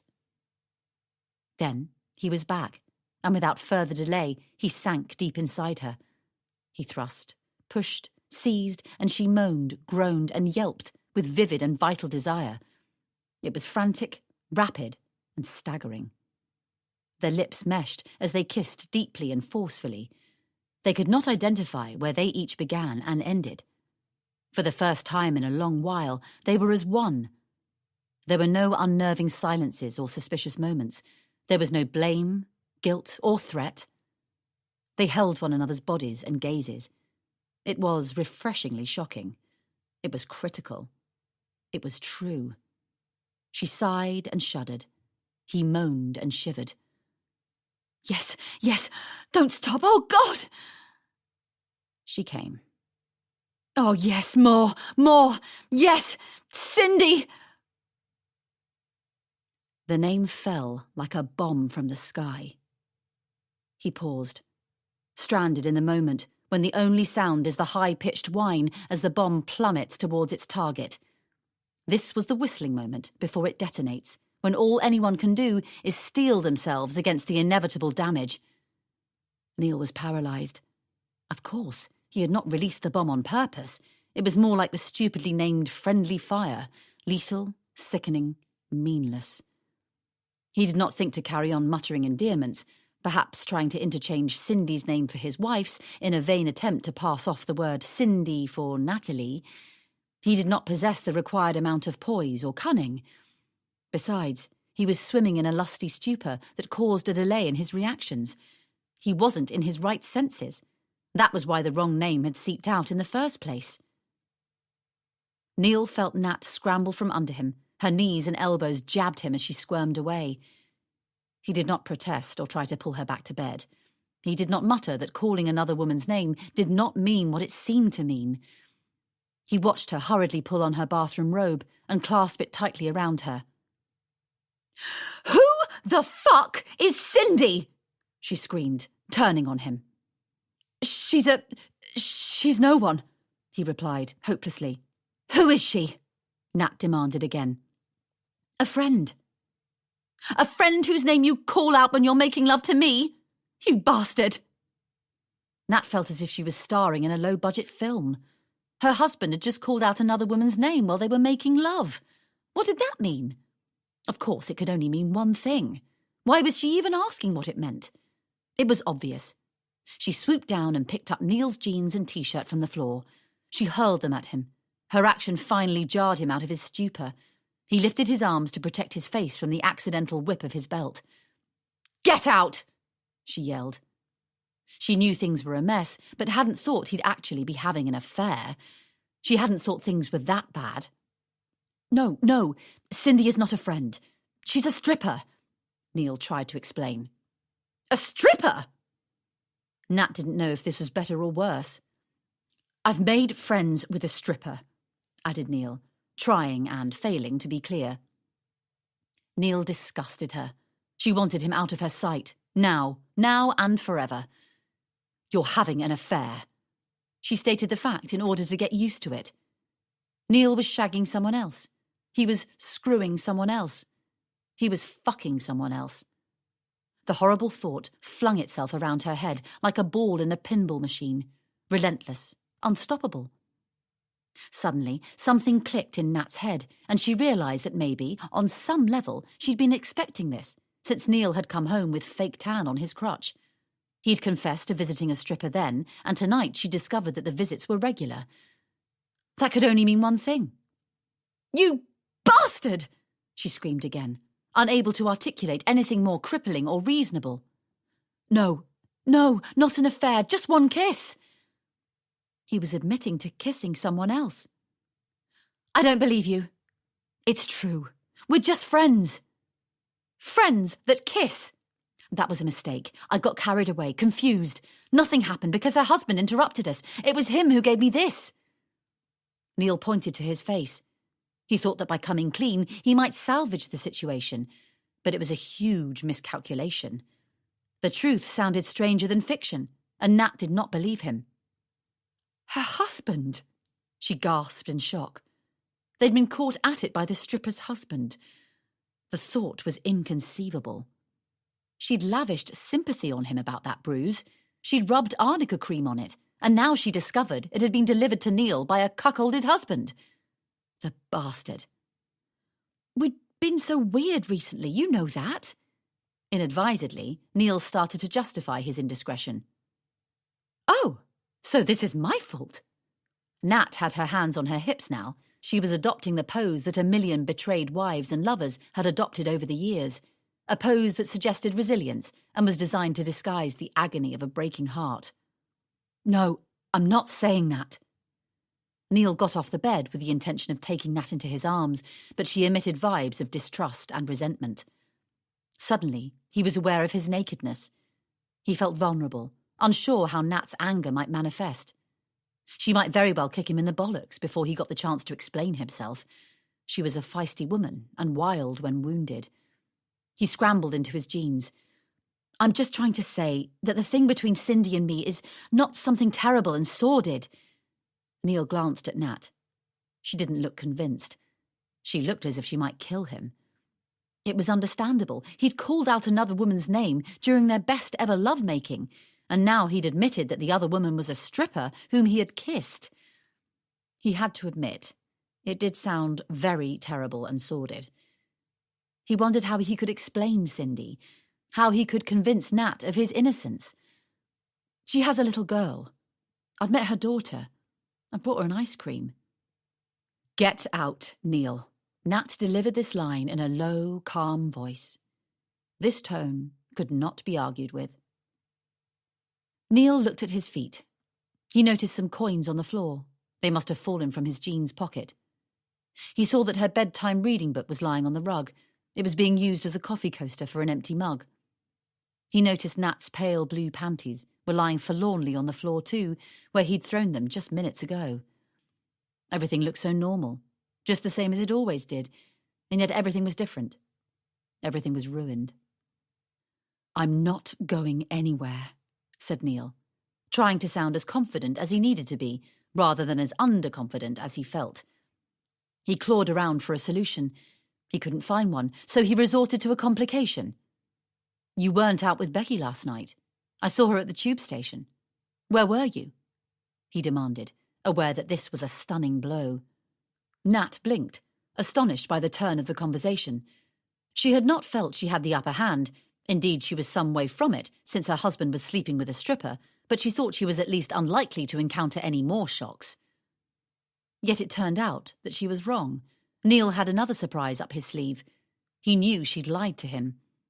She sighed. She had nothing to lose now, therefore no more reasons to hide.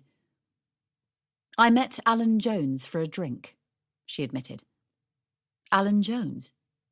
It took Neil just a moment to place the name. As he did so, the lines on his furrowed brow seemed to slip to his mouth, weighing it into a nasty, twisted grimace. Your ex? He bellowed. Yes. Are you having an affair, Natalie? With Alan Jones? No. Nat was using every fibre in her body to appear in control. She wanted to yell, but did not dare.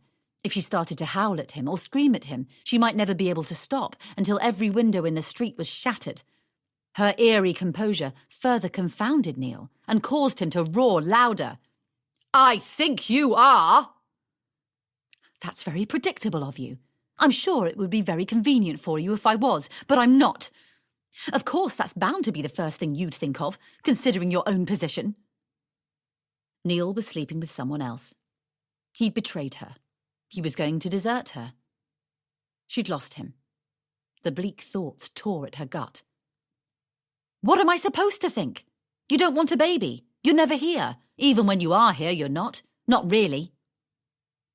I've been seeing other people, said Nat, matter-of-factly, keen to deal a hurtful blow of her own while she was reeling from his killer punch.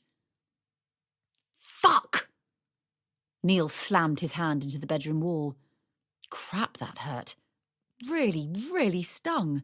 He had no idea it would hurt that much. He wasn't thinking about his hand.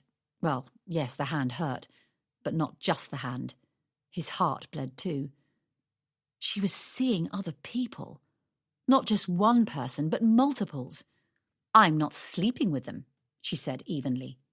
It was easier to take refuge in sarcasm than deal with the agony she felt.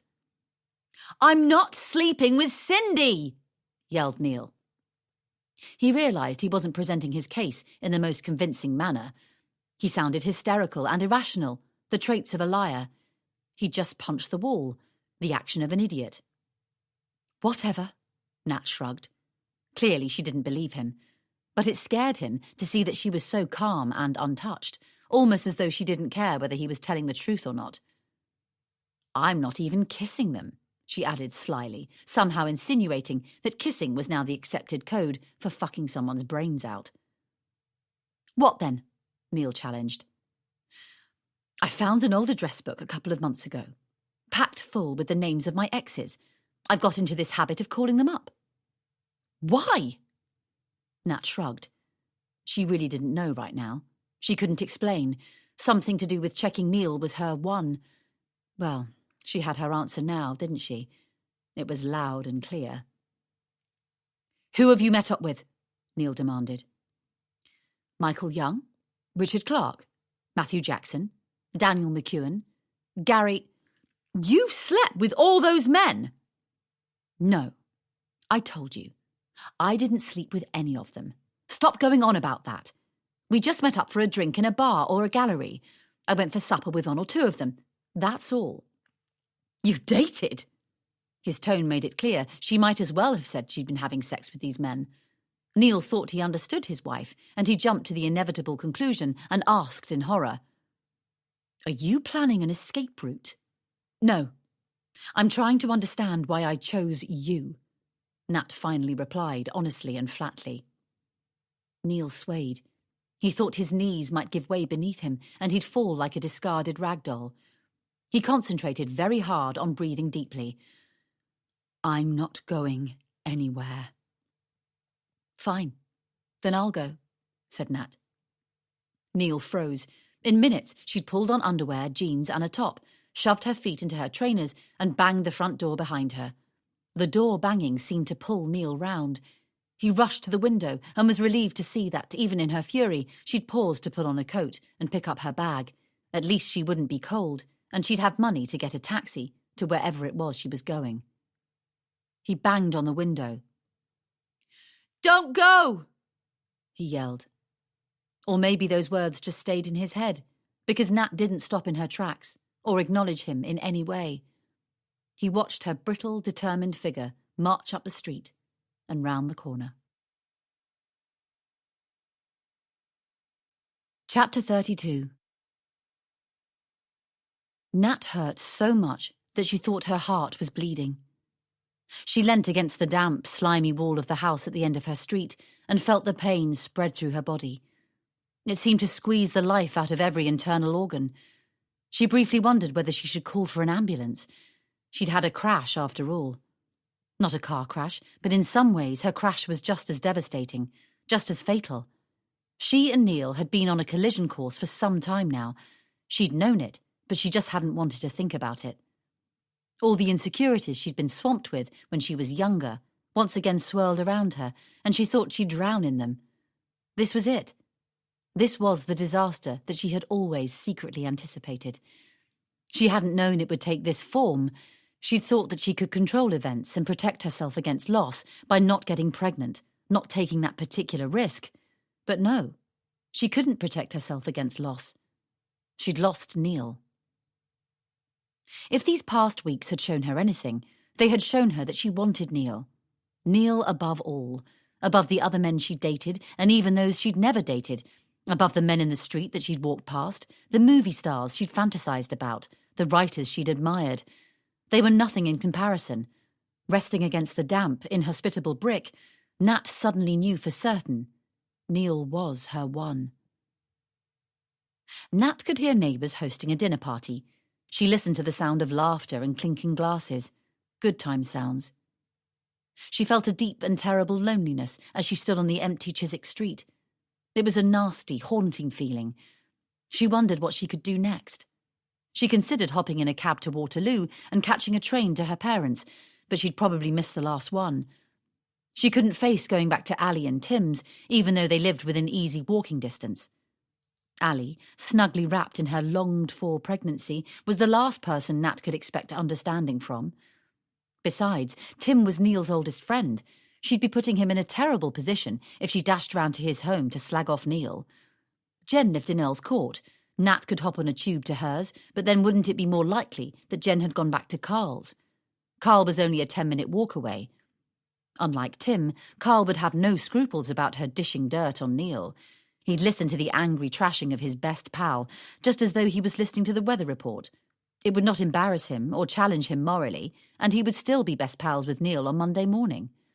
He'd probably award Neil a medal when he heard about him calling a stripper's name out during sex, Nat thought irritably. Yes, she'd go and find Jen at Carl's. Nat ran through the street, relieved to have a direction to go in. She arrived at Carl's door, breathless and covered in a cold sheen of sweat. She leant on the doorbell. Her insistent ringing was answered by Carl, flinging the door wide open. "Hi, babe." He always called her babe. He called everyone babe. Carl immediately recognised a woman with hurt in her head. Even if she managed to keep her mouth clamped closed and resisted giving him the lowdown, her distress splintered out from her eyes. "I'm looking for Jen," replied Nat hastily, pushing past him and bounding up the stairs to his first-floor flat. She was too distraught to manage to be civil. It was his flat, after all. She should probably have waited until he invited her in. Nat automatically headed towards the kitchen. Carl followed her. "Not here." "She's not."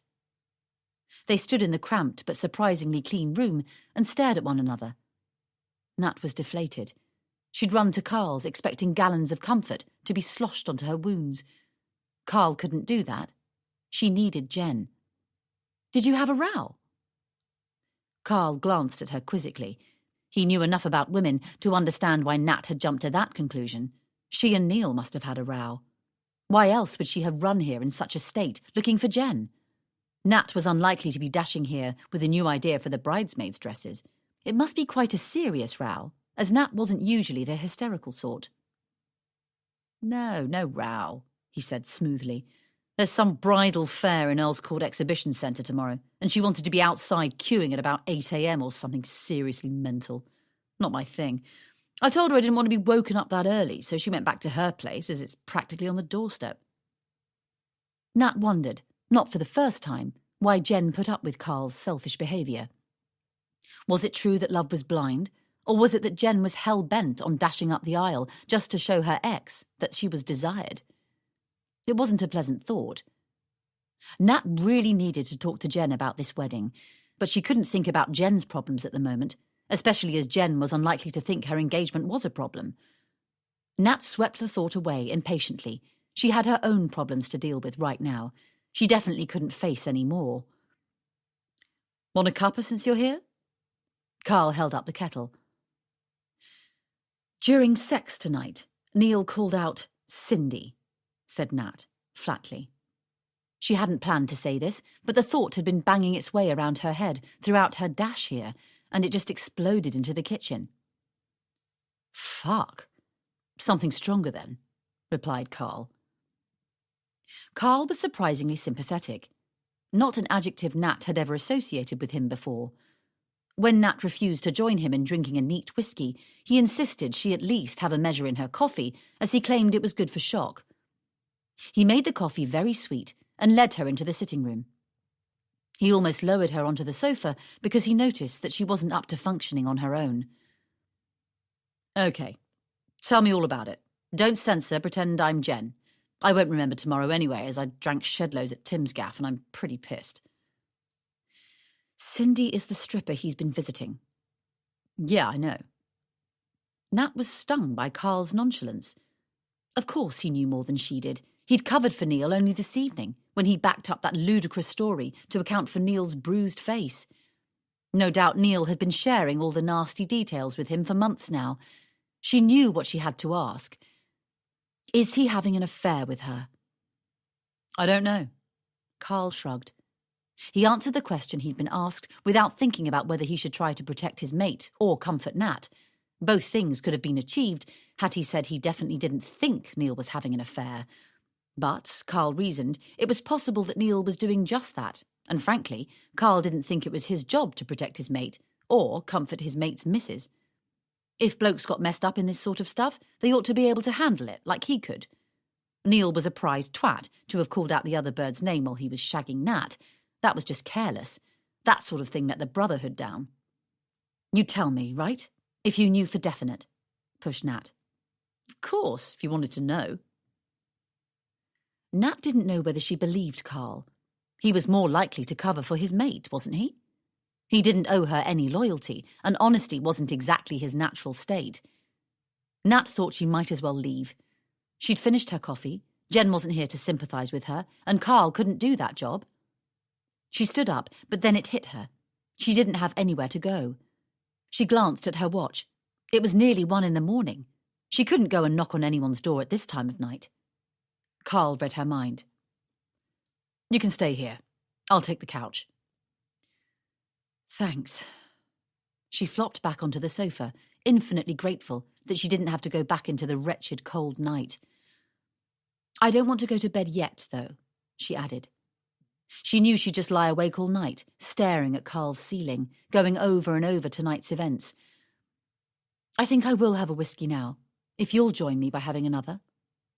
Oh, yes, I'm always up for it. Carl went into the kitchen to get Nat a glass. She pulled her knees close to her chest and sat in a small ball at one end of the sofa. Oh, God, his sofa smelt of sex. How was that even possible? What an off-putting thought. How many women had Carl seduced in this exact spot? Carl was such a grubby man, and yet he was her only port in the storm. The thought depressed her. Sex seemed to be all around her. Illicit sex. Carl returned and sat next to her.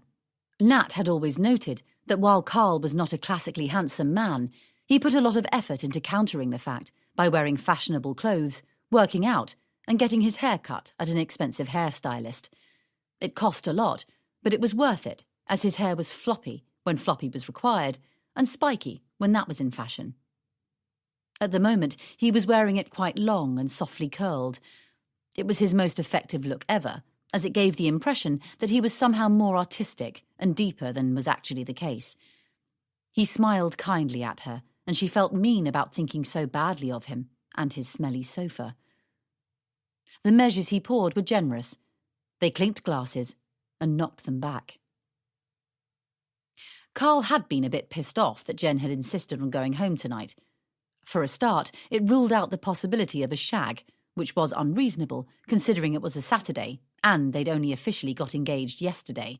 He had been pretty confident that agreeing to buy the engagement ring would mean round-the-clock sex for a fortnight, minimum. And the other thing was, he didn't like waking up alone on a Saturday morning. He had been considering whether he should make a booty call when Nat had rung the doorbell. Carl hadn't quite made up his mind how he was going to play it with his liaisons now that he was engaged. Would he knock it all on the head? After all, he'd had his fair share over the years. Or would he carry on, just taking care to be uber discreet? They did say old habits died hard. Carl thought his individual skill with women was that he was careful to promise them absolutely nothing, and he delivered on that admirably.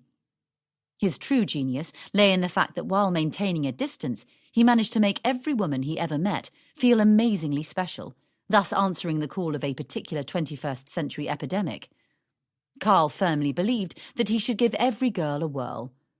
Posh gals did it for him, as did rough birds. He thought fat girls were enthusiastic and dirty, but then skinny women could be flipped around, so they were all good. Bright ladies were a challenge, and the dim ones were a giggle.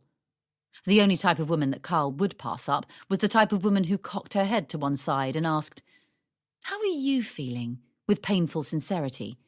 He was more a doing sort of guy. The thing was, he didn't really feel ready to settle down. No matter what he'd told the others this evening, he didn't think the time was right. More, he didn't think the girl was right. But Jen had wanted it so much. She'd gone on and on and on and on. She seemed to want it enough for the two of them. Carl necked another drink. Anyway, he didn't have to think about any of that now, as Nat was fantastic, unexpected company. A booty call would not be required.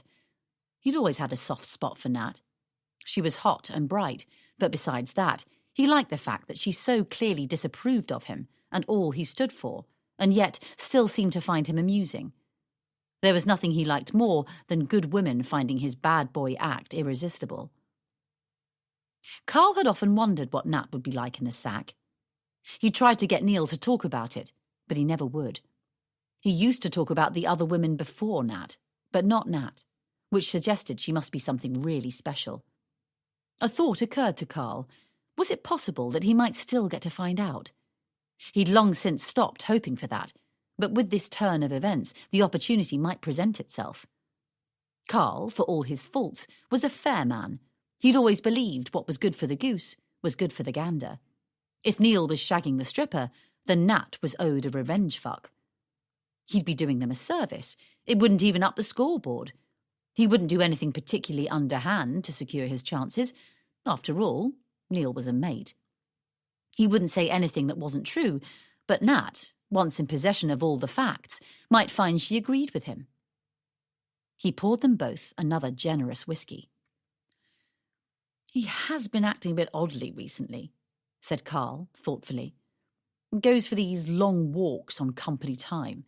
He told me he spent almost $2,000 at Hush Hush. Is it like an addiction, do you think?" "How could I have missed this?" Nat muttered. She let her head fall into her hands and stared at her shoes. Carl looked at the ceiling. He sensed that she was about to spill. Gaining her confidence was essential. He didn't push her. He had to let her come to him in her own time. Slowly, slowly catch the monkey. He stretched out his arm and gently stroked her back. He felt her shimmy under his touch. Mentally, he punched the air. Way to go. Life in the old boy yet. "He's a bloody fool," said Carl, as he pulled Nat into a friendly hug. She collapsed into his warmth, too drunk and too wrung out to question the sagacity or significance of allowing Carl to hag her on his sex sofa when they were alone in his flat in the early hours of the morning. It was rather pleasant, actually, the first pleasant thing that had happened to her all night. So she didn't object when he held her a little too close and a little too long. She sighed heavily. "I haven't had my eye on the ball. I've been distracted with all this other stuff." "Such as?" Carl could smell a scandal. "I have this old address book, a sort of little black book, if you like," admitted Nat. "What?" "I've been, catching up with my exes." "Shag anyone?" "No! Sorry, didn't mean to be offensive, but I thought that was the point of looking up exes." "Well, it isn't." "What is the point, then?" I just needed to..." Nat didn't know how to finish. "What?" "Check something." "What did you need to check?" "You wouldn't understand." She barely understood herself now. "Try me." "Whether Neil was, the right one." "Ah, the baby business," said Carl with a knowing nod. Nat stared at Carl, somewhat taken aback by his perception. "He wants a sprog, and you don't want a sprog." Nat nodded. That was it, really, in a nutshell. That's where this had all started. "I'm surprised Jen hasn't told me that's what you've been up to with this little black book of yours," mused Carl. "She doesn't know." "You didn't tell her?" "No." God, her head was fuzzy. She had drunk far, far too much tonight. She needed to stop now, or at least drink something a little less potent. She wondered if there was anything other than whiskey. It was almost finished now anyway. Hadn't that bottle been 3/4 full when she arrived? "I thought you two told each other everything," said Carl, carefully slipping into gear. "Not everything, no," said Nat sadly. "Wise. You know her. She couldn't keep a secret if her life depended on it. She's even shown me the wedding dress she wants. She's just not a secret sort of girl." Carl was revving up, and he knew exactly where he was travelling to. "Whereas, you are a secret sort of girl." He was now checking in his wing mirror and rear view, about to make a manoeuvre. "How do you know that?" asked Nat. "Takes one to know one, and I'm a secret sort of guy." There was a silence that could be bitten. "Another drink?" offered Carl, looking for a green light. "Okay," agreed Nat, giving it to him, whether she was aware of it or not. They both silently watched the golden liquid dance into the glasses. Carl considered his next move. Nat considered her last one. "You know what? I found that I didn't want any of them, my exes." Nat saw this as reason to be hopeful. Carl immediately took the wind out of her sails. "The thing is, Nat, looking back isn't a problem. These blokes you've been knocking about with, well, they're just people you've already passed over. There's nothing enticing or exciting there. It's looking forward that's the issue. Things only get really tempting, dangerous if you come across anyone new that you find interesting." The word interesting hung in the air like a shadow. Chapter 33. When she woke up, her throat felt sour and constricted, and her head felt as if it had been turned inside out. She didn't dare move in case she vomited. For a fraction of a second before she opened her eyes, she believed the worst thing she'd have to contend with that day was a vicious hangover. But then she remembered. She'd left Neil. Fuck. Neil was having an affair. Fuck. Before that realization had a chance to strike its vicious blow, other thoughts started to punch their way into her consciousness. Fuck. No. Let it not be true, she begged. Begged who? Herself? There was no one else to blame. Let it be a bad dream, a vivid, cruel, careless dream. But even before Nat prized open her eyes, she knew this was not the case. The events of last night came crashing back to her in hopeless, overwhelming waves. It was impossible for her to piece the night together coherently. She'd drunk far too much for that. All she had to work with was scalding images of flesh rubbing up against more flesh. She remembered the wrong lips, tongues, hands and fingers exploring her body. Horrified, she recalled the wrong man carrying her to bed. She squirmed with shame at the thought. It had been a wild, animalistic deed, the sort of act that is fueled by anger, whiskey and confusion. She turned her head to the side and was relieved to find that Carl was not there.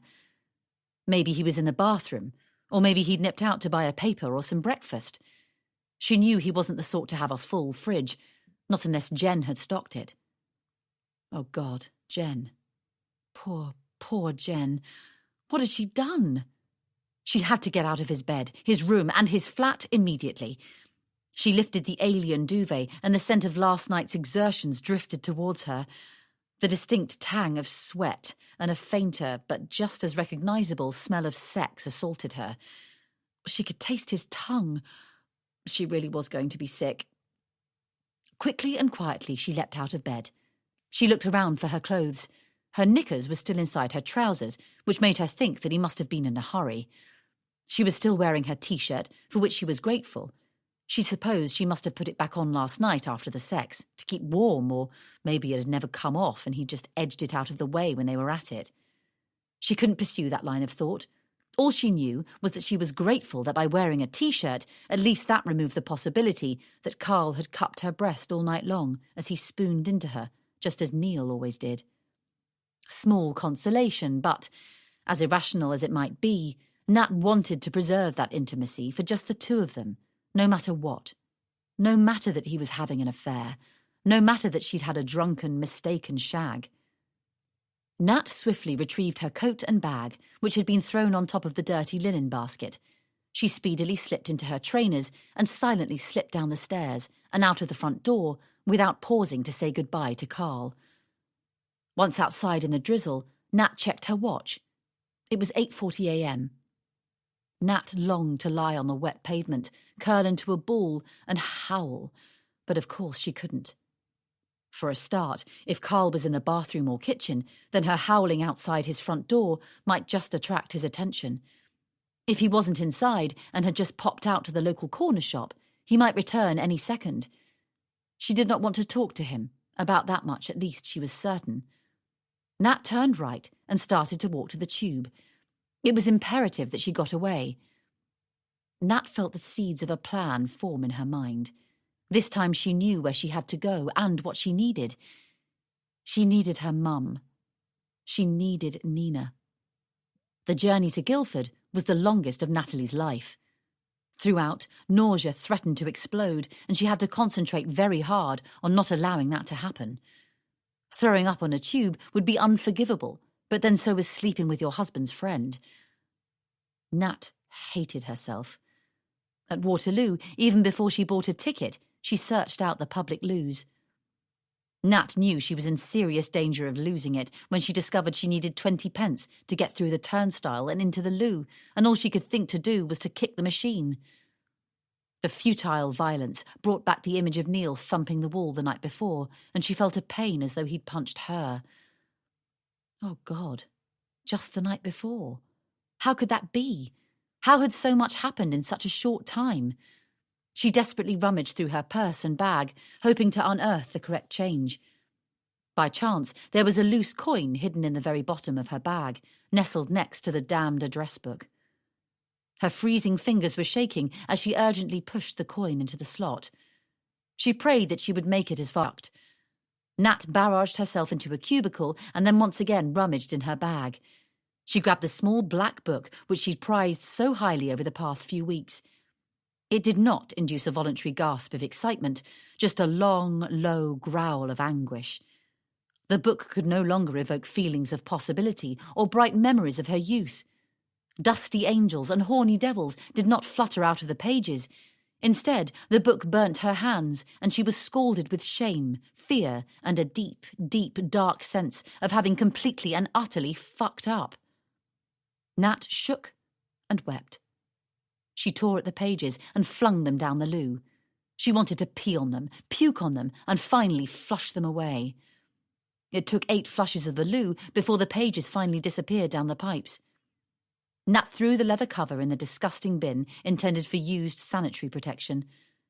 The attendant, suspecting God knows what, a suicide on her watch, or maybe just an act of vandalism, angrily banged on the door and threatened to call the police unless Nat came out of the cubicle immediately.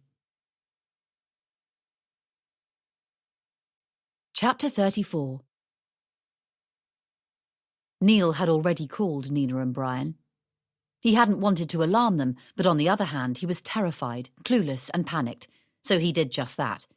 He'd already repeatedly called Nat's phone, but it was switched off, and then he found it lying in the hall. It must have fallen out of her pocket last night when she was scampering upstairs, desperate to make love to him. Oh, God, how could that be less than a day ago?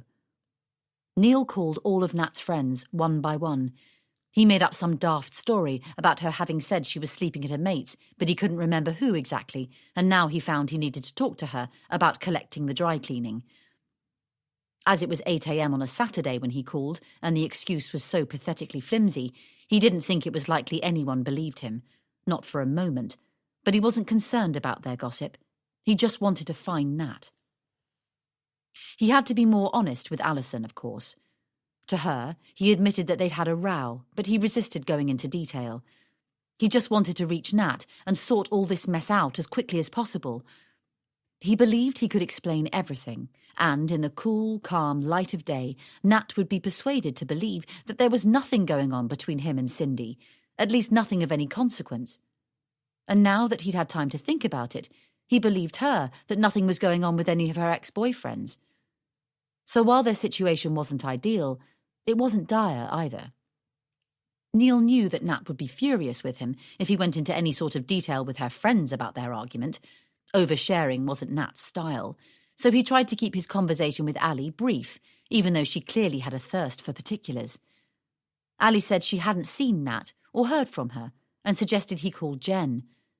Jen hadn't seen or heard from her either. She suggested he call Brian and Nina. So when Nat arrived at her parents', she was greeted by Brian and Nina's anxious faces pressed against the window in anticipation. "What's going on?" asked her dad. "I need a shower," replied Nat. She showered, but she was sure the stink of last night's vileness clung. Then she silently gulped back 2 large mugs of strong orange tea while her parents fretfully hovered nearby. As Nat started to make her 3rd cup, Brian's impatience got the better of him. "Well, are you going to tell us what's going on?" he snapped. He was worried for his daughter, but his concern came out as irritation. Nina shot her husband a warning look. Nat didn't know where to begin. She stared at the small wooden kitchen table. It was at this table, over many years, that Nat had sat to eat meals, do homework, complete jigsaws, decorate Easter eggs, and do countless other harmless activities. She was unsure how she could spill her story over such an innocent. She looked around and saw familiar chipped mugs, a memorable blue glass vase, the eternally grubby black and white floor tiles, and numerous well-thumbed recipe books.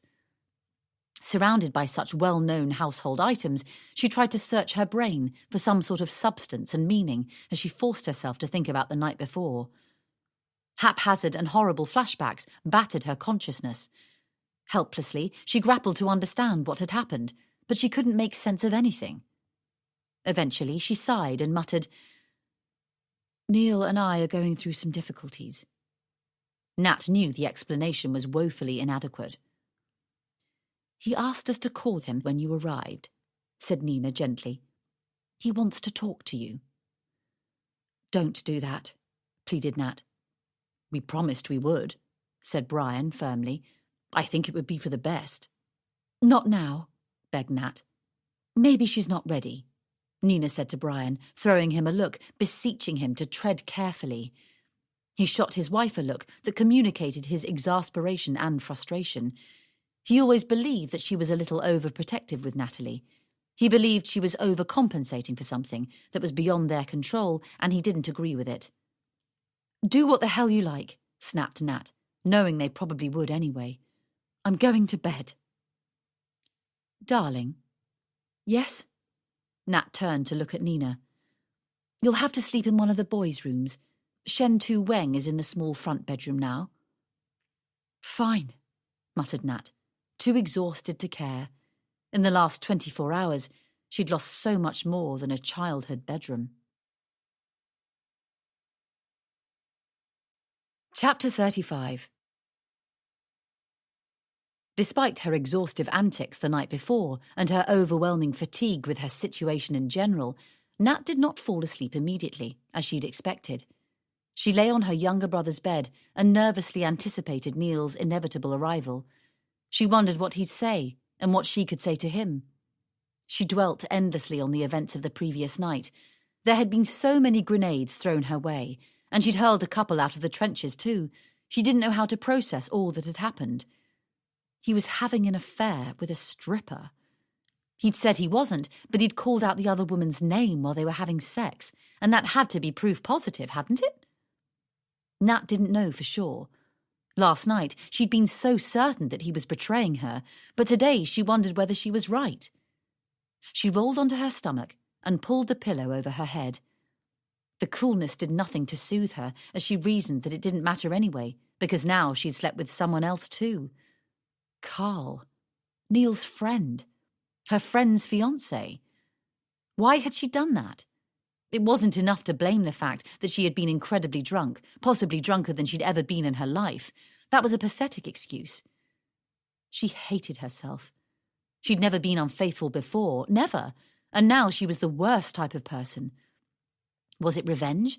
Was it inevitable after bumping into so many dead ends, walking down memory lane? Had she always been secretly attracted to Carl? She really didn't think so.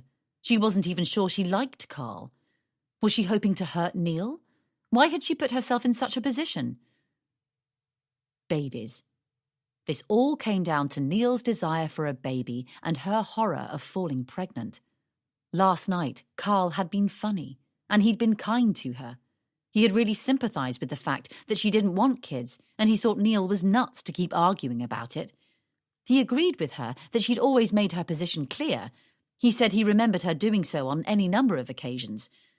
Carl said he really understood, because he didn't even have the most fleeting desire to have kids either. Last night, she thought that meant something. She was pretty certain, as they started on the bottle of tequila, that it meant Carl was her one. She told herself Carl was the man she should have married. He'd said, "Yummy mummies are a myth." No, that's too kind, they're a lie. He told her that he'd once picked up his sister's kids from the school gate and been shocked by what he saw, really quite devastated. Those pictures of Posh are to blame. I mean, I'd give her one, and not only to say I've dribbled where David Beckham has. She's hot. And she's a mother, with a whole bunch of kids, isn't she? So I too believed a flat stomach was possible after a baby, but it's a lie, Nat. I feel sorry for the poor bitches that are mums and read this propaganda, I do. It's not possible to be hot and a mother, at least not without a personal trainer, dietitian, and probably a decent surgeon. I think that pretending that it is possible amounts to a form of modern-day torture for normal women. Real women, specifically real mums, are, well, mumsy. I know. I saw them at my nephew's school. They're not always, invariably, definitely fat, although the odds suggest that will be the case. But certainly they're tired and harassed-looking, and they all look more than a bit pissed off with the world. These might have been perfectly attractive women until they had kids, but then they all seem to turn into women who resent midweek sex because it will steal precious moments of sleep. I don't blame you for not wanting kids, Nat. I don't. Natalie hadn't bothered to point out that her objections to giving birth went deeper than vanity or interrupted sleep patterns. She knew that Carl was trying to be sympathetic, and sympathy was what she'd wanted. So when he'd leant across the sofa, past the saucer that was doubling up as an ashtray, what was she doing, smoking again, and kissed her, she hadn't pulled away. If only it had been a terrible kiss, then nothing more would have happened. But it wasn't a terrible kiss. There was definite chemistry. What a shame he was so expert. She'd felt the kiss stir a response. She'd kissed him back hard and passionately. She remembered draining the whiskey bottle and starting on the tequila. Its fiery roughness spilt down her throat as Carl's large hands spilt across her body. But then she wasn't sure. The alcohol consumption or her iron will had blanked out the details of the adultery. It was all too horrible to contemplate, too horrible to want to relive. Nat must have fallen asleep eventually because a tap on the bedroom door jolted her awake. For a moment she was confused and skittish. She wasn't sure which was worse, her nightmare about a 5-foot baby coming out of her vag and splitting her open into thousands of bloody pieces that looked a lot like confetti, or her reality, Neil standing in the doorway of the bedroom, head hung low and his hands dangling uselessly by his side. "Can I come in?" he asked. Nat nodded, although she wanted to push him back through the door and lock it forever. She wanted to lock the door on Neil, Nina, Brian, Carl, Jen, on everyone and everything, actually. She wanted to hide away forever, and she was so ashamed and sad. "I've got something for you," said Neil. He went back outside the room and re-emerged with a giant bouquet of flowers. Neil had agonised over which flowers he should bring her. Something cheerful and yellow, perhaps? Were red roses a classic or a cliché? Would she like tulips? They were her favourite, and they had a little private joke which they shared whenever he bought her tulips. He'd say, while he always liked to see roses on the piano, he preferred tulips on his organ. So no then, not tulips. That joke would be excruciating under the circumstances of his wife thinking he was shagging a stripper. After an age, he'd selected a dramatic arrangement of white roses and dark pink lilies. They were wrapped in cellophane and decorated with a fat scarlet ribbon. Neil thought the bouquet was modern and flamboyant.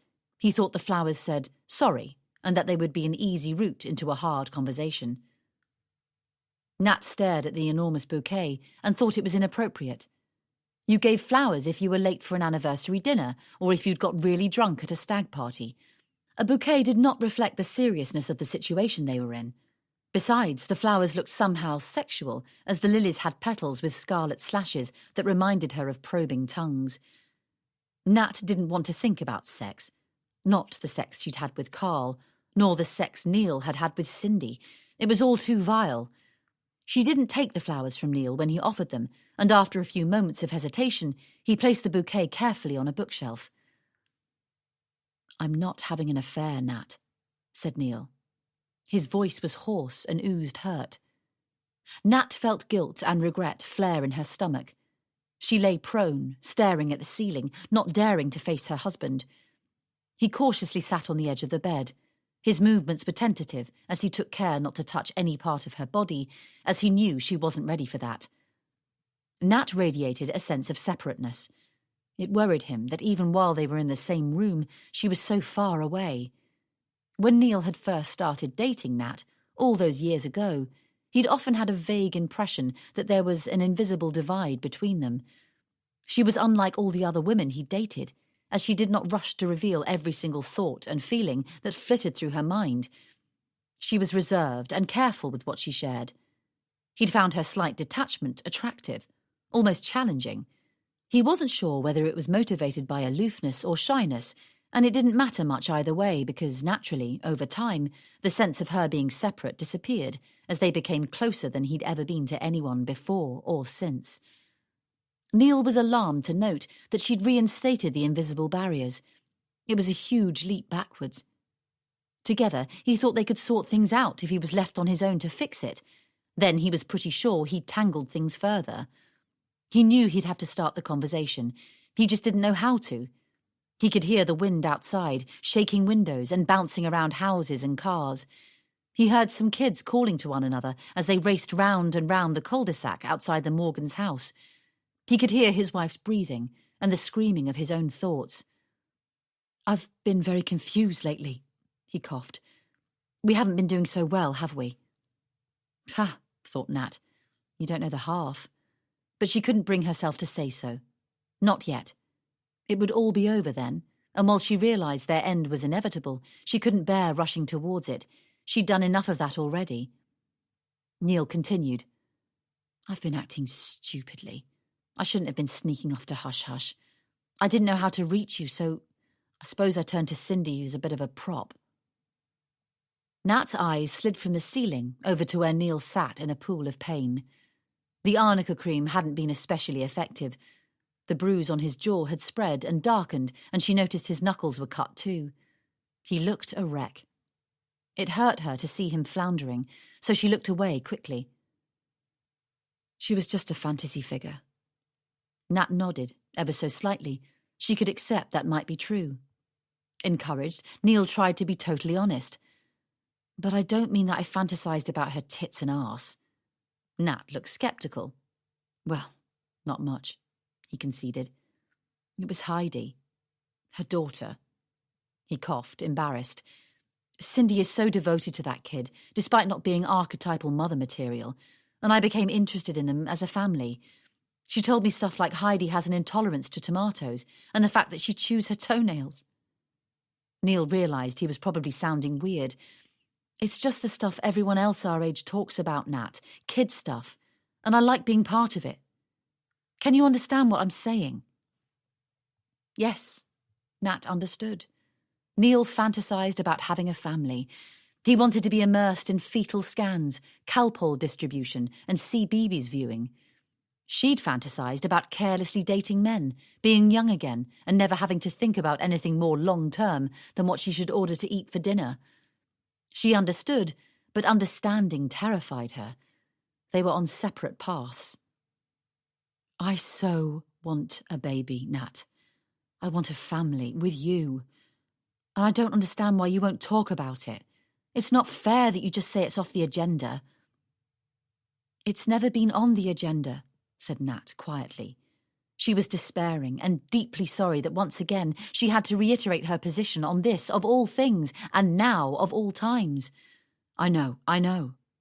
Neil didn't really want to get into the baby debate right this moment either. Of course, he would have to tell her what he'd done last night. Wouldn't he? But not yet.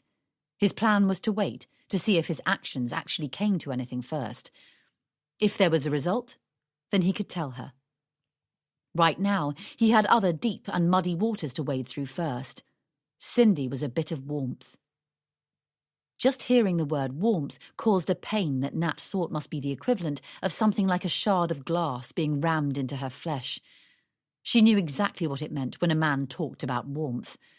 This Cindy's hot tongue would have played with Neil's.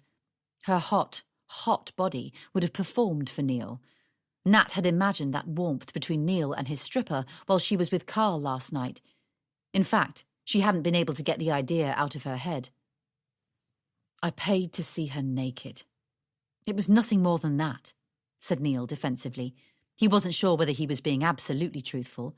Now that his thing with Cindy might cost him his marriage, he was pretty sure it was nothing, but over the past weeks it had sometimes seemed like the only good thing in his life.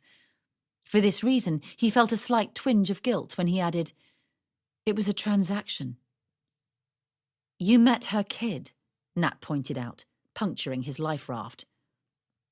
"Yes," Neil admitted, because he could not deny beautiful Heidi. "And you visited frequently?" "Yes." "How often?" "I forget." "Think about it. Work it out. Nat needed the facts. She needed to get things straight in her head, and she was pretty sure this might be the only time she'd get to ask these questions. Soon there would be no reason or motivation for them to talk to one another. I don't know, Neil stalled. 6 times? 7? Maybe 7 times. Ha. What do you mean, ha? Just a coincidence. I had 7 dates with my exes. She'd had 6, actually, plus Carl. Suddenly, Neil appeared animated. He sat straighter and said excitedly, 2 wrongs could make a right, Nat. In this case, couldn't they? We could put this behind us. You said yourself that you hadn't slept with any of those guys, and I believe you. I'm sorry I didn't yesterday, but I do now. You have to believe me too, Nat. Please. Neil slipped off the bed and crouched down next to it, so his head was only inches from his wife's. He stared at her profile, and even though she was unusually pale today and had bags around her eyes, which suggested a lack of sleep, he thought she was beautiful. She was still staring at the ceiling. He noticed a fat tear run down her cheek. He leant close to her and gently kissed it away. The phut sound sat between them, ephemeral and vulnerable. The tear tasted salty and familiar. He knew how his wife tasted, and he loved it. He loved her. This was a mess, a terrible, terrible mess, but he wanted to fix it. Would good intentions be enough? I'm so sorry, he murmured. So very, very sorry. Let's put this behind us. We can, can't we? I won't go to see Cindy ever again, I promise. I really don't want to. It's you I want. Tears were beginning to fall thick and fast down Nat's face now. She could feel that the collar of her t-shirt was wet. She wanted to put this horror behind her too. She wanted to turn back the clock to Neil's birthday. She wanted all this misery and mayhem to vanish. She heard the old adage that her parents used to recite to her as a kid. I want never gets. It had never seemed so true. But I did, whispered Nat. Did what? I slept with someone. Nat's silent tears suddenly transformed into noisy sobs. I'm sorry. I'm sorry. She turned towards her husband, hoping that he'd see the repentance in her face. But the room was empty. Neil had fled, and in his haste, he'd knocked the bouquet off the bookshelf and onto the floor. Chapter 36. At 6:40 a.m. on Monday morning, Nina and Brian were surprised to hear Nat in the bathroom. They both listened as she took a shower. Do you think she's planning on going to work? Nina asked. Sounds like it, guessed Brian. Do you think that's wise? I don't know what to think. Neither of them has told us anything, grumbled Brian. He was always prone to being grumpy when he was worried. I'll get up and offer her breakfast. She hasn't eaten anything since she arrived here. She can't go to work on an empty stomach. Nina put the kettle on and poured out a bowl of muesli for her daughter. She put some wholemeal bread in the toaster, rummaged in the cupboard, and found an assortment of sticky jars of marmalade, jam, and honey. She placed them all on the table, as she was unsure of her daughter's current preference with regard to condiments, or anything much now she came to think of it. The thought was a slightly melancholy one. There had been a time in Nina's life, years and years actually, when the preferences of any of her children were entirely known to her. Food preferences, favourite TV shows, toy crazes, friends in and out of favour. She knew everything there was to know about them. She found it difficult watching them all grow up and move on, especially at times like this, when one of them was so clearly floundering. Nina loved the idea that Nat was sleeping in the room next to hers. She loved all her children visiting, and they were always welcome. She only wished it was under happier circumstances. Nina waited for 10 minutes and then couldn't wait any longer. She went upstairs and popped her head round the door of the bedroom Nat was using. She was sitting on the bed, wrapped in a towel, her wet hair falling in tangles around her shoulders. Are you planning on going into work today, darling? Well, I was. Nat looked at her mother, her eyes brimming with tears. But I hadn't thought it through. I don't have any clothes. I don't even have a hairbrush or makeup. My laptop's in Chiswick. Nat couldn't bring herself to say the words "at home," but just the thought of Chiswick, with all her comforts, most notably her husband, forced the brimming tears to overflow. She quickly wiped them away with the back of her hand. Nat was not one for crying. "I haven't even got my phone. I left in such a hurry." "Hang on." Nina disappeared into her bedroom and returned with a wicker basket the size of a shoebox. Triumphantly, she sat down and showed the contents of the box to Nat. "I read about this in one of those magazines. There was an article that said it was always a good idea to keep spare toothbrushes, hairbrushes and toiletries, etc. for forgetful guests." "And is that what I am?" asked Nat. "Oh, darling, you know I only meant—" "I know." Nat put her hand on her mother's in a gesture that showed she understood Nina was doing her best under very difficult circumstances. "These things will be really useful, but I still need clothes." "You can borrow something of mine." Nat looked at her mother in mock horror. Nina had a penchant for wearing whispery, layered clothes, often decorated with sequins or tiny mirrors. Nat couldn't see that sort of garb cutting it in her office. Nina allowed herself to smile, even among the gloom. "Maybe not. I mean, clearly things are bad, but that would be a disaster, right?" "Right. I can drive you to Chiswick now, and you can get change there. We could pick up the laptop. You probably wouldn't be very late for work. If we set off soon, then we'll be ahead of the worst of the traffic going into town." Nina wondered if Neil would be at home. She hoped so. It was her opinion that they just needed to keep talking. They were a marvellous couple. They couldn't let things go wrong. "Yes, I think that's the best idea. You don't mind coming with me?" asked Nat. "No, darling," replied Nina, who rather hoped her daughter might take advantage of their journey together to enlighten her as to what was going on. Chapter 37. Neil did not hear Nat come into the house to collect her belongings. He'd spent the previous afternoon and night drinking bottled beer, and when it was time to go to bed, he couldn't face sleeping in their room, and so he'd opted to sleep on the floor in the spare room. He was surrounded by piles of ironing, defunct games consoles, and boxes of Nat's work stuff. It was ridiculously uncomfortable, but Neil didn't care. He'd drunk enough to guarantee that he'd sleep through his alarm, which he did. Nat had been nervous about bumping into Neil. She'd carefully put her key in the lock and quietly, oh so gently, pushed the front door open. She'd found a holdall in the cupboard under the stairs and then calmly, silently and methodically collected together enough clothes for the week, her laptop, her phone, her makeup and other toiletries. She stood in the kitchen and changed out of her mother's three-tiered skirt and embroidered peasant blouse and put on a smart grey skirt, a nipped waist jacket, a pale blue blouse and high boots. She then wrote a note informing Neil that her dad would be back for the rest of her stuff the following weekend. Finally, she took her key off her Tiffany keyring, which Neil had bought her as a present to celebrate their last wedding anniversary, and she placed it on top of the kitchen unit, right next to the kettle. Neil wouldn't be able to miss it. Nina watched her daughter perform these tasks, and she thought that anyone else watching Nat might have believed they were watching a woman who was calm, cool, collected, and in control.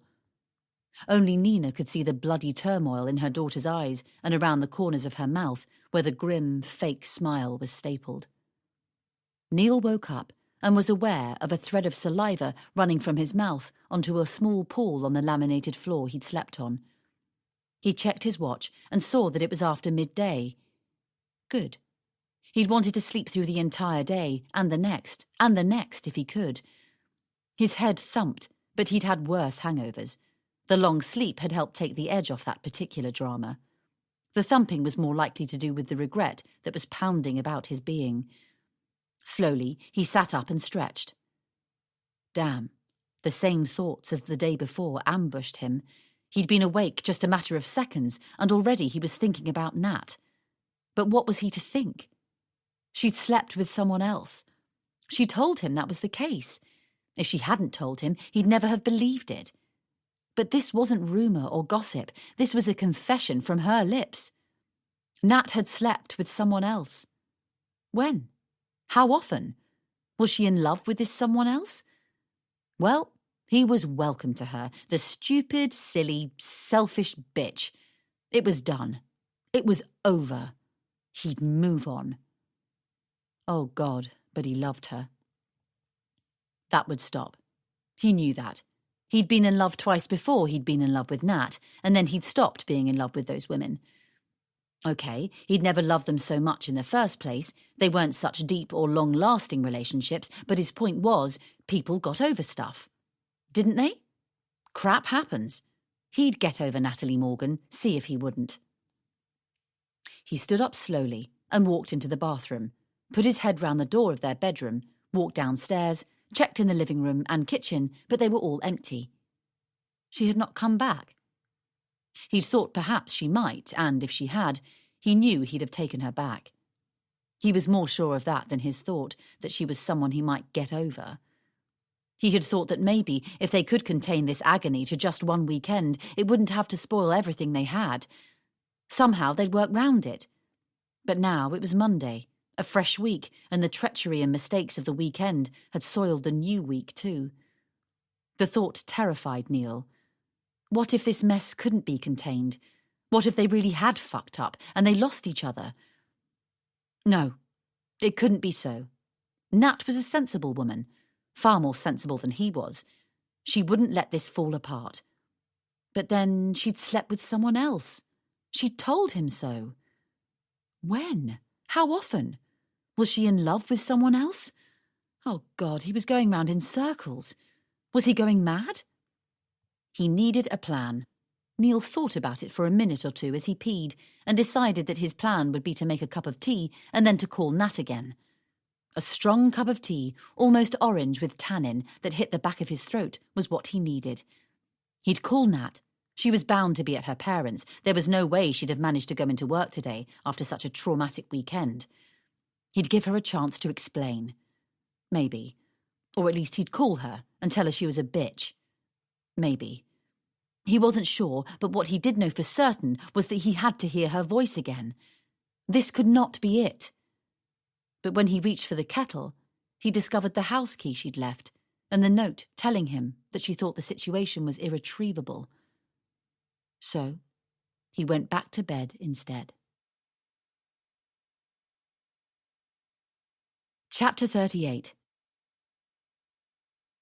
Neil hadn't noticed it any other year, but the whole purpose of Christmas was to torment the newly dumped. Christmas came with overwhelming expectations.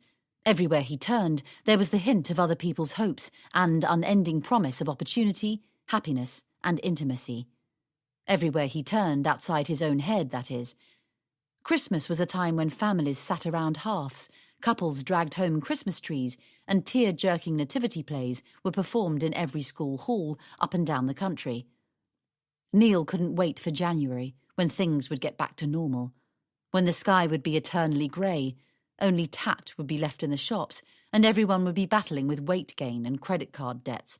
Only then could Neil hope that people might feel just a fraction of the misery he felt. He repeatedly reminded himself that Christmas was, in reality, often a day of family bickering, interrupted by the giving and receiving of unwanted gifts. There was no real reason for the soap on a rope to exist. But he wasn't consoled, because the Dickensian image of a Christmas filled with large and happy families always niggled its way into his consciousness, and the truth was, he longed for it. He'd agreed to go to Fee and Ben's for Christmas Day because Fee had badgered him mercilessly. She loved it when it was her turn to host Christmas, and she took her role as hostess very seriously. Fee had visited Chiswick 3 weekends in a row in an effort to persuade him to join the rest of the family. "Neil, we wouldn't be able to have a nice time if we knew you were all alone here," she said the first week. "My God, I think something in your fridge actually moved." She emptied the fridge of rotting food and bought fresh fruit to put in the bowl on the dining room table. But while Neil was grateful for his sister-in-law's attentions, he knew that the fruit would probably end up in a big black bin bag the next time she visited. "Neil, the kids will miss you. It's bad enough that they haven't seen you for a while, but they will be expecting you on Christmas Day as normal," she'd said, the second time she visited. The guilt card backfired when Neil replied, "But it won't be normal, will it? Natalie won't be there." "Well, no," admitted Fee, somewhat embarrassed.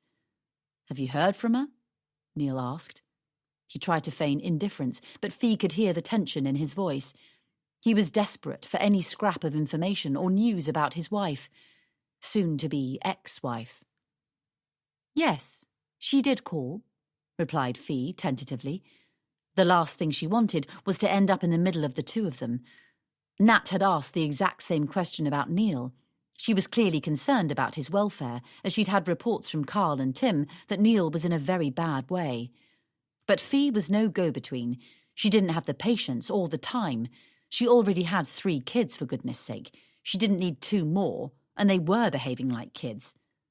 Neil was lolling about the house, refusing to even go to work, or so much as pop out with his mates for a drink. Worryingly, he was drinking plenty on his own.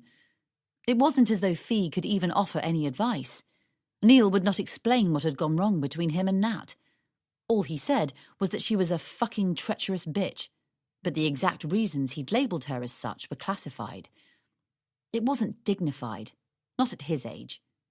Weeks of nothing other than drinking and cussing and shunning the shower was unacceptable. And Natalie was no better. She had gone to the other extreme. She was behaving as though nothing had changed at all. She was going to work every day and working a 10-hour day minimum, the only change being she had to commute in from her parents in Guildford. She was still remembering birthdays, and she telephoned to wish the kids good luck with their nursery nativity play. Angus was a wise man, Sophia was a donkey. Fee thought they were both miscast. Nat hadn't whined, moaned, or grieved for her relationship, at least not in public. The closest Nat would be drawn towards complaining about the situation was that she commented that her parents' rich food was making her put on weight and that the commute was tiring. To all intents and purposes, Nat didn't even appear ruffled by the fact that she and her husband had split. But Fee knew this was not the case. It just couldn't be. However much Nat tried to disguise the fact, her voice had oozed concern when she'd asked if Neil had plans for Christmas and whether he was eating properly. Fee thought that you could probably say he was eating properly if a diet of curries and takeaway pizzas 3 times a day constituted properly. She tidied away the tin-foil cartons and the cardboard pizza boxes. The week before Christmas, Fee arrived at Neil's with an arsenal.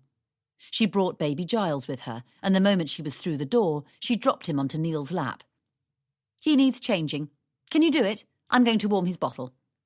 Neil wasn't especially enthusiastic, but then she had asked him to change a nappy. She couldn't expect leaps of joy. But at least he got up off the sofa and took his nephew upstairs.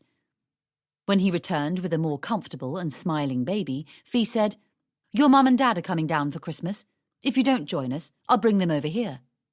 She glanced around the flea pit that had once been a tasteful home and said, "You don't want them to see this, do you, Neil?" Her tone was no nonsense, and Neil recognised that he was beaten. "Okay. What time?" "Noon." Fee was building in a couple of spare hours. Lunch wasn't likely to be served before 2 p.m, but she felt there might be need for a buffer. If Neil didn't show, she'd have time to drive over here and haul him to Clapham before the turkey was carved. Besides, she rather liked saying noon, as though she was demanding some sort of shootout at the old chaparral, and in some ways, she was. Chapter 39.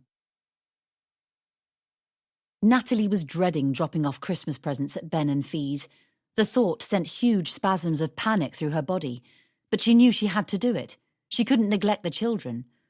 Her life was a hideous jumble, but Angus, Sophia and Giles had no concept of secrets, deception, lap dances or adultery, thank God, and so their worlds should not be disturbed by the adult disarray. She had done something terrible. She felt the weight of that every moment of every day, but she had a duty to carry on as normal, especially where the children, her family and friends were concerned. None of them deserved to be embroiled in this disaster that she'd brought upon herself, and for that reason she had never so much as shed a tear in front of a single soul. Her pillow was often wet at night, though. It was hardest to behave normally around Jen. For 2 weeks, Nat had managed to avoid seeing or speaking to her directly. They'd simply swapped texts and voicemails as they played out an elaborate game of telephone tag. Jen's voicemails oozed concern and asked whether Nat wanted her to drive down to Guildford, and Nat's voicemails were efficient and politely discouraging. Nat did not know what to do for the best. Should she tell Jen that she'd had sex with Carl? She had nothing to lose other than face, but what about Jen? Nat now had the worst type of proof positive that Carl played away. Surely Jen had a right to know exactly what sort of man she was planning on marrying. But Nat could not forget that night, last September, when Jen burst into her dinner party and revealed her suspicions about Carl. Nat was almost certain that Jen had known the score back then, but wanted to surge on regardless. If she told Jen she'd shagged her fiancé, she'd be forcing Jen to confront the facts. Did she have any right to do that? Carl clearly hadn't had a fit of conscience. Would she just be making more trouble by confessing? The whole thing was so bloody as it stood. When it became impossible to delay any longer, Nat had agreed to meet up with Ali and Jen for a drink after work. At the beginning of the evening, Jen had asked Nat how she was holding up. "Fine." "Do you want to talk about it?" "Not really." "Should we talk about something else?" "Probably best." "My wedding plans might distract you." Ali had rolled her eyes and tutted, but Nat had graciously agreed to hear all about the to-die-for dress, the stunning flowers, the delicious menu, the really quite original order of service, the fabulous shoes, the spoiling wedding list, and the genius photographer. If Nat hadn't shagged Jen's fiancé, she might not have been so obliging, but as she had, she thought the least she could do was show a reasonable interest in the topic that was closest to Jen's heart. Jen was having a fantastic time planning the wedding. She'd picked a date in early May. She'd been delighted to secure a beautiful country hotel out in the lush Sussex countryside. She'd opted to marry on a Tuesday, because if she'd wanted a weekend wedding, she would have had to wait up to 3.5 years for a free date at the country hotel. When Ali had pointed out that not all her guests would be able to negotiate a holiday very easily in order to attend a weekday wedding, Jen had dismissed such qualms with an easy wave of her hand. "Those who want to be there will make sure they are." "But your dad's a headmaster. He's not allowed to take time off during the week," Ali cautioned. "He can throw a sickie," said Jen, determined not to have anything stand in the way of her speedy nuptials. Nat kept quiet. She prayed an overseas conference would crop up that might offer a legitimate excuse for missing the wedding because she fell in the category of someone who did not want to be there. She managed to get through the evening by saying very little at all. Her friends thought her quietness understandable under the circumstances, and it had never been Nat's way to blab in any case. Nat participated in most of the usual Christmas preparations and managed to appear reasonably cheerful while doing so. She drove with her dad to buy a tree, and she helped her mother decorate it with the mishmash of ancient baubles and ornaments. Nat tried not to think of last year, when Neil had knocked over the tree after one too many glasses of port. The tree and Neil had both ended up splayed out on the sitting room floor. They'd all thought it was hilariously funny, probably because it wasn't just Neil who had been indulging in the port. Neil had emerged from the fray, clutching their tatty angel and shouting, "I have her! Don't worry, the angel's safe. No need to panic." Nat could almost hear him as she placed the angel at the top of the tree this year. Nat ate her share of mince pies. She joined her parents on their trip to the cathedral to listen to beautiful, soul-piercing carol singers perform. She bought and wrapped lavish gifts for everyone as usual, and she even bought Christmas cards, but she didn't send them. When it came to it, she couldn't sign them "with love from Natalie" without adding "and Neil," but she had no right to send cards from Neil anymore. In the end, she gave the unopened packs of cards to her mother, who always forgot to buy any until it was too late to catch the post. All those preparations had required Natalie to be disciplined, steely and aloof. A huge amount of determination had been necessary in order to avoid being sentimental about the lyrics of the Christmas songs, which were pumped out of every single sound system in every single store in every single town. It took effort not to get maudlin after one too many at her office Christmas drinks party, and an enormous amount of willpower to smile and endlessly reassure her friends and family that she was fine when they asked. But that was nothing compared to the courage that was required when dropping off the presents at her in-laws. Nat wished she'd accepted her mum or dad's offer to come with her, but she hadn't wanted to hijack their Christmas morning. She knew that they liked to visit neighbours for a glass of sherry while the turkey was cooking. She'd promised she'd be home in time for the carving. 2 out of 3 of her brothers had turned up within the last week, which was rather unexpected but welcome. Nina was fussing about there being enough food and preparing everyone's favourites. She'd planned to cook 9 vegetables, including sprouts, which, in fact, no one liked. Nina had been avidly rereading the old recipe books to get culinary ideas. She'd planned an ambitious 5-course meal. Besides the wide array of vegetables, Nina had prepared a rum and raisin gravy. Then there was to be bitter chocolate and orange cheesecake, mince pies, and finally cheese and biscuits. They ate Christmas pudding on Boxing Day. It was Brian's idea of alternative. This meal demanded a huge amount of cutting, chopping, sautéing and panicking, and so Nat knew that a trip to London on Christmas Day would be a nuisance. A thought struck Nat. What if Neil's parents were visiting Ben and Fee? It was likely. What if Neil himself was there? The thought was chilling. Nat paused outside their house. She imagined that Neil would have entertained the entire family with all the gory details of their split. It would certainly be more entertaining than a traditional game of charades. Eileen and Harold Preston would know that she'd refused to furnish them with a grandchild, even though it had become Neil's greatest desire. They'd know that she had then embarked on a series of flirtations, and they'd know that in the end, she'd slept with someone else. Oh God, the shame. Nat nearly turned back down the path. Perhaps she could leave the kids' gifts on the doorstep. She glanced at the step. It was awash with rain. The wrapping would get ruined. Nat was pretty certain Neil would not have admitted to spending nearly £2,000 at a strip joint, or to kissing a stripper, or having an affair with her, if that was what he had done. Had he? Nat wished she could be sure. She thought he had.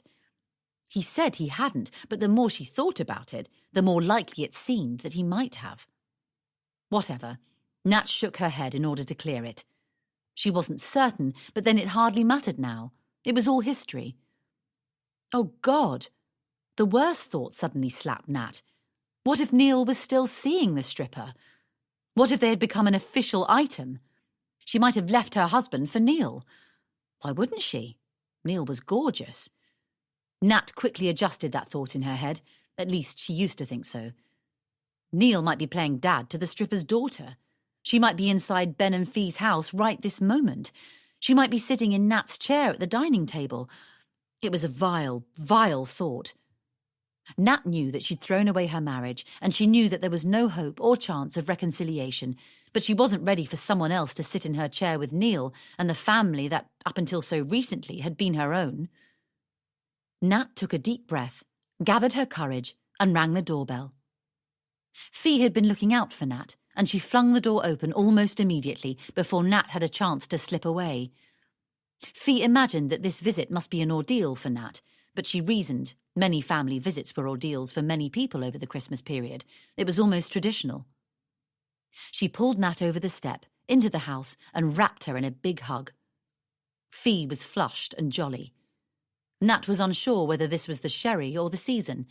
She had Giles on one hip, and Sophia was dangling around her other leg. "Auntie Nats!" cried Sophia in glee. She immediately swapped allegiance, deserting her mother's hemline in order to launch herself at Nat. Nat swooped down and picked up the little girl. She buried her face in Sophia's neck and inhaled. Sophia smelt wonderful. She smelt of chocolate and home. Nat hadn't realised just how much she'd missed Neil's family until she was face to face with them again. Fee ushered Nat into the front room, where Ben, Angus and Harold were playing air hockey on an inconveniently large table. "Father Christmas didn't check the room's dimensions," explained Ben, raising his eyebrows and wrinkling his forehead in a parody of distress. He leant towards Nat and kissed her in greeting. Eileen was on the sofa with Fee's mother. Nat had met her once or twice before. Both ladies hugged Nat. Nat was relieved. Neil clearly hadn't dished the dirt. She was relieved and grateful.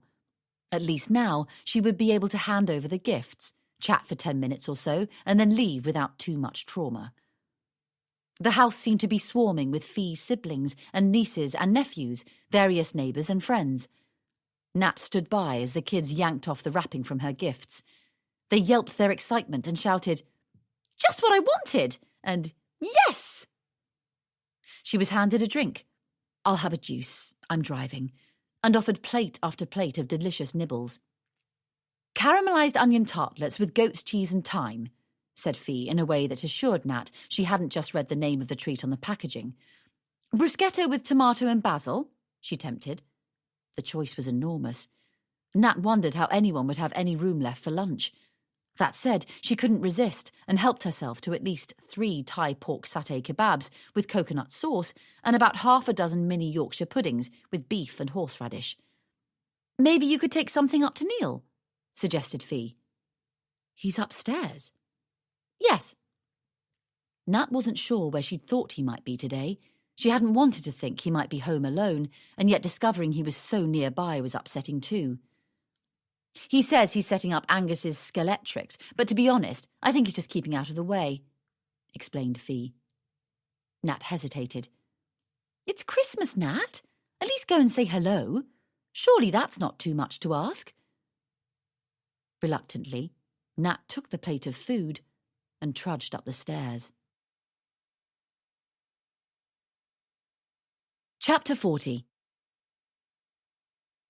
Neil had showered that morning. Not so much because it was Christ's birthday, but because Ben had said they'd have to drive to Clapham with the windows open if he didn't, and it was an extremely cold day. Now that Nat was standing in the doorway to his nephew's bedroom, he was glad he'd showered.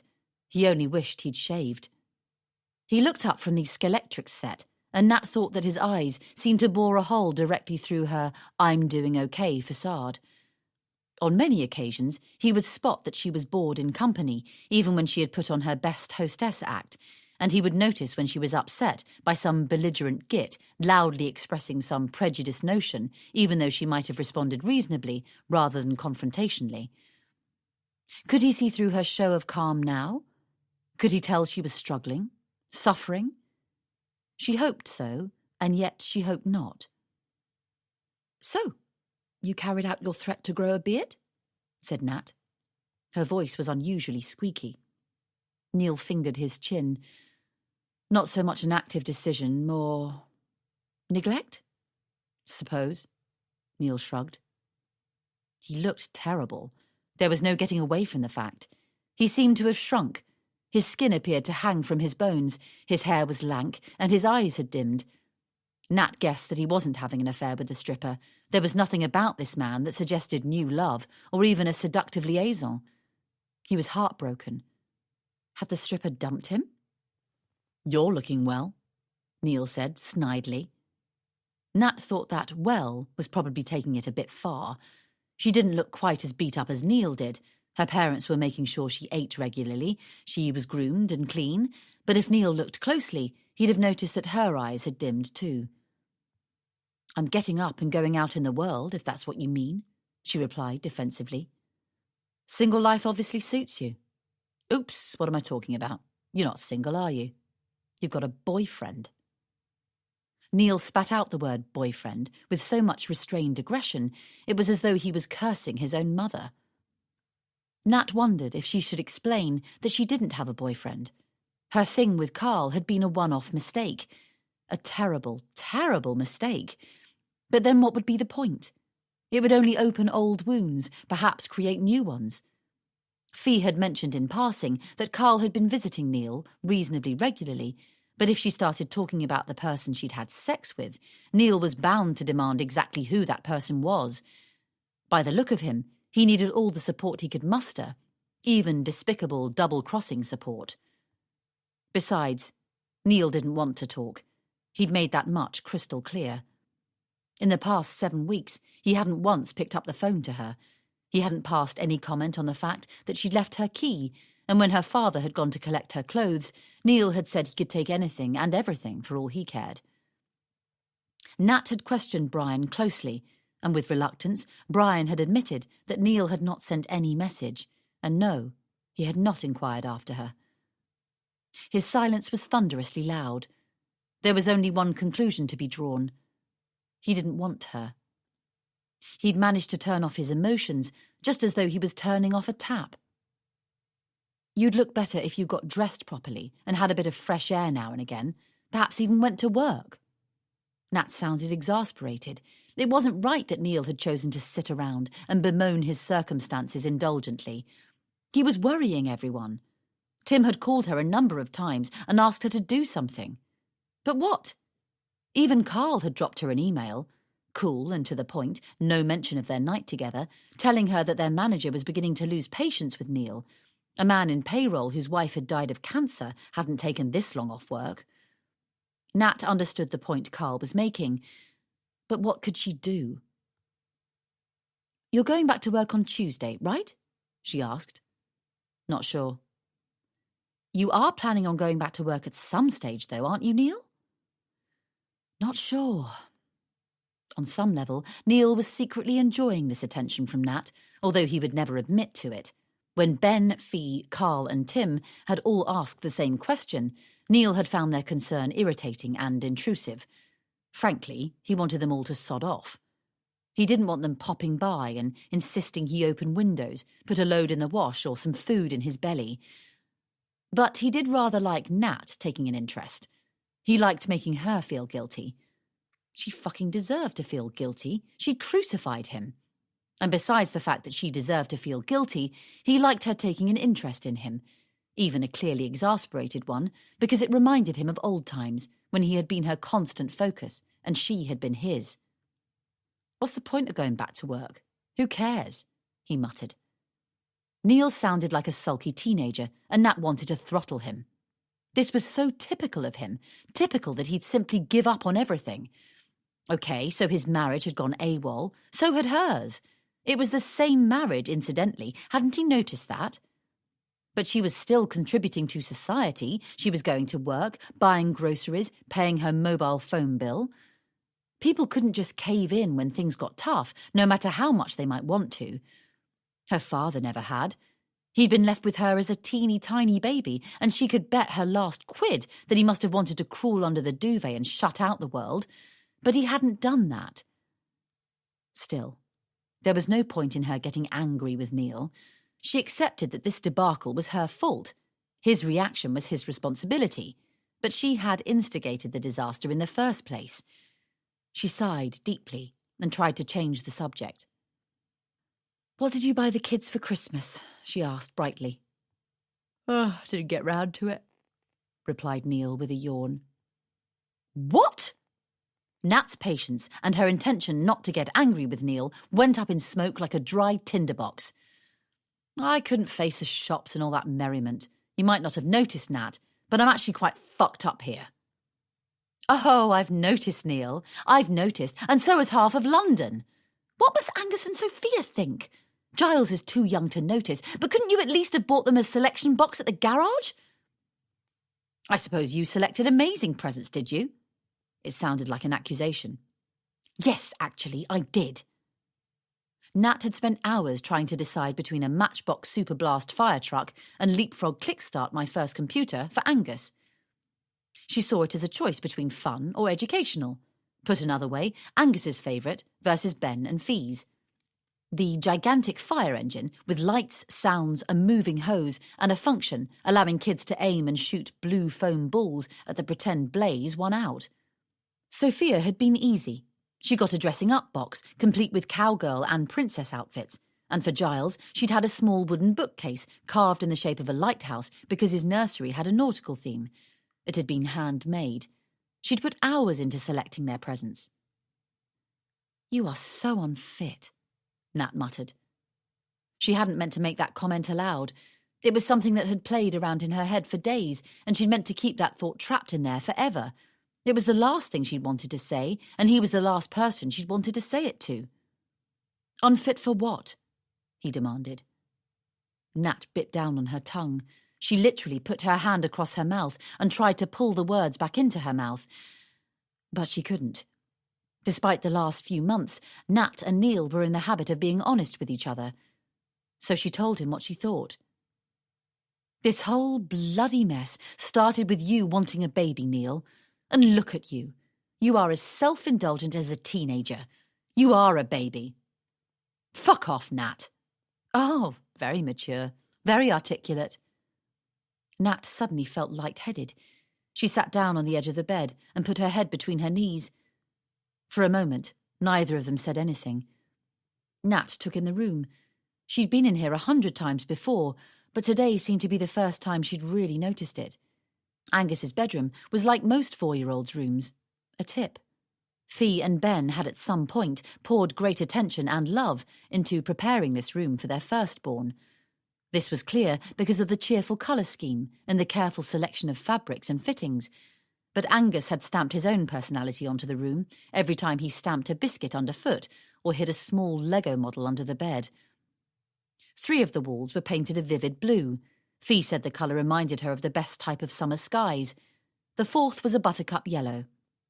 There were glow-in-the-dark stars stuck to the ceiling, and the duvet cover and curtains also had stars all over them.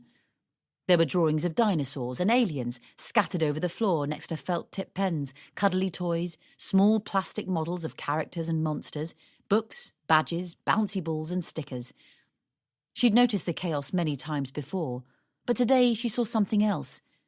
She saw charm and individuality. The bed was unmade, the surfaces were dusty, and there wasn't 20 centimetres squared of clear carpet space. Instead, it was a dizzying, intoxicating centre of imaginative excellence. Nat tried to stay focused on a box of marbles in an attempt not to pass out. "Should I get you some water?" asked Neil. Nat knew she must look ghastly if he was offering to help her. "Am I very green?" she asked. "It's more that you're sort of transparent." "It's nothing to worry about. It's happened a few times recently." "Too many boozy nights," muttered Neil nastily. He couldn't hide his fury or jealousy, and his tone goaded her into saying the one thing she'd sworn she'd never say. "I'm pregnant, Neil." Chapter 41. Pregnant? Natalie was already regretting the confession, but she had been so hideously weary for weeks now, and so utterly terrified for days, that she was unable to think straight. It had just blurted out. If she'd thought for a moment about the consequences of her declaration, she would have cut out her tongue rather than mutter those 2 damning words. But she was petrified, drained and lonely, and as such she was quite unable to think of consequences beyond throwing up on Angus's duvet. Nat had known enough pregnant women to expect a bit of nausea in the mornings, and maybe some tiredness. Every pregnant woman she'd known had talked about both those things. Nausea was a polite word, one that suggested something bearable and acceptable. It was a viciously imperfect description of how Nat actually felt. She was sick. Sick, sick, sick. Entirely, utterly, right up to the back teeth sick. And not just in the mornings. Oh, no. The mornings were the times she might expect to vomit, but the threat stayed with her all day. And the tiredness. Some days it felt as though someone had packed her body with wet sand, as her limbs were so weighty and cumbersome. She was used to running up the escalators at work and on the underground. Now it was all she could do to step into the elevator and lift her arms to press the button for the required floor. At first, Nat had thought the nausea and the exhaustion were part and parcel of her breakup with Neil. She'd known she was nervous and depressed, so the symptoms were not unexpected. But then her period didn't arrive, and she was one of those women who could set a clock by her cycle. She took a test. It was positive. The irony of the word. Positive. How could this be positive, she'd wondered. Nat forced herself to glance up at Neil. He looked as though someone had just sent an enormous electric charge through his body. He'd leapt to his feet, and his entire body appeared rigid and fraught. His arms were spread wide, and his fingers were splayed. His back, neck, and legs were stiff and unyielding. Even his hair seemed to stand on end, unbending and shocked. "Is it mine?" Of course it's not yours. Are you mad? He wasn't thinking straight. They'd always used condoms, so how could it possibly be his? As much as either of them might want that to be the case, it simply wasn't. Another cold, hard fact. Nat's life was full of them. It was so unlucky.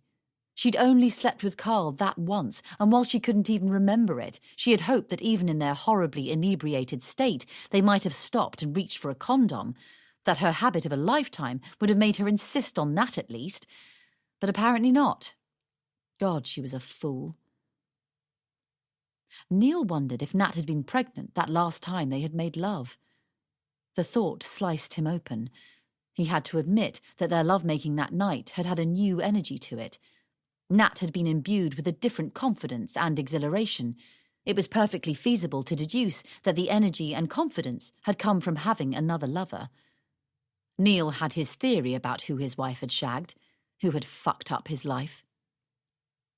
Neil had found Nat's mobile phone almost immediately after she'd left their home that hideous Friday night.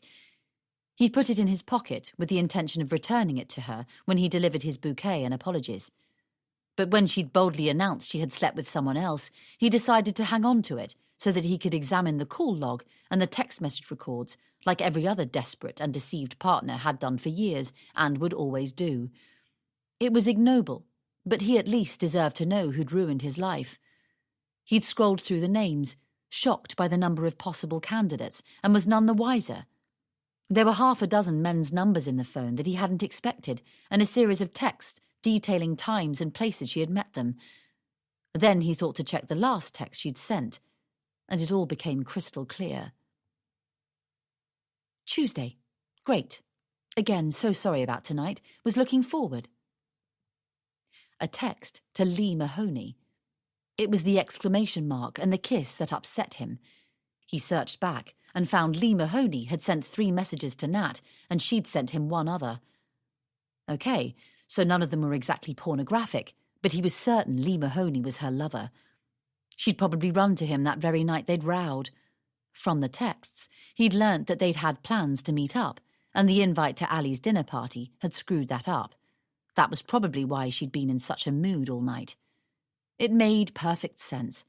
After all, she used to refer jokingly to Lee Mahoney as her most passionate encounter, although she always added, "Until I met you, that is."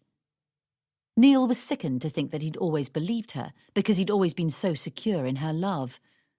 But no longer. Lee Mahoney was Irish. The Irish were known for their charm, thought Neil indignantly, suddenly believing the entire nation's gift of the gob was working against him.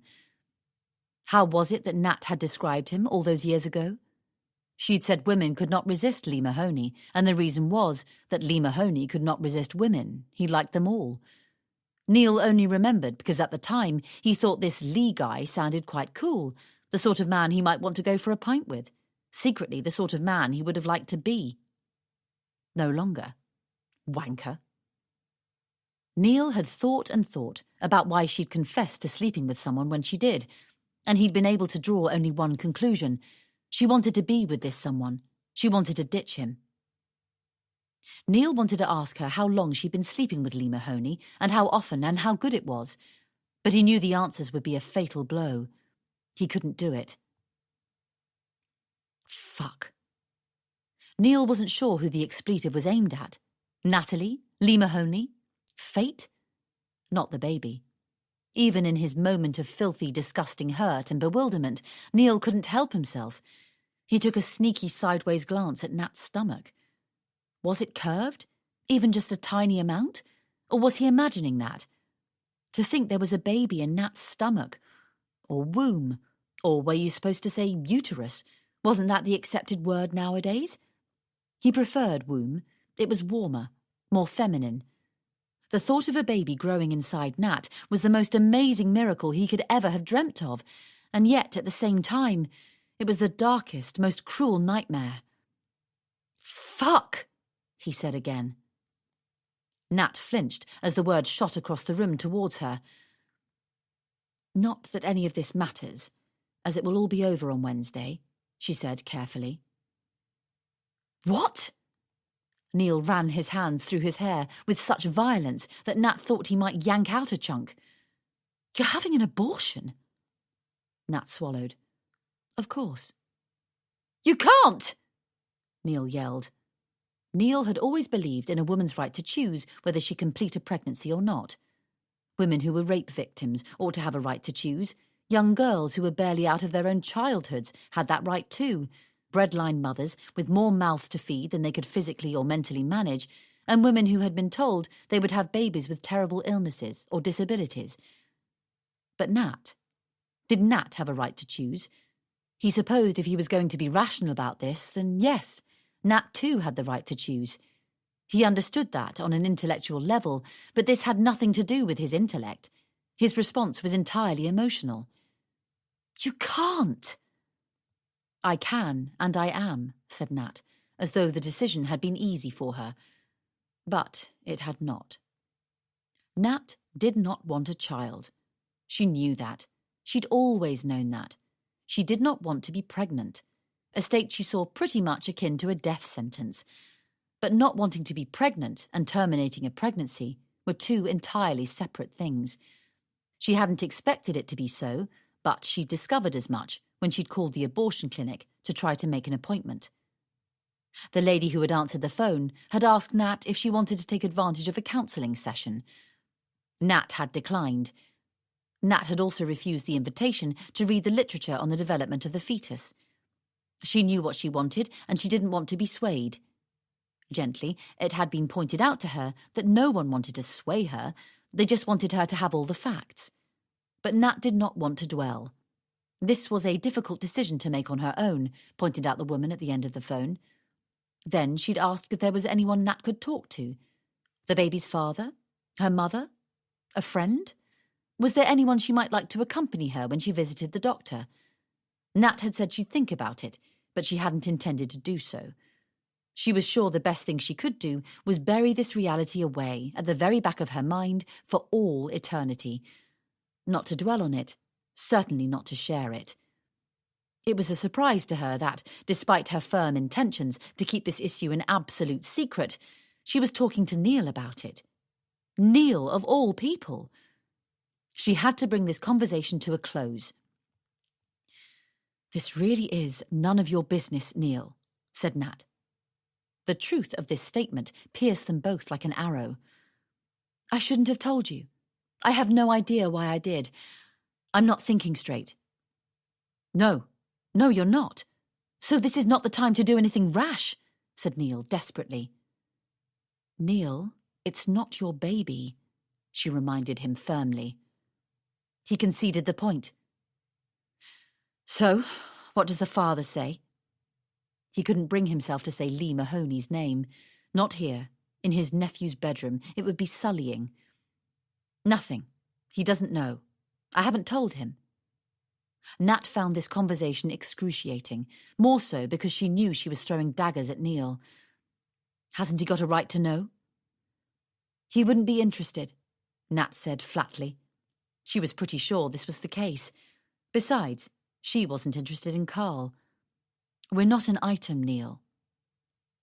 Neil felt a surge of hope flush through his body. If they weren't an item, then, well, maybe. Wouldn't there be a chance for... Neil wasn't able to complete his thought before Nat threw icy water onto his daydream by reiterating her initial position, a position that remained to him mystifying and indefensible. "I don't want to be a mother, and certainly not a single mother. I need you to forget we ever had this conversation." Nat stood up and left the room. As the door banged behind her, one of Angus's certificates fell off the door. Neil picked it up and stared at it. It was a certificate to commend Angus for showing a caring attitude towards friends in the playground. Quite a skill, thought Neil. Chapter 42.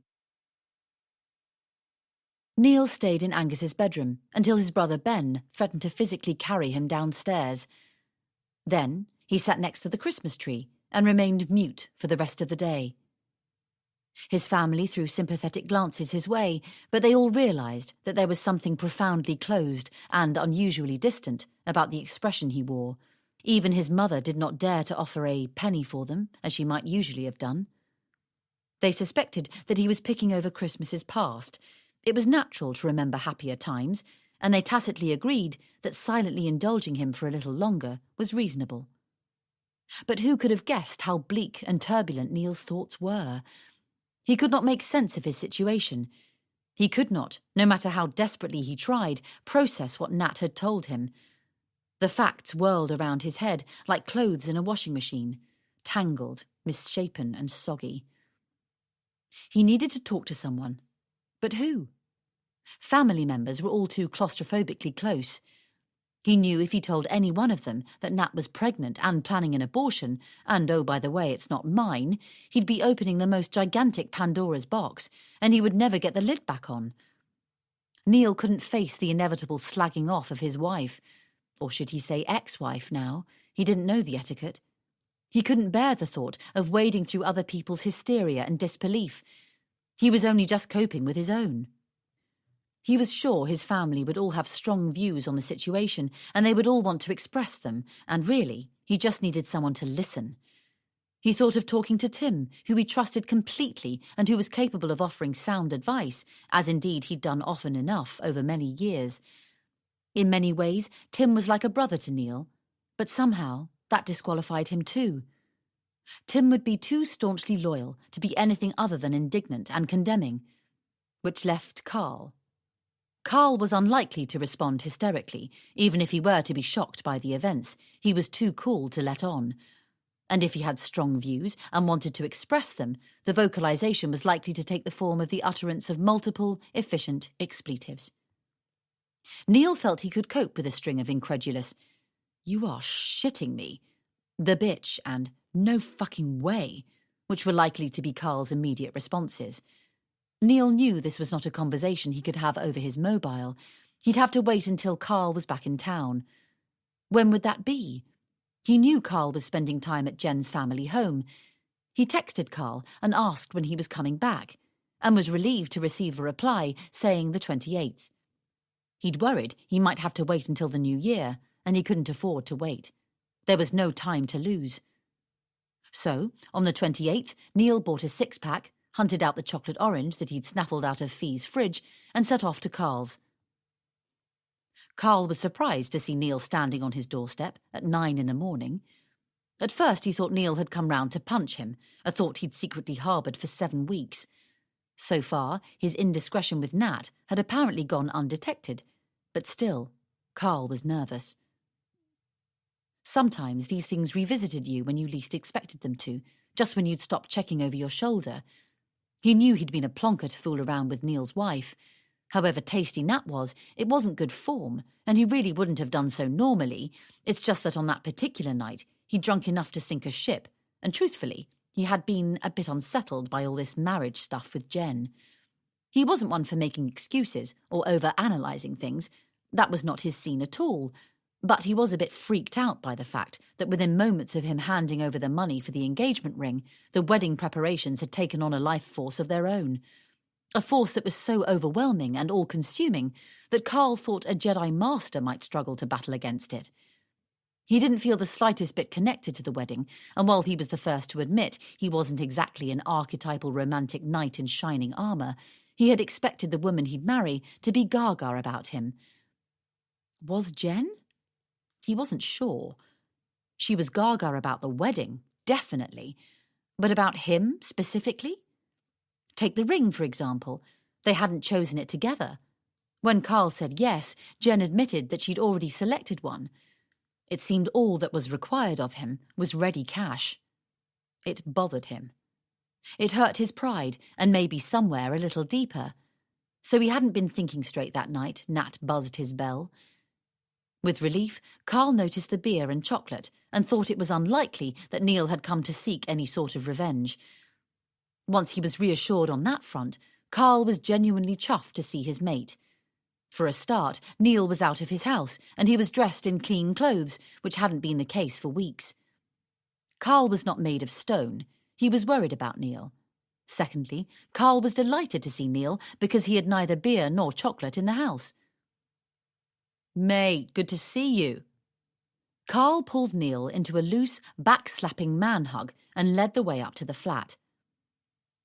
"Is Jen about?" Neil asked, hoping he sounded nonchalant.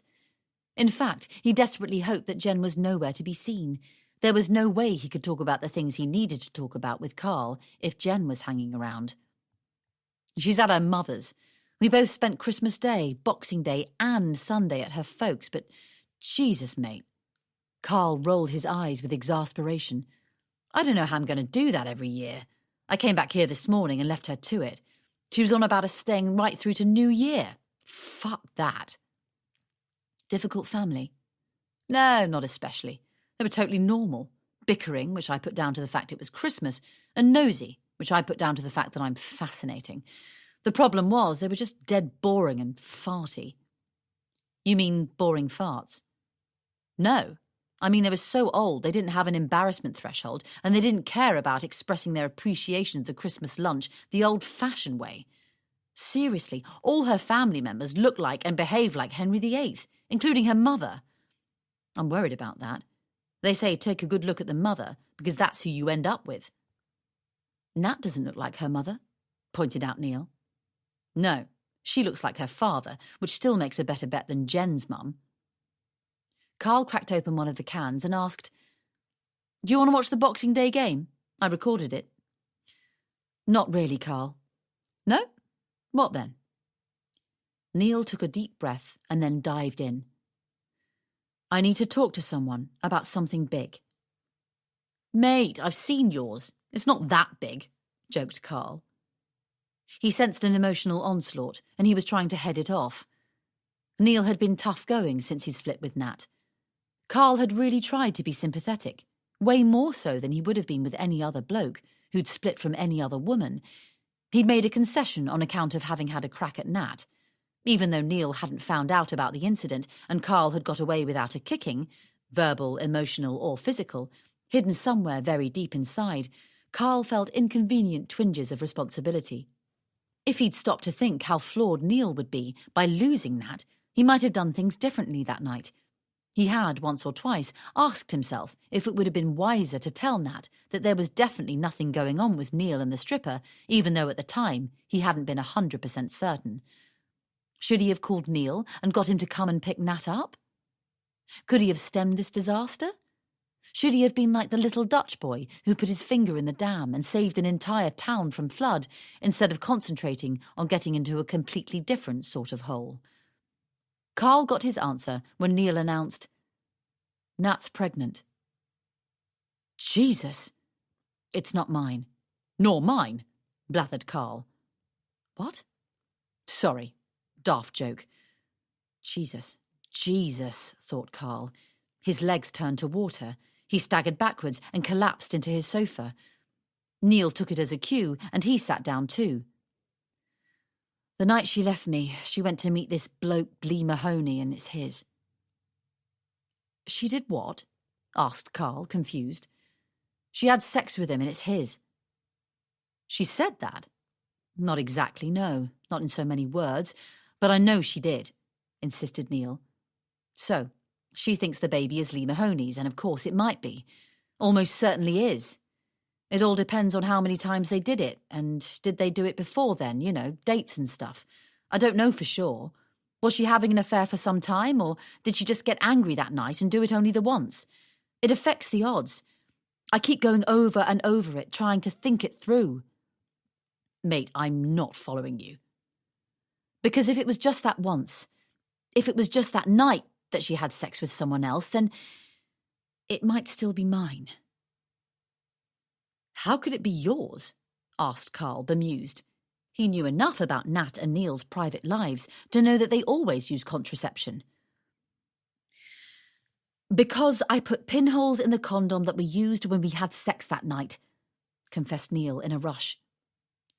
"Fucking hell," replied Carl, which Neil thought was apt and covered it. "But I can't tell her. She'll kill me. She didn't want a baby, and now she doesn't want me either, so it's a double whammy if I tell her that the baby might be mine.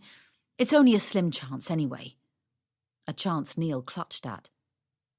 "But what the hell made you do a bloody irresponsible, utterly stupid thing like that?" demanded Carl, who was too dazed by the information overload to fully process everything yet. It was Cindy's idea. The stripper? Yes. Genius, mate. Bloody genius. What were you thinking of, taking advice from a stripper who is no more than a kid herself? Snapped Carl angrily. She didn't advise me exactly. She inspired me. She said she stopped taking the pill to... Neil stopped talking. He knew it sounded bad. Carl finished the sentence for him. To trap some poor bastard into marrying her? They were already married. Her husband just didn't want kids. People have the right not to want kids, bawled Carl, exasperated at this large-scale irresponsibility. And people have the right to want them, yelled Neil, even more loudly. Neil knew what he'd done was wrong, but he wanted his friend to understand his relentless, miserable desperation. I just got so pissed off that women hold all the fertility cards. It's not fair that it's them who decide when they want babies, or more importantly, in our case, it's not fair that Nat decided she didn't want a baby. I deserve to say so. They haven't always had the say. There were hundreds of thousands of years when they just got knocked up and had to get on with it. Contraception is a relatively new privilege. You can't blame them for being excited about it, pointed out Carl. And Neil, mate, what you did is truly fucked up. This isn't like some April Fool's Day prank. This is massive. Neil shrugged moodily. He knew Carl was right. What he had done was massive. Making a baby was as big as it got. And that had been his point all along.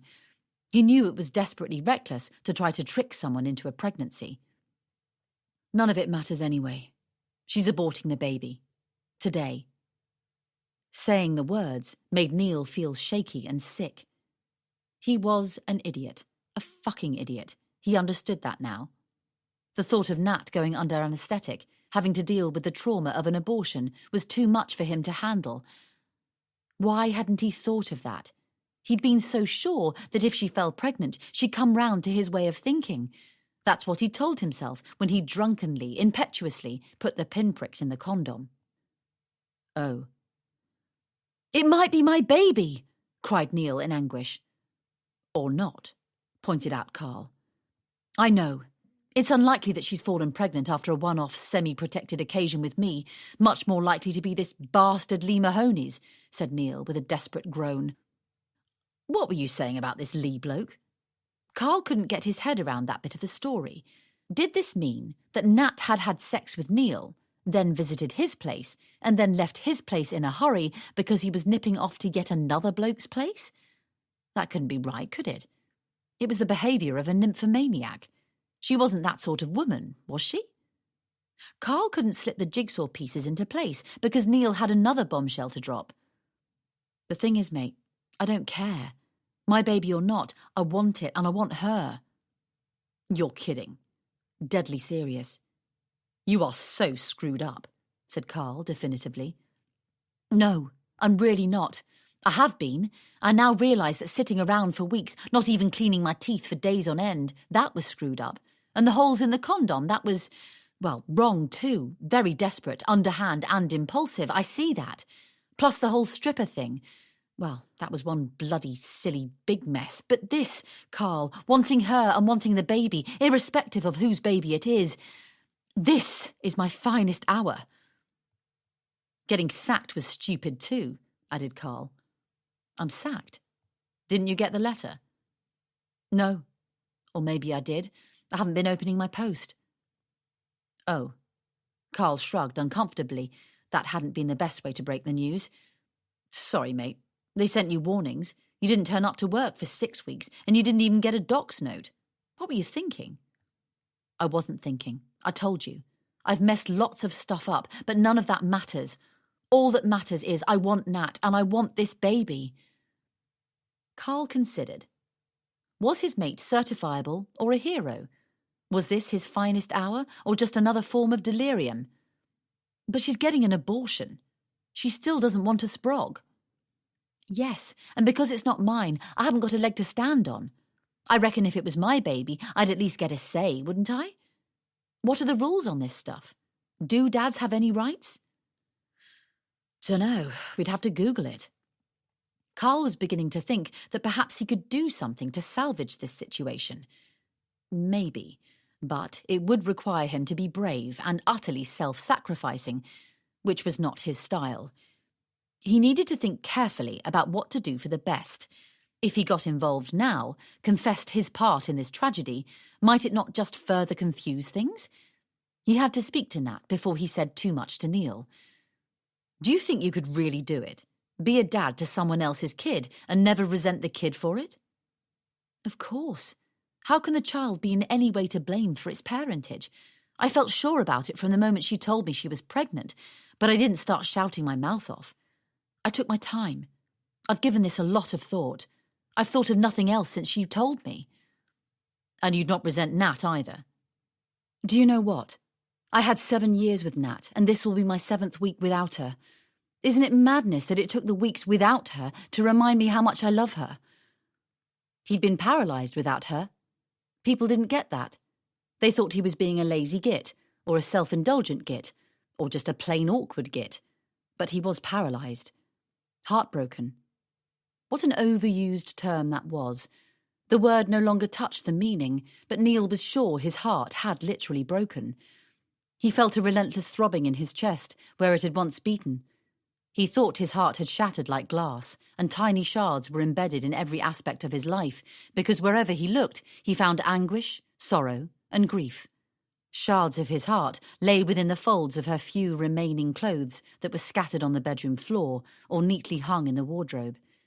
He'd scooped up the clothes and sniffed at them, trying to find traces of her essence, her perfume, her deodorant, her toil. He didn't care which aspect of her he might inhale, he just wanted to hold something of her. He'd slept with her dressing gown for weeks and been bitterly disappointed when all traces of her had finally faded and been replaced by his own tangy smell. There were shards of his shattered heart inside the cupboards when he pulled out a mug that she'd decorated at a pottery class. Shards glinted among the pages of her books and magazines that were tightly squeezed on their bookshelves and newspaper racks. Shards in tunes, in movies, in the silver winter air. They were everywhere, because she was nowhere. He missed her. He missed her more than he'd imagined it was possible for one human being to miss another. If he poked his head out of the window, he was tortured by imaginary sightings of her. If he poked about inside his head, he was tortured by vivid memories of her. He thought back to their first date, the cinema trip to see Kill Bill Volume 1. That had been an amazing night, one of those nights that had its own momentum, its own time frame and rulebook. Yes, he discovered that Nat's taste in movies was refreshingly wide, but the thing that had won Neil hook, line and sinker that night happened even before the film had begun. They had been settled in the itchy blue seats, stuffing popcorn into their mouths, when suddenly the music to announce the start of the programme had blared into the auditorium. Neil had never paid much attention to that jingle before. It was catchy, although not what anyone would describe as seminal. But then Natalie had started to dance. She remained in her seat, but she'd done this little jive, a stationary boogie, so to speak. She was so uninhibited and joyful that Neil was completely unable to resist laughing, and the more he laughed, the more she danced, until he could no longer hold out, and he had felt compelled to join in. They danced in their seats, candid and spontaneous.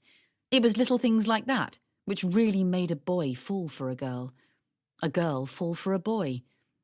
Ever since then, Neil and Natalie had always boogied in their seats whenever they went to the movies. It was one of their things. How would he ever be able to go to the movies again? Neil took a deep breath and finally said what he really thought. "You were wrong, Carl. Sex isn't everything. Love is everything. I want her back, even without the baby, or any baby. I want a family, I do. But I want her more. She is the root to any family I might ever have. I see now. Nat alone is enough of a family for me. Carl, I seriously don't think I can, not have her. I don't think I'd be able to, be." Right. It was an uncomfortable moment. Carl thought about what he had done and not done. Neil thought about what he should have done and what he should not have done. The silence stretched. After a Jurassic age, Carl said carefully, "You can't give up, Neil." "What?" "You should tell her. You should tell her what you've just told me." "It won't make any difference," replied Neil despondently. "It might. Tell her about the condom with the holes in it. Tell her you don't care who the father is. Tell her you don't even care if there are no babies. Tell her, Neil, now. Tell her before it's too late." Chapter 43. Nat wondered what to wear. She was worried about looking too affluent.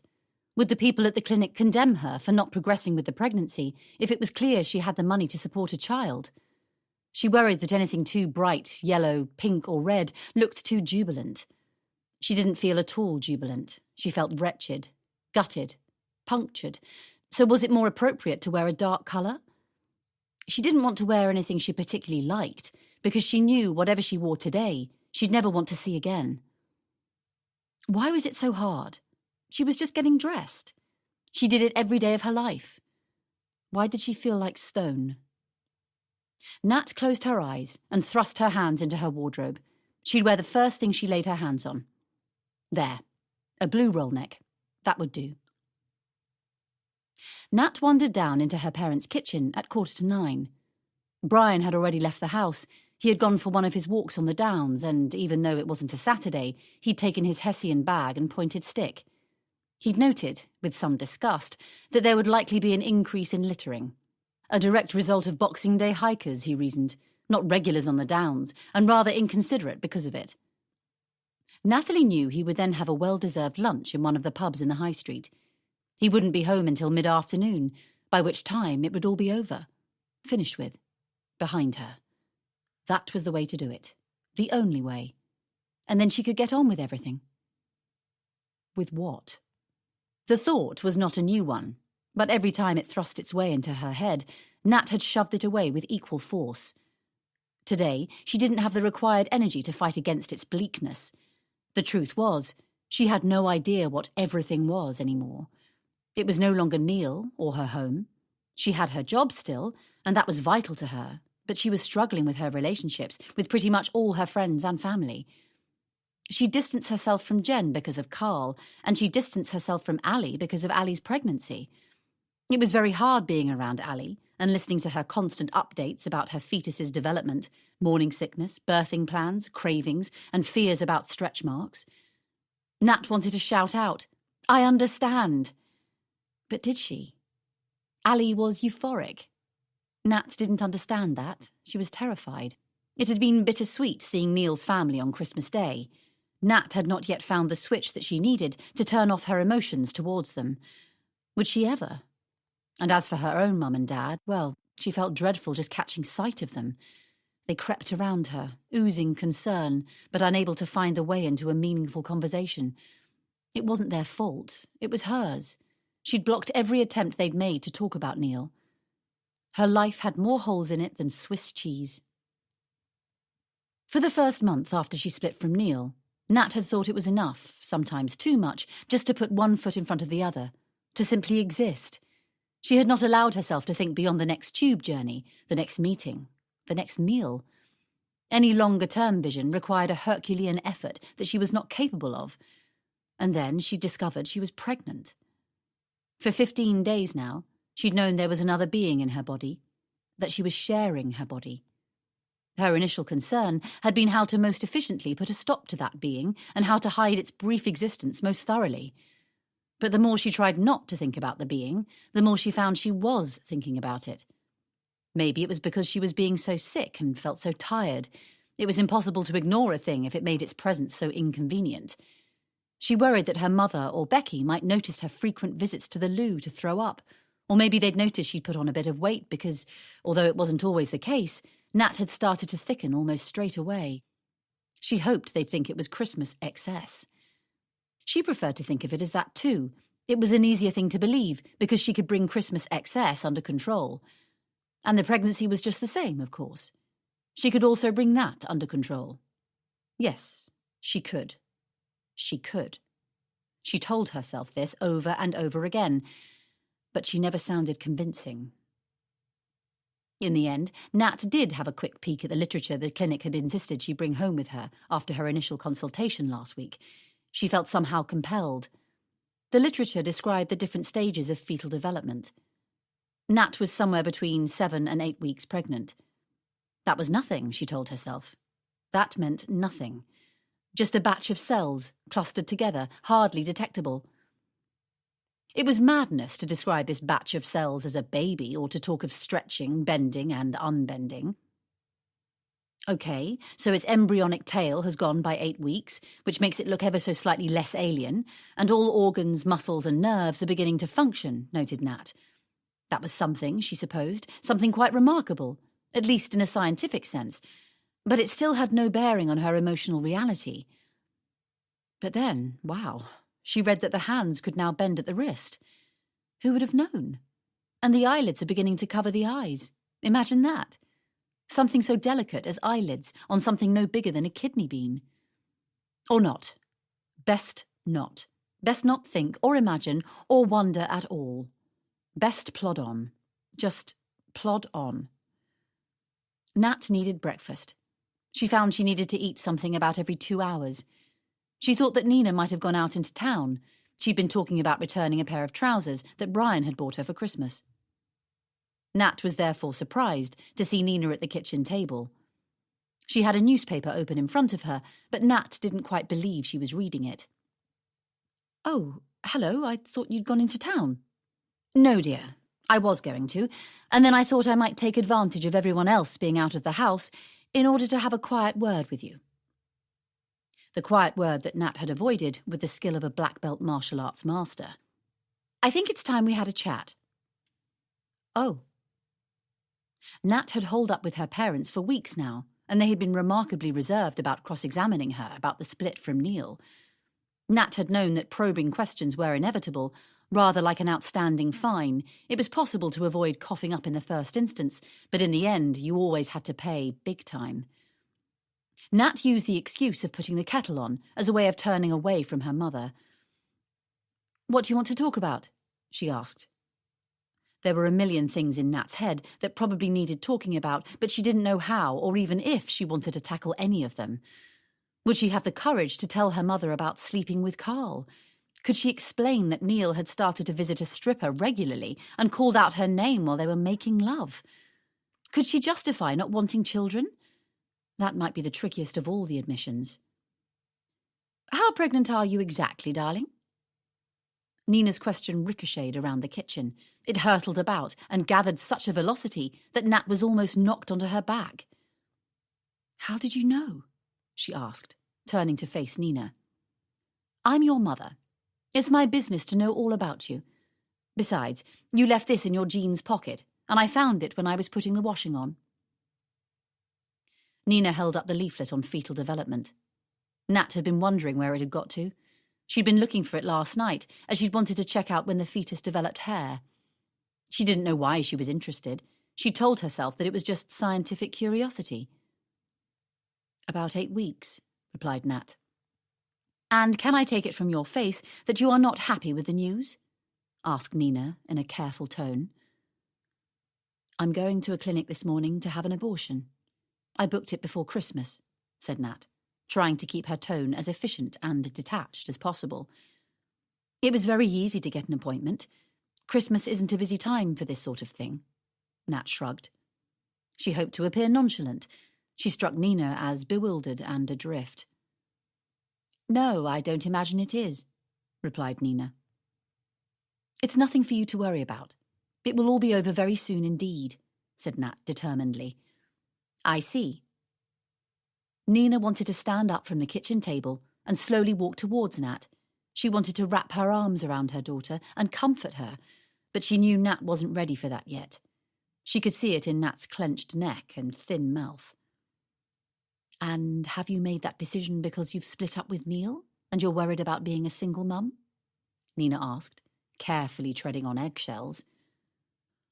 "Oh, God, you have no idea," sighed Nat, pushing the heels of her hands into the sockets of her eyes and rubbing ferociously.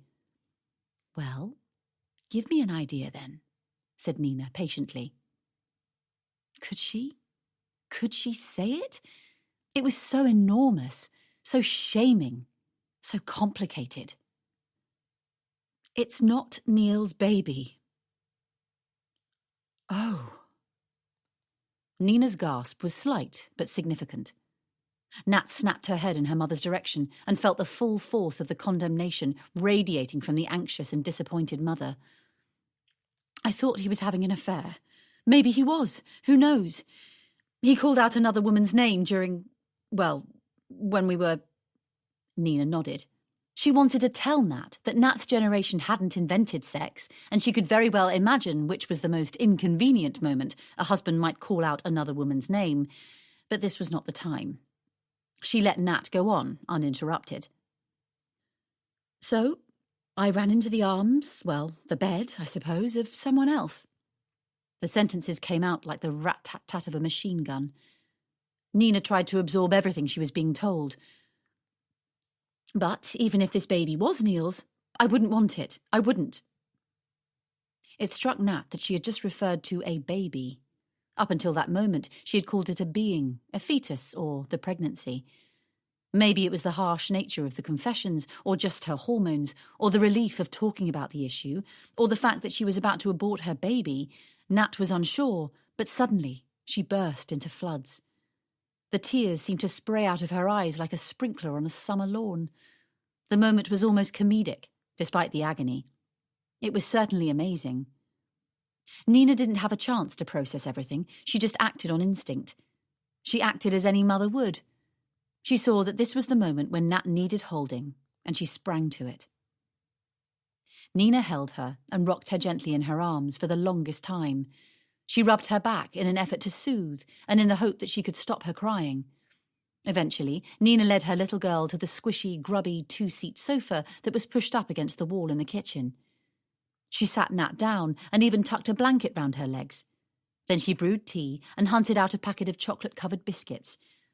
As she passed her the mug, she kissed her daughter's forehead. Nat gulped down the hot tea and ate the biscuits in large bites. As the warmth and the chocolate started to take effect, she began to tell the story of the last few months of her marriage. She told of Neil's birthday celebrations and his sudden thought to start a family. She admitted to calling her exes in her address book, and she gave her mother as much detail as she could about Neil's visits to Hush Hush. She concluded with her confession that she'd had drunken, unremarkable sex with someone she shouldn't have. Nina listened carefully and did not pass comment. She only interrupted to ask questions on timings or to contextualize conversations that were being relayed. It was only when Nat concluded by saying, "So, there you have it. A mess, isn't it?" that Nina finally commented, "Oh, my darling, was I such a terrible substitute?" Nat stared at her mother, unsure how she'd made the link, the jump. Nat had been careful not to say that her reluctance to have children was anything to do with her own mother's death, and yet somehow Nina had guessed. No, Mum, no. You must never think that. You are perfect.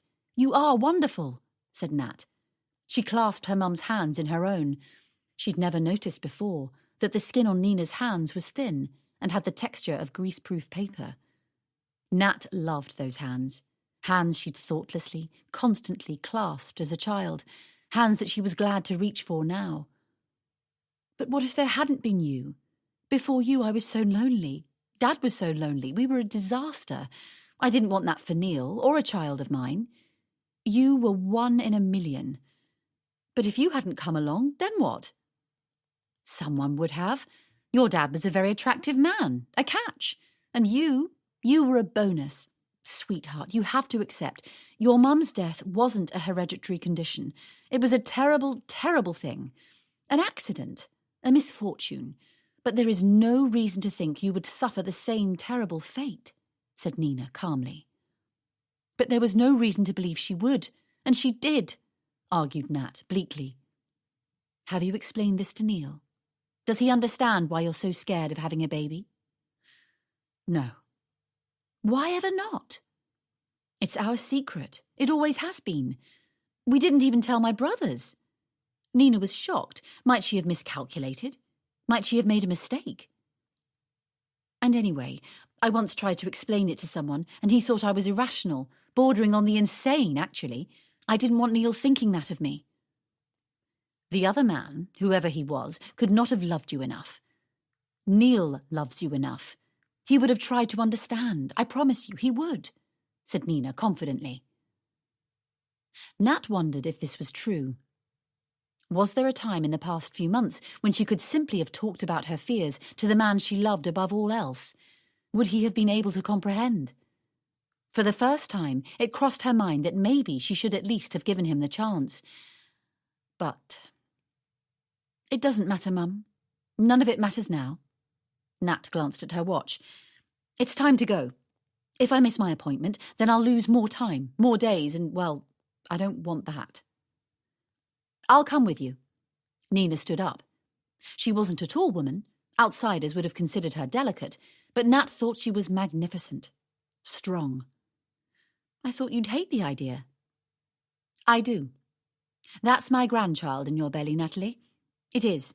No matter if I didn't push you out into this world, you could not have been more a child of mine. I love you as much as I love your brothers. I don't agree with what you are doing. I'd like more time to talk to you about it, to make sure you never regret this decision or think you came to it too suddenly. I'd like the chance to help you bring this baby into the world, but, darling, no matter what, you are my baby and I'm 100% with you. Now, tomorrow, the day after and forever, I'll support you. I love you. Get your coat. Chapter 44. Nina knew her daughter was a grown-up. Nat did a big boots job, which involved huge budgets, important decisions, speaking at conferences, and meeting some of the most influential business people in the world. It no doubt involved a lot more, but Nina wasn't certain exactly what. The point was, she knew it was very impressive. Nat owned a beautiful home, although admittedly wasn't living in it right now. She'd done nearly all the painting and decorating herself. She'd even tiled the bathroom floor and walls, something Nina wouldn't like to tackle. Nat had a clean driving licence, a National Trust membership, and she bought wine by the demi-crate from Berry Brothers and Rudd. She wasn't the nervous, panicky little girl Nina had met all those years ago. She was unequivocally grown up, independent, and especially headstrong. And yet Nina still believed Nat needed her. Nat expertly wove her mother's aged, distinctly unchic Volvo through the town traffic and out into the windy, narrow countryside roads. Nat had found a clinic that was not too far away. It would only take them half an hour to get there. They spent the journey in silence, each preferring to trawl through their own thoughts than listen to each other's. Nina stared out of the window. It was a relentlessly grey day. The people, houses, roads, cars, fields and sky were all a pitiless shade of grey. She took a sneaky sideways glance at Nat's belly, inside which lay a jewel of colour. Nat had an opportunity to bring a priceless, individual beam of colour into this world. A baby, a child, a person. Nina had made a similar journey as this one herself many years ago. When she was 19 years old, she'd aborted a baby of her own. She'd found herself pregnant after having sex for the first time. She never really understood how. By that, she didn't mean she was one of those green girls who thought she might get pregnant by sitting on the seat of a public loo. Nina had understood all about the mechanics of sex, and very much wanted to have it. She'd carefully selected a slightly more experienced suitor to do the deflowering, so as to maximise her chance of actually enjoying the occasion, as she had heard some rather discouraging stories. But what she didn't understand was how she got pregnant. They had been careful, just not careful enough, as it happened. It was a definitive and age-old mistake. It only takes the once. She had been in the middle of her teacher training degree. She wasn't ready for that baby. She had an abortion. Those were the facts. Nina had never regretted her decision. She did not allow herself that indulgence. It was done, for good or ill. If she owed that unwanted child anything, it was the guarantee that she would go on to live a good and full life, a life that perhaps would not have been possible if the baby had been born. Nina had been a mother 4 times since. Each child was a privilege, and she'd always made them her priority. She was a good mother, a good woman, and her abortion had allowed her to be those things. Yet she thought that Nat's case was different. She felt sure that Nat might regret aborting this baby. Nat would certainly regret never allowing any baby into her life. Nina was sure of that. Nina wanted to tell her daughter that being a mother was the most inspiring, elevating, natural and important thing she'd ever done, but she knew the lofty words would fall on granite. What to do? Nina surreptitiously fingered her mobile, which lay in her baggy, ancient leather satchel. She loathed texting. She could see it was useful as a means of keeping in touch with family who insisted on globe-trotting, as hers did, and she admitted it was handy to get a text confirming her dentist appointment, but she was not adept at sending texts and never wanted to be. Nina was old enough to be fond of conversation and sentimental about the time when people actually smiled at one another rather than made do with sending and receiving silly pictures. But she thought this might be the moment when she fully appreciated the usefulness of texts. Now she needed to practice a little skullduggery. Yes, she could see that this might not be her business. Her daughter was independent and resolute. Perhaps she should respect that. But what if her daughter was simply misguided and terrified? Didn't she have a duty? Nina loved Nat so much that she could not stop herself from getting involved. Love demanded that sometimes. Love did not always make it possible to stand on the sidelines and quietly support. Sometimes love kicked you, in ungainly fashion, into the centre of a muddy, messy pitch. It was possible Nina would squelch about in the dirt, or be tackled to the ground, or be bruised in a scrum, but that was all part of the game called love. Nat was not alone. She was part of a team, and she needed to be reminded of that. Carefully, Nina composed a text to her son-in-law, stating the address of the clinic and the words, "Come now." As she pressed the send button, she prayed to God that she was doing the right thing. She also wondered why and how in the world she justified her interferences by using a rugby analogy. She never really understood the game and liked it less. Chapter 45. Turn the car round. What? Turn the car round. We need to head back along the A3. Neil and Carl were driving to Nat's parents' home when Neil received the text from Nina. "Nina has texted me the address of the abortion clinic." "Oh, right." Carl felt a bit sick. Nerves, probably. "What's the address? We can stick it in the sat-nav. Will we get there in time?" "I don't know. I don't know when too late is." Neil took some minutes to plug the address in the sat-nav. Carl diligently altered course, and they drove on in silence until Neil's phone rang. "It's Nina." Neil pressed the receive button with fearful haste. What was she going to say? "Darling, we're at the clinic. I've just popped outside because there's something I have to tell you." "Where's Nat?" Neil's only thought. "She's putting her gown on," said Nina gently. "Neil, you need to understand something. I'm not Nat's biological mother." What? What was she talking about? Neil couldn't understand what Nina might possibly mean. Was she distancing herself from Nat because Nat was having an abortion? How perverse. That wasn't likely. That was not the Nina that Neil knew. The Nina who, on his wedding day, had pluckily pulled him aside and threatened to deliver all sorts of hell to his door if he ever hurt her baby. "Her mother died in childbirth," Nina explained. Huge waves of nausea ran through Neil's body. He was suddenly drenched with a brutal understanding and icy fear. "A hereditary condition?" he asked in a tight, slight voice. "No. All Nat inherited was fear, but that's still real, Neil. Very real. No one would insist a claustrophobic went potholing or an agoraphobic went abseiling," Nina said defensively. She wasn't sure where all these sporty analogies were suddenly coming from, but she was scrambling around for ways to explain the impossible, and any means would do. Poor, poor Nat. How terrified she must have been. How much more terrified she must be now.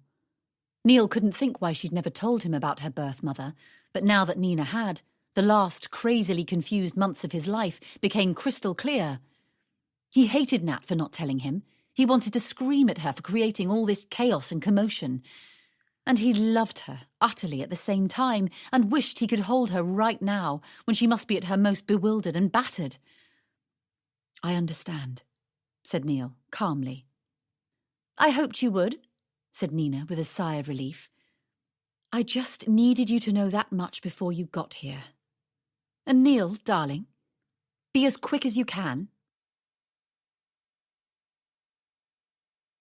Chapter 46. Nat had not allowed Nina to go into the room with her. She'd asked her mother to wait in the corridor, as it was enough that she knew she was there, close by. Nat didn't want the picture of the room to be embedded on her mother's memory, as no doubt it would be on hers.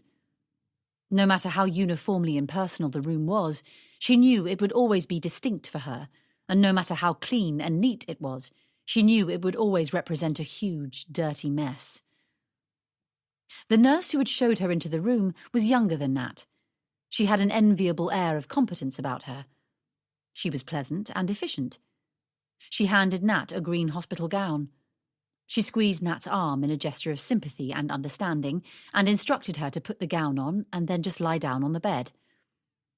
"A doctor will come and see you before we move you into surgery. Try and get some rest." Nat obediently lay on the bed, but resting was beyond her. Chapter 47. Neil had never seen traffic like it. There had been tailbacks all along the A3, so they'd taken a chance and followed an alternative route, nipping through a series of small villages. Under other circumstances, Neil would have commented how picturesque these villages were. A few months back, if he'd been travelling with Nat, he might have chanced his hand and commented that these were the perfect sorts of places to bring up kids. God, he'd been a tosser. He'd put her under so much pressure, constantly going on and on about starting a family. He'd more or less demanded it, then whined about it, threatened, cajoled, sulked about it, and ultimately even tried to trick her into it. He should have approached the whole thing differently. He should have found out why she didn't want a family. They could have talked about her fears. They could have had counselling. He'd have tried anything that might have helped soothe her. Neil longed to turn back time, and yet he also desperately wanted to press fast forward. He looked out of the window, but could see nothing other than an endless chain of red brake lights. Why were they standing still now?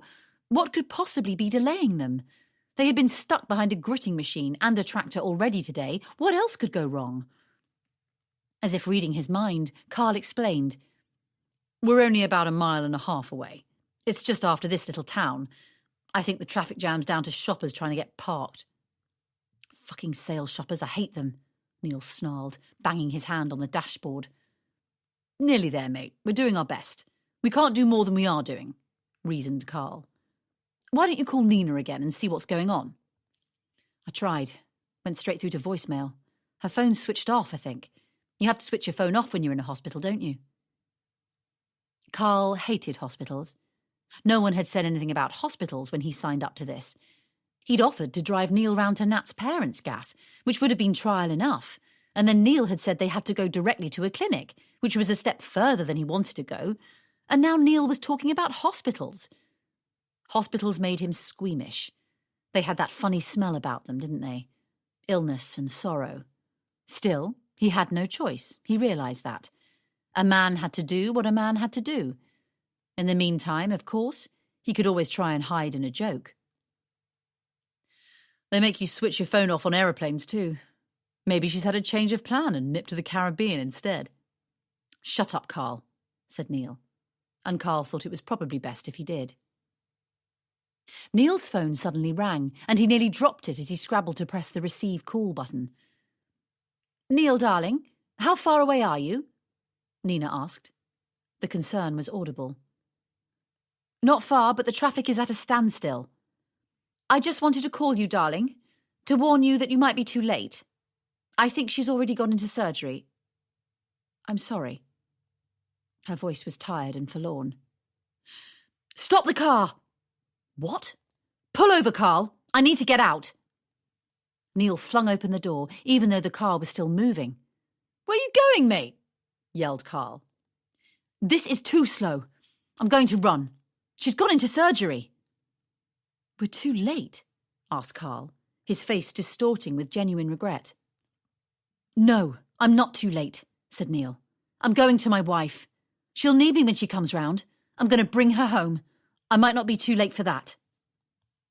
Neil started to run up the road. Carl leant out of the window and called after him. "Mate, I'll follow up in the car. It may have escaped your notice, but you don't have a white Charger. You're going to need my Toyota."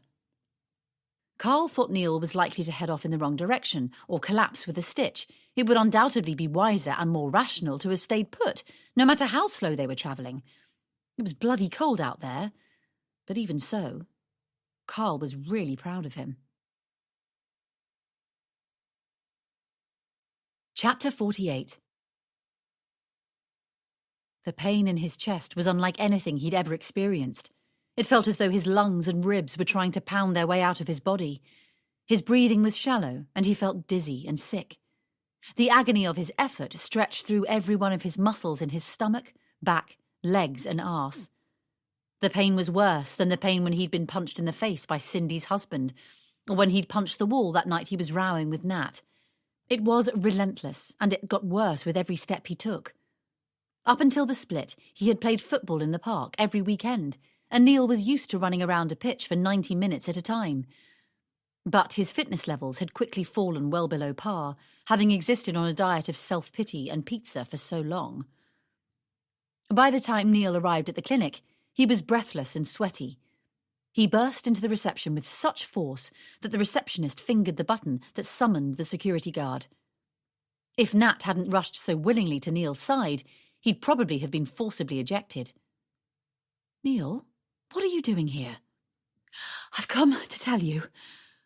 God, it hurt to speak. He had this great speech he wanted to make. He'd been playing it over and over in his head as he'd run here, and in his head it sounded like something as impressive and motivational as Barack Obama might utter. But in reality, between gasps, it wasn't cutting it. "I'll get you some water," said Nat, quickly turning to the water cooler. No, it was all wrong. Neil didn't want it like this. He wanted to look after Nat, not the other way round.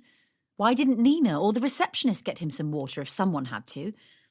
Instead, they were just staring at him with something like amazement, and not in a good way. They shouldn't be letting Nat dash around, not straight after her procedure. It wasn't right. If he'd had the breath, he'd have complained. Neil flopped into a chair, accepting at once both the indignity of his unfitness and the plastic cup of water. He gulped it back, and then waited to catch his breath. "Nat, I have some things I need to say. Please listen to them. Please don't interrupt, because they'd be really difficult things to say, even if I had enough breath to make me audible." Nat nodded. "I know there is no baby. Neil, you agreed. No interruptions." Neil placed his finger on her lips. She didn't move it. Oh, the joy of touching her again. He considered leaving his finger up against her soft, swollen lips throughout his speech, but then thought it might distract him. Reluctantly, he took it away. "Even though this is now academic, it's still extremely important. I need you to know that I'd have been its dad, even if I wasn't. Although I might have been." "Why would you imagine that you might have been, Neil?" Nat wasn't keeping her promise of keeping quiet, but Neil was pleased to note her tone was tender, not aggressive. "I put pinpricks in the condom that last night we were together," Neil said quickly. "You what?" Nat looked stunned. "Can we do this outside?" Neil looked left and right and saw Nina and the receptionist stare at him, aghast, jaws hanging open. Nat ignored his request. "You irresponsible, stupid!" This time, Neil clamped his entire hand over Nat's mouth. He didn't think a tender finger would do the job. Her eyes continued to screech at him. I know, big mistake, wrong, desperate. But you slept with Lee Mahoney." Nat bit hard down on Neil's hand. He had no choice but to pull away. "I did no such thing! I slept with him!" Nat pointed an accuser's finger at Carl, who had just sneaked in the door. He hadn't parked his car in the car park. He'd abandoned it in front of the building, not caring if he got a ticket. He thought now it might be a good thing to jump back in it and flee. Infinitely preferable to playing a part in this drama, but he knew he could not run. Not on this occasion. "Carl!" shouted Neil in disbelief. "You slept with Carl?" "Yes," admitted Nat. "No," insisted Carl. Nat and Neil both turned to glare at Carl. It was unclear which of them had the most ferocious inclination to rip him limb from limb. "Carl, there is no point in denying it now. We might as well have everything out in the open," said Nat with a deep sigh. "We didn't have sex," Carl insisted. "What?" "We fooled around." Carl coughed and stared at the floor. He wasn't sure who he was most embarrassed to be making this confession in front of, Nat, her husband, or her mother. He hoped to hell Nat didn't ask how far they'd fooled around. He really didn't think he could say the necessary words in front of someone who had a bus pass. "Nat, you started to cry. You said you couldn't do it to Neil. Well, actually, you said you couldn't do it to the nasty bastard, but I knew who you meant. Then you passed out. I slept on the couch. Don't you remember?" No, Nat did not remember. She had woken up in Carl's bed and thought the worst. What else would anyone think of Carl?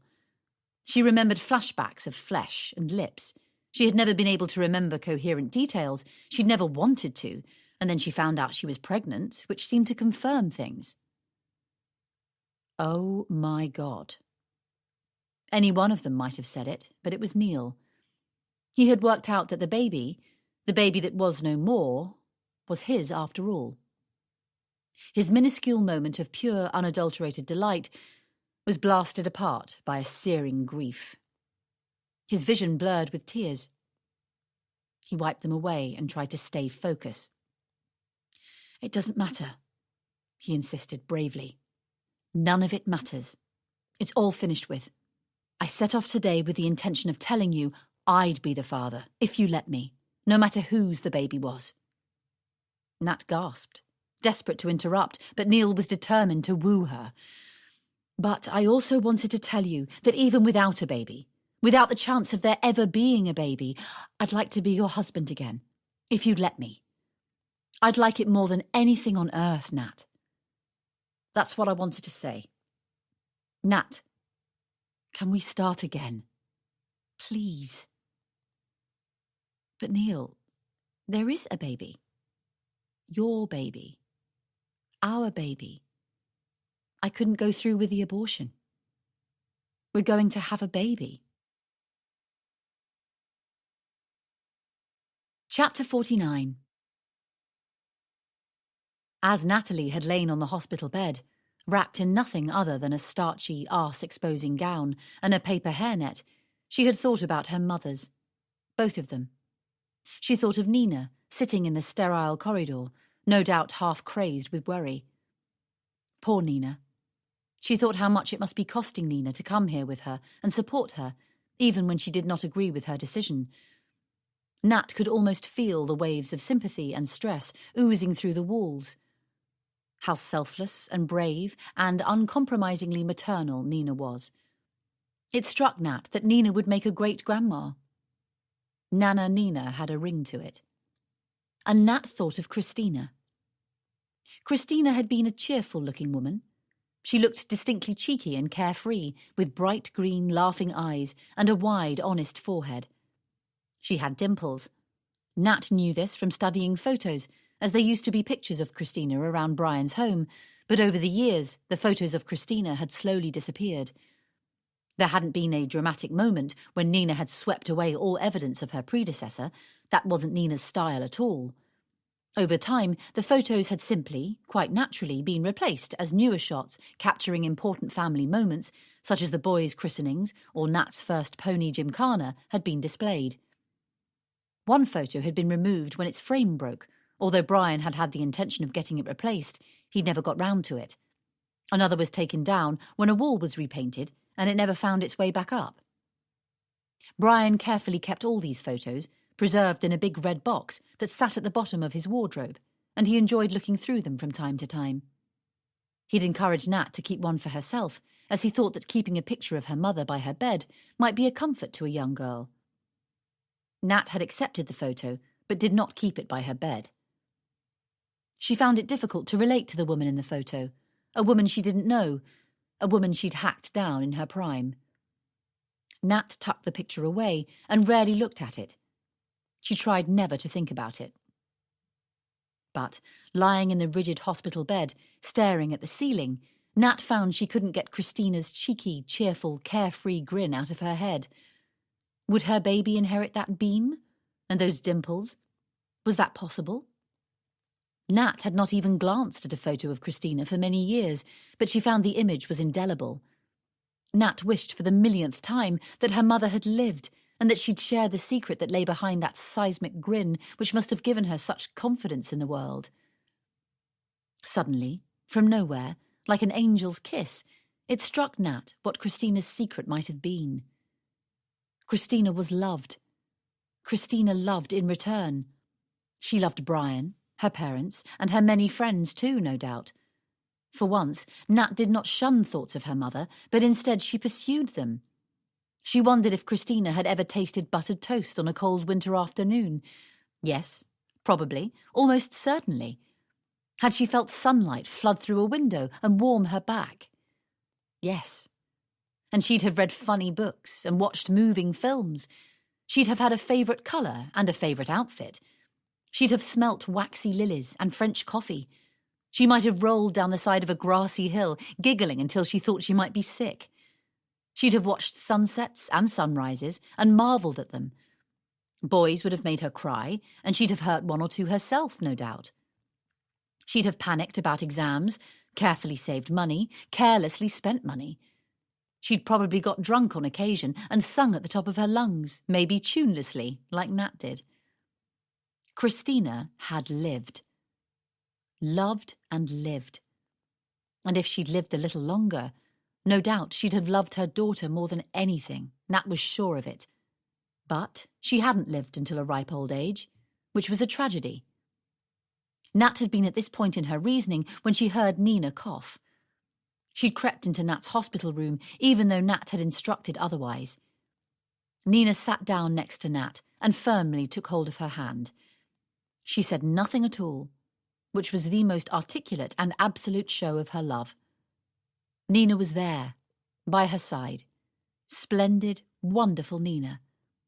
She had always timed her entrances to perfection. Nat had gazed out of the hospital window at the cold, wet, uninspiring January afternoon, and yet her mind was clear as a summer day. Both mothers deserved a more fitting tribute than Nat's fear. Such love and devotion could not be met with dread and trepidation. Nat understood that she deserved a life full of careless, dimpled grins, a life devoid of fear. Epilogue. Nat, look at this. Neil was waving a heavy-looking cream envelope. Nat gave him a fraction of her attention, but largely she was concentrating on scraping the last of the raspberry jam out of the jar and onto her third slice of toast. The bump was ravenous this morning. What is it? An invite to Jen's wedding. But not Jen and Carl's, obviously. Nat blushed inwardly.